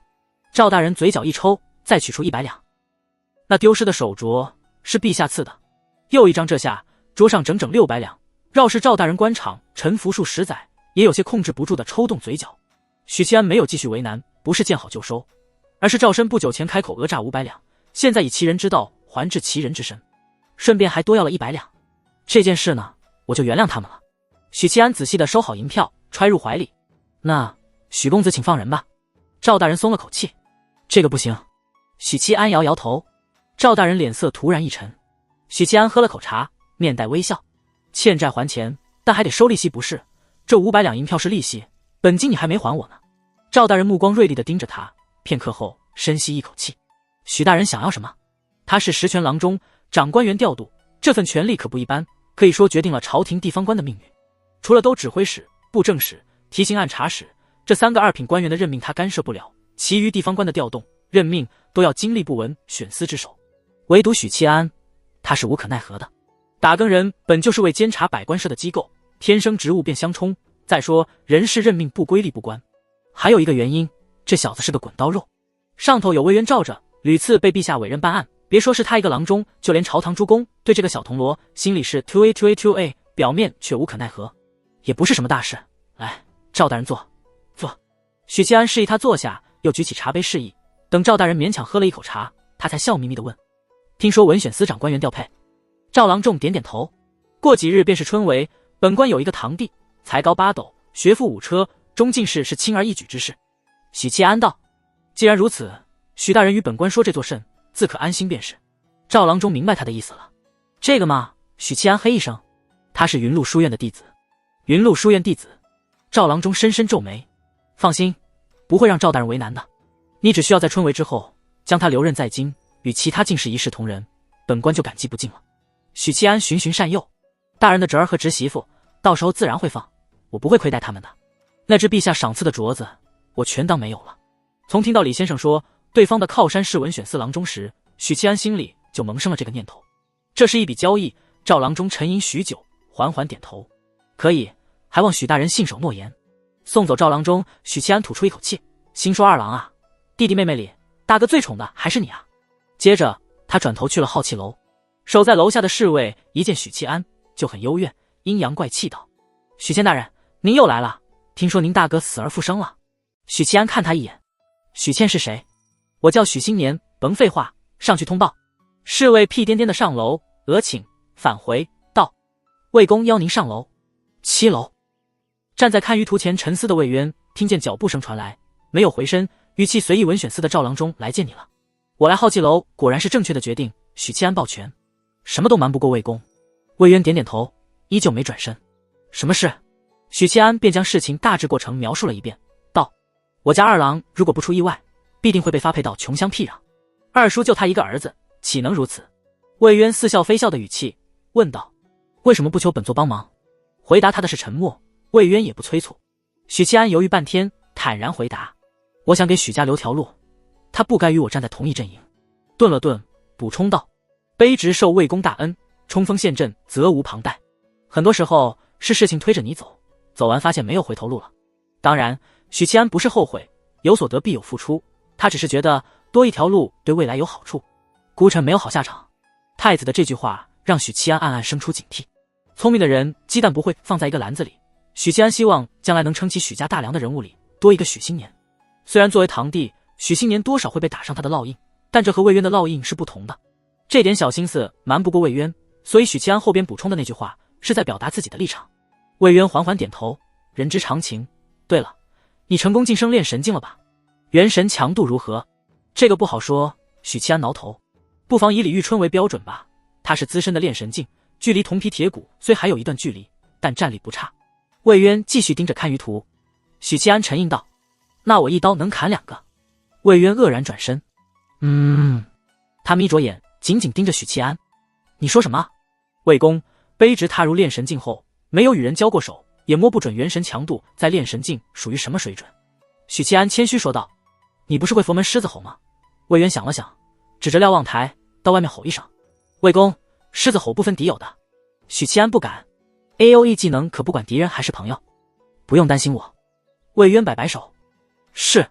许七安越过茶室，走向瞭望台，迎着温暖的阳光，气沉丹田，脑海里观想出金狮怒吼的画面，配合着独有的呼吸运气之法，微微停顿几秒，他朝底下整个衙门沉沉咆哮。吼！这一声咆哮不像是兽吼，也不像是人喊，更像是一道焦雷在打更人衙门炸开，滚滚音波肆虐。好气楼内的丽媛双眼骤然翻白，双耳短暂失聪，眼前一片漆黑。隔着远的听到吼声，心里涌起难以遏制的恐惧。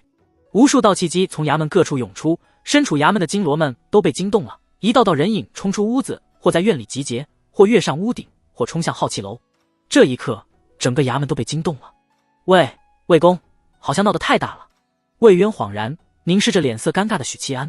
这是一头雄狮，它在慢慢磨砺爪子，慢慢长出獠牙。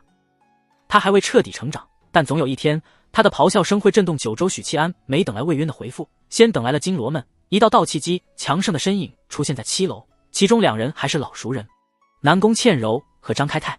魏公，你没事吧？一位壮士魁梧的金罗手持一柄紫金锤，铜铃般的大眼睛扫视着周遭，如临大敌。卑职等人失职，竟未发现有外敌入侵，请魏公恕罪。张开泰一边说着，一边扩散精神力，感应可能存在的危险和敌人。渐渐的，经验丰富的金罗们察觉到了不对劲。首先，以他们在炼神境打下的基础，周遭如果有危机，灵觉会给出反馈，但是完全没有。整个好气楼风平浪静，倒是楼内的丽媛此刻陷入了慌乱。其次，如果是强敌入侵，且能瞒住他们感知，那么魏公现在绝对不会安然无恙。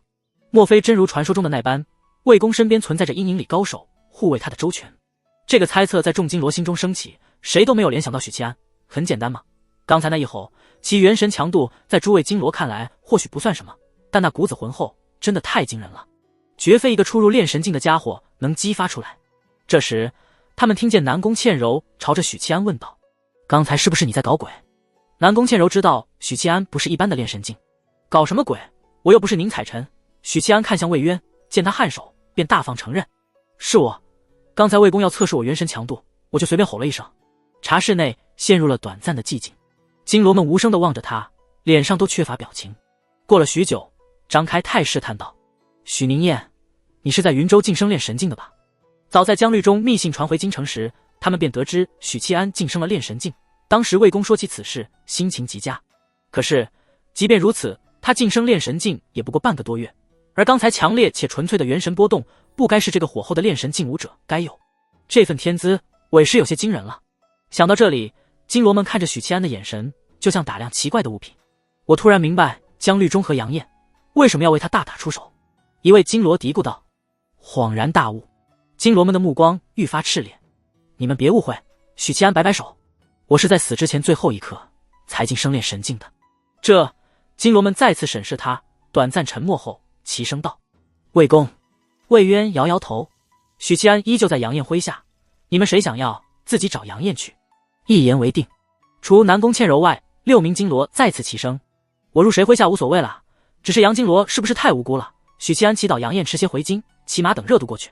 试想，在外头辛苦评判剿匪的杨金罗，千里迢迢回京迎接他的不是欢呼，而是同僚的拳头，以及知道此事后的江律中的背刺。张开泰走到瞭望厅，往外张望，无奈道：“打更人和侍卫都聚集在楼下了。”魏渊道：“散了吧，这件事你们知道就成，不许外传。”是。等外头的侍卫和打更人散去，许七安又慢悠悠地喝了杯茶，这才告退离开好奇楼，返回春风堂。婶婶和许灵月坐在桌边等待，许灵英蜷缩在母亲怀里睡着了。“大哥，你去哪了？”许灵月迎上来，秀眉紧皱，心有余悸道：“刚才怎么会有雷声？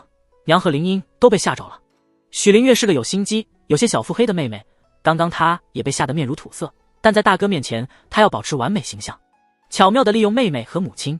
晴天霹雳吗？常有的事。许七安从怀里掏出一张100两银票，道：“事情已经解决了，这是赵家给的赔偿金，这件事你们不用管了。”婶婶看着银票，难以置信：“给我。”许七安用力点头。婶婶为了家辛苦操持，这是婶婶应得的，可惜只有100两，毕竟人家背后的靠山也不小。婶婶接过银票，看着他有些感动，低声说：“宁夜啊，其实婶婶就是爱发牢骚而已，有些不中听的话你别往心里去，都是一家人。”许七安诚恳地说：“啊，对了，我今晚有事，不回家了。”“有事？”婶婶收好银票道：“你从云州回来就没一天在家里歇过，有什么事？”许七安道：“谈一笔大生意，投资2座山，开发1条山谷，投资无数黄金。”大哥净说胡话，你昨夜便没回府，今夜总不能又是同僚应酬吧？许灵月有些狐疑，凭借女人的直觉，她问道：“爹说大哥喜欢去教坊司？”“去。”婶婶啐了他一通：“你大哥不是这样的人，二郎鬼混，你大哥都不会鬼混。”“那大哥跟我发誓，从未去过教坊司。”许灵月抿着唇，盈盈眼波中透着倔强：“不是，你一个妹妹，哪来的资格质问我？”许七安脸色严肃，发誓说：“我许七安从未在教坊司花过银子。”许灵月嫣然一笑，眼波荡漾：“灵月，回家后你也可以这般质问二郎。”许七安心里不平衡，怂恿道：“我相信二郎与我一般，也是堂堂正正的君子。二郎当然不会去教坊司。”婶婶自信满满，心里想着，等晚上许平志那厮回了家，自己也这般质问，看他敢不敢发誓。送走婶婶和妹妹们，许七安打算回青云堂拿回金牌，没想到他被人给送回来了。“许大人，府衙的总捕头吕青求见。”春风堂的吏员进来禀报：“把他请到堂内。”许七安扭头又进了春哥的办公室。不多时，坐在桌案后的他听见了急促的脚步声，像是在追赶什么似的。紧接着，身材矫健的女捕头便跨过门槛进了堂内。看到许七安的刹那，清秀脸庞布满惊喜和激动的吕青猛地一愣，疑惑地盯着他。许七安也在打量许久不见的朋友，他双眼战战有神，小麦色的皮肤，高鼻梁，大眼睛，小嘴红润，修为似乎更进了一步，身上的官威也比以前更甚。吕捕头，许久未见，别来无恙。许七安笑着起身相迎。许大人。吕捕头盯着许七安猛看，在云州服用了脱胎丸，这才死里逃生，不过模样也有了变化。许七安解释道。吕青点点头，勉强笑了笑，从怀里摸出金牌道：“府衙的捕手与我说了私塾的事，我做主让朱捕头回去了，亲自将金牌送还许大人，顺便来探望探望。这点薄面，许大人想必会给我吧？”说话的时候，吕青秀气的眸子死死盯着许七安，如果他脸上有任何不悦，自己就连忙道歉，归还金牌后走人。金牌不重要，许七安把金牌丢在桌上，笑道：“许久未见，晚上一起喝酒。”吕钦摇头婉拒：“许大人，我毕竟是女子，你要是男人，我刚才说的就是一起去教坊司喝酒。”许七安心里嘀咕。两人喝着茶，聊着聊着就忘了时间，一直到散枝的梆子声传来，吕钦恍然间从许七安的美色中回过神来，起身抱拳。那小女子就告辞了。许七安把她送到衙门口，望着女捕头窈窕的背影，忍不住摸了摸下巴。吕钦好像对我有点意思。宋霆锋说她一直未嫁，虽说在这个时代属于大龄剩女，但对我来说，30不到的女人才是真正的巅峰期啊。算了，吕钦是良家女子，和教坊司姑娘不同。良家女子的世界不是你想进就进，想出就出，你得不停的进进出出。这事儿许七安肯定做不到。夕阳里，许七安骑着马缓行在古代宽敞的街道，进了教坊司。福香生病了，感染风寒，昏昏沉沉，脸色苍白的躺在床上。见到许七安过来，很惊喜，强撑着要起来。这就让许白嫖很愧疚了，按住福香的肩膀，自责道：“是我不好，是我操劳了美人。”福香美眸半开半合，昏昏欲睡，柔声说：“院子里的姑娘，许郎随意挑便是，就由他们替奴家服侍许郎。”卧室里3个清秀的丫鬟眼睛唰地亮起来。许七安摇摇头，一本正经地拒绝：“娘子身染风寒，我哪里还有心情寻欢作乐？我为你渡送气机。”说完，握住福香的手腕，渡入一缕缕细流般的气机。气机能疏通脉络，激活体内生机，滋养脏腑，让人抵抗力倍增，区区风寒不在话下。可嗨嗨，福香剧烈咳嗽，俏脸憋得通红。1刻钟后，她的脸色果然大有好转。许郎，奴家好多了。福香眼波闪闪发亮，情意款款的凝视。3个丫鬟也露出了喜色。娘子喝了药也不见好，许公子一来，气色马上好转，有男人依靠的感觉真好。好好休息，我明日再来看你。许七安捏了捏他脸蛋，离开影梅小阁。确认他走后，福香睁开眼睛，轻声道：“你们都出去吧，房间里不必留人。”3个丫鬟应声离开。卧室的门缓缓关闭，福香原本已经好转的脸色迅速颓败下去。卧室里轻轻的叹息回荡，许七安扭头去了清池院，这里住着另一位花魁明艳。明艳花魁身材娇小玲珑，典型的南方姑娘。上次许七安让她领悟躺着膝盖也能碰到肩膀后，两人初步达成管鲍之交，说了好些掏心窝的话。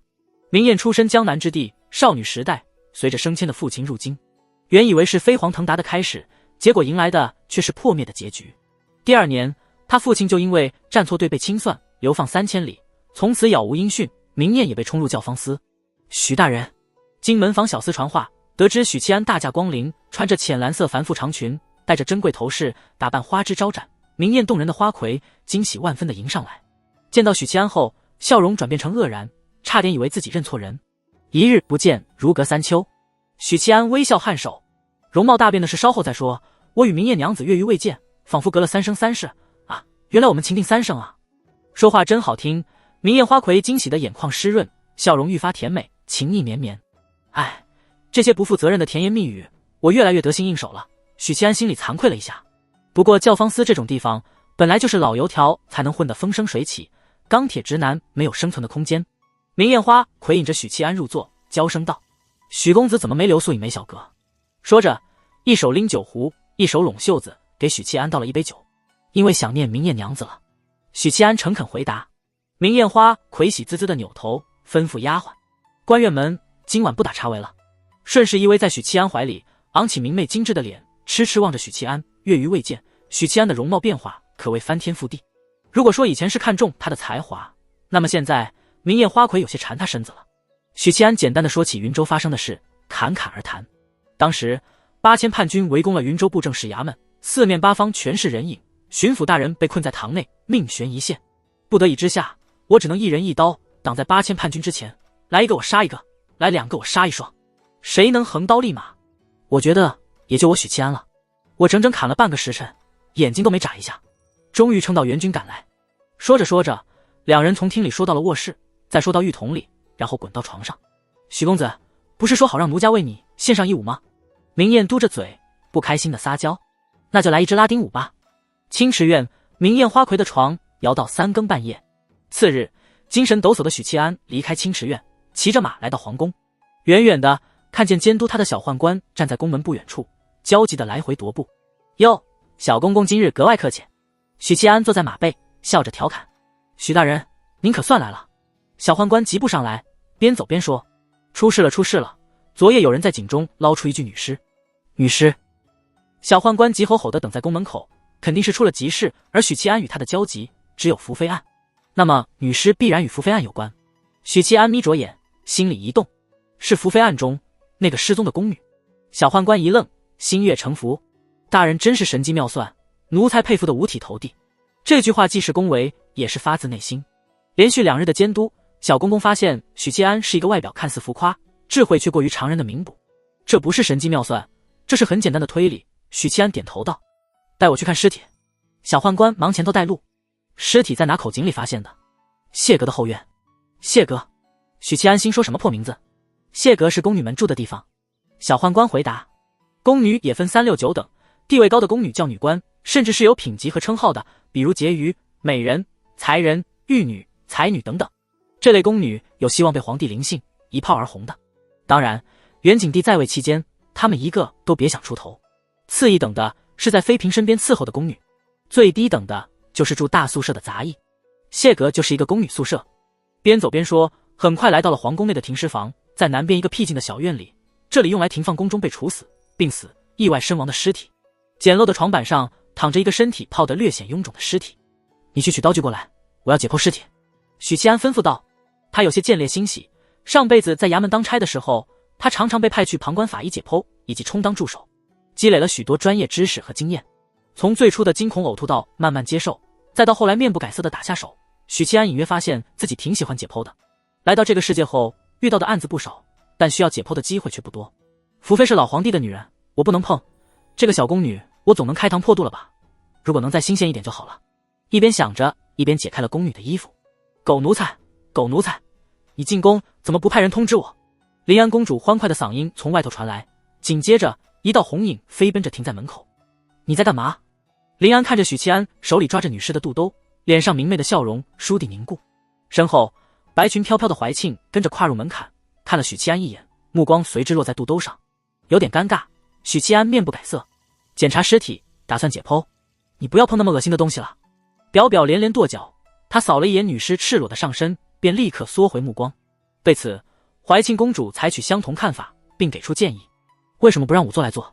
因为我喜欢干这事。许七安一本正经的摇头，认真解释：两位殿下，你们知道卑职事必躬亲，办事一丝不苟，能自己做就不会假手他人。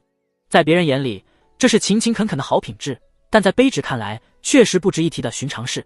表表很钦佩许七安的工作态度。怀庆面无表情，似乎不相信他的鬼话。两位殿下先回去喝茶，稍等片刻，莫要留在此处。许七安想赶人。怀庆闻言没走，反而连步款款走到女尸面前。尸体是昨晚打捞上来的，辨认出是黄小柔后，便被常公公带走了。怀庆说道：我想留下来看看，或许尸体里能得到线索。怀庆似乎对动脑子的活计很感兴趣，下棋、修史以及现在的破案。许七安扭头默默看着常公主清亮的美眸，怀庆目光微凝，对他对视，声音有着冰块撞击的质感，极为悦耳。简单的一个蕴含的意思是，小老弟，你有意见？许七安收回目光，不再看常公主无瑕的脸蛋，扭头朝表表说：二殿下呢？表表看了怀庆一眼，有些踌躇地说：这有什么的，我也留下来。好的。许七安痛快地剥光了女尸，表表脸蛋刷得红了，接着白了，掩面而走。二殿下，不留下来看了。许七安喊。表表捂着脸，细若蚊蝇。走了，走了。怀庆扫了眼女尸，尽管隐藏得很好，不过许七安还是从那双寒潭般清澈剔透的眼睛里看出了尴尬。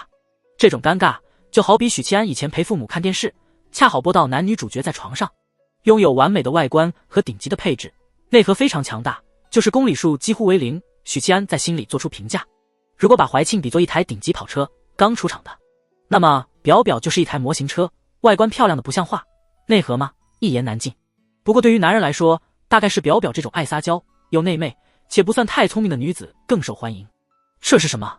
怀庆从宫女黄小柔的贴身衣物里发现一截色泽暗淡的黄色丝绸，上面绣着一朵红艳艳的莲花以及一行小字：元景31年春。临死前还贴身收藏，说明对他来说是极为重要的东西。怀庆看着许七安，似乎在求证，道：许大人觉得呢？许七安嗯了一声。怀庆嘴角微翘：殿下这般聪明，不如来看看这具女尸，您能看出什么？怀庆不由看他一眼，许七安一副要嘲笑他的姿态，不由收敛了嘴角的弧度，涌起不服输的情绪。根据尸体发白、浮肿的程度，他不是在案发之后投井的。怀庆做出判断，2天之内。许七安给出更精准的回复，身上没有明显的外伤，所以他应该是溺水死的，可能是被人打晕了。说完，清丽脱俗的长公主下意识地看向许七安，见他面无表情，不做回复，公主殿下心里有些不开心，低头时轻轻撇了一下嘴角。还有吗？许七安问。怀庆想了想，微微摇头。你缺少了最重要的一步，通常在检验女尸时，哪怕有明显的死亡特征，但也永远不要忘记检查。许七安朝怀庆挑眉，露出嘿嘿嘿的笑容。怀庆猛了一下，接着看见许七安的目光落在禁忌之地，聪慧如他，立刻懂了刷。白皙的脸蛋立刻涨红，长公主柳眉倒竖，咬牙切齿。许宁燕，你敢调戏本宫？许七安果断认错，态度诚恳，卑职无意冒犯，公主恕罪。怀庆侧过身去，表示不接受他的道歉，心里很生气。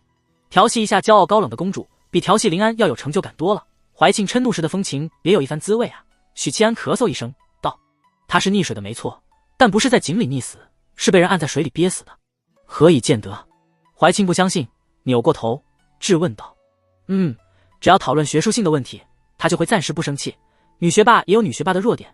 许七安默默记下来，表面不动声色，讲解道：你看他的脸呈紫红色，正常溺死者脸是惨白浮肿的，只有被人压在水里，姿势是头朝下，死亡时血液回流头部，脸才会充血。怀庆皱着眉头做思考状。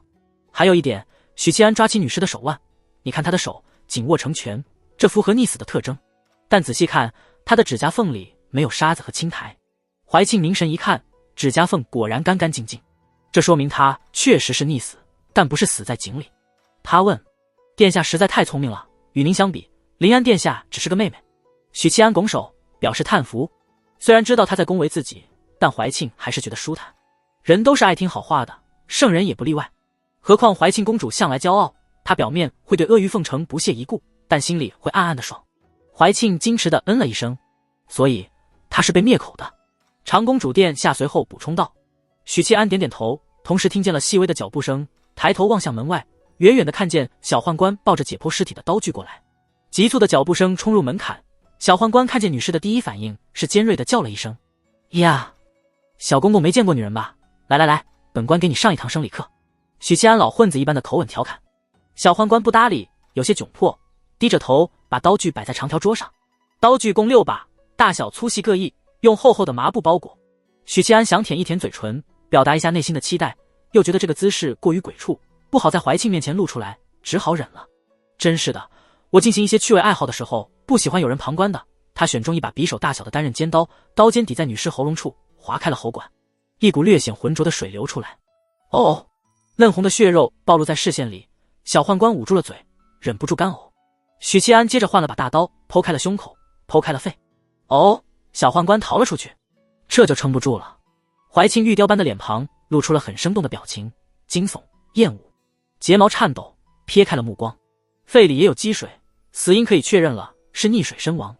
许七安放下刀，怀庆颔首，倒还需要检查什么吗？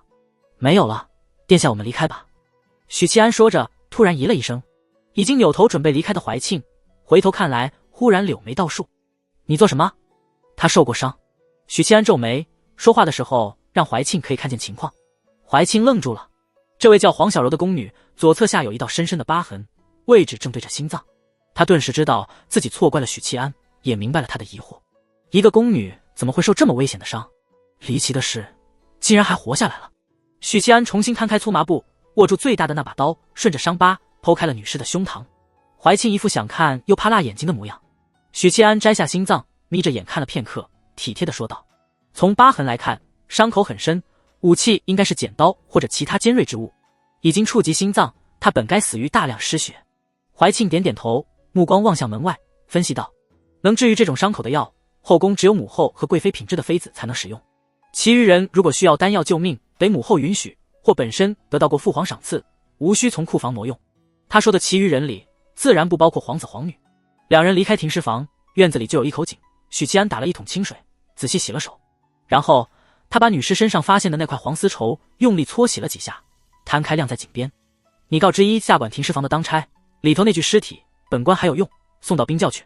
许七安打发走小宦官，许宁燕帮本宫打一桶水。怀庆公主俏生生地站在一旁。根据她的称呼，许七安判断出她这会儿心情还可以，客气生疏的时候喊的是许大人，生气的时候喊的是许宁燕。这会儿怀庆的语气肯定不是生气，那么这声许宁燕就有点喊朋友的味道了。许七安给他提了一桶水，怀庆蹲下，撩起长袖，一双白皙的小手浸在水里，青葱玉指修长匀称，小手真漂亮，他心说。怀庆浸完手，取出锦帕，擦干水渍，道：本宫带你去御药房。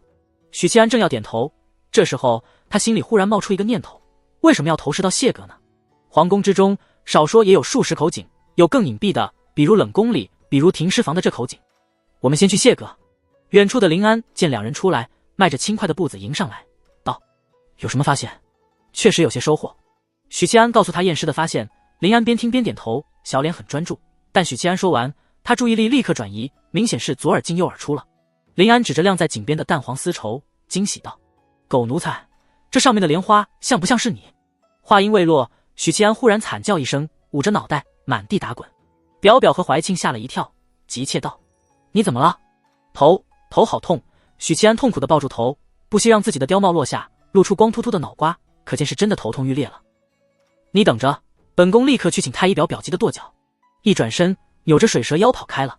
怀庆公主见讨厌的妹妹走了，这才不摆架子，在她身边蹲下，扣住脉搏。本宫略通医术，一摸脉象，确实搏动得很快，想必许铜锣此刻心跳加剧了。殿下，许七安反握住怀庆的柔仪，痛苦地说：卑职踏入炼神境以来，便时时头疼，魏公说是元神躁动的原因，说不定什么时候就元神离体而死。怀庆大吃一惊，他竟不知道此事，于是也就没有立即抽回小手。当表表吩咐侍卫去请太医，返回院子时，发现许七安面不改色地拍着身上的灰尘。讨厌的怀庆蹲在木桶边洗手。你没事了？表表愕然道。没事，是阵痛，一会儿就好的。许七安一脸心累地摆摆手。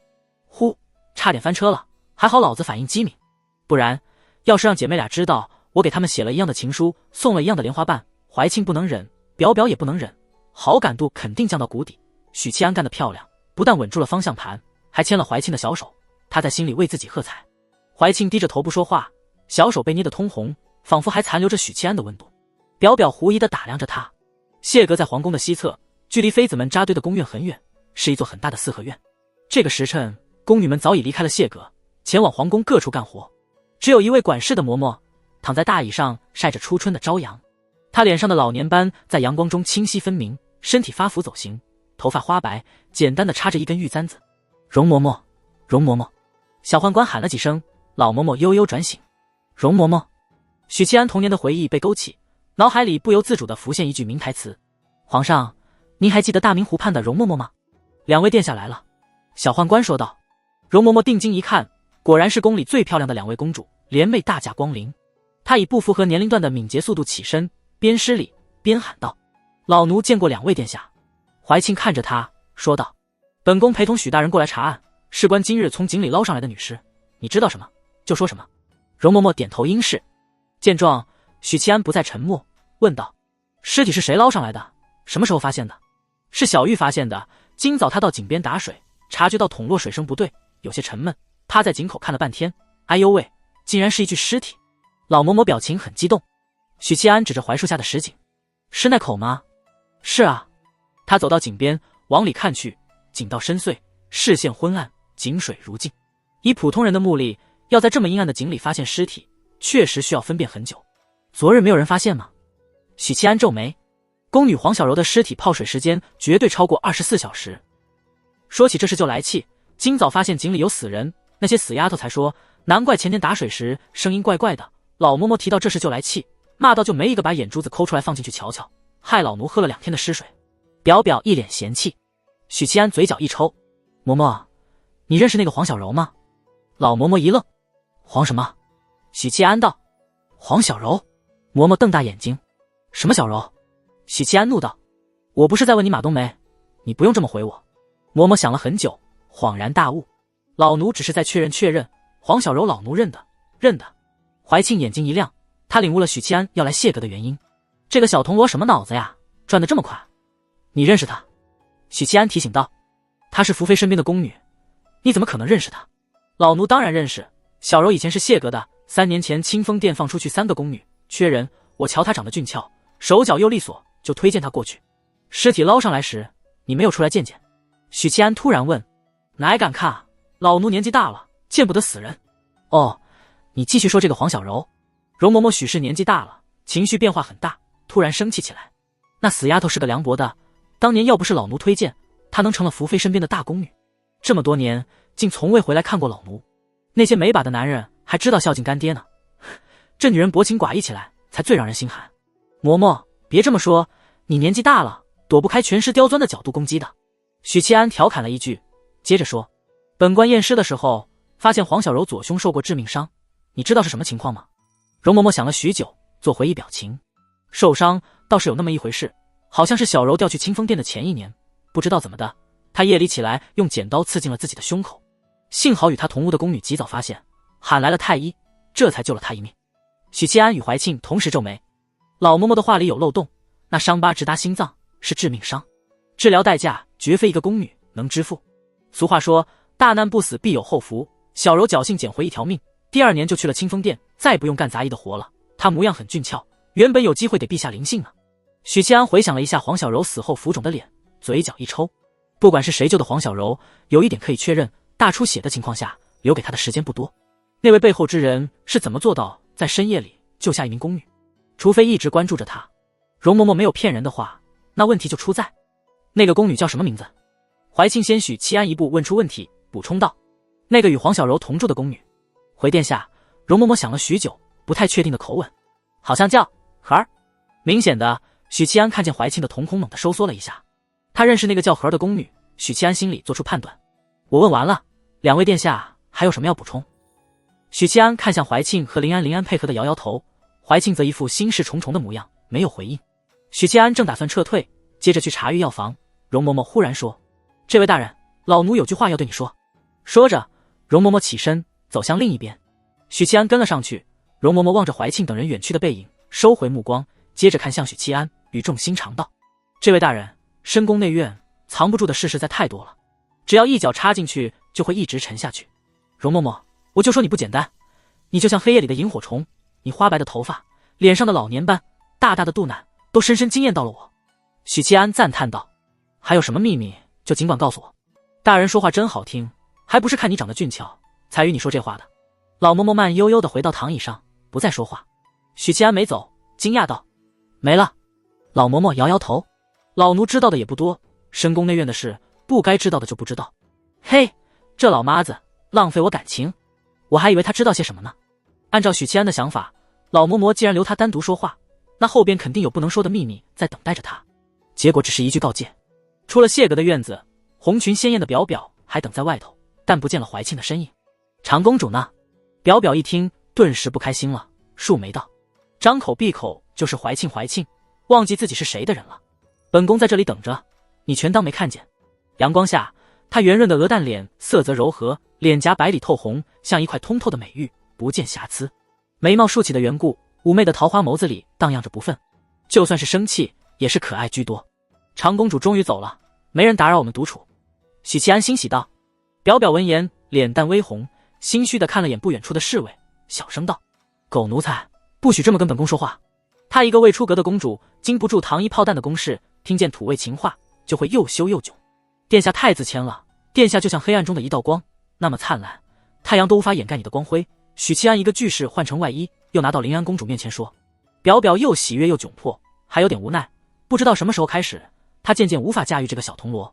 刚从怀庆手里夺过来时，她还很乖顺听话，发誓要和怀庆一刀两断，全心全意为他做牛做马。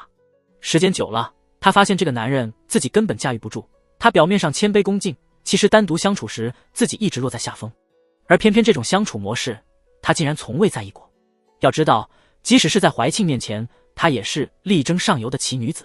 想到这里，表表昂起弧度美妙的下颌，质问道，怀庆在的时候怎么不说？这种话怎么能当着你们的面一起说？如果是怀庆的话，我就得换个说法。殿下就像风雪中一朵洁白无瑕的雪莲花，您倾国倾城的容颜，修长笔直的玉腿，浮夸的3-6 弟胸大肌，深深惊艳到了我许七安。岔开话题，长公主去了何处？本宫怎知？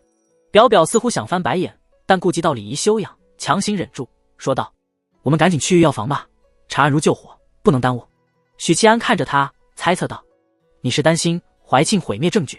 表表假装没听到，脚步轻盈地走在前头，裙摆晃荡间，小蜜桃般的臀形若隐若现。上帝把智慧洒满人间时，这位公主虽然和林英一样机智地打了把伞，应付她确实比应付怀庆要简单轻松，不过就是太表里表气了，让人防不胜防。许七安心里嘀咕着，陪着公主前往御药房。林宝官，檀香袅袅的静室内，两个身份地位非同一般的女子对坐饮茶，阳光穿透格子窗，在地面投下整齐的方块光斑。光束中沉迷浮动。骆玉衡坐在背靠倒字的蒲团上，一手挽着拂尘，一手捧着茶杯，喝了一口，享受的眯起美眸，凸显出卷翘浓密的睫毛。南之种的茶与凡品就是不同，每天都能喝上一壶的话，神仙我也不做。骆玉衡感慨道。落到手对面坐着的是一个穿靛青色繁复长裙，戴着华美头饰，轻纱蒙面的女子。她的脸藏在轻纱之下，只能隐约看见脸颊轮廓，仅露出一双秋水明眸，以及2条修得精致的秀眉。此茶3年只产3斤，大半都供给了宫里，我手里也没多少。蒙面女子声音柔媚，充满成熟女性的磁性。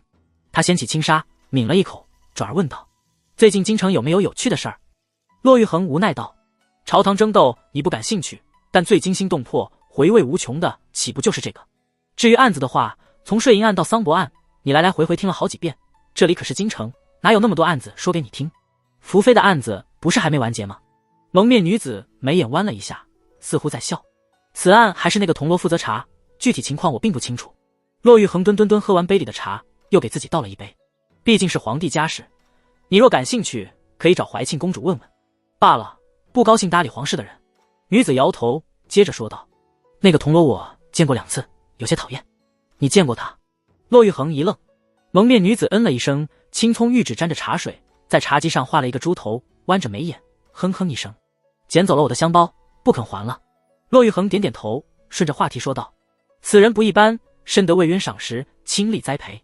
假以时日，大凤又将出一位高频武者，前途无量。”轻纱之下，他撇撇嘴，不甚在意地说：“再高能高到哪？有朕北王在，大凤的武夫根本抬不起头来。他只是一个铜锣而已。”骆玉衡笑了笑，那铜锣天资不错，既得魏渊赏识，又被帝宗选为帝书持有者，但天下英雄数不胜数，他只是其中颇为出色的一位而已。我倒是很欣赏他的破案能力，那么多大案跌宕起伏，过程有趣。蒙面女子说。骆玉衡正要说话，脸颊忽然染上一层醉人的红晕，他皱了皱眉，放下茶杯，低声道：“兰芝，你先回去。”蒙面女子看了他一眼，微微点头，起身走到门口，忽然回头，无奈道：“实在不行就从了远景帝吧，或者找个男人也好，每个月血火灼身，我真怕你变成一个荡妇。”骆玉衡不理他，眉头皱得更紧。蒙面女子打开进室的门，走出屋檐下，顺着青石板铺设的小道离开后院。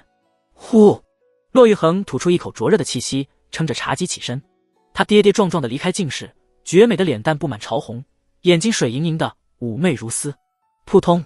骆玉衡纵身跃入后院的小池，冰冷的池水吞没了美艳道姑成熟丰满的身体，额颈、池面咔嚓连声，结了厚厚的坚冰。寒流一直蔓延到周边的假山和凉亭，让它们表面覆盖上一层薄薄的、剔透的冰晶。又过了1刻钟，池水渐渐融化，丝丝缕缕的蒸汽冒出，接着一股气泡翻滚着浮出水面，啵一声破碎。鼓鼓鼓，越来越多的气泡翻涌着冒出，蒸汽越来越稠密，整座池水都被煮沸了。这个过程持续了2刻钟，水位下降10几公分，沸腾的池水终于恢复安静，但湿热的气流徘徊在后院上空，久久未曾消散。骆玉衡钻出水面，倒簪脱落，乌黑的秀发贴着白皙的脸颊，她眼波盈盈，美艳不可方物。喵！轻柔的猫叫声传来，一只橘猫从外墙翻了进来，身姿矫健地跃上骆玉衡身后的假山，乖巧地蹲在那里。邪火焚身会熔毁道基，骆玉衡，你最多还能再撑3年。橘猫口吐人言，传出温和沧桑的声音。师兄怎么来了？骆玉衡泡在水里，心眸半开半合。给你指条明路。橘猫说道。司天监的脱胎丸可以缓解你的症状，现在是郁，接下来还有贪嗔痴恨，有你好受的。哎，道门3宗里，唯有天宗不受滚滚红尘所累，或许天宗的理念才是对的。骆玉衡睁开眼睛，冷笑道。天宗绝情绝义，与天地同化，没有悲喜，没有爱恨，即使羽化成仙，也会失去自我，此为邪道。顿了顿，他蹙眉道：我又岂能不知脱胎丸可缓解症状？但监正向来不喜我人宗，断然不会赠丹。橘猫不急不缓地说道。许七安服用过脱胎丸，药效还未散去，取他1碗精血做药引。炼成的丹丸虽不及脱胎丸，但也可解燃眉之急，他多少会卖平到几分薄面。骆玉衡沉默片刻，你还是顾着自己吧，你分化出的那一缕魔性占据了你大部分力量，仅凭现在的残魂，想要灭魔恐怕是痴心妄想。橘猫笑呵呵说，届时还得师妹出手相助，当然等到我有信心伏魔的那一天，地书碎片持有者们多半已经成长起来了，师妹只要在旁压阵即可。骆玉衡皱了皱眉，师兄应该知道，除非踏入一品，否则以我的状态，若是被因果缠身，多半只有陨落一途，所以接下来要我会助师妹踏入一品。骆玉衡猛地回过头来，美眸灼灼凝视，盯着橘猫不说话。师妹为何不与元景帝双修？橘猫抬起爪子，似乎想舔一舔，但理智战胜了习性，他气运不够。骆玉衡道，这是他首次说明不与元景帝双修的原因。橘猫缓缓点头，所以你只是借他的气运压制业火，却不更进一步。然后呢？师妹必定有后续计划吧？骆玉衡颔首，等新君上位。新君上位，橘猫恍然，忽地皱眉。以大凤如今日渐衰弱的国力，只会一代不如一代，而元景帝的子嗣中没有中兴之主，这一点你比我清楚。骆玉衡笑了笑，中兴不一定要靠君王，有魏渊这位帝国冯补将在，只要元景帝驾崩后，他能撑过清洗，掌控新君，帝国终究一扫陈疴，蒸蒸日上。所以你打算等将来国力恢复，再与新君双修？橘猫先是点点头，继而摇头。此事不急，大凤国力衰弱的原因不简单，背后牵扯之大，有些细思极恐。骆玉衡皱了皱眉，论布局之深远，师兄不输魏渊，贫道也是猜测，事情还未明朗。橘猫说完，又道：对了，李妙真要来京城了，你把4号喊回来便是。他身为人宗弟子，应对一下天宗圣女是应尽之责，他们都是天地会的成员，不好让他们自相残杀。骆玉衡甩给他一个傲娇的后脑勺。也罢，到时候把许七安推出来和稀泥。橘猫暗暗心想。御药房，管事的老太监从书柜里找出一本册子，递给前来查案的许七安，声音尖细。御药房的收支记录5年一清，大人晚几年再来的话就查不到了。偏厅里，表表捧着一碗茶，灵动的眼睛转动，盯着册子。许七安以为他想看，便说：公主来找，本宫才懒得看这些东西，一看头都大。他脆生生地说。许七安就很不明白，楚采薇那个蠢姑娘是怎么和怀庆成闺蜜的？按理说不应该是物以类聚，人以群分吗？楚采薇明显和林安在一起，局势才大好。殿下聪慧过人，只是天赋在别的地方而已。许七安边翻开册子边说道：我家有一个妹妹，也如公主一般聪明绝顶，就是天赋没放在读书上。放在哪里了？放在背食谱上。这份册子记录着元景32年御药房所有丹丸的收支记录。依照黄小柔的伤势，能救她的丹丸屈指可数，所以找起来很容易，只需要问明白御药房有哪些起死回生的丹药，循着药名去找，很容易便能找到。但许七安找了一盏茶的功夫，发现竟然没有发现端倪元景32年司天监和灵宝官共送来364种丹药，总计数780-90瓶，其中甲级丹药只有3种，分别在元景32年、33年、36年里被陛下赏赐给了外臣。许七安合上册子，望着林安道：没有找到救黄小柔的丹丸。闻言，聪明的林安思考许久，丹药不是来自于药房。许七安摇头，放眼大凤，能炼制丹药的只有灵宝官和司天监，那么丹药肯定是来自这2处。黄小柔一个宫女，如果背后没有人救她，她必死无疑。但后宫之中有谁能不经御药房，伸手向司天监和灵宝官要丹药？答案只有一个，元景帝。不可能是他，御药房是元景帝的，整个皇宫都是他的，御药房是他支取丹药的机构，他没理由绕过御书房，就好比我的工资卡用来存工资，我完全没必要再开一张银行卡，偷偷的藏零花钱。许七安想到了一个可能，小公公，你帮本官一个忙，去查一查叫和儿的宫女。许七安放下册子，扭头吩咐元景帝派来监督自己的小宦官。小宦官顺从的离开。人走后，许七安重新翻看册子，一页又一页，看得非常认真。我真受不了古代的账册啊，字写的小，笔画还多，看得眼睛疼。许七安用了1个小时才仔细看完整年的收支记录。他合上册子，看向管事的老太监，说道：茅册在哪？老太监回答：后院。许七安当即去了茅册，但没有掏出他的8等于等于等于等于等于 D，而取出地书碎片，找出大儒们赠他的儒家版魔法书，撕下一页望气术，燃尽。他眼里射出2道湛湛青光，继而缓缓收敛。给自己刷了一个望气术后，许七安返回偏厅，不动声色地问老太监：“本官发现册子有问题，公公得给我一个解释。”大人请说。老太监坦然道：“元景32年，应该是每天都有丹药入库吧？这时隔4年，咱家也记不清楚了。”老太监感觉这位铜锣的目光内敛而深沉，宛如藏着漩涡，让他很不舒服。没说谎，许七安继续问道：“查验册子时，本官发现当年2月10日和2月20日的收支记录是空缺的，这几日没有丹药送来。”老太监还是摇头，苦着脸回禀大人：“这个咱家也忘了。”还是没说谎，一个老太监不至于有屏蔽气数的法器，年纪大了就是不中用，忘性大。许七安把册子还给老太监，吩咐道：“把5天之内御药房的进出记录给我，我会安排人协助。”所谓协助，就是监督老太监。人选许七安已经想好了，就是元景帝派来监督他的小宦官。这个小公公是元景帝的眼线，他的任何进度都会一五一十的汇报给元景帝。林安凑到许七安耳边，低声道：“你是怀疑有人撕毁了册子？”老太监找册子的时候，封面上有明显的积灰，上面有几个指印，印记是新的，我敢断定不超过5天厉害。二殿下心里夸赞一声，对许七安越来越有信心了。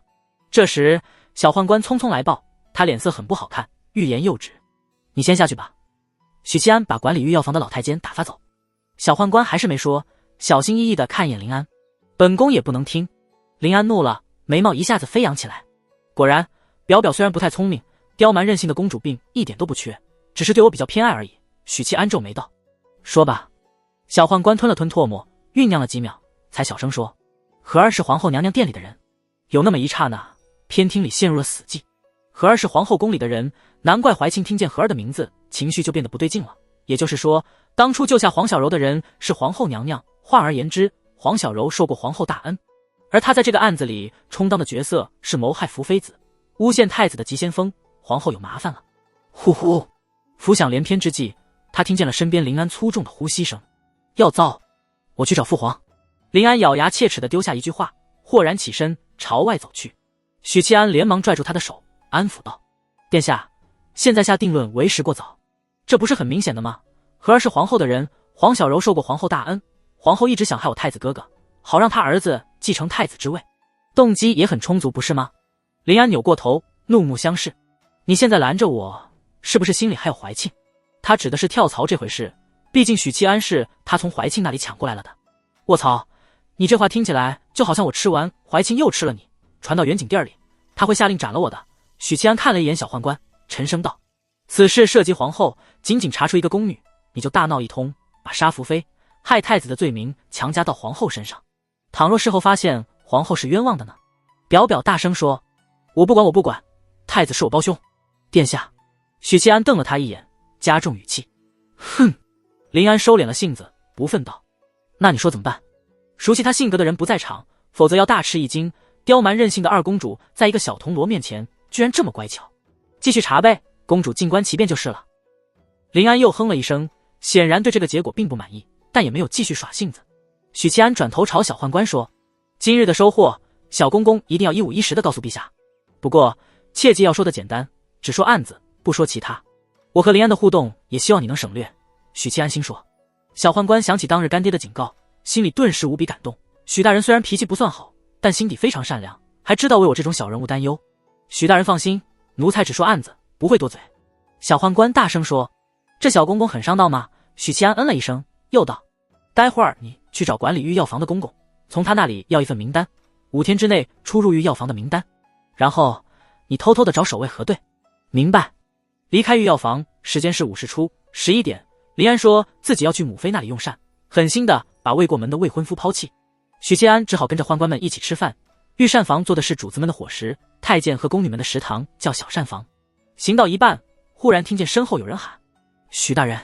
扭头看去，一位蓝袍道士匆匆而来，喜道：“许大人，总算找着你了。”他知道许七安肯定要去小膳房用膳，特意在附近转悠，果然给他带住了。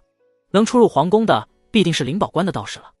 许七安拱手道：“道长，不敢当，不敢当。”那道士走近，恭恭敬敬地还了一礼：“许公子，到手有请。”这个许七安踌躇。骆玉衡是元景帝看上的女人，自己已经和他的女儿纠缠不清，可不要再因为与美女国师走得太近这种原因再让袁景帝不悦。另外，骆玉衡是2品强者，许七安不想和关系不熟的顶级强者走得太近，万一突然给人家发现神书和尚的存在，哦，原来你许七安已经是和尚的形状的。来啊，峰回桑博，500年不得出世，等将来有个和尚西天取经再给你放出来。不死不灭的神书和尚存500年当然没问题，但他许七安呢？他又不能向天再借500年。国师等着你呢，想要您一同用膳。道士说好，许七安答应了。主要是骆玉衡这个女人，她太诱人了。灵宝官许七安是第2次光临，上次为了帮金莲道长求取丹药，他见过骆玉衡。这位仁宗道手似乎很青睐他，当时说了一句很暗示性十足的话，可惜许七安是个正人君子，对他的暗示不予理睬。许七安被直接带着进了一间净室，2个蒲团，1张桌案，边上摆着一只小火炉，墙上挂着龙飞凤舞的道字，简单至极的陈设，没有多余的东西了。道童搬来1大桶斋饭，混杂着黑米、玉米、小米等谷物，以及3碟素菜。许大人请慢用，到手马上过来。道童恭敬退下。许七安没吃，看了眼桌上的2只碗、2双筷，满意点头。如果这顿饭是让他自己一个人吃，那他现在就打道回宫。刚关上的格子门重新被推开，穿着玄色道袍的女子国师走了进来，臂弯拖着拂尘，青丝用道簪简单扎着，垂下几缕额发，显得有几分妩媚，而眉心的一点朱砂则凸显出了仙子般的圣洁，让2种不同的魅力奇异的杂糅。国师，许七安起身拱手。骆玉衡颔首，伸手示意。许大人请用膳。国师请用膳。2人入座，盛了一碗饭，自顾自地吃起来。许七安摸不准美女国师的意图，斟酌着不开口。吃饭时偶尔看她几眼，赏心悦目。这女人乍一看是粉嫩的20岁，看着看着又会觉得是30岁的水灵少妇。可是看久了，卧槽，这分明是40出头的极品美熟女，那丰腴的身段，那眉眼间藏不住的风情，简直是男人杀手。许七安又找回了第一次见她时的感觉，妈妈的朋友，善良的小姨，英语女教师等等。这女人修的是道还是妖法？许七安暗暗皱眉，会出现以上种种错觉，当然不是她的原因，肯定是人宗修行之法的问题，这是金莲道长背书确认过的。天地人3宗没一个正常的，地宗受功德所累，动不动就成魔。人宗什么情况不知道，但同样有后遗症。至于天宗，他们走的道本身就是最大的问题。天无情才能亘古长存，人无情，那与死物有什么区别呢？按照许七安的理解，天人合一就是化身规则了吧？听金莲道长说，许公子在云州服用过脱胎丸。骆玉衡开口。金莲道长和你说这个干嘛？许七安一愣。是的，贫道想借许大人1碗精血做药引，用来炼制丹药，缓解身体顽疾。什么顽疾需要我的精血做药引？许七安看了他一眼，没有表态，但心里在措辞怎么拒绝他。血液这种东西，在他前世只能验血型，但在这个世界可以玩出很多操作。印象最深刻的是巫神教的咒杀术。骆玉衡似乎早料到他的反应，夹了1筷子米饭送进红润的小嘴，不紧不慢地补充道：“这是金莲道长的建议。”许七安点点头：“我得确认一下。”骆玉衡颔首。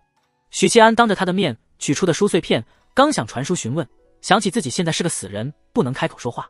这时，骆玉衡目光望向门口，淡淡道：“他在这里。”许七安扭头看见一只橘猫蹲在门槛上，琥珀色的树瞳悠悠地看着他们。“道长，你怎么来了？等等，你不是进不了皇城吗？”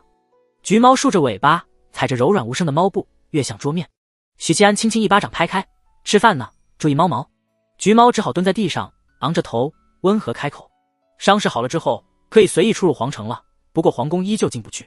道长的实力比我想象中的还强啊！”许七安现在不是菜鸟了，想无声无息地潜入皇城，少说的4品。当然，这里不包括武夫。以武夫的体系特点，就算是1品，也无法无声无息地前进皇城，多半会被发现。当然，如果是1品武夫，差不多可以单刷大凤京城这个副本了。那精血是，许七安尽管很信任金莲道长，但依旧有些迟疑。这就好比有人要用你的电脑，尽管是好朋友或者亲戚，但你内心也会抗拒，毕竟谁的硬盘里没几百个 G 的老婆啊？借你血液里脱胎丸的药性。金莲道长先看了一眼骆玉衡，见他没什么表情，继续道：“人宗修行之道坎坷艰难，这点你多少了解过了。落到手每月会受业火烧灼，饱受7情6欲之苦。脱胎丸能褪去就躯壳，让人重获新生，可以暂时缓解症状。”许七安缓缓点头，大胆地说了一句：“难怪我觉得国师有着非同一般的魅力。如果金莲道长不在这里，这话他是断然不敢说的。”金莲道长回应说：“人宗道法修行到高深处，具备众生相，能让你看见内心最渴望的那一面。我指的是情爱方面。”说着，橘猫脸上露出人性化的笑容。你见到了什么？骆玉衡没什么表情的抬头看了一眼许七安，许七安表情倏然凝固。这反应，金莲道长一愣，旋即来了兴趣，追问道：“你似乎感触很深。我以为我是黑丝控、御姐控、熟女控、萝莉控、妹控，到最后发现我只是单纯的好色而已。我对这句话的感触从未如此深刻。”许七安干笑一声，轻飘飘地岔开话题。既然金莲道长做中间人，在下自然愿意尽绵薄之力的。骆玉衡满意点头，轻声道：“你有什么想要的丹药，可以尽管开口，当作是精血的补偿。”金莲道长抢在许七安之前开口：“不着急，慢慢想。人宗到手的人情，不是一般人能得的。”骆玉衡不带烟火气的瞥了橘猫一眼。锦绣宫，林安带着侍卫抵达母亲的住处，他小跑着进了屋子，红裙翻飞，嘴里嚷嚷着：“母妃，母妃！”屋子里，陈贵妃正在偷偷抹眼泪，见到女儿跑进来，连忙别过脸，擦拭泪痕。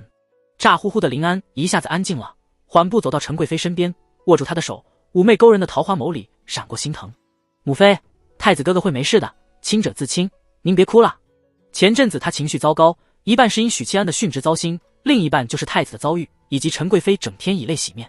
作为女儿，看着母亲郁郁寡欢，日日垂泪，她心里很不好过，却无能为力。侍立在一侧的贴身宫女低声道：“这几日有宗室的亲王来见了娘娘，他们说外边的大臣们在商议着另立太子的事宜。”娘娘听了后便大哭了一场，连着2天都没怎么吃饭。林安大怒，这群没远见的狗东西，干嘛和母妃说这些？他气得骂叔叔们是狗东西。林安，别说混话。陈贵妃反握住女儿的小手，神色凄苦：“你太子哥哥是庶出，这些年总有人说他得位不正，废了也好，母妃也不用成日提心吊胆。”这话让林安心火大起，他知道母妃指的是那位虎视眈眈的后宫之主。大宫女叹息道：“如果案子能查得真相大白就好了，可是这么多天了，一直没进展。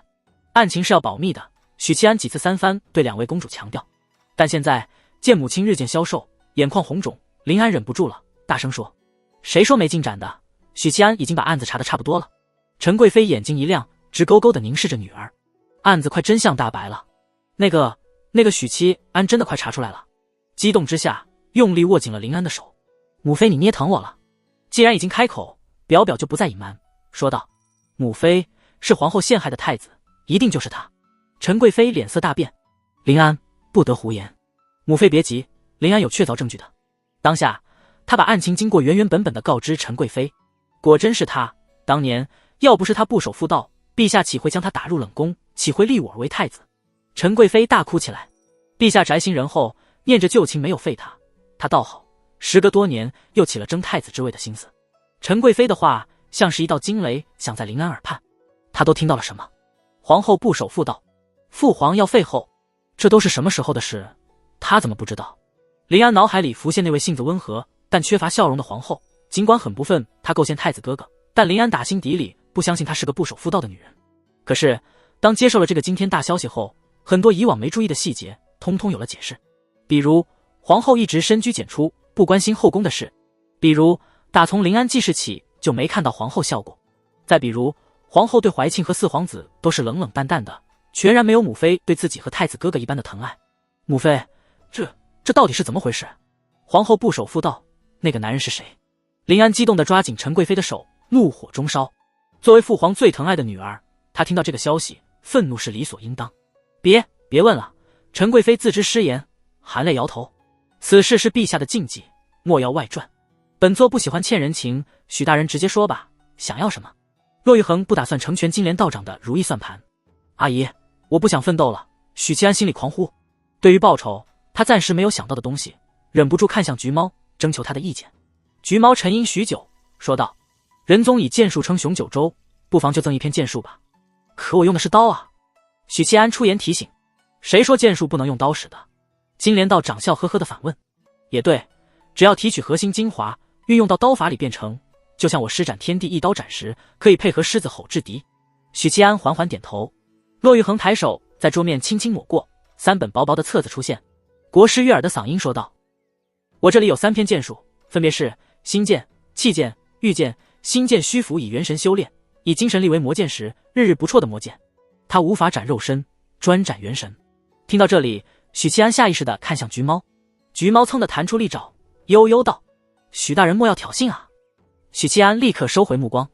骆玉衡继续说道：“气剑与心剑相反，乃一等一的攻杀之道，修行到高深之处，剑气绵绵不绝，无坚不摧。”许七安忍不住道：“剑气纵横3000里，一剑光寒19州。”骆玉衡忍不住侧目，犹似一泓清水的美眸在许七安身上停留许久，称赞道：“坊间流传许大人诗才绝世，果不其然，此句豪气干云，有万千气象。这不是我说的，这是一个字一粉专门水稿费的大作家说的。”至于御剑术，骆玉衡轻轻挥手，门窗瞬间洞开，他袖中冲出一道剑光，呼啸着在庭院上空游走，急如雷霆，敏如游鱼。许七安赞叹道：“御剑术当真是仙人手段，所以我选心剑。”骆玉衡愕然片刻，颔首道：“好。”御剑术虽然又花哨又炫酷，杀伤力也不低，但许七安觉得心剑更适合他。理由很简单，他的天地一刀斩是极偏激的刀法，世上没有什么是斩不断的，如果有，那就赶快逃命。因此他在修行时首先考虑的不是增加手段，而是完善天地一刀斩。获得佛门狮子吼后，这个念头愈发稳固。控制技能有了，物理伤害有了，现在最缺的是元神领域的输出。骆玉衡收回气剑和御剑术，将心剑剑谱推给他，道：“有不解之处，可来灵宝关寻我可以为你解惑3次。”多谢国师。许七安诚恳道谢。接着骆玉衡从袖中取出一口玉碗，修长的玉指捏着玉碗推到许七安面前。碗不大，也就茶杯的3倍。许七安心里安定了些，他还以为是许灵英吃饭用的大碗呢。得到鲜血后，骆玉衡趁热跑去炼丹了。净室里只剩下橘猫和许七安。道长，你帮我屏蔽一下其他人，我要私聊李妙珍。趁着这个机会，许七安打算告诉2号自己复活的消息。对于许七安的要求，金莲道长的回应是：“呵呵，有什么问题？”许七安皱眉。李妙珍说过，开春之后便来京城，眼下云州的情况，估计是要等剿匪结束，反正再过不久他就来了，何必急于一时？金莲道长说，他还等着李妙珍知道许七安复活后，愤怒地找他拼命呢，以此来搅乱局面，缓解天人两宗杰出弟子的矛盾。也对。许七安点点头。离开灵宝关已经是未时3刻，13点45分。许七安进了皇宫，托侍卫通传，于宫门口等待1刻钟，到未时4刻才等来小宦官。许大人，我们接下来怎么查？小宦官问道。去凤宫找皇后，见皇后不需要事先向通报陛下吧？许七安道。小宦官连忙摆手，陛下说了，后宫之中，你想去哪就去哪，当然前提是有奴才陪着，尤其是见贵妃和皇后。许七安点头，要见皇帝的女人，当然不能私底下见。凤宫的全名叫凤七宫，是后宫里最大、最奢华的宫殿，皇帝的寝宫不算在内。来到凤七宫，得知皇后娘娘在午睡，许七安和小宦官在外头的回廊里等了小半个时辰，一位清秀宫女过来通传，皇后娘娘醒了，请许大人过去。许七安随之入殿，在布置奢华的前厅见到了母仪天下的皇后。她穿着深色绣着金丝的凤袍，头戴华美凤冠，黛眉如画，嘴线丰润。她已经不再年轻，但脸上满满的胶原蛋白，丝毫不见老态，这让她毫无瑕疵的盛世美颜中增添了成熟女子的韵味。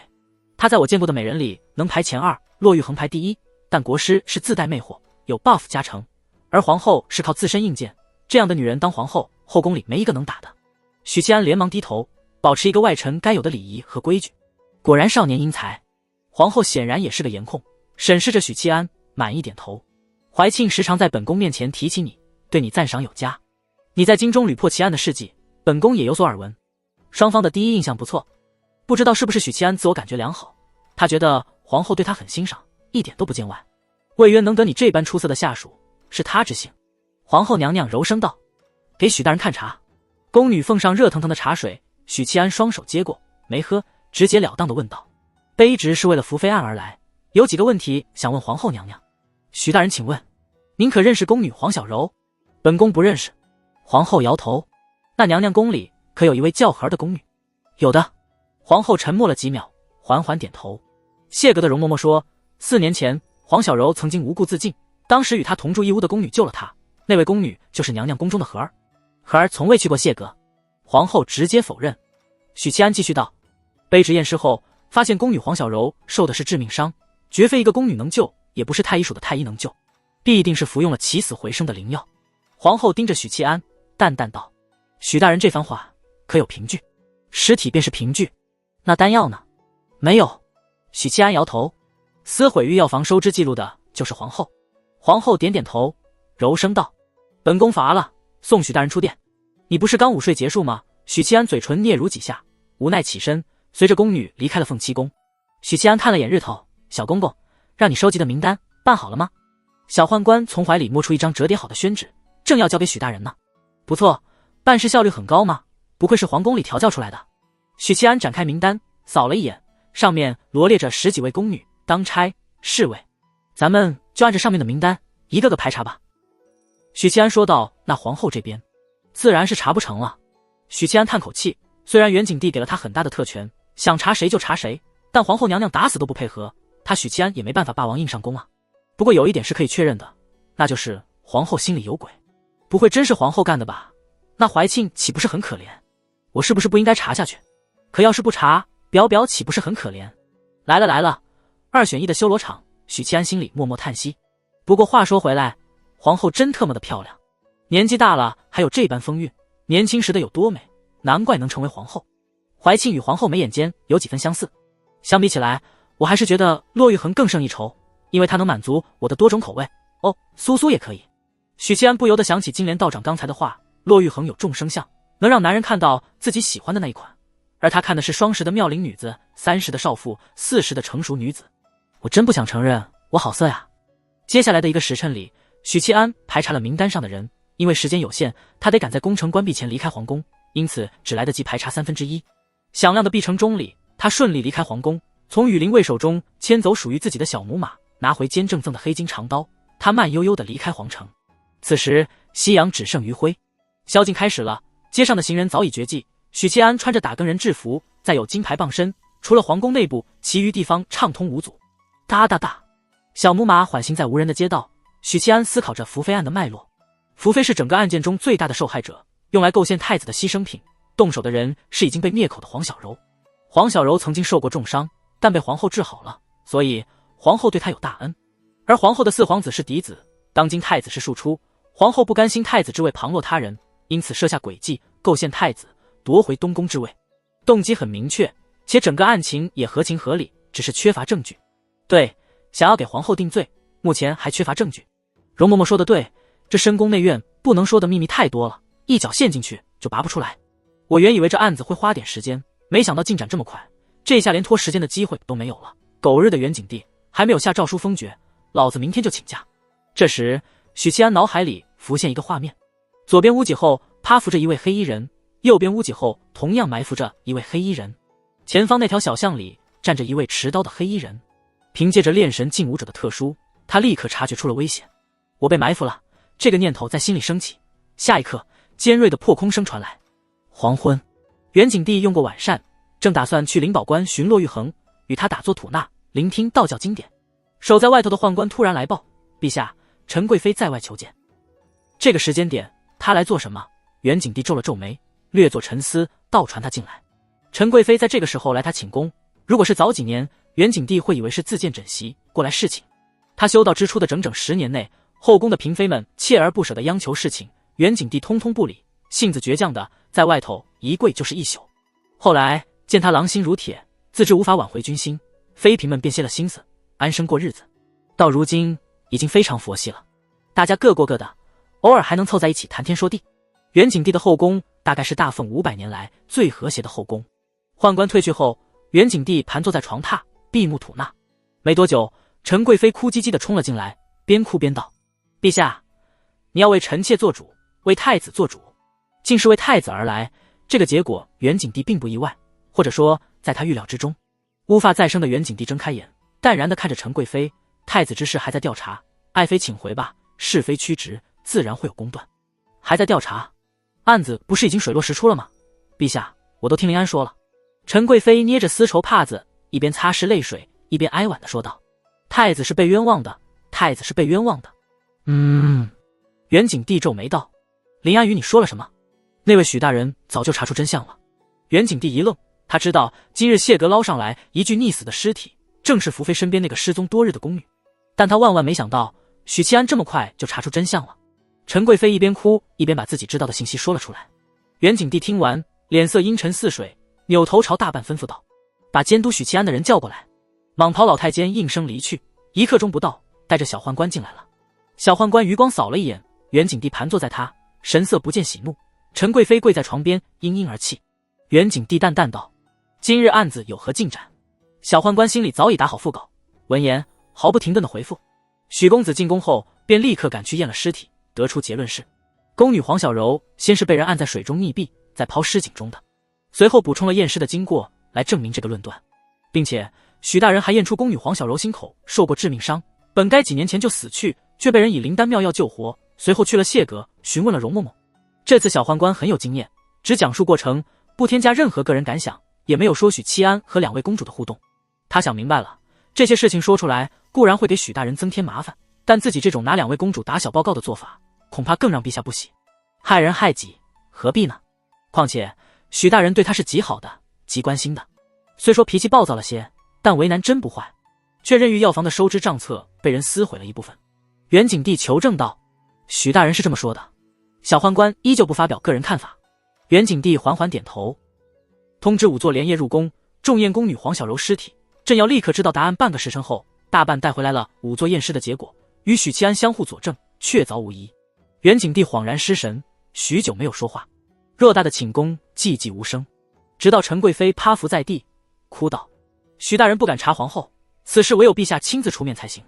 求陛下为太子，为臣妾做主。”箭矢在黑暗中化作残影，许七安的目力无法捕捉，但他强大的精神力锁定了那枚泛着淡青色的箭矢。炼神境是武者战力的小巅峰，这话可不是说说的。该境界的武者对于危险有着超敏锐的直觉，到了炼神境，基本就告别了被埋伏、下黑手、偷袭等命运。司天剑的法器军弩能射杀炼神境的凶器，许七安立刻判断出对方武器的根脚，因为他也有过这样一件法器。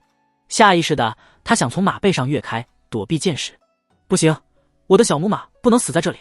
念头闪过，顿时改变了主意，右手往后腰一搭，伴随着清越的利刃出鞘声，他反手后斩，精准地斩断了箭矢。哗啦，瓦片滑动的细微响动里，两个黑衣人从屋脊跃起，一左一右夹击许七安。他们手里握着制式长刀，滚滚刀刚扭曲了空气，要将许七安和马一同斩断。驾！察觉到危机的许七安提前一夹马腹，促使心爱的小母马往前狂奔，避开了两人的夹击。同时他从马背上跃起，轻飘飘地落定在一座酒楼的屋顶。砰！两名黑衣人的刀芒斩空，于地面斩出深深的刀痕。炼神境，许七安低头看了一眼，心里做出判断。而更让他在意的是，那位躲藏在前方小巷里的黑衣人，恐怕比炼神境还强。战略性撤退。这里是内城，有打更人巡逻，有皇城武卫轮流巡逻，这三个杀手不可能逗留太久，留给他们的时间比留给国族的时间还有限。只要我不缠斗，他们短时间内无法拿下我，就会自行退去。到时候自己立刻施展望气术，带着打更人狩猎三人，反转局势。这时许七安脑海里再次浮现一个画面，那位身材颀长的黑衣人诡异地出现在自己身后，一拳砸向他后脑勺。卧槽，他什么时候出现在我后面的？许七安身体快过脑子，本能的俯冲跃下了屋顶。与此同时，耳后传来了拳头击破空气，宛如闷雷般的炸响。砰！拳头裹挟的气机在半空炸出涟漪状的气圈，一击落空。那位高手似乎也很惊讶，想不到这个初入炼神境的铜锣灵觉境如此敏锐。许七安刚落地，迎接他的是两名炼神境的刀子。叮叮，他挥刀打开两把砍来的刀，落地后迅速逃窜。在屋顶腾挪太危险，巧妙地利用小巷、房屋等障碍物是比较稳妥的方法。但他还没跑出几步，身后破空声迅速逼近，脑海里自动反馈出黑衣人袭击的画面。许七安一咬牙，扭腰回身劈砍钉，黑金长刀斩在拳头上，爆发出刺目的火花。许七安右手虎口崩裂，双腿贴得滑退出10几米，厚厚的鞋底在刺啦啦的裂响里与鞋身脱离。6品武者，铜皮铁骨。尽管有所预料，许七安心里仍然一沉。背后主使者知道我的水平，所以派出的杀手几乎能吃定我，同时也知道我的行走路线，因此埋伏在必经之路上。谁要杀我？现在没时间想这么多，两名炼神境高手的袭击紧随而至，三人明显是配合默契的小团队，由铜皮铁骨境打头阵，两名炼神境协助，攻势衔接得无比紧密。50招之内我会死，许七安心里闪过这个可怕的觉悟。他仓促中顿住身形，不顾左边一人的斩击，做出要与右边一人同归于尽的架势。但诡异的是，右边那人竟坦然地与他同归于尽，而明明可以袭击的左边那人却收刀回防。许七安豁然转身，斩向左边黑衣人，恰好斩中他横挡的刀锋。噗！右边黑衣人的掌刺入许七安的左肩。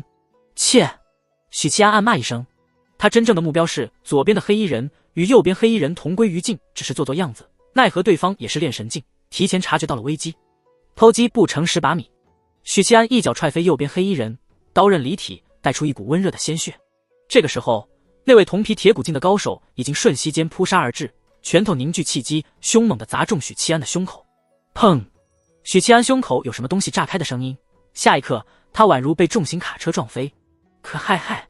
稳住身形的许七安可出血沫子，胸口炸裂的是打更人衙门分配的法器铜锣，还有宋清的护心镜，双重防御下，让他挡住了铜皮铁骨高手的全力一击，保住了狗命。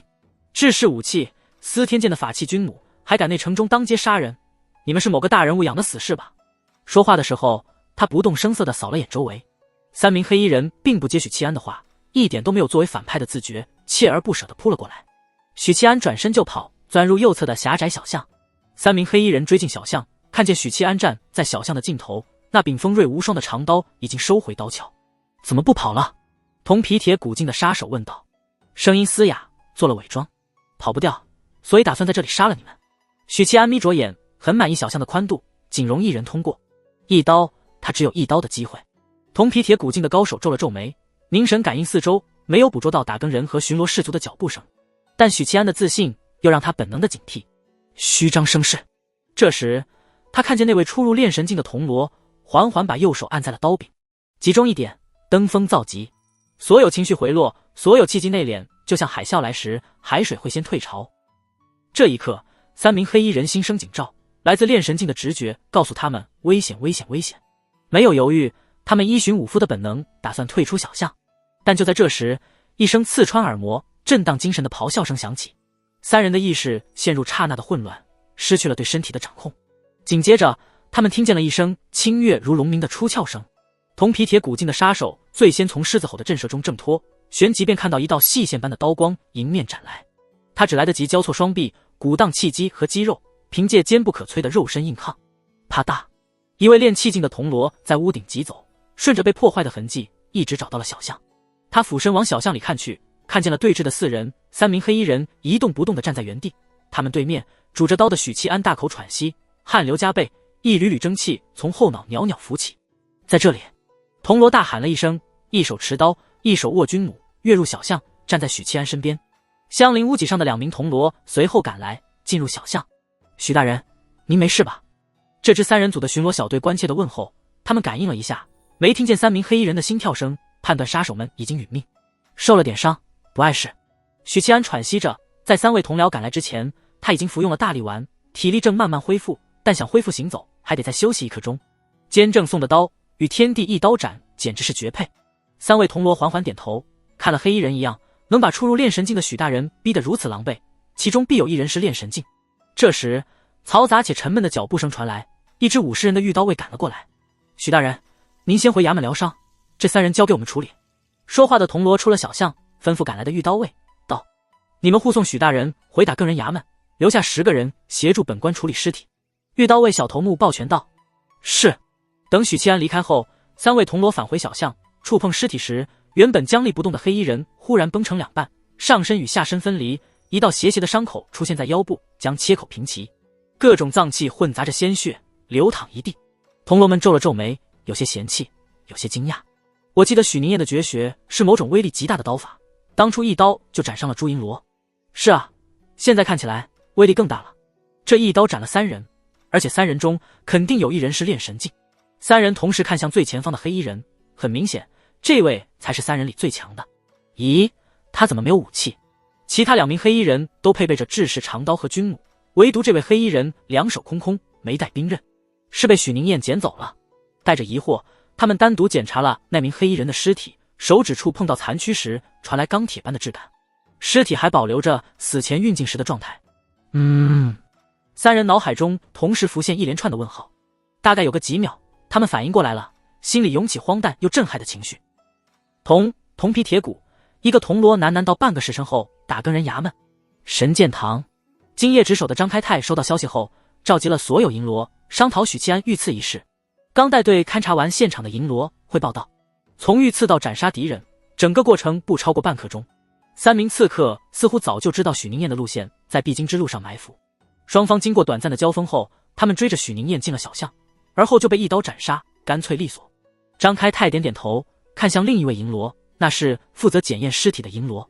那银罗沉声道：刺客使用的是最寻常的制式长刀，3大禁军营、5大皇城卫队用的都是这种刀，甚至一些王公大臣府上的家卫用的也是这个。我们无法从武器中找出线索。此外，我们从一名刺客身上发现了法器军弩，足以对炼神镜造成威胁的军弩，但这依旧无法成为突破口。工部和兵部中宝四囊的情况很严重，王公大臣们私底下买卖军需的现象同样频繁，长年累月之下，外流的法器、军备数不胜数，根本查不出来。如果要查的话，会牵扯出大半个京城官场，阻力重重，恐怕就算是陛下亲自下令，多半也是没有结果的。张开泰点点头，似乎早就预料，又问道：3名刺客的修为呢？2名炼神镜，1名铜皮铁骨镜。一刀斩杀炼神镜和铜皮铁骨镜，堂内陷入了死一般的寂静。不知道过了多久，张开泰道：许宁燕呢？处理完伤势就昏睡过去了。张开泰点点头，环顾银罗们，咳嗽一声，不需要太在意某些细枝末节。你们身为银罗，都是大奉1等1的人才，并不比谁差，只是偶尔会出现1、2个怪胎，不能以长度之。银罗们强颜欢笑地附和了几句。张开泰转移话题：你们觉得刺客会是谁派来的？一位银罗皱眉道：暂时还不知道许宁燕近来与谁结仇，根据我们知道的情况来推断，如果排除是私人恩怨，那么极可能与福妃案有关。次日卯时，张开泰先去探望了许七安，见他兀自沉睡，便没有打扰，取来昨夜命令原写好的许七安遇刺案的卷宗，去了好气楼。经过通传后，他来到第7层，在茶室里见到了魏渊。这位身居高位的大宦官，活动轨迹2点1线，皇宫、好气楼。得益于打更人衙门铺设在外的情报网，魏渊不用出门就能知天下事。魏公，许宁燕昨日从皇宫离开，于途中遭遇了刺杀。张开泰递上卷宗，魏渊目光一凝，接过卷宗，没有立即打开，问道：他怎么样？受了些伤，并无大碍，只是精力耗损严重，还在沉睡。张开泰道。魏渊点点头，这才展开卷宗，迅速看完，抬起头盯着张开泰。2名炼神镜，1名铜皮铁骨，他像是在求证。即使是魏公这样的有大智慧的人，也常常被那小子弄得错愕不已啊。张开泰嗯了一声铜皮铁骨。魏渊沉默了许久，忽然轻笑一声：不错不错。张开泰顺势道：会不会与福妃案有关？福妃案是陛下的家事，外臣不好干预，不过这件事我会奏报上去。魏渊合上卷宗，皱了皱眉。他安插在宫里的眼线不多，毕竟皇宫是元景帝的地盘，安插太多眼线会彻底激怒元景帝。自从上次被拔除3枚棋子后，魏渊就暂时放弃了对皇宫的关注。君臣之间该有的默契还是要有，元景帝摆明了告诉他，少打听皇宫内的情况。不过经历许七安遇刺案，魏渊有些生气了，他要重新启用宫里的眼线，亲自关注这件案子。脚步声从楼梯外传来，魏渊抬头看了过去，张开泰随之扭头。一位黑衣吏员低着头进入茶室，躬声道：魏公，宫中传来命令，辰时出朝会。知道了。魏渊点头。许是有什么大事？张开泰识趣的起身。那卑职先告退了。朝会不是每天都进行的，通常来说，一个勤勉的君王3天会开一次大朝会，时间是固定的。代政的君王则5天至10天一次。到了元景帝这里，基本不上早朝，哪天心情好了，觉得要理一理政务，就会提前1天派人传达百官。如今天这般临时开朝会的，意味着发生了大事。魏渊喝完杯中的茶水，唤来南宫倩柔，与这位义子一同进宫。卯时6刻抵达午门，广场上聚满了京官，他们在交头接耳，讨论元景帝忽然召开朝会的原因，大多都在猜测是否与福妃案有关。近来的大事就这么一桩，此案关联太子，关联国本，也只有这样的事才会让待政已久的元景帝突然召开朝会，召集群臣商议。魏公，督察院的右都御史迎了上来，小心翼翼地左顾右盼，低声道：宫中传来消息，昨夜陛下进了凤栖宫，而后暴跳如雷地离开。魏渊表情微顿，缓缓颔首。辰时出，午门的侧门徐徐打开，老太监行至门口，朗声道：上朝。嘈杂声立刻停止，文武百官们井然有序地进入侧门，文官在左，武官在右，泾渭分明。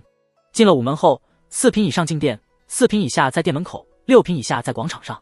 群臣进入大殿，等了1刻钟，元景帝姗姗来迟。一簇簇目光落在这位一国之君身上，试图从他的眼神、表情中窥见端倪，无意都失败了。元景帝在位37年，心机之深沉，经验之丰富，庙堂上能与他掰手腕的少之又少，也就魏渊和王首辅。这次朝会与往日没什么区别，君臣照常奏对。陛下，楚州在隆冬中冻死数万人，布政使司为了赈济灾民，钱粮已经告罄，恳请陛下拟旨，这户部拨款。国库空虚，赈灾之事可向当地乡绅募捐。元景帝回复：陛下，北方蛮族屡犯边境，开春之后边境冲突愈发激烈，不得不防啊。陛下，镇北王末是蛮族劫掠边境，死守边城，不派一兵一卒，致使边境百姓流离失所，伤亡惨重，请陛下降罪。听到这里，元景帝看向魏渊，没有喜怒的声音。魏爱卿，北方蛮族是什么情况？魏渊皱了皱眉道：去年末北方大雪下了数月，冻死牲口无数，臣当时就料到蛮族会南下劫掠。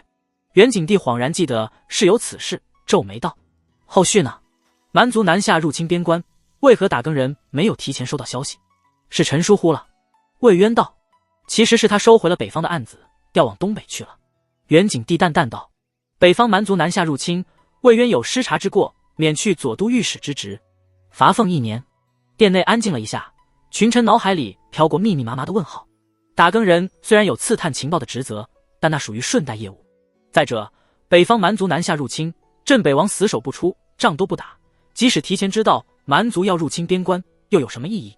这锅怎么都甩不到魏渊头上吧？不过难得元景帝把炮火转向魏渊，尽管心里困惑，但文官们立刻抓住机会，趁机攻讦魏渊，大呼圣上英明。一位御史出列，强调道：陛下，镇北王坐视百姓受兵灾之祸，无动于衷，请陛下降罪。元景帝的回应就4个字：朕知道了。御史不甘心地退回。朝会渐渐走入尾声，等处理完这段时间积压的政务，群臣停止上奏后，元景帝抬起食指，轻轻一敲桌面。穿蟒袍的老太监出列，环顾群臣：来了。殿内诸公心里一动，方才都是正常奏对，尽管免去魏渊左都御史的职位令人意外，但元景帝突然召开朝会，绝对不是因为这件小事。老太监展开手里的诏书，朗声道：朕已查明福妃案始末，皇后上官氏指使宫女黄小柔杀害福妃，构陷太子。经朕百般责问，上官氏对其罪行供认不讳，皇后失序，德不配位，不可以承天命。其上喜寿，罢退居长春宫。长春宫就是冷宫。殿内殿外一片死寂，上至一品3公，下至殿外群臣，但凡听到诏书内容的，全都懵了。一片静默中，有低沉的声音响起：陛下，此事不可。元景帝眯着眼，面无表情地看着出列的一袭青衣。魏渊两鬓斑白，双眸中沉淀出岁月洗涤出的沧桑，直勾勾地与元景帝对视。不知过了多久，刑部尚书和大理寺卿同时出列，大声道：陛下，福妃案未经三司审理，不可轻易定论。元景帝一字一句道：这是朕的家事。新任礼部尚书抢身而出，作揖，大声道：陛下，废后同样是国家大事，不可草率，还请陛下将福妃案交由三司审核，再做定夺。虽然诏书上说皇后已经认罪，但废后事关重大，诸公们不知情况的前提下，是不会同意元景帝废后的。清晨，许新年洗漱完毕，前往后厅享用早餐，远远的看见穿着小裙子的许灵英坐在厅外的台阶上，生气的鼓着腮，小小的身影看起来孤零零的，可怜极了。灵英，你怎么坐在这里？许新年问道。许灵英抬头看了一眼，不搭理。二哥问你话呢。许新年皱眉：娘把我赶出来，还打我。许灵英告状：二哥能帮我骂娘吗？许新年摇头。小豆丁一脸果然如此的表情，皱着鼻子说：大哥要是在家就好了，大哥最喜欢欺负娘了。许新年进了厅，坐在熟悉的位置上，等绿娥给他盛了一碗粥，边吃边说：娘，灵英又惹你生气了。没，是你大哥惹我生气了。婶婶冷冰冰地说：大哥都没回来。婶婶冷笑道：这就是你大哥的本事，人不在还能气我半死。许新年看了眼低头喝粥的妹妹和父亲，问道：怎么回事？许灵月小声道：灵英今天吃包子，吃一口吐一口，说这样就能一辈子不停地吃下去，大哥教的。许新年嘴角一抽。许灵月点点头。许二叔补充道：灵英吐完之后觉得可惜，又想捡回来吃掉，被你娘打了一顿。许新年，他低头往桌底下看，才发现果然吐了好一些嚼过的包子渣。大哥今天又没回家。许灵月郁闷道。许二郎和许平之默契地说：肯定在教方司。许七安在衙门后院厢房里醒过来，偌大的院子静悄悄的，只有一个老吏员佝偻着身子在院子里扫地。这被子多久没洗了，一股子怪味，公共宿舍就是垃圾。他嫌弃的掀开被子，脚步虚浮的下床，推开窗户，让阳光照射进来。这里是打更人衙门的公共宿舍，供夜里值守的吏员打更人休息。除了金罗有专属的房间，其余房间都是共用的，卫生状况很不好，也不知道厚厚的棉被里埋葬着多少人的子子孙孙。得益于司天监的灵药以及自身强大的体魄，左肩的贯穿伤已经结痂，再过2天就能痊愈。倒是天地一刀斩透支的精力还未恢复，疲惫的就像一夜7次，身体都被掏空了。许七安倒了杯茶漱口，到院子里打一桶冰凉清澈的井水，洗面之后前往春风堂。呼，舒服。吃完吏员送来的大餐，许七安摸着鼓胀胀的小腹，满足地躺在李玉春的椅子上，双脚搭在书桌。这个时候他才有时间思考昨夜遇刺事件。平时我是申时出客，准点离开皇宫，昨天因为排查进出狱药房的名单，过了酉时才离开皇宫。埋伏我的刺客知道我回家的路线不奇怪，我每天都走那条路，但他们怎么把时间掐得这么准？打更人时常在屋顶瞭望，所以3名刺客不可能一直趴在屋顶等着我，不然早就被夜巡的打更人发现了。显而易见，他们知道我是什么时候离开皇宫的，幕后主使者极有可能是宫里的人，不然无法解释这一点。是皇后吗？昨天刚查出对她不利的线索，她扭头就派人暗杀我，是不想让我再查下去了。如果真的是皇后干的，那我和怀庆就只有离婚了。许七安捏了捏眉心。这时一位黑衣吏员进入春风堂，见到许七安在堂内，顿时松了口气。刚才去后院寻找许大人，没找着人，卑职还以为你离开衙门了。许七安依旧把腿搭在桌上，半眯着眼，今日不进宫查案了，等养好伤再说。吏员点点头，说道：魏公找您呢，您先去一趟好气楼吧。哈，看来是昨天遇刺的事情被魏渊知道了，他肯定对我的战绩目瞪口呆。许七安放下腿，从椅子上起身带路。随着吏员来到好气楼，轻车熟路的上7层，没想到茶室里除了魏渊，还有2个预料之外的客人，宛如雪莲般素雅高贵的长公主怀庆，俊朗内敛的远景帝嫡子四皇子。作为怀庆的胞兄，四皇子的五官与妹妹并不相似，倒有几分酷似远景帝。怀庆则与皇后有些相似，只不过母女俩气质差异太大，那丁点相似也叫人看不出来了。3人脸色都极难看，魏渊手握茶杯，低头不语，仿佛没有察觉许七安的到来。四皇子闻声看来，朝他微微颔首。怀庆同样没看许七安，蹙眉沉吟。魏公。许七安抱拳。魏渊这才抬起头来，指了指怀庆身边的位置，温和道：坐吧。许七安入座。昨晚遇刺了。魏渊把茶壶推给许七安，示意他自己倒茶。刚刚酒足饭饱，许七安倒了一杯茶，没有喝，点着头说道：幕后主使者与福妃案有关，就在宫中。你怀疑是皇后？魏渊这句话说得太直白，许七安一时不知道该怎么回答，小心翼翼地看了一眼怀庆。怀庆还是没看他，心事重重的样子。长公主现在的样子，真就像一个面对离婚协议书的女人。许七安心里嘀咕。今天陛下在朝会上提出废后，原因是福妃案的幕后真凶是皇后。魏渊说道。许七安呆愣愣地看着他，脑子里浮现的第一个念头：我睡了多久？怎么一觉醒来，竟有点物是人非的感觉，好像自己睡了一个世纪。福妃案是他亲手查的，每一个步骤每一条线索都是他推敲摸索出来的，他都还不敢确定皇后是凶手，远景帝凭什么？他以为他是柯南还是狄仁杰，但接下来怀庆公主的一句话让许七安又懵逼了。母后承认了。 What are you 说啥嘞？许七安摆摆手，抱歉，卑职想冷静一下。他想了好久，试探道：陛下要废后，原因是福妃案的幕后真凶是皇后，而皇后真的承认了。四皇子点点头，会不会是被迫的？许七安猜测。不会。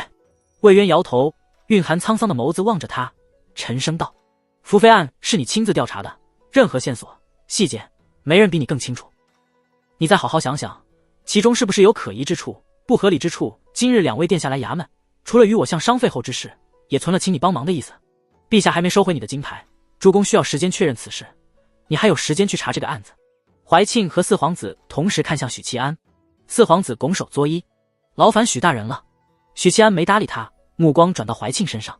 这位莲花般素雅高洁的公主殿下，宛如秋水的眸子仔细审视他，伤势如何？他没有提案子的事，而是关心许七安的伤势。看在你诚恳认错的份上，就不离婚了。许七安嗯了一声，谢公主关心，卑职无碍。顿了顿，接着说道：福妃案里，皇后确实有充分的动机和理由构陷太子，而根据我昨天查出来的线索，幕后真凶也确实指向皇后。四皇子激动打断：“不可能，母后不会做这种事。”殿下别急，我还没说完。许七安望着怀庆问道：“陛下可有什么证据？”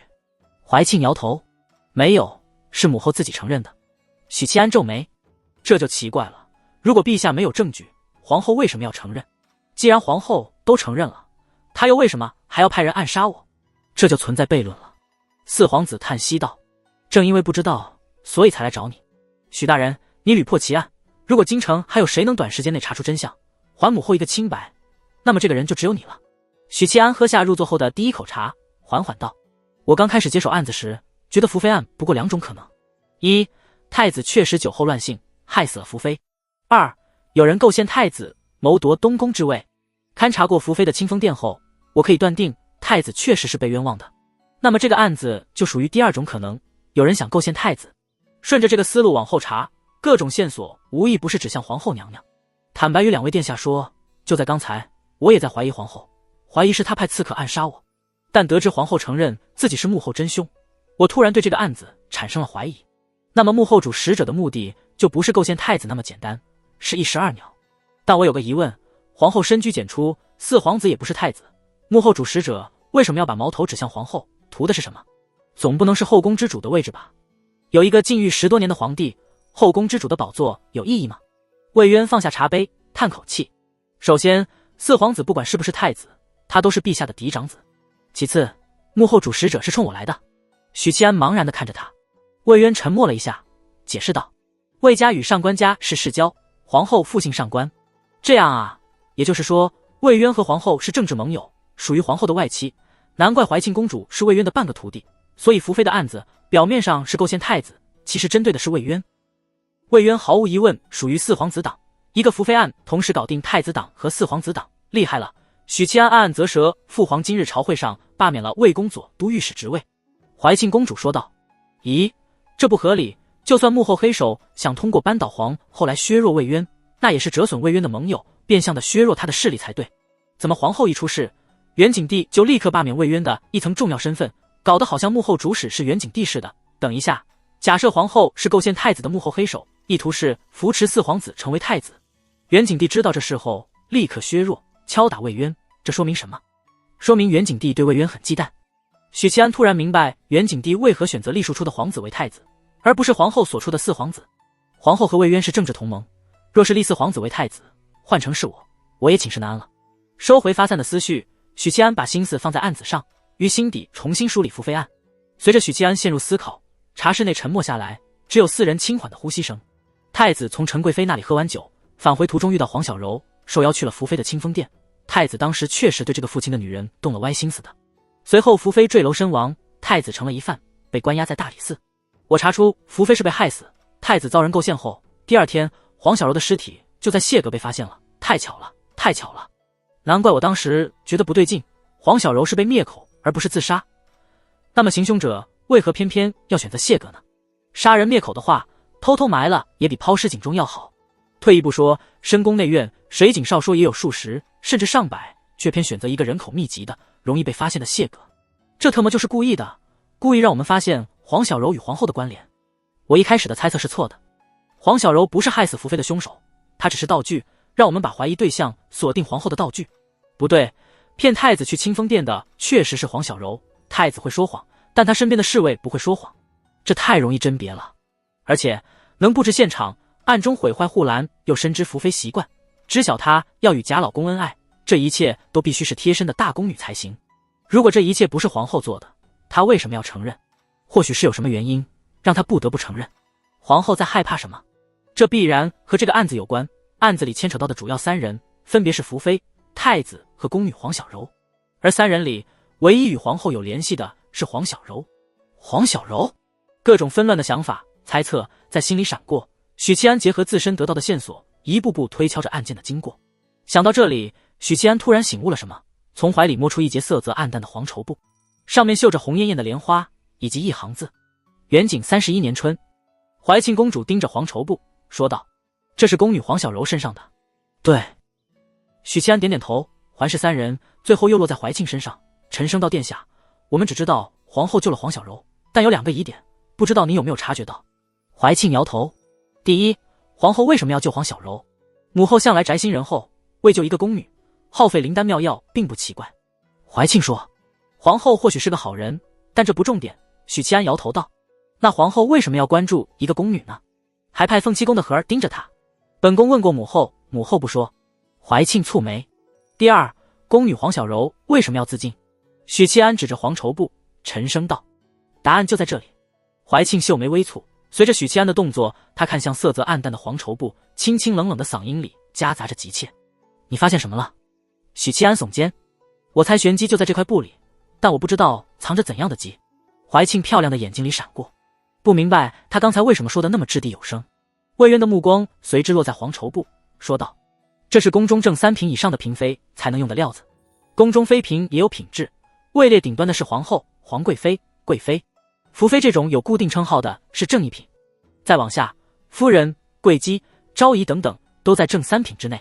后宫佳丽的等级划分触及到许七安的知识盲区了，不过问题不大。他问道，所以宫女怎么会有这种料子？四皇子回答，要么是有贵人赏赐，要么是偷的。许七安点点头。魏渊接过色泽暗淡有些年头的黄绸布，审视了一遍。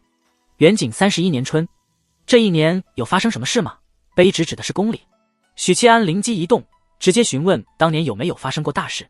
这是他从上一次皇后被废中得到的灵感。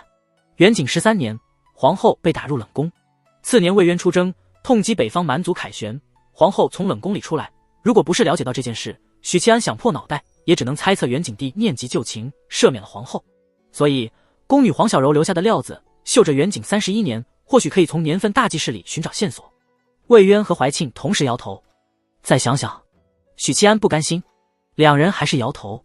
好吧，两位大学霸联手否决，那多半没指望了。也是，区区一个宫女，怎么可能和大事件扯上关系？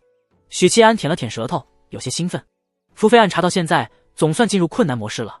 之前的线索都是幕后黑手故意抛出来的，案件本身难度不大。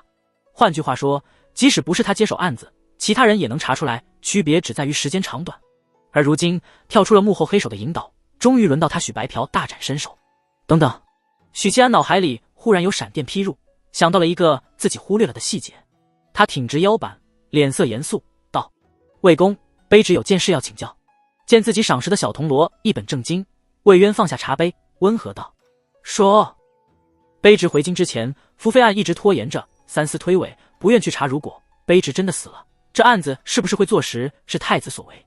许七安最开始认为是此案牵扯甚大，三思不愿接手，直到他复活，恰好接过这个烫手山芋。当日见太子时，大理寺卿也暗讽过他是马前卒。魏渊重新端起茶杯，不紧不慢地喝了一口茶。今日陛下要废后，三思和诸公不同意，认为应该先让三思确认之后再商谈废后，而不应该是陛下说废就废。诸公的想法无外乎3点：一，废后事关重大，得走流程，不可轻率；二，诸公厌恶这种突如其来的事端，这会让他们觉得自己对朝堂的掌控不够；三，他们需要时间去盘算废后之后的事宜。所以说，君与臣自古便是对弈之人，许七安明白了，所以太子之事亦是如此。魏渊颔首，太子事关国本，岂是陛下说3日就3日？三思不是不查，而是告诉陛下他们需要时间，所以其实根本不需要我，即使我没有回来，再过数日也会有人接手这个案子，然后根据幕后真凶给的线索，按图索骥，一步步查到皇后头上。许七安的话让四皇子惊讶地瞪大眼睛，魏渊则是若有所思。所以你昨夜遇刺是因为幕后之人不想你再查下去？他害怕了。怀庆公主一针见血说出了许七安心里的猜测。害怕？四皇子不解。许大人的复活超出幕后之人的预料，而他的名声太响亮，幕后之人不敢让他继续查下去，因此在线索指向母后，幕后之人便立刻派出杀手，打算铲除许大人。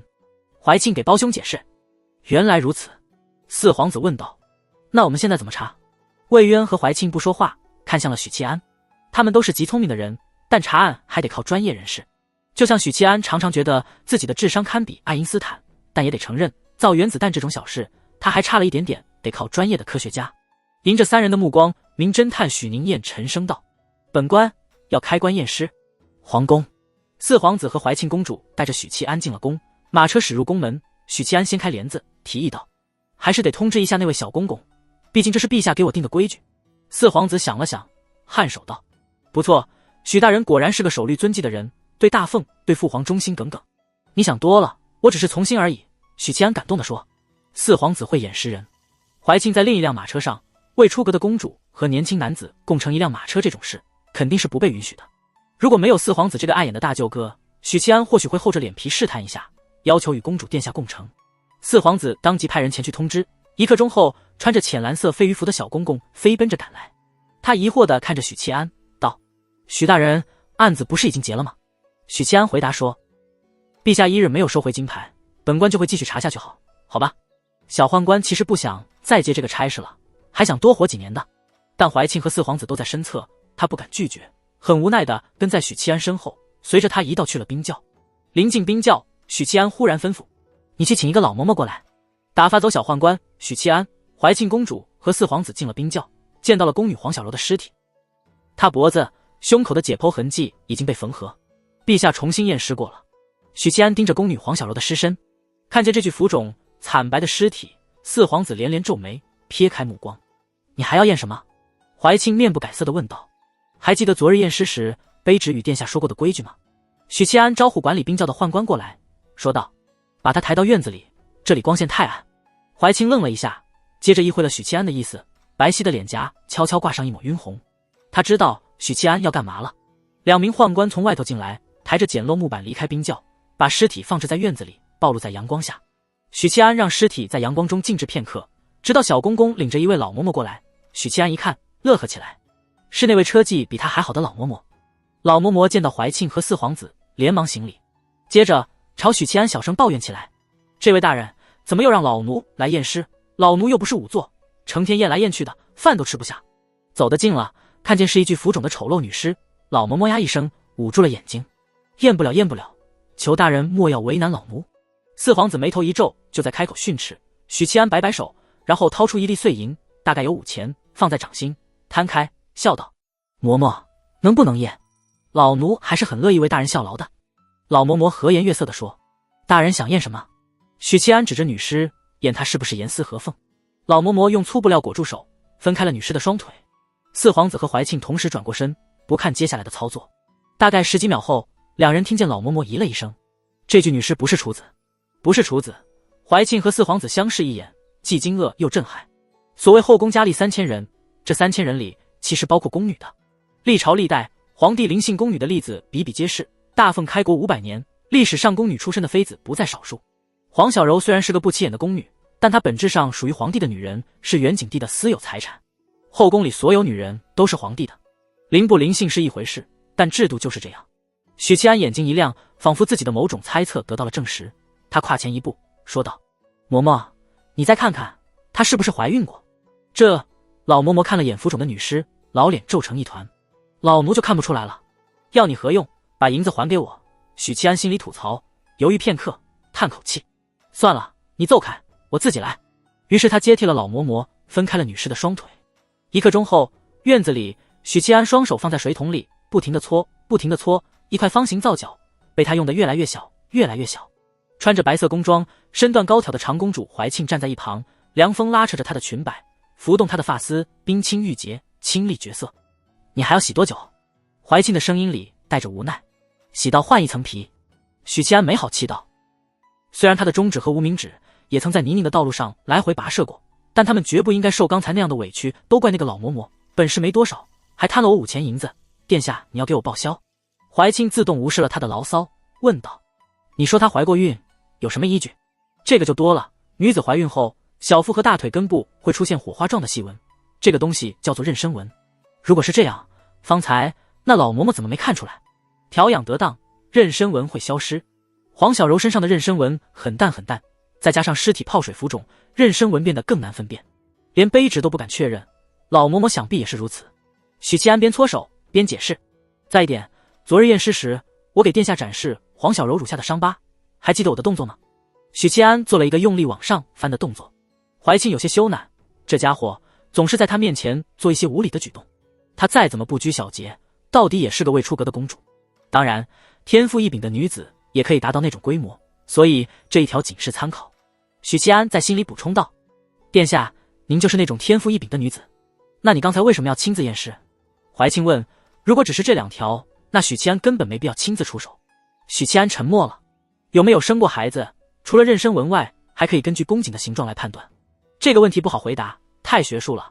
就像当初他教许灵英男孩长大后和女孩长大后的区别，用的是通俗易懂、老少咸宜的方式。女子未生育前就如同雏鸟嗷嗷待哺，嘴巴是张开的；生育之后便心满意足，所以嘴巴是闭合的。许七安谨慎措辞。怀庆茫然地看着他。许七安挠挠头。公主看过医书吗？怀庆看着他，冷冰冰道：昨日验尸时，你忽然头疼欲裂，本宫为你把脉时说过，略通医术。哦，那就简单了。许七安击掌笑了起来。未生育的女子胎宫口的形状是 O 字形，生过孩子就变成了1字形。这个解释，聪慧的怀庆公主能够秒懂，只是想到他刚才的那番虎狼之词，怀庆就不想理他了。不通医术的四皇子似懂非懂，感慨道：许公子博学多才啊。这个知识点来自许七安上辈子碰到的一桩情杀案，死者是位脚踏2只船，步了成歌后尘的女子。老法医解剖尸体时说：你别看他没结婚，其实房子死过人。当时充当助手的许七安就说：老司机带我。于是带出了这个知识点。我让人查过黄小柔，她是元景28年进宫的。许七安看了2位殿下一眼。潜台词是有人撬元景帝墙角。元景28年的时候，老皇帝早就禁欲修道了，他连倾国倾城的皇后、风华绝代的陈贵妃都不碰，怎么可能碰一个小宫女？会是谁？四皇子陷入沉思。许七安默默看着他。你看本宫做什么？四皇子感觉被冒犯到了。许七安收回目光，分析道：这个人其实很好找，他必然满足2个条件：一，能相对自由地出入后宫，宗室符合这一点；二，胆子很大，有恃无恐，否则不敢对宫女下手。这时怀庆突然说：皇兄，本宫有话想和许大人说。四皇子皱了皱眉，看了胞妹一眼，缓缓点头。本宫先走了。目送四皇子离开，怀庆冷冷地斜了眼元景帝的耳目：小宦官，滚出去！小宦官低着头，一声不吭地离开。支开所有人，怀庆盯着许七安，神情肃穆。许大人，黄小柔自尽，母后认罪，多半与这个男人有关。许七安拨弄着桶里的水，瞳孔扩散，没有焦距。公主太主观了，查案一定要冷静，根据线索提出假设。我们现在发现黄小柔曾经怀孕过，假设那个男人不是陛下，另有其人。假设黄小柔自尽，皇后娘娘救她认罪，都是因为那个男人。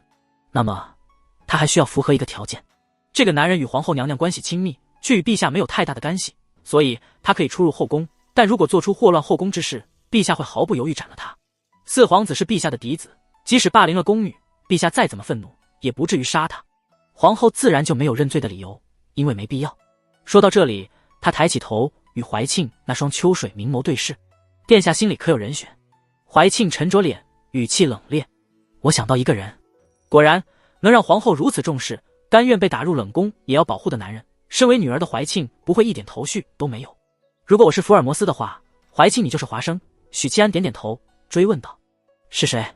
怀庆本就清冷的脸愈发的没有表情，语气也淡漠疏离，吐出2个字：国舅。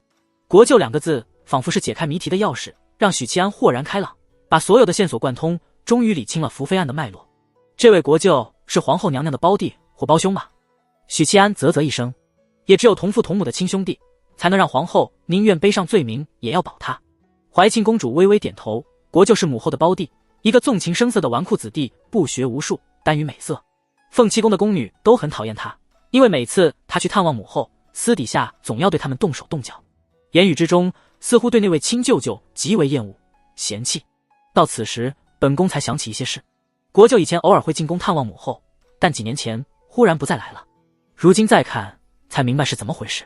除了宗室之外，皇后、皇贵妃、贵妃的家人也可以进宫探望他们，只需要提前向宫里报备。许七安蹲在地上，双手进入水桶，45度角望天，喃喃道：宫女黄小柔遭国舅爷强暴，怀了孕，所以想不开自尽，但皇后安排在她身边的人及时发现，将她救了下来。不对，不是这样。怀庆恰恰相反，低头看着脚尖，轻声道：你不是说她生过孩子吗？那流产呢？流产是不是也会？胎宫口闭合，宫女怀孕是瞒不住的，但黄小柔既然熬到了现在，那说明孩子并没有出生。许七安一声，3、4个月就会有妊娠纹了，流产后胎宫口会闭合。我更倾向于皇后把孩子留了，因为孩子不能出生，不然国舅就完了。怀庆颔首。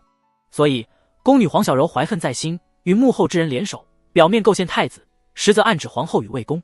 如果是这样，那黄小柔对皇后娘娘可谓恨之入骨。也对，杀子之仇嘛。可我总觉得没有那么简单。你想问什么？殿下果然聪明，皇后娘娘为什么不杀了黄小柔呢？这样一了百了。母后的确心慈手软。怀庆遗憾摇头，看她的表情似乎是哀其不幸，怒其不争。这么看来，皇后似乎是个心软的女子，换成怀庆的话，估计当时就杀了黄小柔，永绝后患了吧。怀庆是个能成大事的女人，这一点我可以确认。许七安抬手想摸下巴，抬到一半又顿住，一边把手重新伸入水桶，一边说道：那案子就明朗了，皇后肯定也在关注福妃案。当她发现杀害福妃的是黄小柔，那天本官找她质问，她便知道幕后之人打算用国舅来算计她。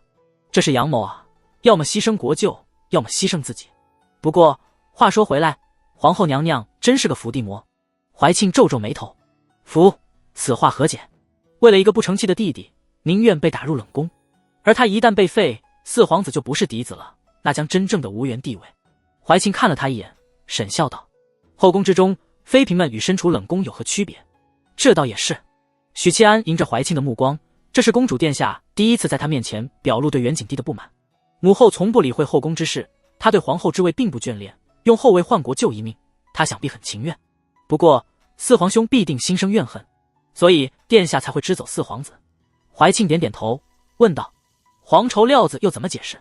元景31年春，应该是宫女黄小柔失身的时间。不对，有件事很奇怪，黄小柔自尽是4年前，元景31年是5年前，元景37年才刚开始，咱们先不算。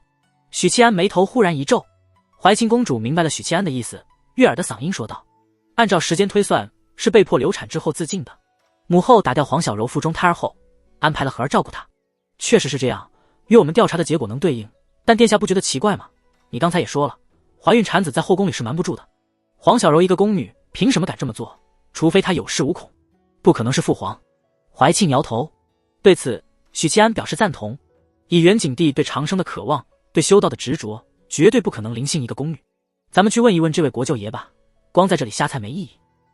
许七安的提议得到了怀庆公主的认同，她似乎正有此意，两人当即离开冰窖，远远的看见小宦官的身影，他还没离开。这小太监有点时尚啊。许七安走过去说道：我与怀庆公主要出宫一趟，你先去休息吧，今日之事莫急着向陛下汇报。小宦官看着他，欲言又止。有话你就说，别吞吞吐吐。许大人，奴才有点怕。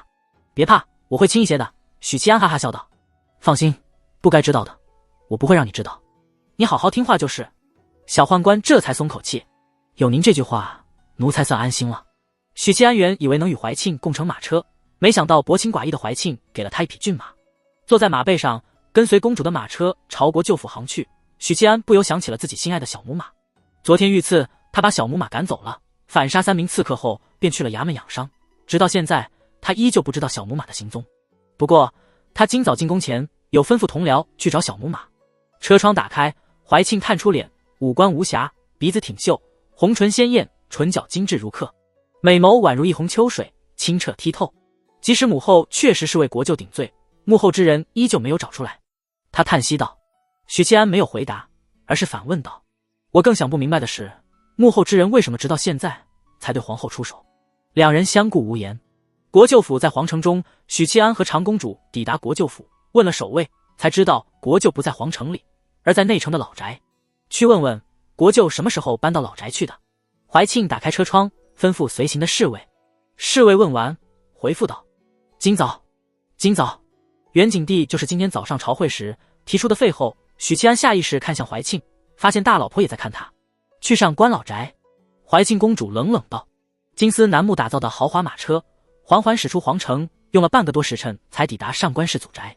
出乎意料，上官氏的老宅只是一座3进的大院，规模比许七安买的那栋豪宅强不到哪里。当然，论精致和奢华程度，肯定要吊打许府。而且这里守卫很多。许七安趁着马车缓缓停下，从怀里夹出一张路上准备好的望气术纸张，以契机引燃。马车在上官府外停下，怀庆踩着小马扎下来，径直进了府。门口的侍卫不敢拦。途中，怀庆与许七安说起上官氏的家史。上官氏并不是钟鸣鼎食的大族，外祖父上官清官拜户部左侍郎兼东阁大学士，但这都是在上官皇后入主凤七宫以后的事。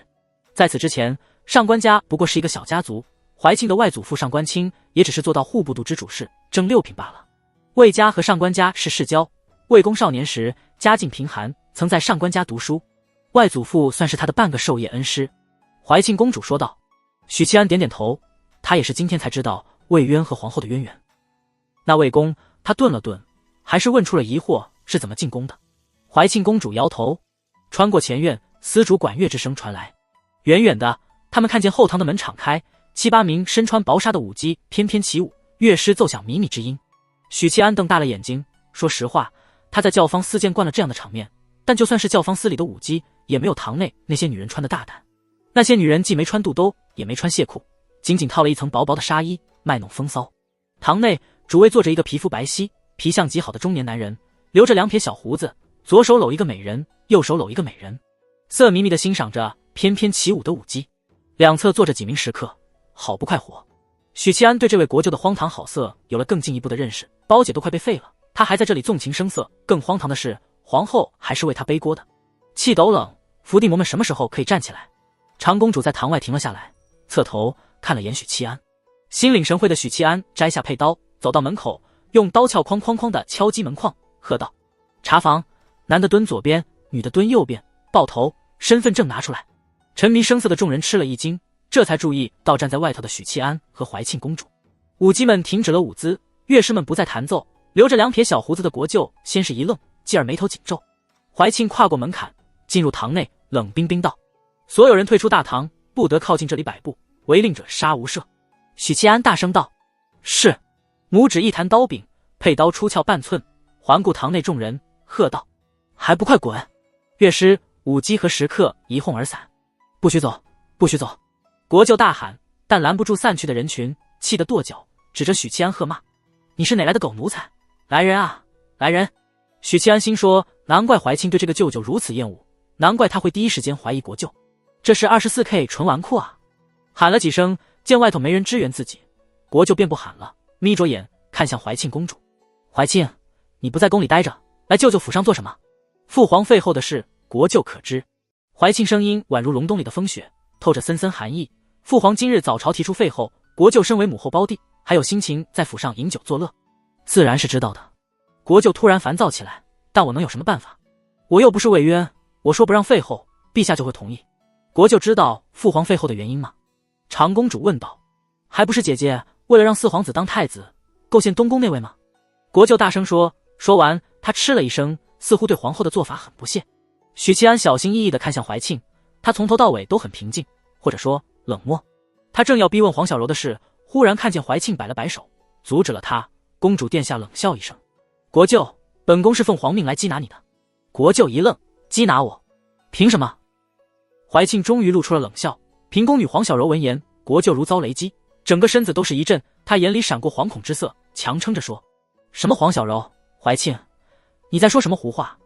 你在说什么胡话？他竟朝着怀庆公主大吼起来：不见棺材不掉泪！怀庆伸出手，许七安把色泽暗淡的黄绸料子递了过去，他接过，用力甩在国舅脸上。元景31年春，你对黄小柔做过什么？你心里最清楚。国舅呆住了，黄绸料子从他脸上滑落，仿佛也带走了他最后一点血色。国舅瞳孔涣散，神色惶恐。谁告诉你的？谁告诉你们黄小柔的事？国舅喃喃道：自然是皇后娘娘。许七安配合着哐了一句：放屁！国舅也反应出奇的大，血色慢慢涌上他的脸，分不清是激动还是愤怒导致。他大声说：我是上官家的独子，他怎么可能出卖我？他怎么敢出卖我？他将来有何颜面去见父亲？你们休要骗我！许七安道：因为黄小柔牵扯进了福妃案，他的过往被查出来了，皇后不得已只能坦白。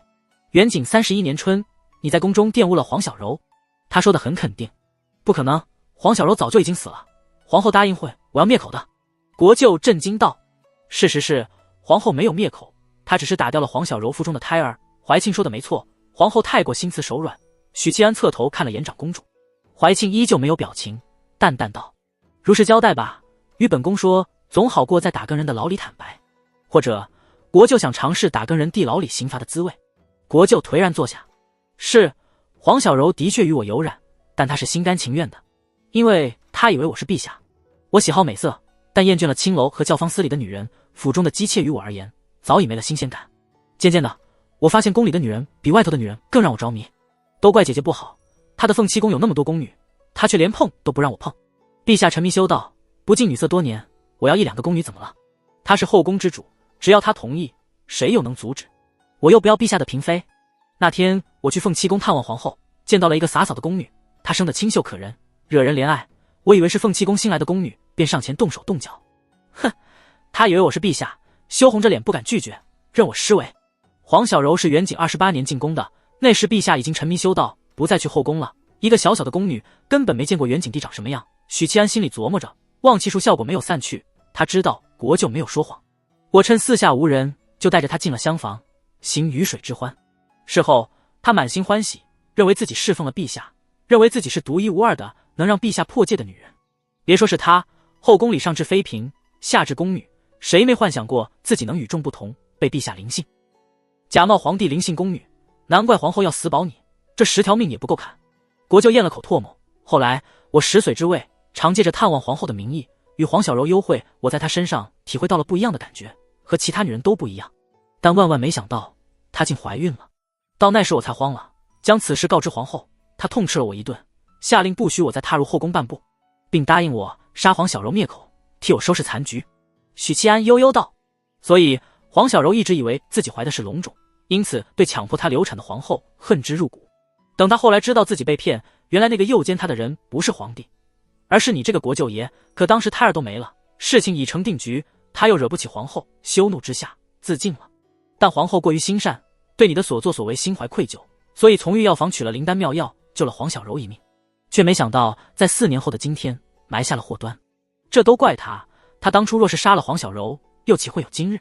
国舅气急败坏，是他害了我，都怪他。你说谎！许七安忽然打断他，厉声道：如果只是黄小柔，那皇后不必为了你去顶罪，黄小柔已经死了，死无对证。皇后大可不认，她既然认了，说明除了黄小柔之外，你还有一个把柄在别人手里。当初为了彰显身份，我从皇后宫中悄悄拿了一截料子。说到这里，国舅看了一眼黄绸布。许七安明白了，原来黄小柔身上的黄绸缎子是这么来的。不过宫中有这种料子的嫔妃应该不少，单凭一块料子很难作为证据才对。许七安想到这里，忽然听怀庆淡淡道：许大人能根据验尸的结果，循着蛛丝马迹锁定国舅，何况是早已知道内幕的幕后主使呢？倘若母后不认，那么接下来自然就会有证据帮助许大人查到国舅头上。何况以咱们国舅的铁骨铮铮，进监牢一夜，什么都招了。怀庆嘴角勾勒出冰冷的弧度，他说的有道理，是我思维产生惯性了。这么一个纨绔，恐怕把柄还多着呢。问题的结症不在于他有多少把柄，而在于皇后的选择。虽然是个扶不起的阿斗，但毕竟是唯一的弟弟。如果二郎整天干欺男霸女的事，政敌用他来攻击我，那我就不救二郎。许七安脑海里浮现许新年带着一群护从，把良家女子围在中间，许二郎一脸淫笑的迎上去，画面真美，让我起了一层鸡皮疙瘩。以二郎的颜值，他不需要用强，缠他身子的良家女子多的是。许七安心里嘀咕：我要见皇后，我要见皇后。国舅激动地扑向怀庆，像是一个犯了错但渴望有人给他兜底的孩子。陛下要废后就废吧，反正他也不爱陛下，后位对他来说可有可无。但是怀庆，你就只有我这么一个舅舅啊？住口！怀庆罕见的大怒，疾言厉色。父皇与母后的感情，岂容你诋毁真他娘的是个人才？与其说是胆大包天，倒不如用愚蠢来形容。做事顾头不顾尾，总想着有人给他擦屁股，这和心智不全的热血少年是一样的。搁在我那个时代就是巨婴啊，缺少社会的毒打。许七安心里啧啧两声。最关键的是，给皇帝戴帽子的确很刺激，但真正敢付诸行动的，这位国舅爷是蝎子拉屎独一份。这事儿不管是皇后被废，还是国舅得到应有惩罚，都是皇帝家事，与他干系不大。所以他的心态是很轻松的，顶多心疼一下怀庆，但以怀庆对国舅的厌恶，想来国舅哪怕被砍了头，大老婆也不会伤心吧。突然许七安心里灵光一闪，皇后是国舅的胞姐，不能真的对他怎样，但魏公怎么会容忍这种猪队友的？即使两家是世交，但以魏公的手腕敲打一个纨绔子弟，让他老实做人，绝对是轻而易举的事。魏公知道这件事吗？许七安问道。闻言，怀庆立刻看了看他，若有所思。魏渊。前一刻还惶恐无助的国舅爷忽然变得阴狠且愤怒，冷笑道：对，这一切肯定都是魏渊设计的，一定是他。他害死我父亲，现在又要害我，他就是个狼心狗肺的东西，活该他断子绝孙。许七安小小的脑瓜里闪过大大的疑问。进府之前，怀庆还和他说魏家和上官家是世交，可从国舅爷的态度上看，这哪里是世交，是世仇还差不多。想到这里，许七安立刻看向怀庆，他皱着眉，似乎同样不了解其中内幕，也为国舅的话感到困惑。许七安清了清嗓子，主动质问：什么意思？魏渊为什么要害你？国舅看了他一眼，冷冷的笑一声：我敢说，你敢听吗？你知道魏渊当年……啪！话说到一半，许七安一巴掌扇过去，打断了国舅。好了，我不想听，我现在只想把你带回打更人衙门。许七安说话的时候，扭头看向怀庆，征求他的意见。怀庆公主道：带走吧。怀庆，你不能这么对我，我是上官家的独子，你母后不会同意你这么做的。国舅被许七安拎着出了府，按照怀庆的吩咐，他国舅被转交给几名侍卫，由他们押送去打更人衙门。许七安跨上马背，刚进车厢的长公主打开车窗，清冷的声音说道：许大人，不妨与本宫同乘一辆。哎呀，这样不好，孤男寡女的怎么能共乘马车呢？我跟妹妹婶婶都没坐过一辆马车。许七安飞快地跃下马背，钻进金丝楠木建造的豪华马车。车夫一抽马鞭，2匹骏马嘶叫着迈动蹄子，迅捷又平稳地驶离上官祖宅外的街道，向着皇城而去。车厢里铺设着松软的羊绒地毯，最里头是一张软榻，软榻铺设青色夔龙棉垫，2张大椅和一张钉死的茶几。长公主从茶几下的木柜里取出茶叶，点燃无烟的受精炭，一边煮茶一边道：许大人有什么建议？这就是古代版的保姆车呀，这一辆马车估计就值几千两银子。许七安心里感慨，闻言沉吟道：殿下想必心里有主意了吧？怀庆缓缓点头：我向来不喜国舅，此事因他而起，自当因他而终。潜台词是，我准备把国舅交出去，但即使如此，皇后依旧有包庇之罪。许七安皱眉，这个可大可小，如果元景帝宽宏大量的原谅，那么小惩即可，不必废后；反之，元景帝可以借此废后，罪名也够了。以许七安对元景帝的了解，这位皇帝占有欲强，权欲重，这种人心思深沉，但同样眼里揉不得沙子。谁说母后包庇了？是国舅了解福妃案后，知道自己所作所为即将败露，于是派人苦苦哀求母后。母后念及血脉之情，虽痛恨国舅做出这等祸乱宫闱之事，但依旧选择替国舅承担了罪名。怀庆公主表情和语气稳如老狗，脸上仿佛写着没错，这就是实情。许七安叹息道：公主说的有理，我去，这女人娶回家的话，想偷情和出轨都难了。本宫倒是很好奇，国舅没说完的那句话，许大人为什么打断？长公主轻飘飘的开口。许七安淡定的审视怀庆精雕过似的漂亮五官，刚才国舅想说什么？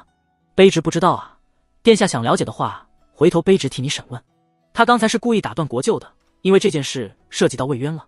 对于许七安来说，有2件事是需要自己避讳的，第一是宫闱秘闻，这个不用多说；第二是关乎到魏渊的秘密。魏渊是他的顶头上司兼靠山，如果要想在京城继续混下去，就必须维护好与魏渊的关系。那么魏渊的一些秘密，他就不该知道，除非魏渊亲口告诉他。怀庆笑了笑，转而说道：皇后的事不必许大人操心了，魏公会处理的。你要做的是找出幕后之人，许大人有什么想法？许七安皱了皱眉，看着底部被青红色火焰舔舐的紫砂壶，半天没说话。打更人衙门，好气楼。黑衣吏员进入茶室，躬声道：魏公，怀庆公主的侍卫押着国舅到衙门了，国舅嚷嚷着要见你。魏渊低头看折子，头也不抬，淡淡道：将死之人不必见了，去通知南宫金罗，好好招待一下国舅。黑衣吏员退下后，魏渊合上折子，缓慢踱步到瞭望台，深邃沧桑的目光遥望皇宫。回到皇宫，怀庆径直去了凤栖宫。许七安打算继续查名单上的人物，他喊来小宦官协同处理。顺着名单按图索骥，查到最后一个人时碰了个钉子，那人是锦绣宫的宫女。兰儿姐姐在服侍贵妃娘娘，许大人晚些时候再来吧。守门的宦官拦住了许七安。许七安看了眼天色，和颜悦色道：那本官什么时候过来为好？宦官不咸不淡道：谁知呢，明儿再来吧，案情紧急，哪能这么拖延？我就是稍作了解，一句话的事情。许七安掏出5两银子的银票，劳烦公公通融。守门宦官收了银子，扭头进了，再没有回来。欺人太甚！小宦官大怒，不忿道：许大人，那狗东西耍你呢，我要是这么闯进去会怎么样？许七安面无表情：哎呦，不可！小宦官连忙阻止，劝道：“私闯后妃寝宫是大罪。”许七安点点头，转身就走。小宦官小跑着跟上来，说道：“索性就算了，天色不早了，大人还是先回去吧。”“不，本官要找临安殿下报销。”韶阴宫。临安的心情不错，今日元景帝在朝堂提出废后，经过半天时间的发酵，大凤官场几乎无人不知，无人不晓。身在宫中的临安自然也有所耳闻。穿着华美红裙的二殿下哼着小曲，坐在葡萄藤架的秋千上，裙摆下2只小巧精致的绣鞋欢快地晃荡。他心情好是理所应当的，皇后承认构陷太子，杀害福妃，那么太子哥哥很快就可以从大理寺出来，母妃也不用天天以泪洗面。还有，狗奴才也活着回来了。短短半旬，简直时来运转，临安竟有种岁月静好的感觉。怀庆现在肯定很悲伤，哼，谁让皇后构陷我太子哥哥的？念在本宫心情好的份上，这几天就不找他炫耀了。作妖的心蠢蠢欲动，但考虑到怀庆的拳头比自己大，表表选择遵从新的意愿，过阵子再找怀庆挑衅。到时候把狗奴才带上，他是力战数千敌军的英雄，肯定能保护好自己的。院外的侍卫走了过来，停在10几米外就不再靠近，抱拳道：“殿下，许大人来了。”表表脸庞笑容瞬间明媚，快请。他坐在秋千上没动，但侧着琴手，翘首以盼。许七安领着小宦官进来，大咧咧地坐在葡萄藤架下的石桌，吃着宫女给临安准备的水果、御膳房大厨制作的糕点以及特供的茶叶。侍立在一旁的宫女喊了一下：“许七安不解地看他：“那是殿下喝的。”宫女细若蚊蝇地说：“哦，抱歉。”许七安端杯又喝了一口，这下表表绷不住了，粉面通红，嗔道：“许宁燕！”恰好此时一阵风吹来，葡萄藤微微晃动，阳光透过藤蔓洒在他圆润的鹅蛋脸，小嘴红润，鼻子秀挺，那双妩媚多情的桃花眸欲说还休，在脸颊的晕红衬托下透着难以言喻的勾人魅力。内媚的女人。怀庆和临安都是极出挑的美人，可惜另外2位公主虽说清秀，但和盛世美颜4个字差了不小的距离。许七安心里惋惜，不然他想尽一切办法也要把大凤的公主一网打尽。许大人既是长公主的宠臣，又是二殿下的宠臣，将来前途无量啊。小宦官心说，偌大的京城，除了宫里的皇子皇女，能与临安殿下这般相处的，恐怕只有这位许大人。这几天小宦官随着许七安查案，亲眼目睹他和怀庆公主、临安公主的相处，瞎子都能看出2位殿下对许七安很重视，很赏识，案子不是结了吗？表表脆生生道：“狗奴才，你怎么还要进宫来办案？”他是根据小宦官的存在判断出许七安依旧在查案，否则此刻来韶音院的就是他一个人。案子还没结束呢。许七安用力吐出一口气，换上难过的表情：“殿下，我是不是你的人？”“当然了。”表表毫不犹豫的点头。“我被人欺负了。”许七安捂着脸，悲从中来：“我家里面特别的困难，从小我的二叔告诉我，穷人家的孩子早当家。可是锦绣宫那个挨千刀的狗东西勒索了我10两银子。”临安虽然表里表气，但还是很讲义气的。闻言果然大怒，噌一下从秋千跳下来，秀眉扬起：“走，去锦绣宫，本宫替你主持公道。”银子是小，但欺负了他临安的人，问题就很大。许七安乖巧地跟在公主殿下身边，一副饱受委屈的模样，行了片刻，随口问道：“殿下，陈贵妃身边是不是有一个叫兰儿的宫女？”“临安点头。”“这个宫女是锦绣宫的老人了吧？”“是啊，自打进宫以来便在母妃身边伺候。殿下能与我说说此人吗？比如喜欢什么，讨厌什么，近日发生过什么事？本宫怎么会关心一个宫女近日在做什么？”表表理直气壮地说。他想了想，补充道：“倒是挺喜欢吃绿豆糕的，我常看到母后把剩下的绿豆糕给他，他很爱吃。”一问一答间抵达了锦绣宫，远远的看见了刚才从许七安这里贪摸了10两银子的守门宦官。许七安上前就是一巴掌，然后指着捂脸的宦官说：“殿下，就是他勒索我的。”“你！”守门宦官捂着火辣辣的脸，又气又怒。他没想到许七安居然带着二殿下回来找麻烦，自己怎么也是陈贵妃宫里的人，首府门前还7品官呢，他可是陈贵妃门前的人。通常来说，外臣是不敢与宫中太监这般硬来的，吃了亏多半也是咽下去，忍气吞声，再长一个嘴巴。在外人面前，临安保持着公主应有的姿态，冷冰冰的吩咐。许七安又一巴掌甩过去，甩得守门太监一个踉跄，耳鸣阵阵。本宫的人也敢讹诈，瞧在母妃的面子上就饶你一次，下次再敢对许大人不敬，直接贬去做苦力。临安俏脸如照寒霜，把银子吐出来，愿意给一个微不足道的守门宦官机会。她其实是个挺善良的女子，比大多数皇家女子要纯真。许七安心说，正是因为这个性子，才容易招惹渣男啊。林安与我关系不错，我得看紧他，不能让他被渣男祸害。守门宦官满心不甘，5两银子比他1个月的利钱还多，可二殿下的命令他又不敢违背，只能交出来。他把刚捂热的银票摸了出来，双手奉上。奴才狗眼看人低，请许大人莫怪许七安没接，我给你的是10两。10两？守门宦官抬起头，目瞪口呆，辩解道：明明是5两，许大人怎么能冤枉奴才？许七安立刻看向表表，大声说：殿下，你看这阳奉阴违的狗东西，完全没把你放在眼里。林安瞪着他那双怎么都凶不起来的桃花眸，奴才不敢，奴才不敢。守门太监摸了半天，摸出3两银子，一把碎银，哭丧着脸：奴才只有这么多了。许七安笑眯眯地把银子收入怀中，做好事不一定会有回报，但不做好事总有一天会被清算。本官给你上一课，这些银子就当是束修。有些人总以为做错事道歉就行了，别人再咄咄逼人就是对方不懂事，道歉有用的话还要律法做什么？坑了我5两银子还回来就完了，想得美。接着他扭头看着表表线条圆润的侧脸，来都来了，殿下就带我进一趟锦绣宫吧，正好卑职要为福妃案收尾。当下表表带着他跨过院门进了院子。殿下，卑职要找的是叫兰儿的宫女，请您帮我请来。许七安跟着宫女进偏厅，表表则去看望母妃。他朝着红裙子的背影喊，红裙子头也不回，娇声道：知道了。进了偏厅，一位小宫女侍立在不远处。许七安问道：茅厕在哪里？大人稍等。宫女软软的应了一声，出门找来一位小宦官，道：带大人去茅厕。许七安随着太监离开偏厅，去了大院南边的茅厕，关上门，他从地书碎片里倾倒出儒家版魔法书，撕下记录望气术的纸张，以气机引燃，2道清气从瞳孔里射出，继而收敛。用着用着，魔法书都薄了一半。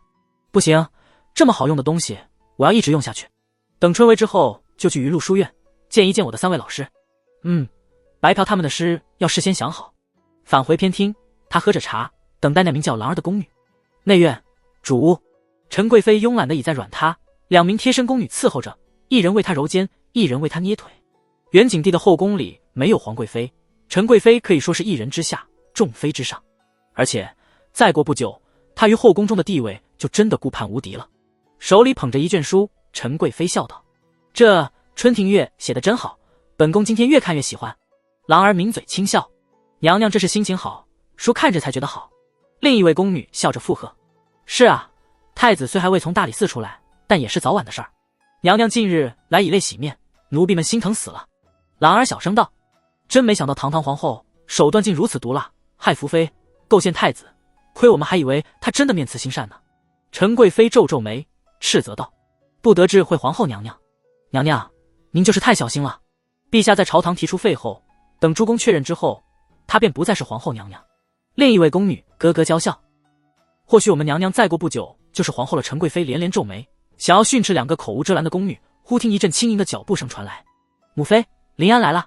门外光影晃动，林安的影子投入屋中，接着火红的裙摆像一簇在风中晃动的焰火。2名大宫女默契的噤声，结束话题。陈贵妃露出慈爱神色，直起纤腰，招手道：林安，晨间不是刚来过吗？想母妃了吗？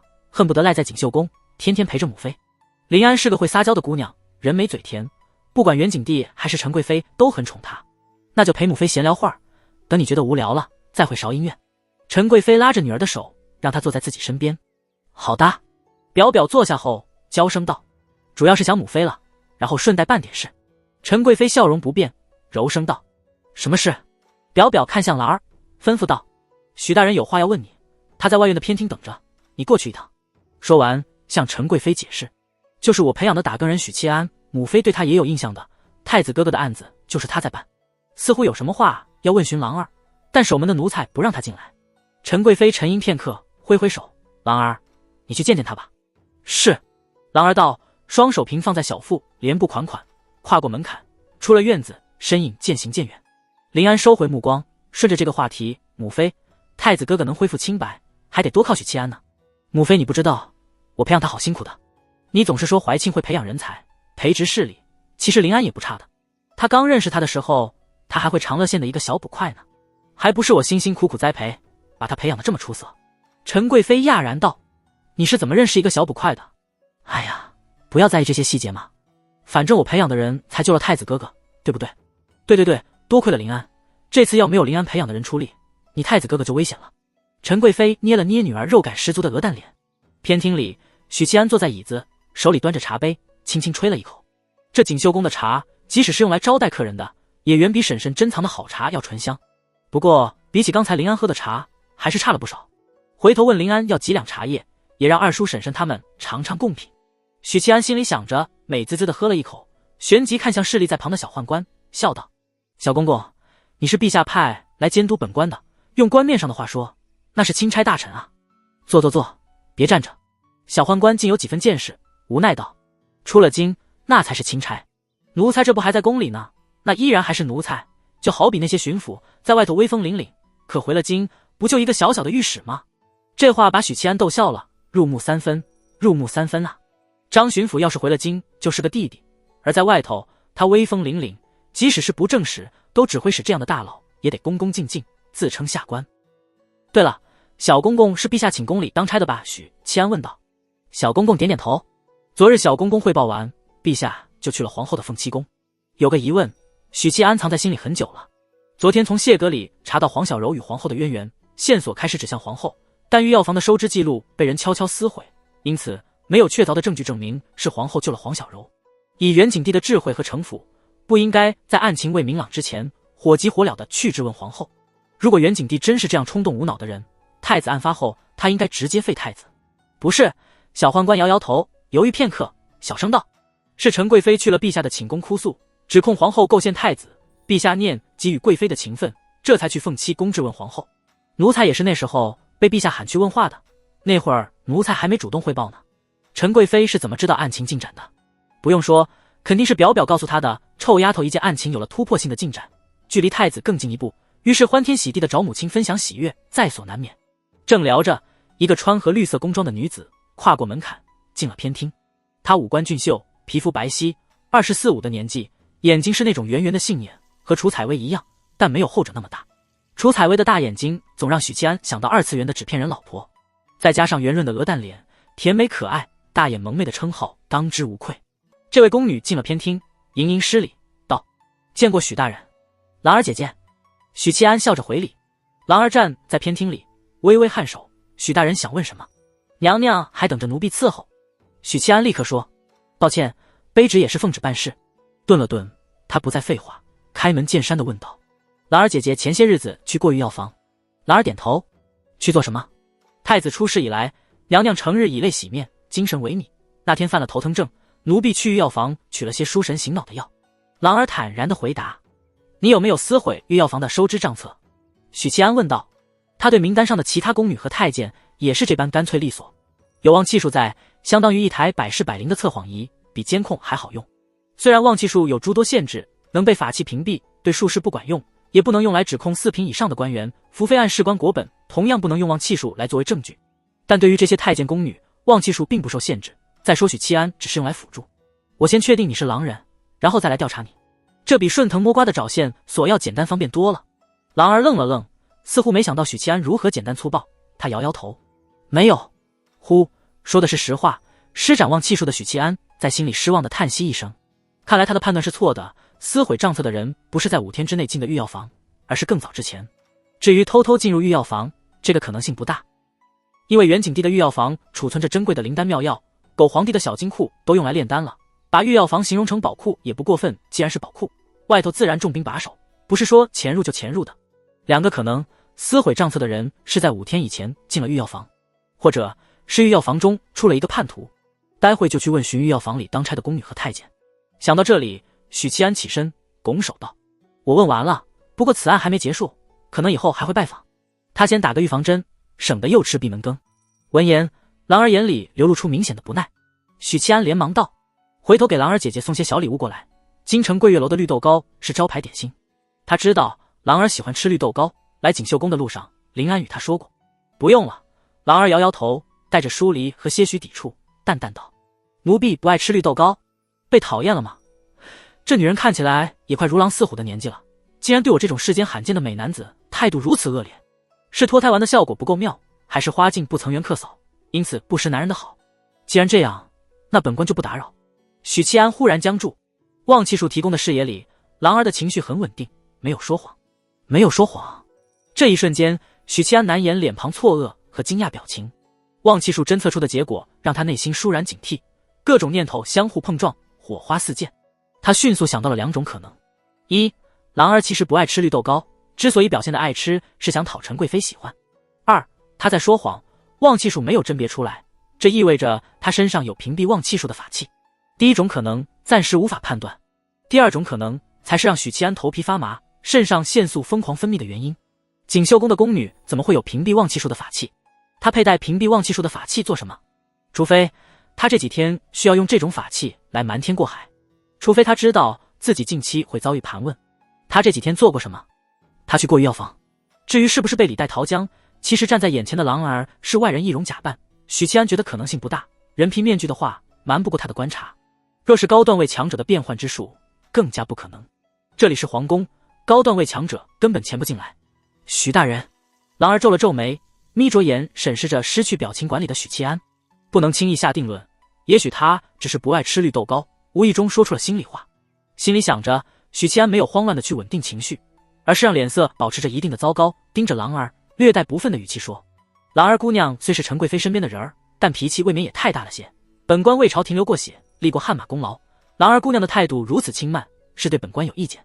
狼儿看了他一眼，淡淡道：许大人多想了，奴婢并非轻慢，对大人也没有意见。顿了顿，施礼道：奴婢还急着回去伺候贵妃娘娘。说完，跨出门槛，离开了。看着宫女离开的背影，许七安一颗心沉入谷底。刚才旺气术的反馈里，狼儿依旧没有说谎。最后一句的质问，即使许七安在掩饰自己的失态，也是挖坑等狼儿跳。首先，狼儿对于这场问询很不耐烦，对他观感也是嫌弃，想尽早打发走，这一点许七安可以确认。而正常人在面对你是不是讨厌我类似的质问时，出于礼貌会下意识的敷衍不承认，于是这就构成了撒谎。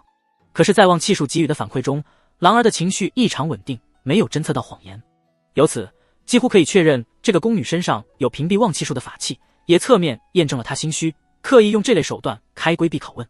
到这里，一个令人细思极恐的真相揭开了，幕后之人是她，陈贵妃。这一刻，无数细节线索在许七安脑海里浮现，信息素如同沸腾的湖水。这我是真没想到，赶紧离开这里，向魏公和怀庆禀报我的发现。许七安一刻都不想在锦绣宫待下去了，这感觉就像在漆黑的深夜进入某个荒山旅馆，却发现这是一座鬼屋。招待员是一个眼珠子挂在脸上、满脸腐肉、蛆虫乱爬的恶鬼。桌上的一盘盘食物是蛆虫，是屎，是腐肉，是人头。许七安则是那个无意中窥破鬼屋秘密的活人，头皮发麻，只想着假装自己什么都不知道，然后趁着恶鬼反应过来前赶紧离开。我问完了，小公公，咱们回去吧。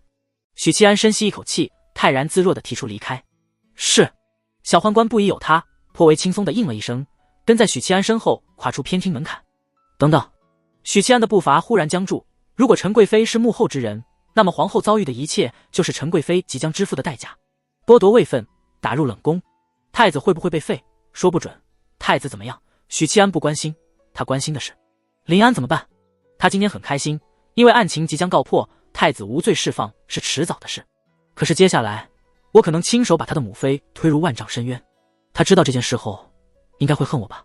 相比起怀庆、临安这样的姑娘，心理承受能力更差，母妃被打入冷宫，甚至被赐白绫和鸩酒都是有可能的。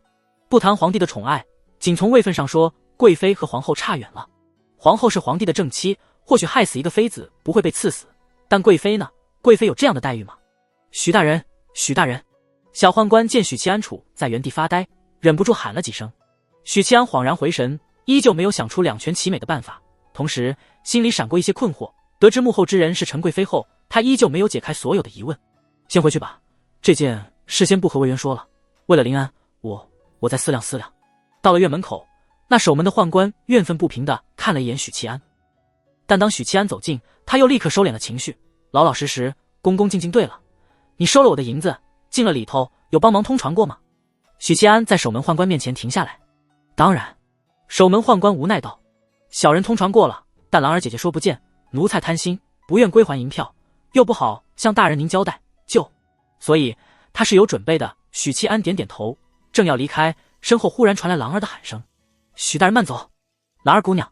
许七安脊背肌肉悄悄紧绷，表面若无其事的转身。何事？模样俏丽的大宫女停了下来，笑容淡淡。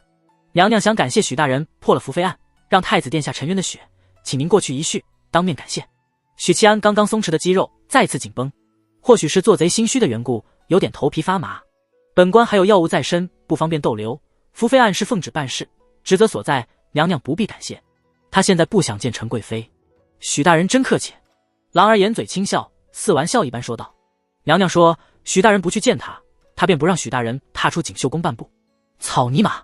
许七安心里突然一沉，悄悄发散元神，感应周遭，确认没有得到危险信号的反馈，这才松了口气。我刚才的发现谁都没告诉我，包括郎儿他也没察觉出端倪。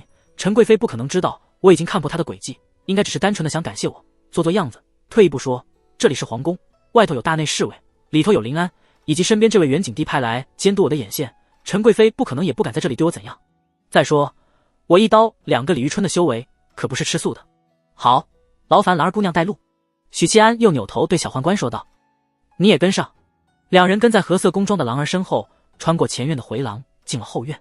锦绣宫的主屋是一座建造精巧的2层阁楼，黑瓦层层叠叠，飞檐斗角，四方屋脊蹲着12只岩兽。2楼有供瞭望的瞭望台，适合在春暖花开或秋高气爽的季节饮酒赏景。来到内院，小宦官用力咳嗽一声，给出提醒。许七安心领神会，在院中停了下来。郎儿脚步不停，独自进了里屋。接着许七安捕捉到他细细的声音，娘娘，许大人来了。陈贵妃嗯了一声，柔声道，我有些话要和许大人说，你们都退下吧，去外院。然后是临安的声音，娇声说，啊，临安也要走吗？我不走，我不走。临安听话。哼，陈贵妃这是什么意思啊？为什么要平退其他人？有什么话是大家不能坐在阳光里说的？许七安眉头紧皱。紧接着临安和屋子里的2名大宫女跨出门槛，与许七安擦身而过时，表表偷偷吐了吐舌尖，低声说，待会记得向本宫汇报。小宦官左右为难，正不知道该何去何从，便听郎儿说道，娘娘说了，其余人退下，你没耳朵吗？唉。小宦官点头应着，转身跟了上去。等等。许七安喊住他，训斥道，陛下派你来监督我，你得有钦差大臣的自觉，腰杆子挺直些。旋即他大声说，本官终究是外臣，与贵妃娘娘不便私下见面，这位小公公负责监督本官，是奉了陛下旨意的。他这话表面是说给郎儿听，其实是对里头的陈贵妃说。沉默了几秒，屋里传来陈贵妃的声音，那便在外头候着吧。站远点。许七安挥挥手，小宦官乖顺地退到远处。站在院中，许七安假装整理仪容，其实趁着这个短暂的时间，权衡着利弊，猜测着接下来会发生的事。如果只是感谢我，没必要屏退众人。换而言之，陈贵妃与我说的话是不能被外人听见的。我让小公公站远一些，是对陈贵妃的一种妥协。站远处的优势是，既听不到我和贵妃的谈话，又能清晰地看见我们在屋内的一举一动。这就杜绝了陈贵妃假装老鹰吃小鸡，实则诬陷我欺负后妃的算计。虽然这个操作有点粗劣，但我不能不防。思考结束，他进入了屋子，见到了端坐在软榻华美宫装的陈贵妃。这是许七安第2次见到陈贵妃，上一次还是去年年底的祭祖大典，他一嗓子吼他永镇山河庙，然后假模假样的表忠心，近距离见过皇帝的女人们。陈贵妃和临安是一样的脸型，标准的鹅蛋脸，眉眼、嘴唇、鼻子都很标致。单凭颜值来说，陈贵妃比皇后要稍差，但她的气质端庄温婉，亲和力比皇后强。不过绣花华美的衣裙和头上繁杂昂贵的首饰破坏了她的亲和力。许七安见过的女子里，只有临安能驾驭奢华的首饰和衣衫，越是华贵，她的魅力就越强。就好比很多女孩子不打扮的时候很漂亮，一旦浓妆艳抹就显得俗气，而临安则是那种打扮越艳丽就越好看的女子。这一点母女俩不像。今晨陛下在朝堂提出废后，许大人想必有所耳闻了。陈贵妃的声音少了少女的清脆，多了成熟妇人的温婉，令人如沐春风。卑职已知。许七安言简意赅的点头。那许大人来我锦绣宫，所谓何事？此案上有一些疑点。陈贵妃哦了一声，似笑非笑。有何疑点？这卑职愚昧，暂无头绪。屋内短暂的安静下来，陈贵妃凝视着许七安许久，脸上笑容一点点收敛，不多时已如照寒霜，一字一句道：你撒谎。这3个字像是重锤砸在许七安心里，又如惊雷在耳畔炸响。他怎么知道我撒谎？他眼神里厉光不受控制地射出，呼吸为之急促，但又在下一刻收敛了所有情绪，茫然道：娘娘此言何意？你能用望气数看别人，别人也能用望气数看你。陈贵妃端起茶杯，不紧不慢地喝了一口，叹息道：“本宫邀你过来，只是试探一番，可你刚才的谎言，让本宫无法再心存侥幸。”许大人心思敏锐，世上再精妙的案子，于你而言都是些小把戏。陈贵妃是术士，这不可能吧？他为什么要向我坦白？不怕我告诉元景帝吗？他邀我过来的目的是什么？种种念头闪过，化作一声叹息：“娘娘何必呢？我可以假装不知道，然后回头找魏公和怀庆对付你。”许七安心里补充。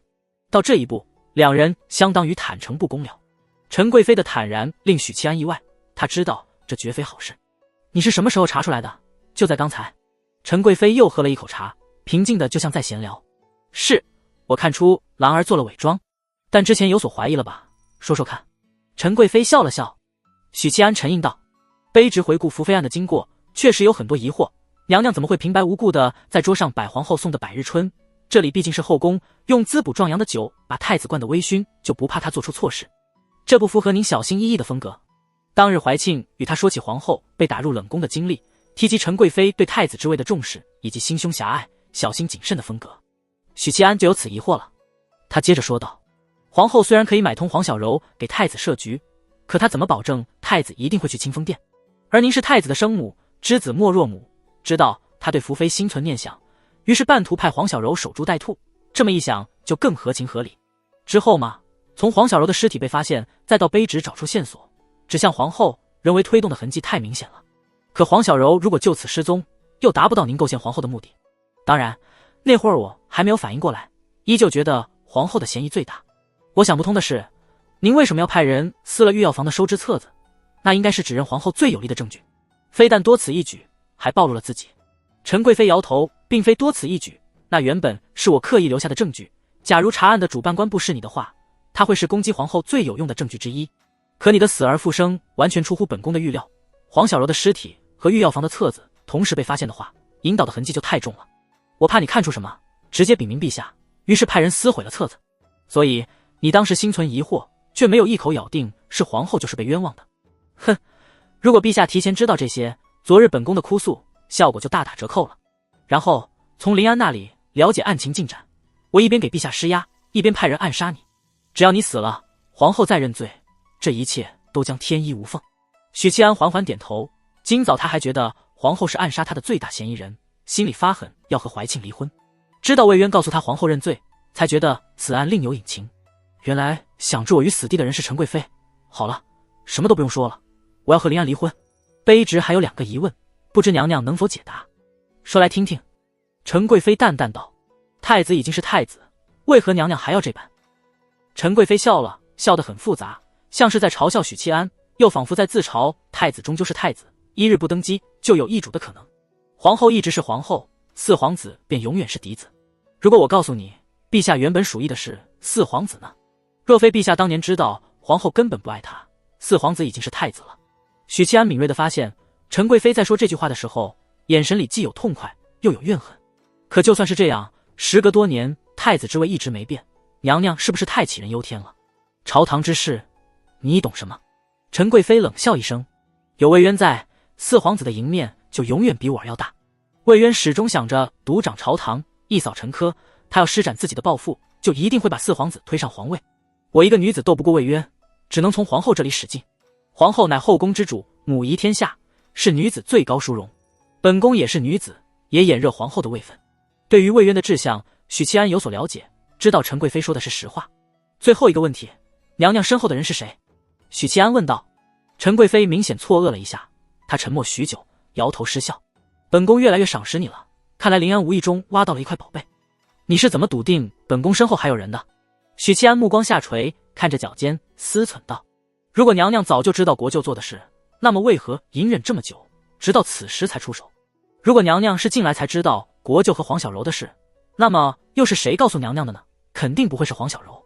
她能隐忍这么多年，无缘无故的，不会突然改变，坚持主动向你透露，其中必定有一个牵桥搭线的人。另外，娘娘知道卑职说谎了，司天监的望气术可不是一般人能施展的。卑职刚才又猜到一个可能。”许七安抬起头，凝视着陈贵妃娇美的容颜：“您的目标是皇后，而您背后的人或势力目标是魏公。”陈贵妃脸上没了笑容，眯着眼端详许七安很久，忽然说：“许大人觉得林安如何？”很耐思，许七安心里一动，没有回答。太子与我说过，林安到了出阁的年纪，我默默留了一个心眼。随后发现，他自从认识了你，逢着来锦绣宫，嘴里念叨最多的人就是你。陈贵妃循循善诱，少女怀春的年纪，本宫也经历过。听说许大人不日便将封爵，子爵虽不大，可意味着你踏入了贵族阶层。本宫可以给你承诺，3年之内让你爵位更进一步，到时把林安夏嫁给你。赤裸裸的拉拢，这也是陈贵妃与他坦诚不公的原因。许七安有些犹豫，陈贵妃乘胜追击，即使你知道了秘密，但要指认本宫是不可能的。郎儿近日身体不佳，突发疾病，太医没有救回来。这个结果，许大人觉得如何？天真可爱的林安怎么会有你这样的母亲？画大饼就想忽悠我？许七安沉吟道：3年太久了，谁知道贵妃娘娘是不是在忽悠卑职？陈贵妃蹙眉，最快2年，封爵之事非同小可，这点你应该清楚。卑职不是这个意思。许七安摆摆手，露出腼腆笑容。卑职是想说，成亲得3年，但能不能先圆房？